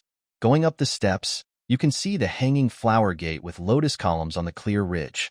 Passing through the door, there is a secluded path with rugged rocks and gurgling water in the pond. Seeing that Guyu's expression was obviously more interesting than when he looked at the previous 2 houses, Qianhui knew that he had finally found the right one. Take a closer look. The front and backyards, the side rooms, and the like have not been renovated much. The owner has also asked a craftsman to repair many of the damaged items. They are still mortise and tenon structures. Guyu looked indifferent and asked a few more questions. The agent next to him thought it was some kid who came to look around, but when he heard the questions, he became serious and started to introduce it. It's not bad. Some places have been modified to make it more convenient for modern people to live, but it's a little small. There seemed to be a yard in his memory, which was many times bigger than this one, but Guyu couldn't remember it. Maybe he saw it in some small world. The agent blurted out, "Is this too small? It is big enough. If you are unfamiliar with it, you can't escape once you come in, right? Escape? It may be difficult to find the way out." The agent thought the word used was a bit strange, but did not delve into it. After finding out that the other party really wanted to buy a house, he decided to go along with him. Chin-hun didn't know what he was thinking of and added, "Then it can actually be considered a surprise. Well, walk in blindfolded." Guyu smiled slightly. After looking around inside and out, Guyu didn't plan to look at any other places and immediately finalized the contract with the agent. The seller there didn't seem to expect Guyu to be so straightforward. He rounded off the price a little and also asked about Chin-hun's business, intending to find out more. The rest of the work was handed over to Qianhui. Guyu sat on the corridor. Below him was a flowing water channel that formed a small pond. The water was clear and the swaying water plants could be seen. Many plump koi floated to the surface and blew bubbles at Guyu. Fish that are used to being fed by people beg for food like dogs when they see people. Chin-hun came running over and happened to hear what Guyu said. He thought for a moment and asked, "Do you want to continue? Will the movement be too big?" To be honest, when he first met Guyu, he didn't believe it at all when he saw such a young man and heard him say that he could help Wangyuan Group get back on its feet. At that time, due to failed financing and heavy debts, they were almost bankrupt, so they had to try everything, and it was just a matter of selling all their property. Unexpectedly, it was like a dead tree coming back to life. Guyu's grasp of market risks and vision of high-tech industries were very accurate, like a veteran who had been immersed in the business world for many years. Sometimes he even found it hard to understand how an ordinary college student could get so much information. It seemed that Guyu could extract useful information from everything with just a glance, and he never failed. Go on. Isn't the land in West City being put up for bidding recently?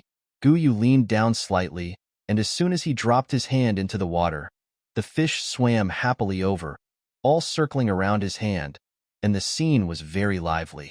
Qianhui, the Su family, and the He family participated in the bidding. At the last banquet, the He family wanted the Su family to give up and was willing to make concessions in other areas, but the Su family did not agree. "Do you want to take this piece of land? There are indeed related development projects there. The sunlight filtered through the big trees in the courtyard, casting mottled shadows, which moved on Gu Yu's body with the wind. Qianhun was in a trance for a moment. The man in front of him didn't look like someone from a small county town, but a young master who was born to live in this kind of courtyard. Gu Yu shook his head and stood up using the railing. Don't fight. Go grab Long Hui's land. But the Su family doesn't have it either. That's because they plan to buy it from someone else. If nothing unexpected happens to that place, they'll develop a new commercial district. Qianhun immediately understood what the Su family was planning. Although there were development projects on the land in West City, the prices there were also high. If there were not enough financial resources to carry out the development, it was possible that they would lose everything. On the contrary, Longhui is cheap, and in recent years many outsiders have chosen to rent houses there. The population is large, but the transportation is inconvenient. At first glance, it seems to have no value, but if it really becomes a new commercial development zone, it will be a sure win. The Su family is just making a feint to the east and attacking in the west, and then quietly offer a slightly higher price to buy Long Hui's land. You still have a long-term view, Qianhun said. The land went into Wang Yuan's pocket at a low price, but the Su family couldn't get it no matter how much money they spent. He suddenly remembered something and took out his phone and handed it to Gu Yu. The Su family seems to have made some other moves. Do you want to do anything? Leave the evidence here. We'll need it. The Jiang family has been in trouble recently. Mrs. Jiang lost the jewelry her daughter gave her. When she was wearing the jewelry to show off to other rich ladies, someone pointed out that they were fakes. She was embarrassed on the spot and flew into a rage when she got home. She didn't believe that the item her daughter gave her was a fake. The family wasn't short of that little money. Moreover, her daughter had promised that she had never let anyone else touch it, so there was no way that it could have been swapped when it was given to her. Mrs. Jiang asked someone to secretly check the nanny and other servants, and found no motive for committing the crime. There were only a few people at home, so she quickly calmed down and got an answer that she was not sure about. Maybe, but there is something they ain't tell me. They are quite extravagant in their spending. Don't be angry. Ask them what's going on first. I will give you new jewelry later. Even though she heard her daughter comforting her, Mrs. Jiang did not feel very good. Her son could not accept his own mediocrity, and he had been at odds with his sister for more than a day or two. But now he was doing this kind of thing. She did not believe that it was out of poverty, and she suspected that it was a frame-up. When her son came back, Mrs. Jiang suddenly turned on the light in the living room, and Jiang Zhao was startled. He turned pale and hid his phone behind his back immediately. Mom, why aren't you asleep yet? Waiting for you. You've been coming home late lately. Mrs. Jiang remained calm. Oh, go to bed early. It's very late. I'm going upstairs to wash up first. Jiang Zhao almost ran upstairs. He didn't even bother to care about his mother's expression. He entered the room and locked the door immediately. The ringing of his cell phone almost made his heart stop. Gu Zijian's words came out. When are you going to give me the money? No money. I told you I have no money. I gave you all. You were kidding. How can a rich man like you be short of money? Don't think you can fool me. I will expose it online now. Even if there is no evidence, I can kill you. Do you believe it? Jiang Zhao was panting and his face was flushed red, but he didn't know what to do. He had already scolded Gu Zijian, but he didn't care. He only wanted money and had treated him as an ATM. Only now did he realize how much trouble he had gotten into. Give me another 300,000 yuan, old account. After saying that, Gu Zijian hung up the phone. He knew that this man was young and would be obedient, so he was not worried at all. The air in the underground casino was turbid. Gu Zijian smoked good cigarettes that he could not afford before and bought a new cell phone. In the smoke, he saw his son being scolded online. Hey, you deserve it. Who told you to mess with me? He had almost lost all his money, but that didn't stop Gu Zijian from continuing to gamble. He believed he would win it all back soon. Just as he was about to place his bet, there was suddenly chaos outside. Several people in police uniforms walked in. Police, squat down and hold your head. The troublemaker was subdued immediately. Gu Zijian squatted down obediently, wondering how unlucky he was.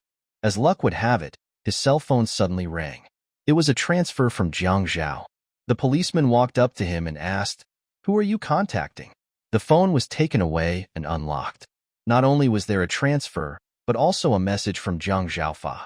For the last time, don't threaten me, or we'll call the police and neither of us will end up well. Eat. Gu Yu's name has been on the hot search list these days. In addition to questioning Gu Yu's character, people are also beginning to doubt the authenticity of his grades. He doesn't look like a studious person. Anyway, the students around me who have good grades are not as good as him. Please ask Gu Yu to do a few questions and explain. Otherwise, this score may be the result of a secret operation. Such a cold-blooded person must be thinking about climbing up the ladder. How can he focus on studying?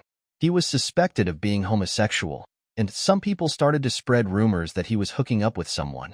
But soon, a new term suddenly appeared on the hot search list. Police destroy large underground gambling venue. The operation was carefully planned, with many controls in place, and the casino was always changing locations, so the operations were discovered several times. It was only after receiving reports from strangers that the operation was successfully taken down. Among them, Gu Mojian, netizens with sharp eyes, were surprised to find under the heavy mosaic. How come he seemed to be an acquaintance? Is this Gu Yu's father? Be more confident. Remove the bar. Isn't he in his hometown taking care of his mother in the hospital? Why is he in Beijing? I don't think this is the point now. You see, this is a big place where you need proof of assets to enter, at least 2 million. Where does he get so much money? But soon, the so-called entry standard was no longer enough to amaze netizens. This Gu Mojian threw out more than 4 million in just one night, as if money was nothing. I have a question. Isn't Gu Yu's family very poor? He lives in a tube-shaped building. His father said he saved money to support his studies, but he didn't appreciate it. It shouldn't be the first day in Beijing. This place also needs someone to introduce it. Maybe he was not in his hometown during the last live broadcast. When I watch it now, it really looks like a hotel. As the saying goes, everything will turn into its opposite when it reaches its extreme. When public dissatisfaction and abuse of Gu Yu reached its peak, a sudden slight turn of events would trigger a new round of discussion frenzy. Some people who originally thought that same adult love relationships were nothing wrong, or felt that there must be some hidden story behind it, and those who knew Gu Yu better, those voices that were drowned in the crowd, suddenly became louder overnight. I am Gu Yu's high school classmate. You really don't know what his family situation is like. I told you before, and someone accused me of spreading rumors. He is a domestic violence man. Gu Yu never dared to wear long sleeves during his 3 years in high school. He had wounds all over his body. One more person from the same hometown. Everyone knows that there is a gambler in the 2 building in MANHUA. Who wouldn't sigh that such a person can have such a sensible and smart child? I heard that the high school teacher tried to mediate many times, but it was useless. Gu Zijian is talking nonsense. The tuition and miscellaneous fees were all paid by teacher Liu. Later, Gu Yu paid it back by working during the summer vacation. If he hadn't been admitted to a good university and won a sum of money, he might not have been able to study in this university. Thank God, Gu Yu must have left with the bonus. Gu Zijian wanted revenge. It's really unlucky to be born into such a family. Positive comments have exploded, and of course there are some nitpickers who continue to argue. Isn't that called donating money and running away? No matter what, Gu Zijian is still his father. What will happen to his father if he takes all the money? There is no overnight hatred between father and son. You are exaggerating. When I was a child, my father also beat me with a belt, but I was fine. Oh. So this means you can become a lover of a rich second-generation man? How disgusting, but it turns out that there is much more tonight than just this. Suddenly, news came from some channels that someone was taken away from a villa area, and it seemed to be related to the incident in this casino. The fuzzy animated images and hazy video screen only showed luxurious villas and exquisite gardens. The person being taken away was vaguely a young man, but the police were polite. This doesn't look like being arrested. In the early morning, Jiang confessed to fabricating facts to incite online violence and Gu was paid to spread rumors. 2 hot searches were high on the list, making night owls afraid to sleep for fear of missing any gossip. According to the police report, the huge amount of money that Gu Zijian received was of unknown origin and required further investigation. As a result, Gu Zijian's mobile phone leaked a lot of information. He was a bully and only feared the strong, so he immediately confessed everything, hoping that he could clear himself of the matter. Gu Zijian, wearing an orange jacket and handcuffs, said, "I was forced to do this. They forced me to do this. Comrade, you said I was just an ordinary citizen. How could I fight against the rich? Besides, I was uneducated. I didn't know that saying these words would have such consequences. Police. You took the money and went to gamble, but it didn't seem forced at all. You also blocked your son Gu Yu's contact information. Why? My mother is sick and has no money." The evidence released by the police showed that all the money transferred to Gu Zijian's bank card came from Gu Yu, which was marked as living expenses, and a message was sent to him asking him to use it reasonably. 5,000 yuan a month, and 30,000 yuan was given to him when his grandmother fell ill. Aren't these transfers enough to treat the old lady's illness? Gu Zijian, confess, and you should know what the next sentence is. Gu Zijian lowered his head and stammered in silence. The police said, "We will contact your son as soon as possible to cooperate with the investigation." Who would have thought that as soon as he finished speaking, Gu Zijian suddenly became emotional. "Don't tell him. Please, comrade. Don't tell him. He will kill me. He will really kill me, but I don't want to die." The video ends here. The police said that Gu Zijian was dishonest, tried to distance himself from the matter, and was afraid to face reality. Especially the words that Gu Zijian said later, which made people feel that he was sick. Gu Yu? Kill him? He is such a big man. It is lucky that Gu Yu was not beaten to death. He just doesn't want to meet. This matter has destroyed all the father-son relationship. Am I the only one who noticed Gu Yu's transfer? I suddenly understand why he found a rich second generation. The elderly at home are also sick. In fact, it was all rumors before. The police said that someone bought Gu Yu's black hot search. It was the one who was taken away. What villa do you think he lives in? The Jiang family is in chaos now. Mrs. Jiang originally thought that her son was just being blackmailed, but she didn't expect that Jiang Zhao actually dared to commit a crime. Mrs. Jiang was so angry that her hands were shaking. She sat in the police station, feeling uneasy for a long time. Suddenly, a call came in on her cell phone. She answered the call absent-mindedly, and the caller came straight to the point. Jiang Zhao's mother, Mrs. Jiang, right? Mrs. Jiang slowly sat up straight and suppressed her voice. "It's me. Who are you? Your son was in jail for spreading rumors about me. Don't you remember me?" "Mrs. Jiang, don't be nervous. Jiang Zhao is that kind of. I don't take this little fight seriously. I just came to make a small deal with you." The police did not make public the conversation between Gu Yu and Gu Zijian, and Gu Yu also refused interviews from major media outlets. Netizens could only comment and follow up reports of the incident, or look through previous news reports that contained Gu Yu's photos. A young man as graceful as an orchid branch and a jade tree has a bright future and should not be overwhelmed by the hardships and helplessness of life. A media outlet went to the police station very early and happened to meet Gu Yu, who was coming out of the police station. Although they did not interview anyone, they at least said one more sentence than others. Gu Yu said, "Just let life return to peace. It shouldn't be boiling over. The internet once blamed me. Why should I hope it pity me? I just have a clear conscience. I'm sorry." What the internet said was so detailed. I really believed it. His family didn't give him warmth. Strangers were all abusive. I think he liked that rich second generation. It must be because the other party had some advantages that touched him. No way. It's cleared like this. So just hanging out with rich men and not talking about father-son relationship is just covered up like this? A person has only one father. No matter how wrong Gu Zijian is, without Gu Zijian, there would be no him. Some people are really unworthy of having children.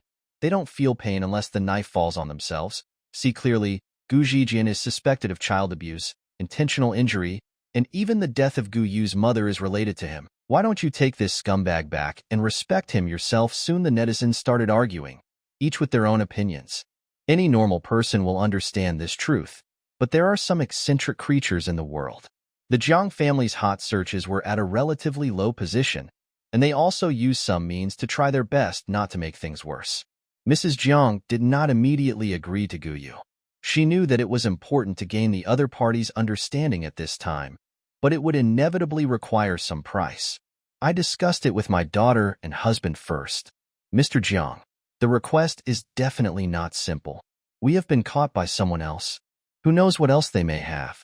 But have you ever thought about how an ordinary college student, who is not even a local of Beijing, could have your personal contact information?"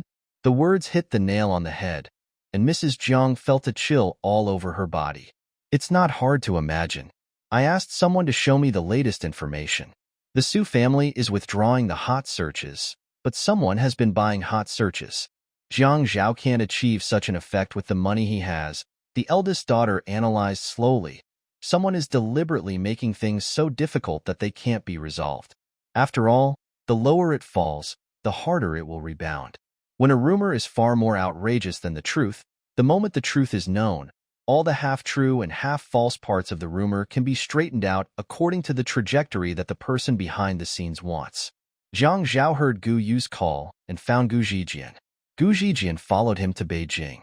He changed from being humble at the beginning to being very demanding. Jiang Zhao had no choice but to sink deeper and deeper.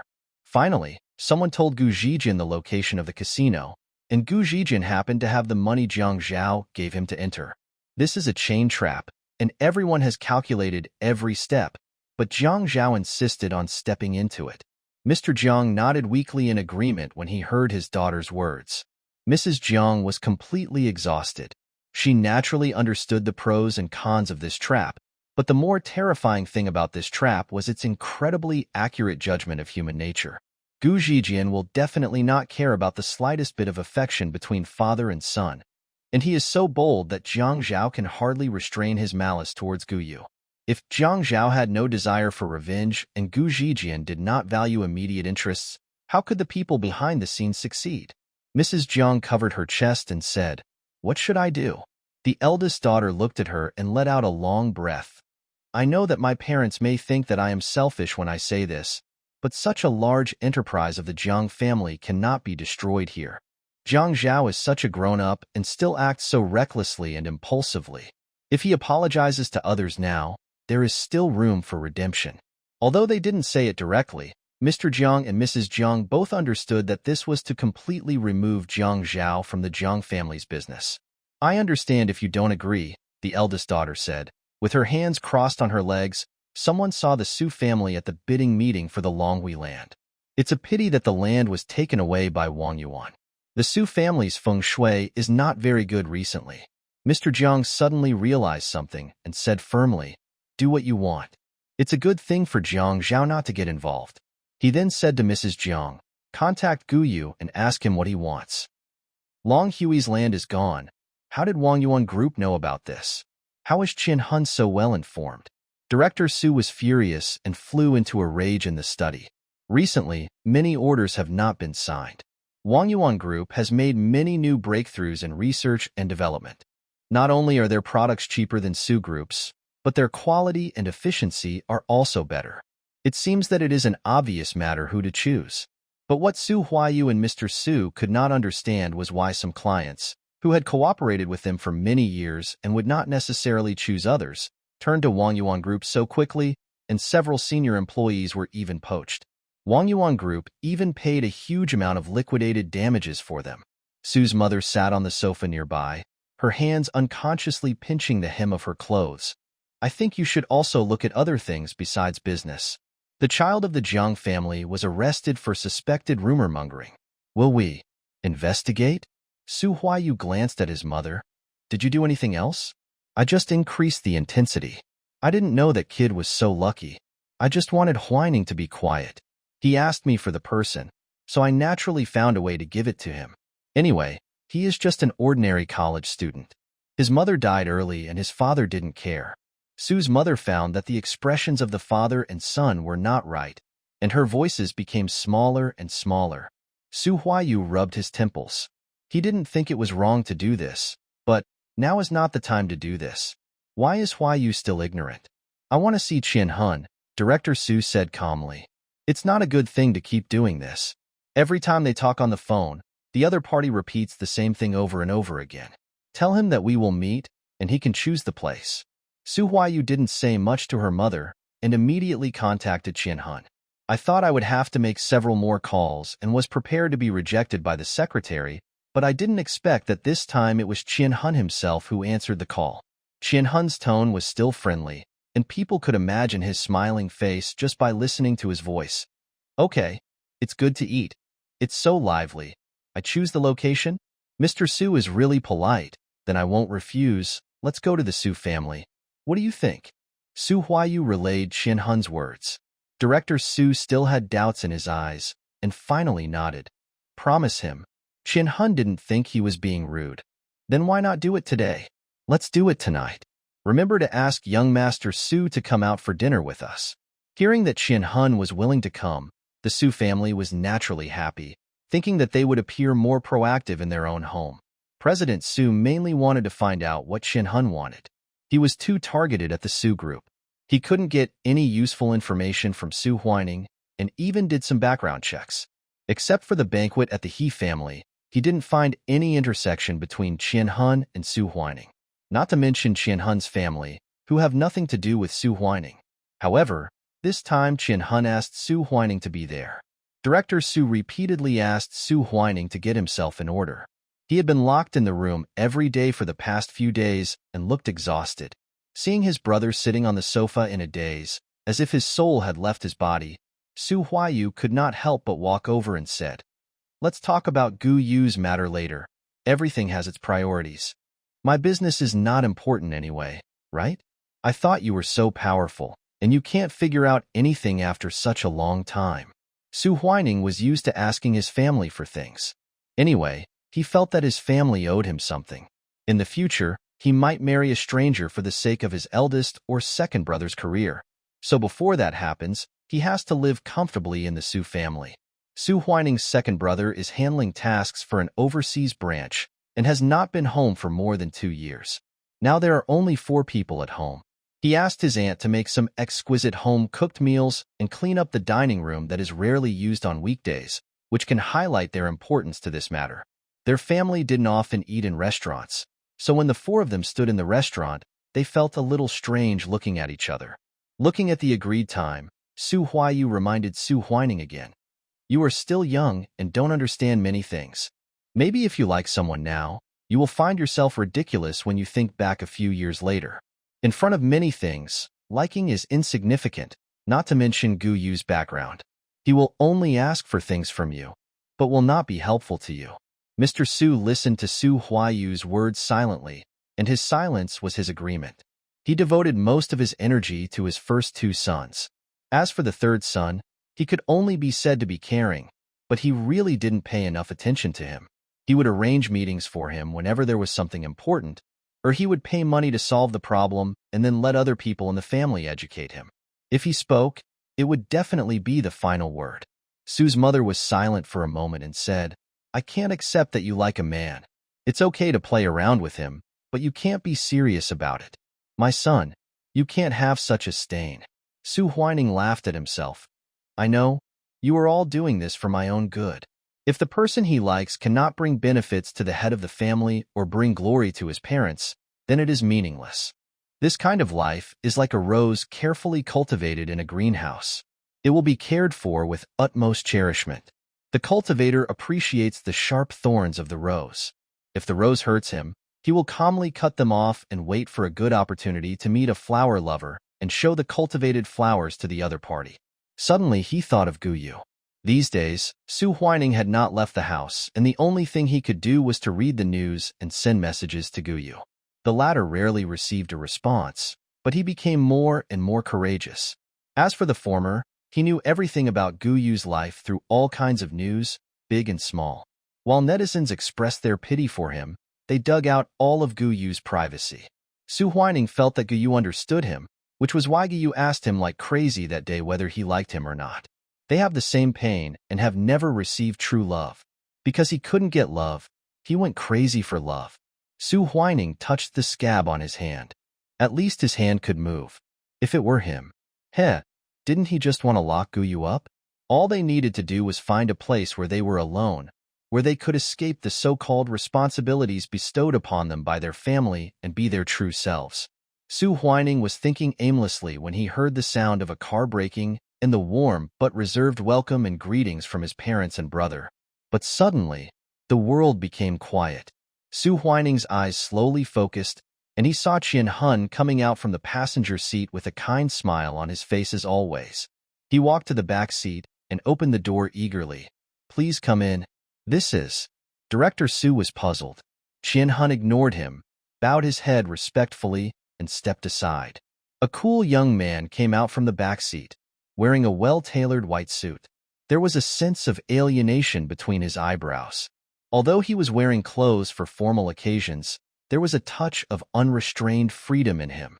Seeing the dull faces of the Su family, Guyu finally showed some expression on his face, but he ignored the others, looked at Su Huining, and shook his phone. I replied to your message, but you didn't reply to me. Su Huining subconsciously took out his mobile phone. The first sentence was a message he sent. Are you still in school? If you don't want to go away, then leave. Then he transferred some money to the other party. The money was collected, and Guyu replied, I'm on my way to your house. Unfortunately, Su Huining was distracted and didn't notice the incoming message. Su's mother obviously knew Guyu.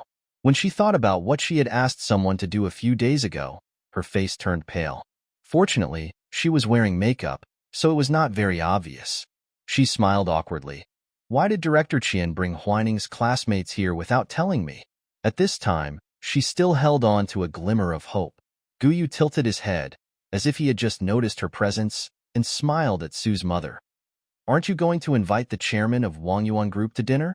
If I'm not mistaken, I hold more shares than Qian Hui, and I was the one who ordered the recent things. Aren't you inviting me? Except for Su Huining, the faces of the Su family were extremely stiff, and they could hardly maintain even the surface of politeness.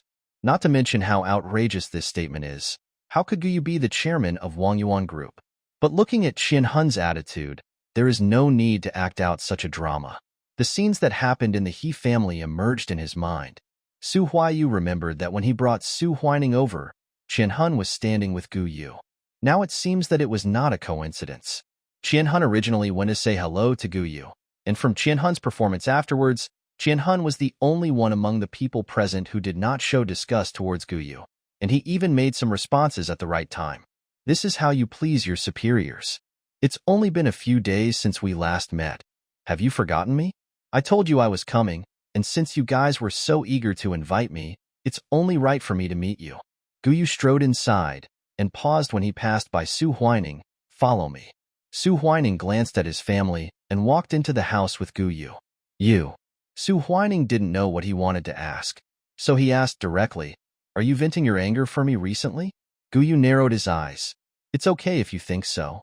What he thought was another matter. The Su family members who were walking behind and heard this were shocked. The most uncomfortable people at the table were probably the three people from the Su family.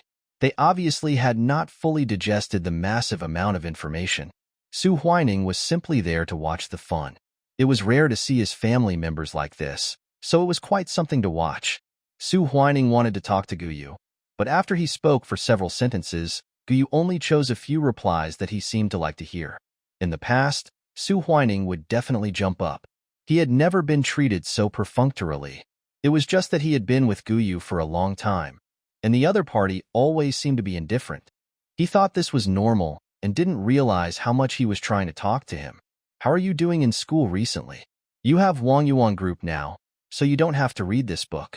For a young master who was born with a silver spoon in his mouth, reading is a spice in a boring life. It is dispensable as long as it does not have any irreversible impact on the future. Guyu held his chin with one hand, as if he was reminded of something, and he talked a little more. School? You haven't been there for a long time, so why not go? It's just a diploma for you. Can't the Su family, which is so big, afford to support you? Perhaps it was because Guyu spoke too frankly that people could not remember that his original identity was just a poor college student from a small county town. He jumped into the upper-class society and adapted incredibly quickly. The only thing that has not changed is that Guyu no longer has the arrogance in his bones. Whether in the past or now, he is always careless and has a cold attitude towards everything around him. The system thinks that this character setting is very good. His host is like this in private. He always wants Guyu to be a little more lively, so that he looks like a living person. However, Su Huining regarded this indifference as the pain brought by his original family. Because he had never received love, he did not know how to express love. His disappointment in the people around him further evolved into indifference to the world. Su Huining felt that there was nothing wrong with Gu Yu's question. That too. No, Su Huiyu said suddenly. His expression had been unpredictable since he entered the room. He finally calmed down a little, but changed his expression again because of Gu Yu's words. You have to study, at least graduate from a university. I don't think classmate Su really wants to study at Yin University, Gu Yu said. Su Huining immediately agreed. I didn't want to go in the first place, but you forced me to go. Anyway, it's all for his own good. By then, everyone in the family will have a degree from Yanda University. They also plan for him to study at that world-renowned university for graduate school. Anyway, try to be different from your family members. It will be more impressive if your degree is displayed together. But after all, you are a student. Your main task now is study. It's not a bad thing to read more. Facing Gu Yu's half-smile, he could only say these few dry words with a full mind. You actually know this truth? Gu Yu made a surprised expression. I thought you lost your moral bottom line when you bought the negative hot search about me. Oh, you also trampled on the legal bottom line. Gu Yu took out an envelope and pushed it forward slightly. Inside is the gift that Mrs. Su gave me. I'll keep it all. When Mother Su heard this, she half raised herself and reached out to take the things in front of her. She was not close to Gu Yu, so this action was very rude, but she didn't bother to care. Feeling the thick stack of envelopes, she forced herself to calm down. Actually, I just want to talk to you. And Director Gu, there have been a lot of things going on recently, and Huining is always nagging. Su's mother tried her best to find excuses for herself, and the more she spoke, the more she felt that what she said was bad.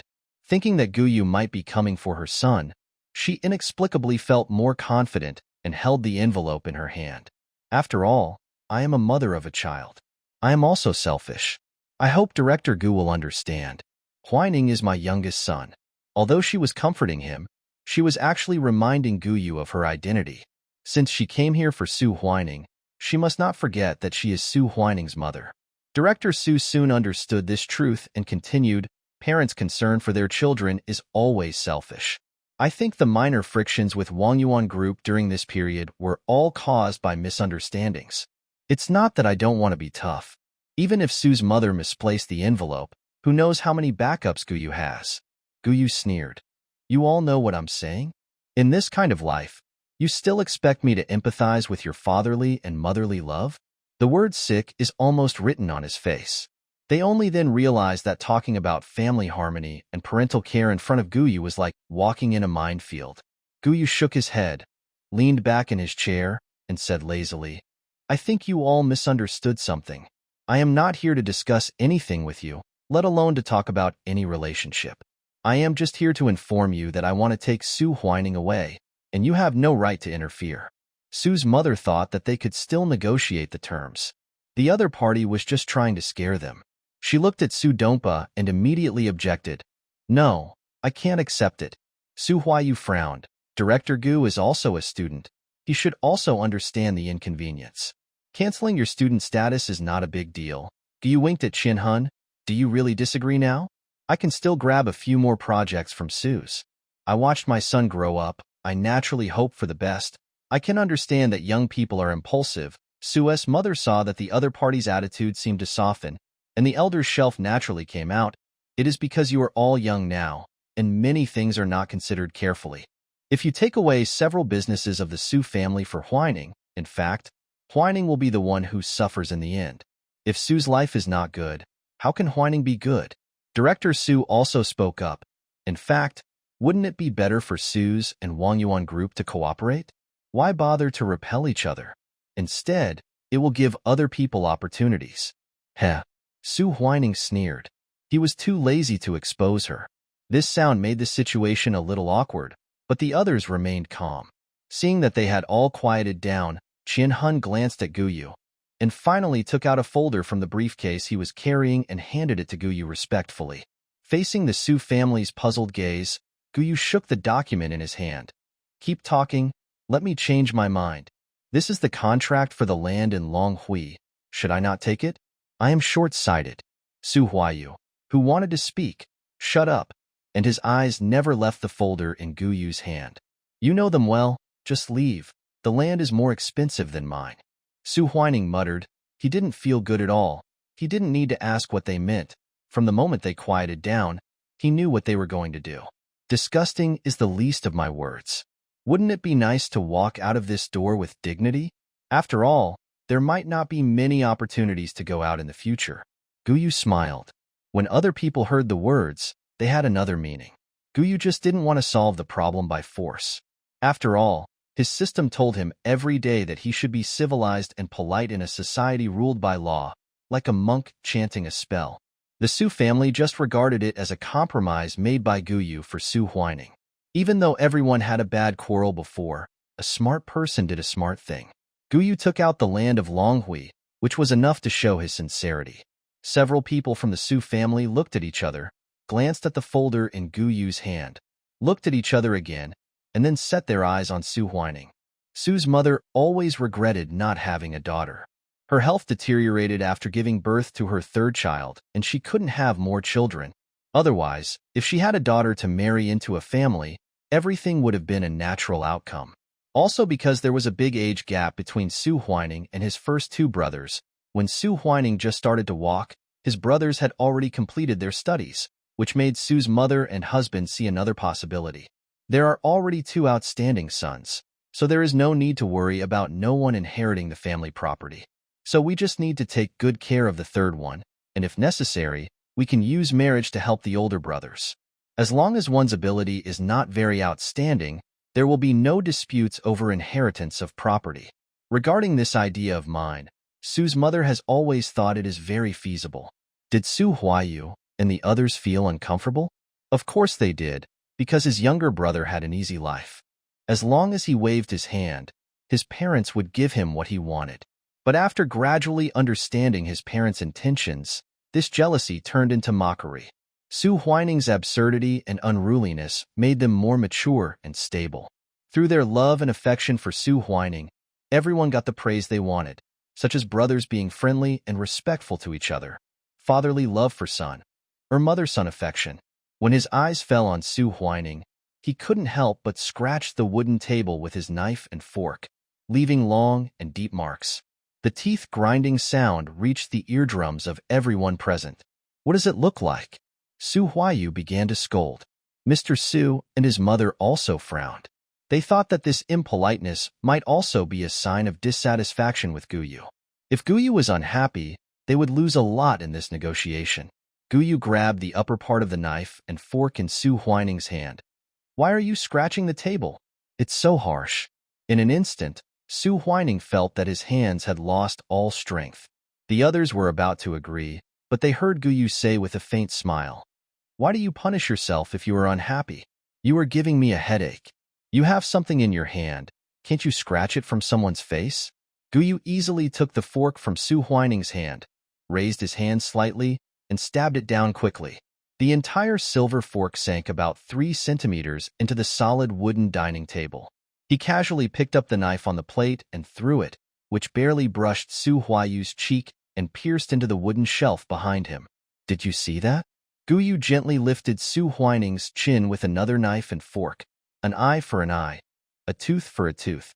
At this moment, Su Huining saw the strong madness suppressed in Guyu's eyes, which were always cold. He was like a person who had been walking on the edge of a cliff for many years, shaky and about to fall, but still had a trace of clarity and didn't jump down. Guyu. They are the same. Both of them don't get love, so they need to warm each other up. Su Huining murmured, and even though Guyu ignored him, he still felt that they were connected at this moment. I'm not here to negotiate now. Do you understand? Guyu looked at the Su family and stood up from his seat.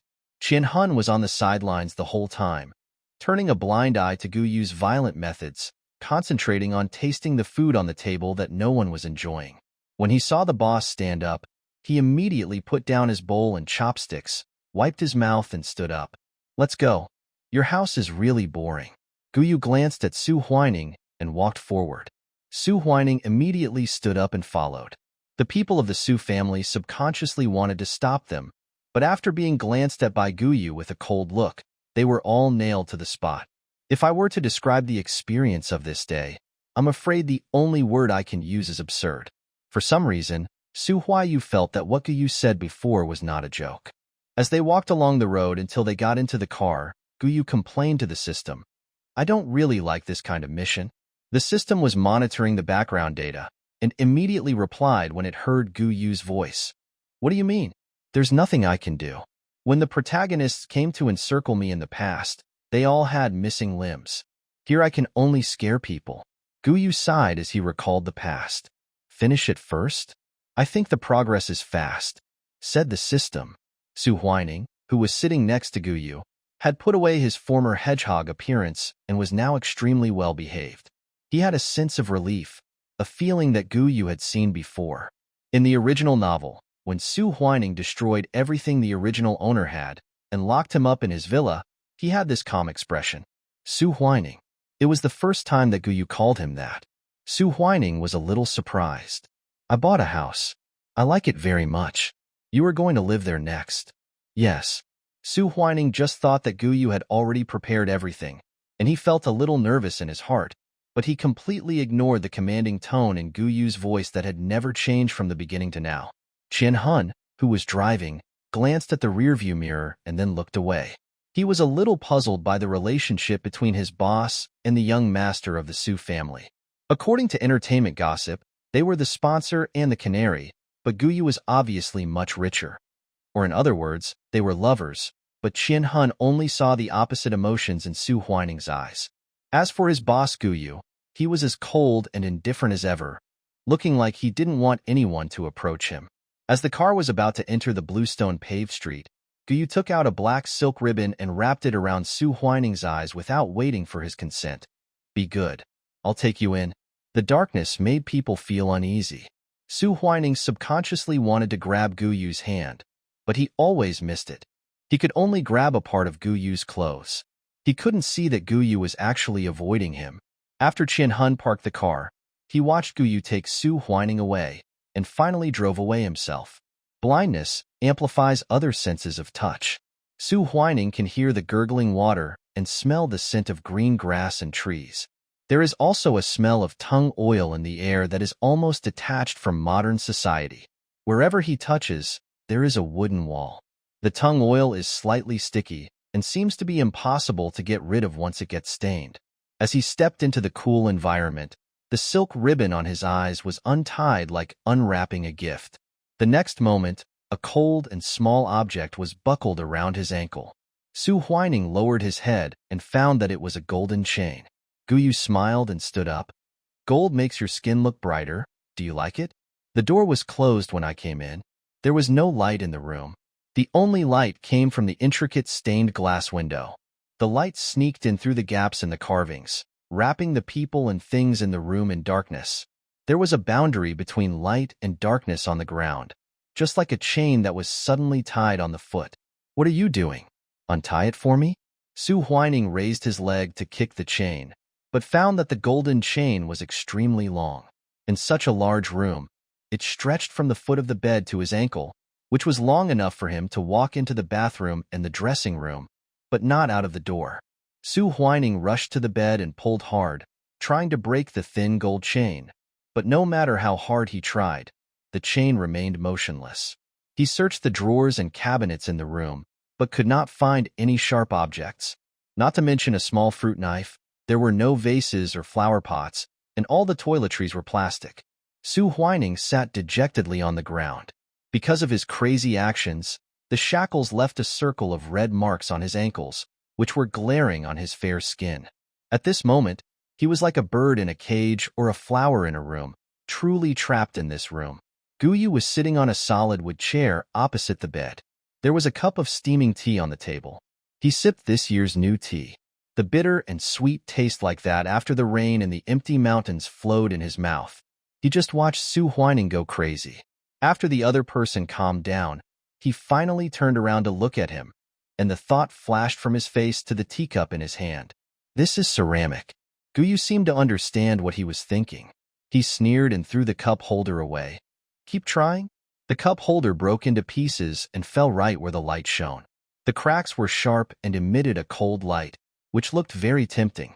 Su Huining immediately grabbed the sharpest and largest piece and cut it hard on the gold chain. The red liquid dripped onto the chain and then onto the ground, but he seemed not to feel the pain and repeated his actions mechanically, until a shadow fell in front of him, grabbed his hand through his sleeve, and asked lightly and indifferently, "Does it hurt?" "Why?" Su Huining's body was stiff, his voice was nasal, and he asked with difficulty, "Why do you do this to me? Didn't Guyu like him? Didn't he say he liked Guyu? Why did he lock him up like this?" Guyu let go of Su Huining's wrist, took a few pieces of paper from the table, squatted down and handed them to Su Huining. With his other hand, he grabbed Su Huining's hair and asked him to look up. "Look, does it look familiar?" The first few photos are all of Guyu, and judging from the angle, they must have been taken secretly. As the camera moves forward, the subject being secretly photographed gets closer and closer to them, and finally walks towards the photographer with a smile. The next moment, the content changed. The terrified face of the photographer was captured in the square photo. In addition, there were people who were tied up, and the chat records between Su's mother and them. "Don't like it? I thought you would like this way of doing things." Guyu stood up, his eyes drooping slightly. "If I see Aunt lock me up, it's the same to lock you up and keep you by my side, right?" Su's mother did not receive any useful news, and as the Su family had been busy recently, she did not tell Su Huining about this matter. Unexpectedly, Guyu had already known about it. Su Huining realized the seriousness of the problem. He didn't dare to do it openly because he knew Guyu was difficult to control. But before doing it, he didn't expect Guyu to be so difficult to control. He used his hands and feet to try to get close to Guyu, but Guyu retreated step by step and walked to the door. His ankles were tied, and he couldn't reach it at all. No matter how he reached out, Guyu was always separated from him by an invisible wall. "No, I do this because I like you. Guyu, I am too afraid of losing you. I don't know." The instinct for survival made him say these words, trying to impress the person in front of him. If Guyu is really the madman that he appears to the people of this world, they might really take the bait. But he was not. While Su Huining confessed one thing after another, Guyu maintained an appearance of thinking, secretly asking the system why there was no prompt that the task had not been completed. The system said, "He has a crush on you, but it's just like liking you, not love. Please keep working hard, host. What else do you want? It's very simple. Make him unable to leave you, make him anxious when he can't see you, and be willing to be locked up in this room for you. When that time comes, he will definitely say, 'I love you,' to keep the host." Guyu frowned slightly, looking at the undisguised fear in Su Huining's eyes. He bent down slightly according to the system's instructions and brushed away the sweaty hair on Su Huining's forehead. The movements were gentle and slow, just like the caress between lovers. The camera in the live broadcast room was zoomed in on Su Huining's slightly trembling chin and Guyu's seemingly affectionate eyes. The dust in the air floated in the beam of light. One was half kneeling and the other was slightly bowed, like a believer's prayer. "But I don't believe it, Su Huining. You always lie to me. You just wanted to play around at first. You made a bet with Liang Jing and the others, right?" The tone was extremely gentle, but with every word, Su Huining's heart sank. When Zhang Zhao revealed those things, you should have been happy, right? After all, this way I might ask you for help and beg for mercy. After all, during this period of time, Su Huining never asked Guyu how he was doing. Anyway, he was locked up at home, and in the end he could say that he didn't have a mobile phone. "Look, if you didn't feel disgusted at home, how could you come with me so readily?" Guyu straightened up. "Now that you're here, don't even think about running away." Guyu grabbed the back of Su Huining's clothes, dragged him to the bed, and threw him onto the bed with one hand. According to the development of the plot, there has to be a happy ending. Even though Guyu has made the plot line like this, there has to be love and hate, and everything that is necessary must be there, otherwise the audience will complain. "System, don't worry, leave it to me." Guyu took a deep breath and bent one leg and put it on the bed. "Ah, is there such a benefit? Is there any way to top up? I want to see something that VIPs should see." This muffled groan is so bitter. I have to say that the system's camera movement and shooting level are definitely among the best in the fast travel game. With close-ups of groping limbs, hands that have nowhere to put, crumpled sheets, and in the hazy lens, only two overlapping figures can be seen. It was also because Guyu was too self-willed. No one knew that he actually had mysophobia and was very resistant to contact with people, especially the idiots in the mission world. Su Huining's accusations continued, but were soon blocked. He could only call Gu Yu's name helplessly. No matter who it is, if their head is suddenly covered with a pillow, they will struggle violently, have difficulty breathing, and shed physiological tears, right? Say he's not upset? That's impossible. Given Gu Yu's personality, it's a miracle that Su Huining can survive until now. He has never felt so aggrieved in all the years he has been on missions. The system was still teaching him love psychology lessons. It found the resources from somewhere and even made a PPT. If Gu Yu couldn't sleep at night, the system would come to teach him. Su Huining, you are so cheap. I like someone but I dare not admit it. I fall in love with someone but I hide it, as if something serious will happen if I reveal everything. So in the original book, he would only use this kind of inferior and violent means to force the original owner to stay by his side. He didn't believe that anyone would really like him. The original owner was so poor, and they were in a relationship between a sponsor and a lover. She must have liked his money and then his person. If you think this way, then money always comes first. Su Huining is not valued by his family, and everything he has may be taken back at any time. So he is afraid that in the end there will be nothing that can attract the original owner and make the other party stay for him. In this case, Gu Yu simply turned his identity upside down. Taking the pillow away from his hand, Su Huining gasped for breath as if he had been saved from a desperate situation. His face flushed. His hands and feet were weak, and he had no strength. His legs were held down so tightly by Gu Yu that he could not break free even when he was dying. Gu Yu stood up straight, watching coldly, and complained to the system. I really can't kill him? System. Is this something I can say? Gu Yu knew that the system would definitely come up with that wonderful PPT again tonight. He was communicating with the system, but he didn't know that in Su Huining's eyes, he saw a kind of hatred towards Gu Yu, as if he wanted it but couldn't get it. So he might as well smash it and everything would belong to him. Su Huining's brain circuits could not be described as normal. When his oxygen-deprived brain gradually calmed down, he felt that he had gotten the answer from Gu Yu's behavior. The relationship between my parents is a mess. The passionate love they had at the beginning eventually turned into the deepest wound. So why not let time stay at the moment when they fell in love forever? Su Huining coughed and called out Gu Yu's name hoarsely, but saw Gu Yu throw down his pillow and get off the bed. I'll find a doctor for you. Don't do anything else. The door opened and closed, the sky gradually darkened, and the room fell into complete darkness. The chirping of birds returning to their nests became the only embellishment in the silence. Su Huining sat on the bed, staring at a certain spot in a daze, just like the original owner who was locked in the villa. The wound on his hand had already solidified gradually. It had cracked a little due to the struggle just now, and some blood had seeped out. Su Huining wiped it clean on the bed casually and began to think about what to do next. He thought that it was simply his previous actions that made Gu Yu unhappy, but the other party did not completely hate him. Otherwise, he would not have used Long Hui's piece of land to exchange him back. Neither of his biological parents were willing to refuse such a deal, which shows how important that piece of land was, but Gu Yu chose him. As long as they wait for Gu Yu's anger to subside, they still have a chance. He could also get rid of that home completely. Across the wall, the system stared at the screen in amazement. He actually laughed. It turns out that the male protagonists in ancient times were not normal. You talk as if we are so normal. Gu Yu was used to retorting him.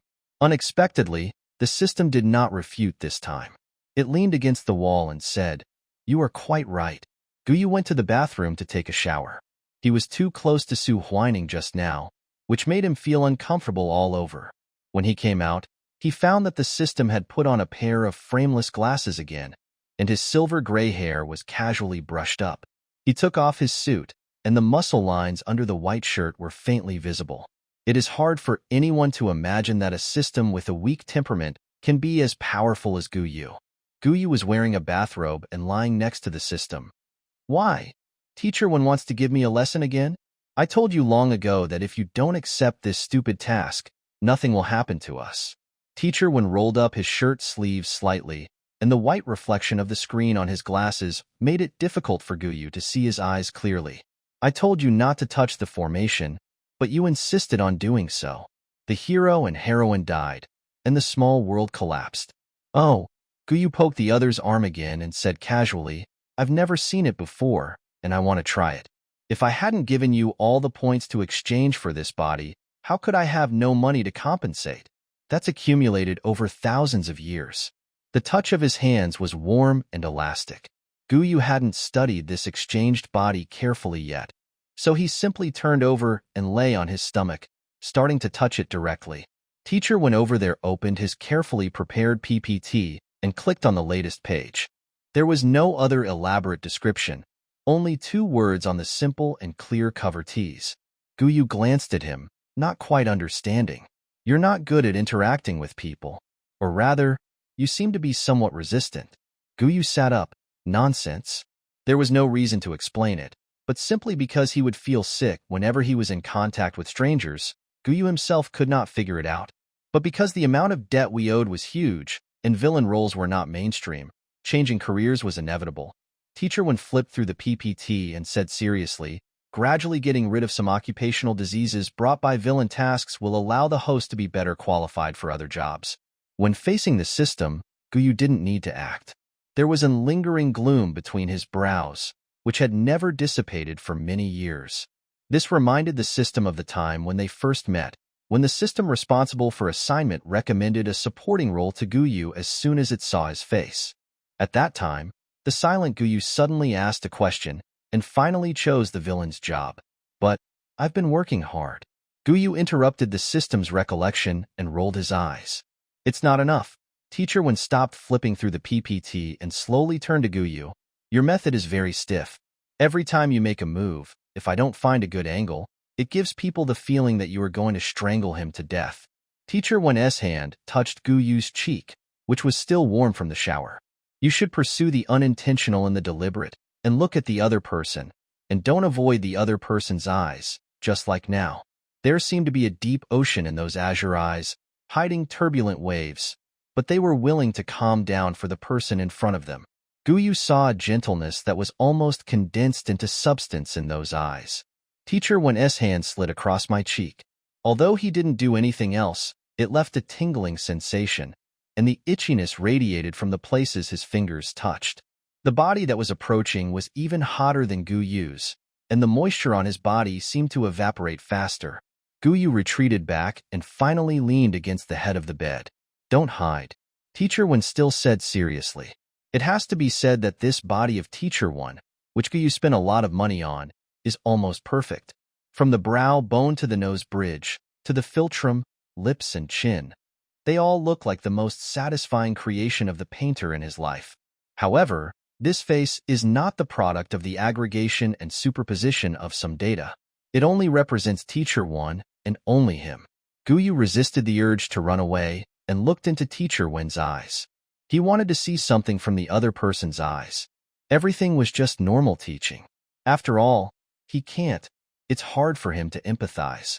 Letting Guyu get the original owner's memory can only make him reluctantly put his heart into completing the task. Teacher Wen was very close to him, and they could feel each other's body temperature through their clothes. Guyu felt very cold, like the wind on an autumn night. Teacher Wen is very warm, like a piece of warm jade.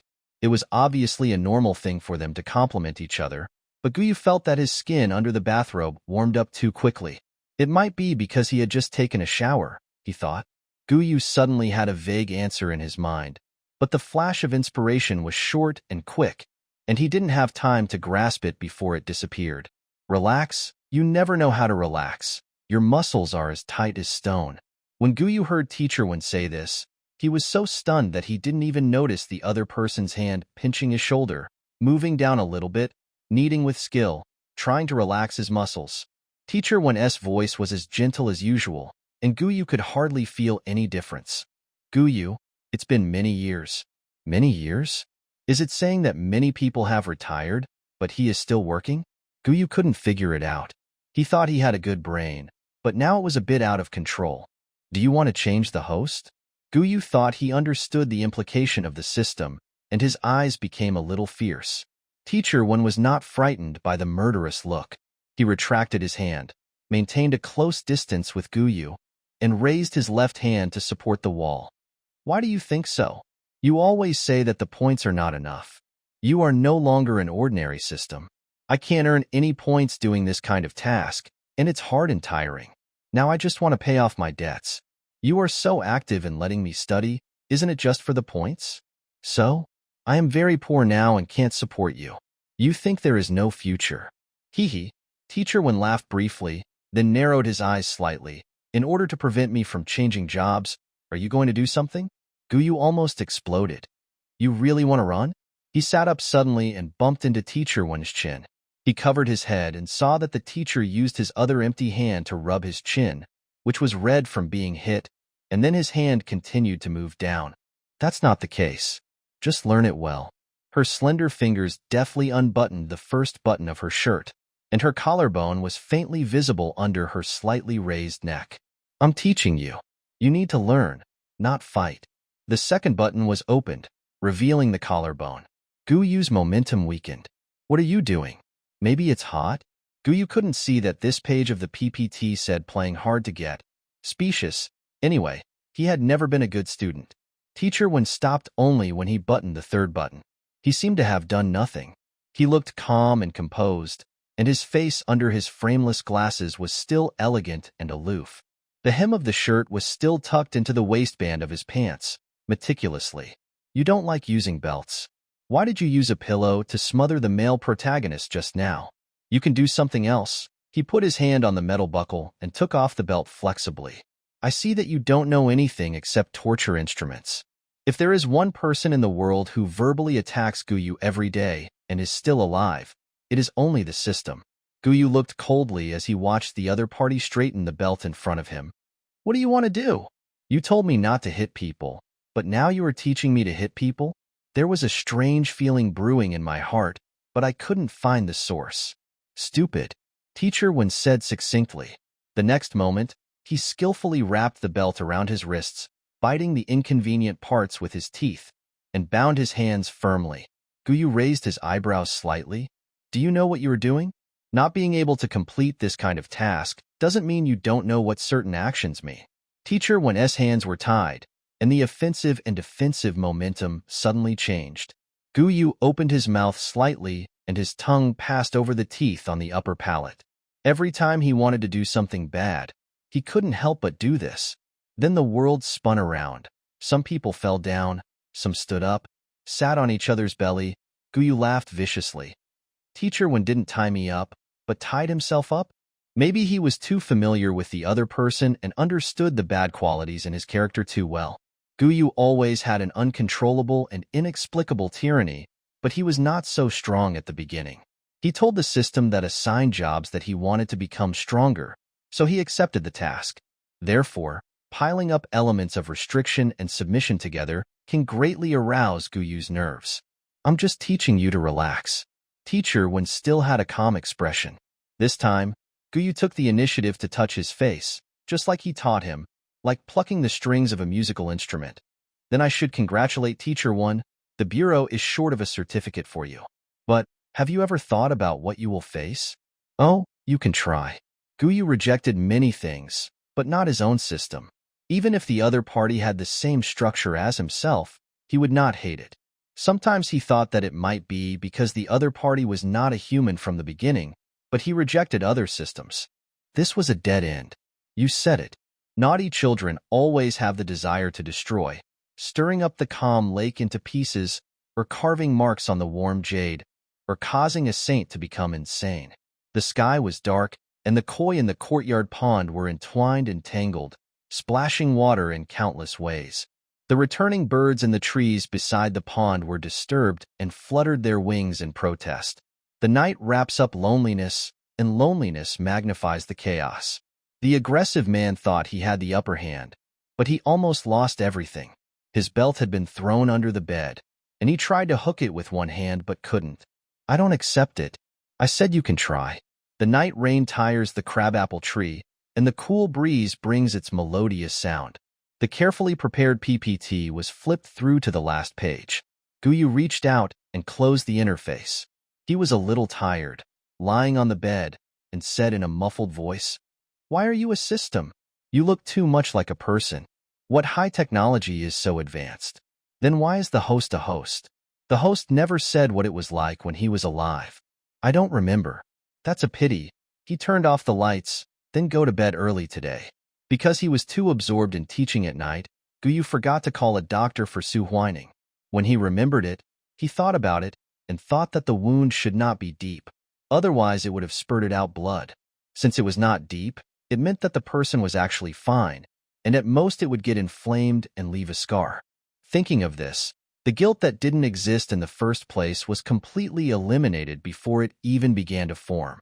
As for why he felt uncomfortable thinking about this matter, Guyu glanced at Teacher One, who was preparing breakfast, then sat by the window with his chin in his hand and chose to remain silent. While eating breakfast, Guyu suddenly said, "This house is really a bit small. Su Huining's bedroom alone is over 100 square meters, enough for him to do exercises in it. If this is considered small, the real estate agent would be furious when he heard about it." Teacher One served Guyu soy milk. The location is quite remote. The feng shui of the courtyard houses within the second ring road have been carefully explored by our ancestors. They were once the residences of princes and nobles. You can see the Forbidden City by walking up the mountain nearby. If this is considered remote, I don't know what is not remote. But Guyu expressed great agreement with this. You know me, there are few rooms, a small garden, and not many buildings. He counted what was missing in the yard bit by bit, but he didn't notice that the system was just looking at him quietly without saying anything for a long time.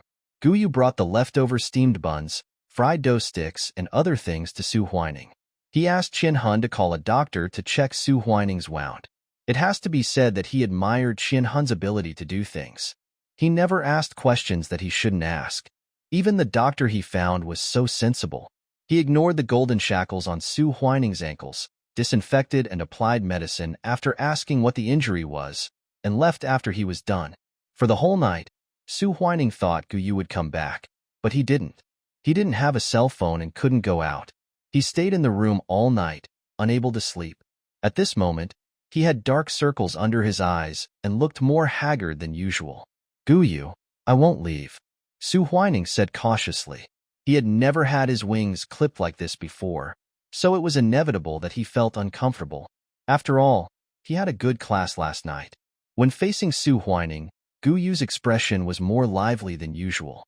He had a smile in his eyes, as if he had endless affection and expectations to express.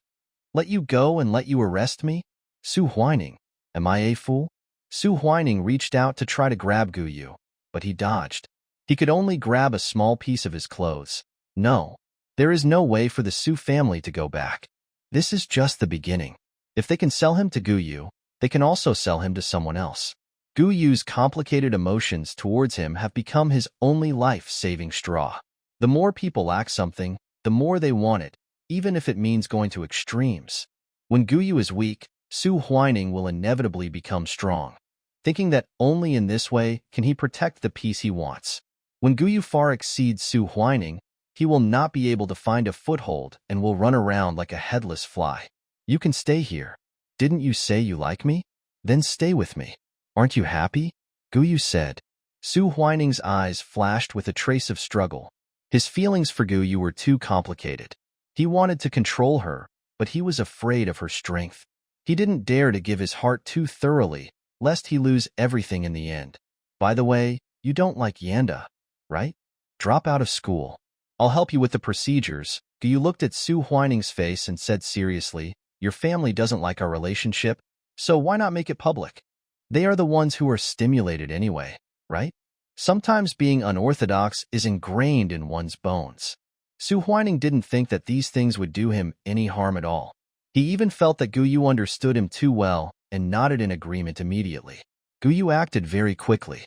Not only Su Huining was going to drop out of school, but he was also going to drop out. Academic qualifications are of no use to him. He is Guyu, not the original owner who wants to climb up step by step. He is already standing at the top. The news of the two dropping out of school was immediately made public and was deliberately dug up by someone. If it was Guyu who dropped out of school, they could come up with all kinds of conspiracy theories, such as that the school wanted to expel him and he chose to leave to save face, or that he was forced to leave by some force. Anyway, this would make some people happy. Even if someone defends Guyu, there will be people who say that some people will not become as depraved as Guyu even if they come from a bad family. But why is Su Huining's name on the list? Isn't he the rumored financial sponsor of Guyu, and also the young master of the Su family? His father and two brothers are honorary alumni, and many laboratories in Yanda are funded by the Su family. Isn't it too outrageous that he dropped out of school?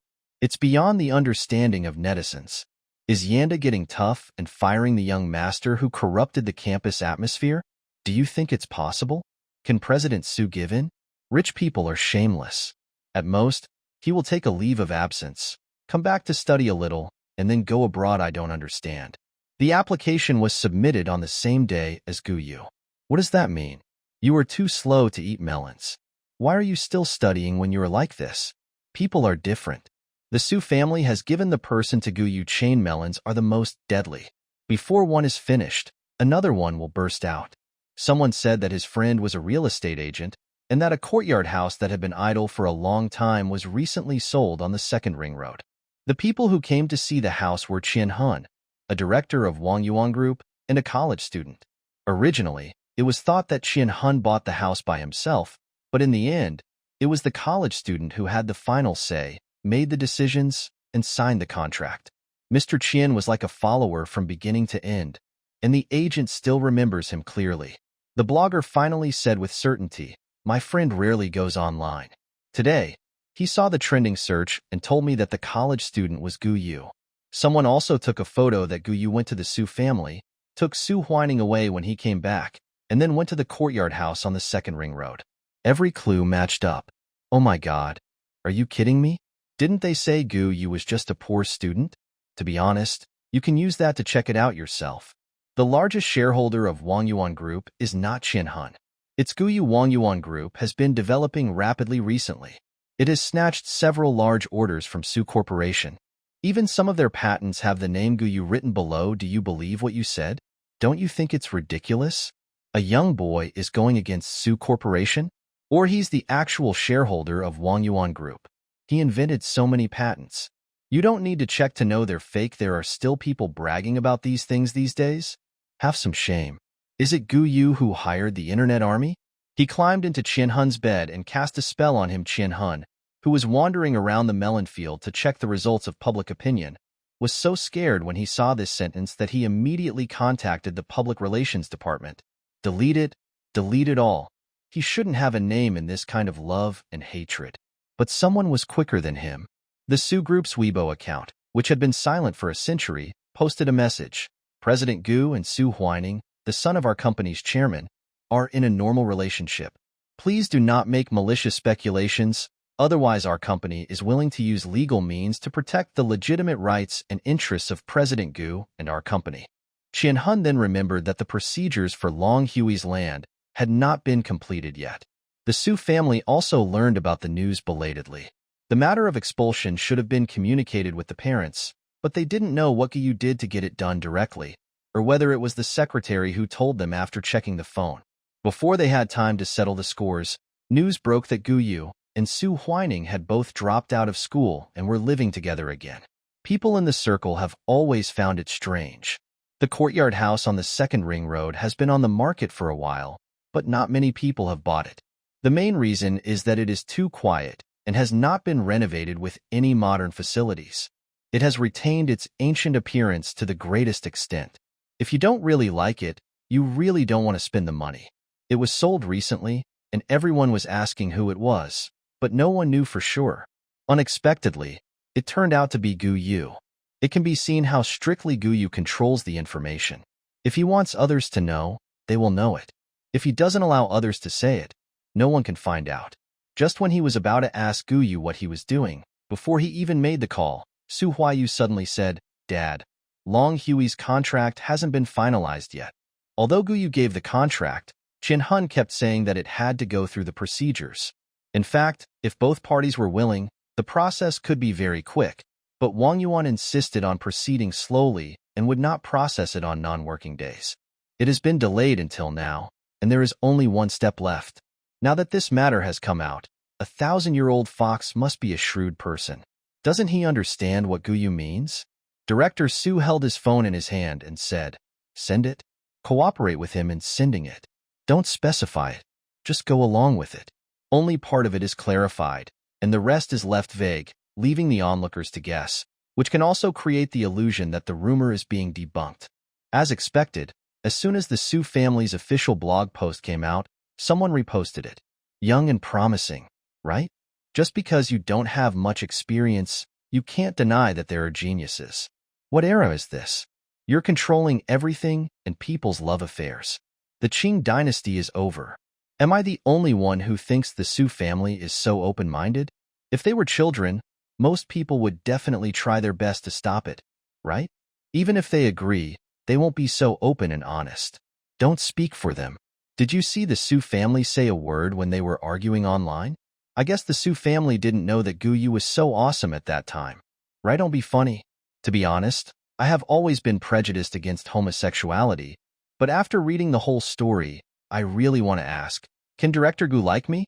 I don't spend much money. Is this kind of thing worth promoting? Where is the ethics? Where is the shame? Where is the phone number? Where is the WeChat? Where is the address? Su Huining stayed in the room. The window was open today, so light could come in freely, making the room seem less gloomy. Guyu said that he would be out for a longer time today, so he asked someone to send him a new mobile phone with social software and Guyu's contact information. People can do a lot of things after getting the phone. For example, if Su Huining wants to run away, he can call the police. After all, as long as he says that Guyu is illegally imprisoning him, he will definitely be able to let him in. But as an excellent old-fashioned romance-type male protagonist, how could he have any legal awareness? Su Huining contacted his parents without giving up. As soon as his father answered the phone, he scolded him, saying that he had paid so much for him and that he was almost embarrassed. At the end, he slowly added, "Don't make Guyu unhappy, otherwise you won't be able to pay for it." You have to know that although people in the circle are openly laughing at the joke, everyone wants to cooperate with Wang Yuan to share the cake. The Su family and Guyu are indeed in a bad mood. But isn't Guyu dating the young master of the Su family? They are all family members. There are times of bumps and bumps, and there are also times of harmony and beauty. The Su family, which has been hit, is regaining vitality.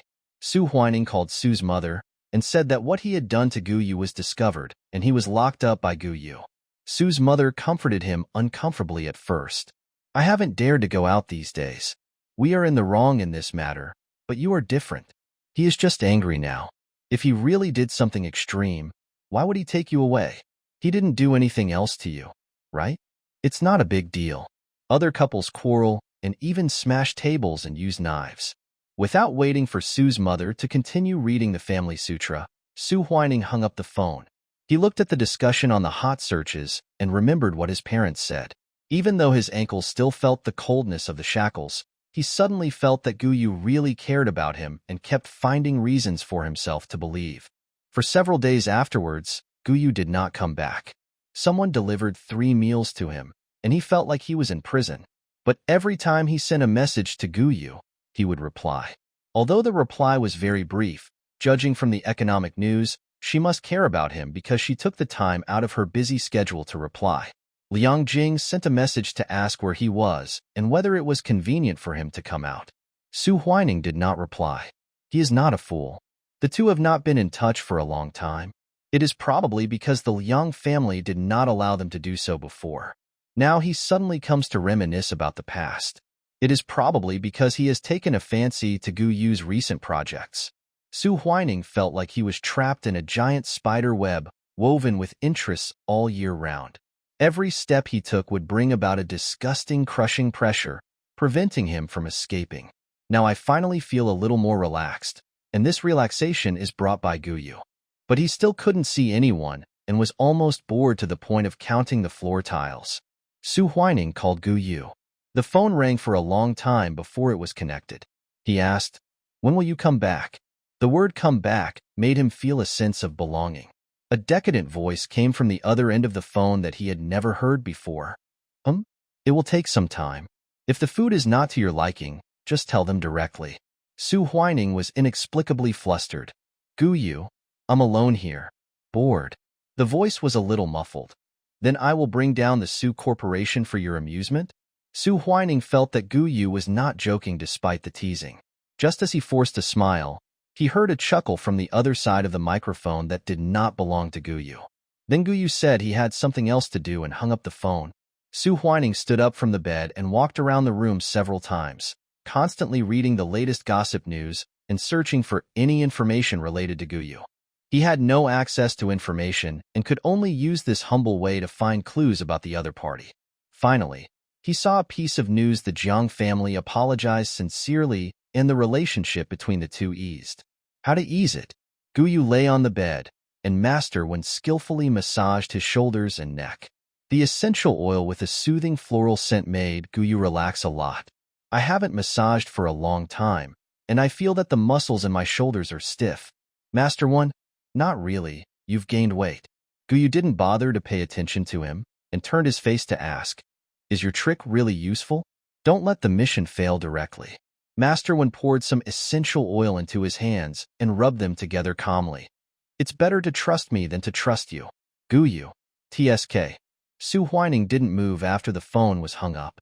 An indescribable emotion was spreading in his heart, radiating from his heart to his limbs and bones, and his fingertips were slightly painful. The last time he had this feeling was in elementary school.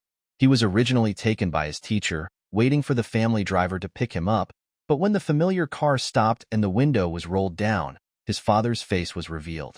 The distressed expression immediately disappeared.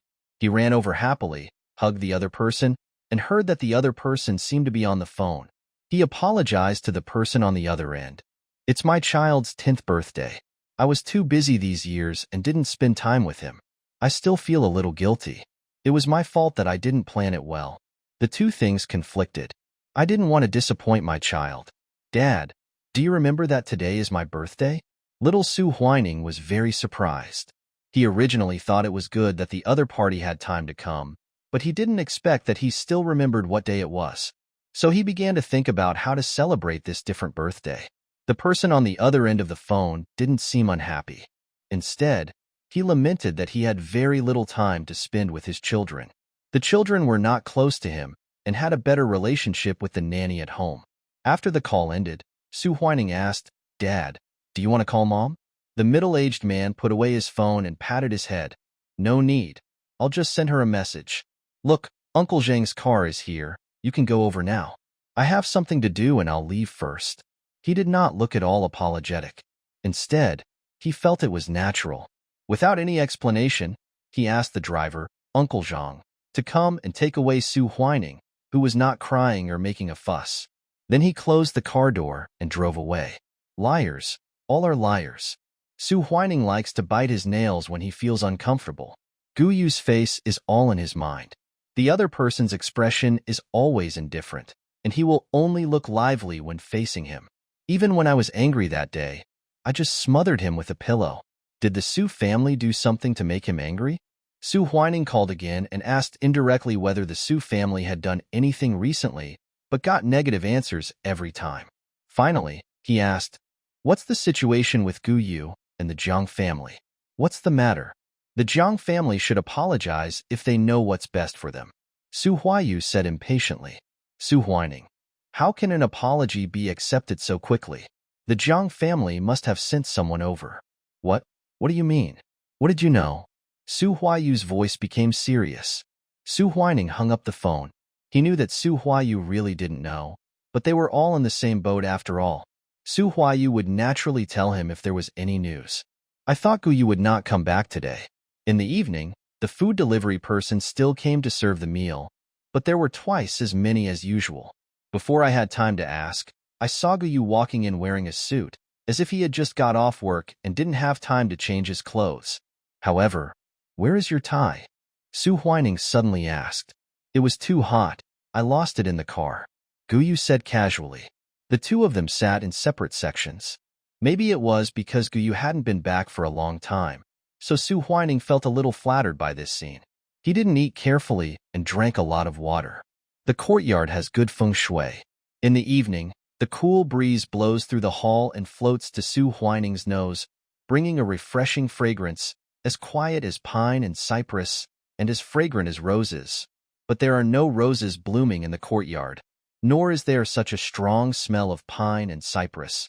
Your perfume smells good today. Su Huining took a sip of water. Gu Yu tilted his head and sniffed. It's the smell of essential oil. My neck has been sore lately that I had a massage. According to his personality, he would definitely not bother to pay attention, but Teacher Wen's teleprompter was right in front of him. After he finished speaking, Gu Yu also noticed that Su Huining's movements paused slightly in an unnatural manner. Really useful. After that, Su Huining basically didn't say anything, and it was Gu Yu who talked about this and that while looking at the teleprompter. In Su Huining's eyes, this was extremely abnormal. Normally, Gu Yu would just go crazy and not chat about family matters, so he must be trying to hide something. After the meal, when the things were cleared away, Gu Yu suddenly squatted in front of Su Huining and said, "Don't move." Then he undid the shackles that had locked Su Huining for almost half a month. The ankles were bruised from the friction day and night. Gu Yu threw the things down and said, "It's been so long. I believe you won't run away, right?" Su Huining asked back, "Why should I run?" Gu Yu gave a brief laugh. Abnormal, very abnormal. Su Huining felt that Gu Yu was a very insecure and suspicious person.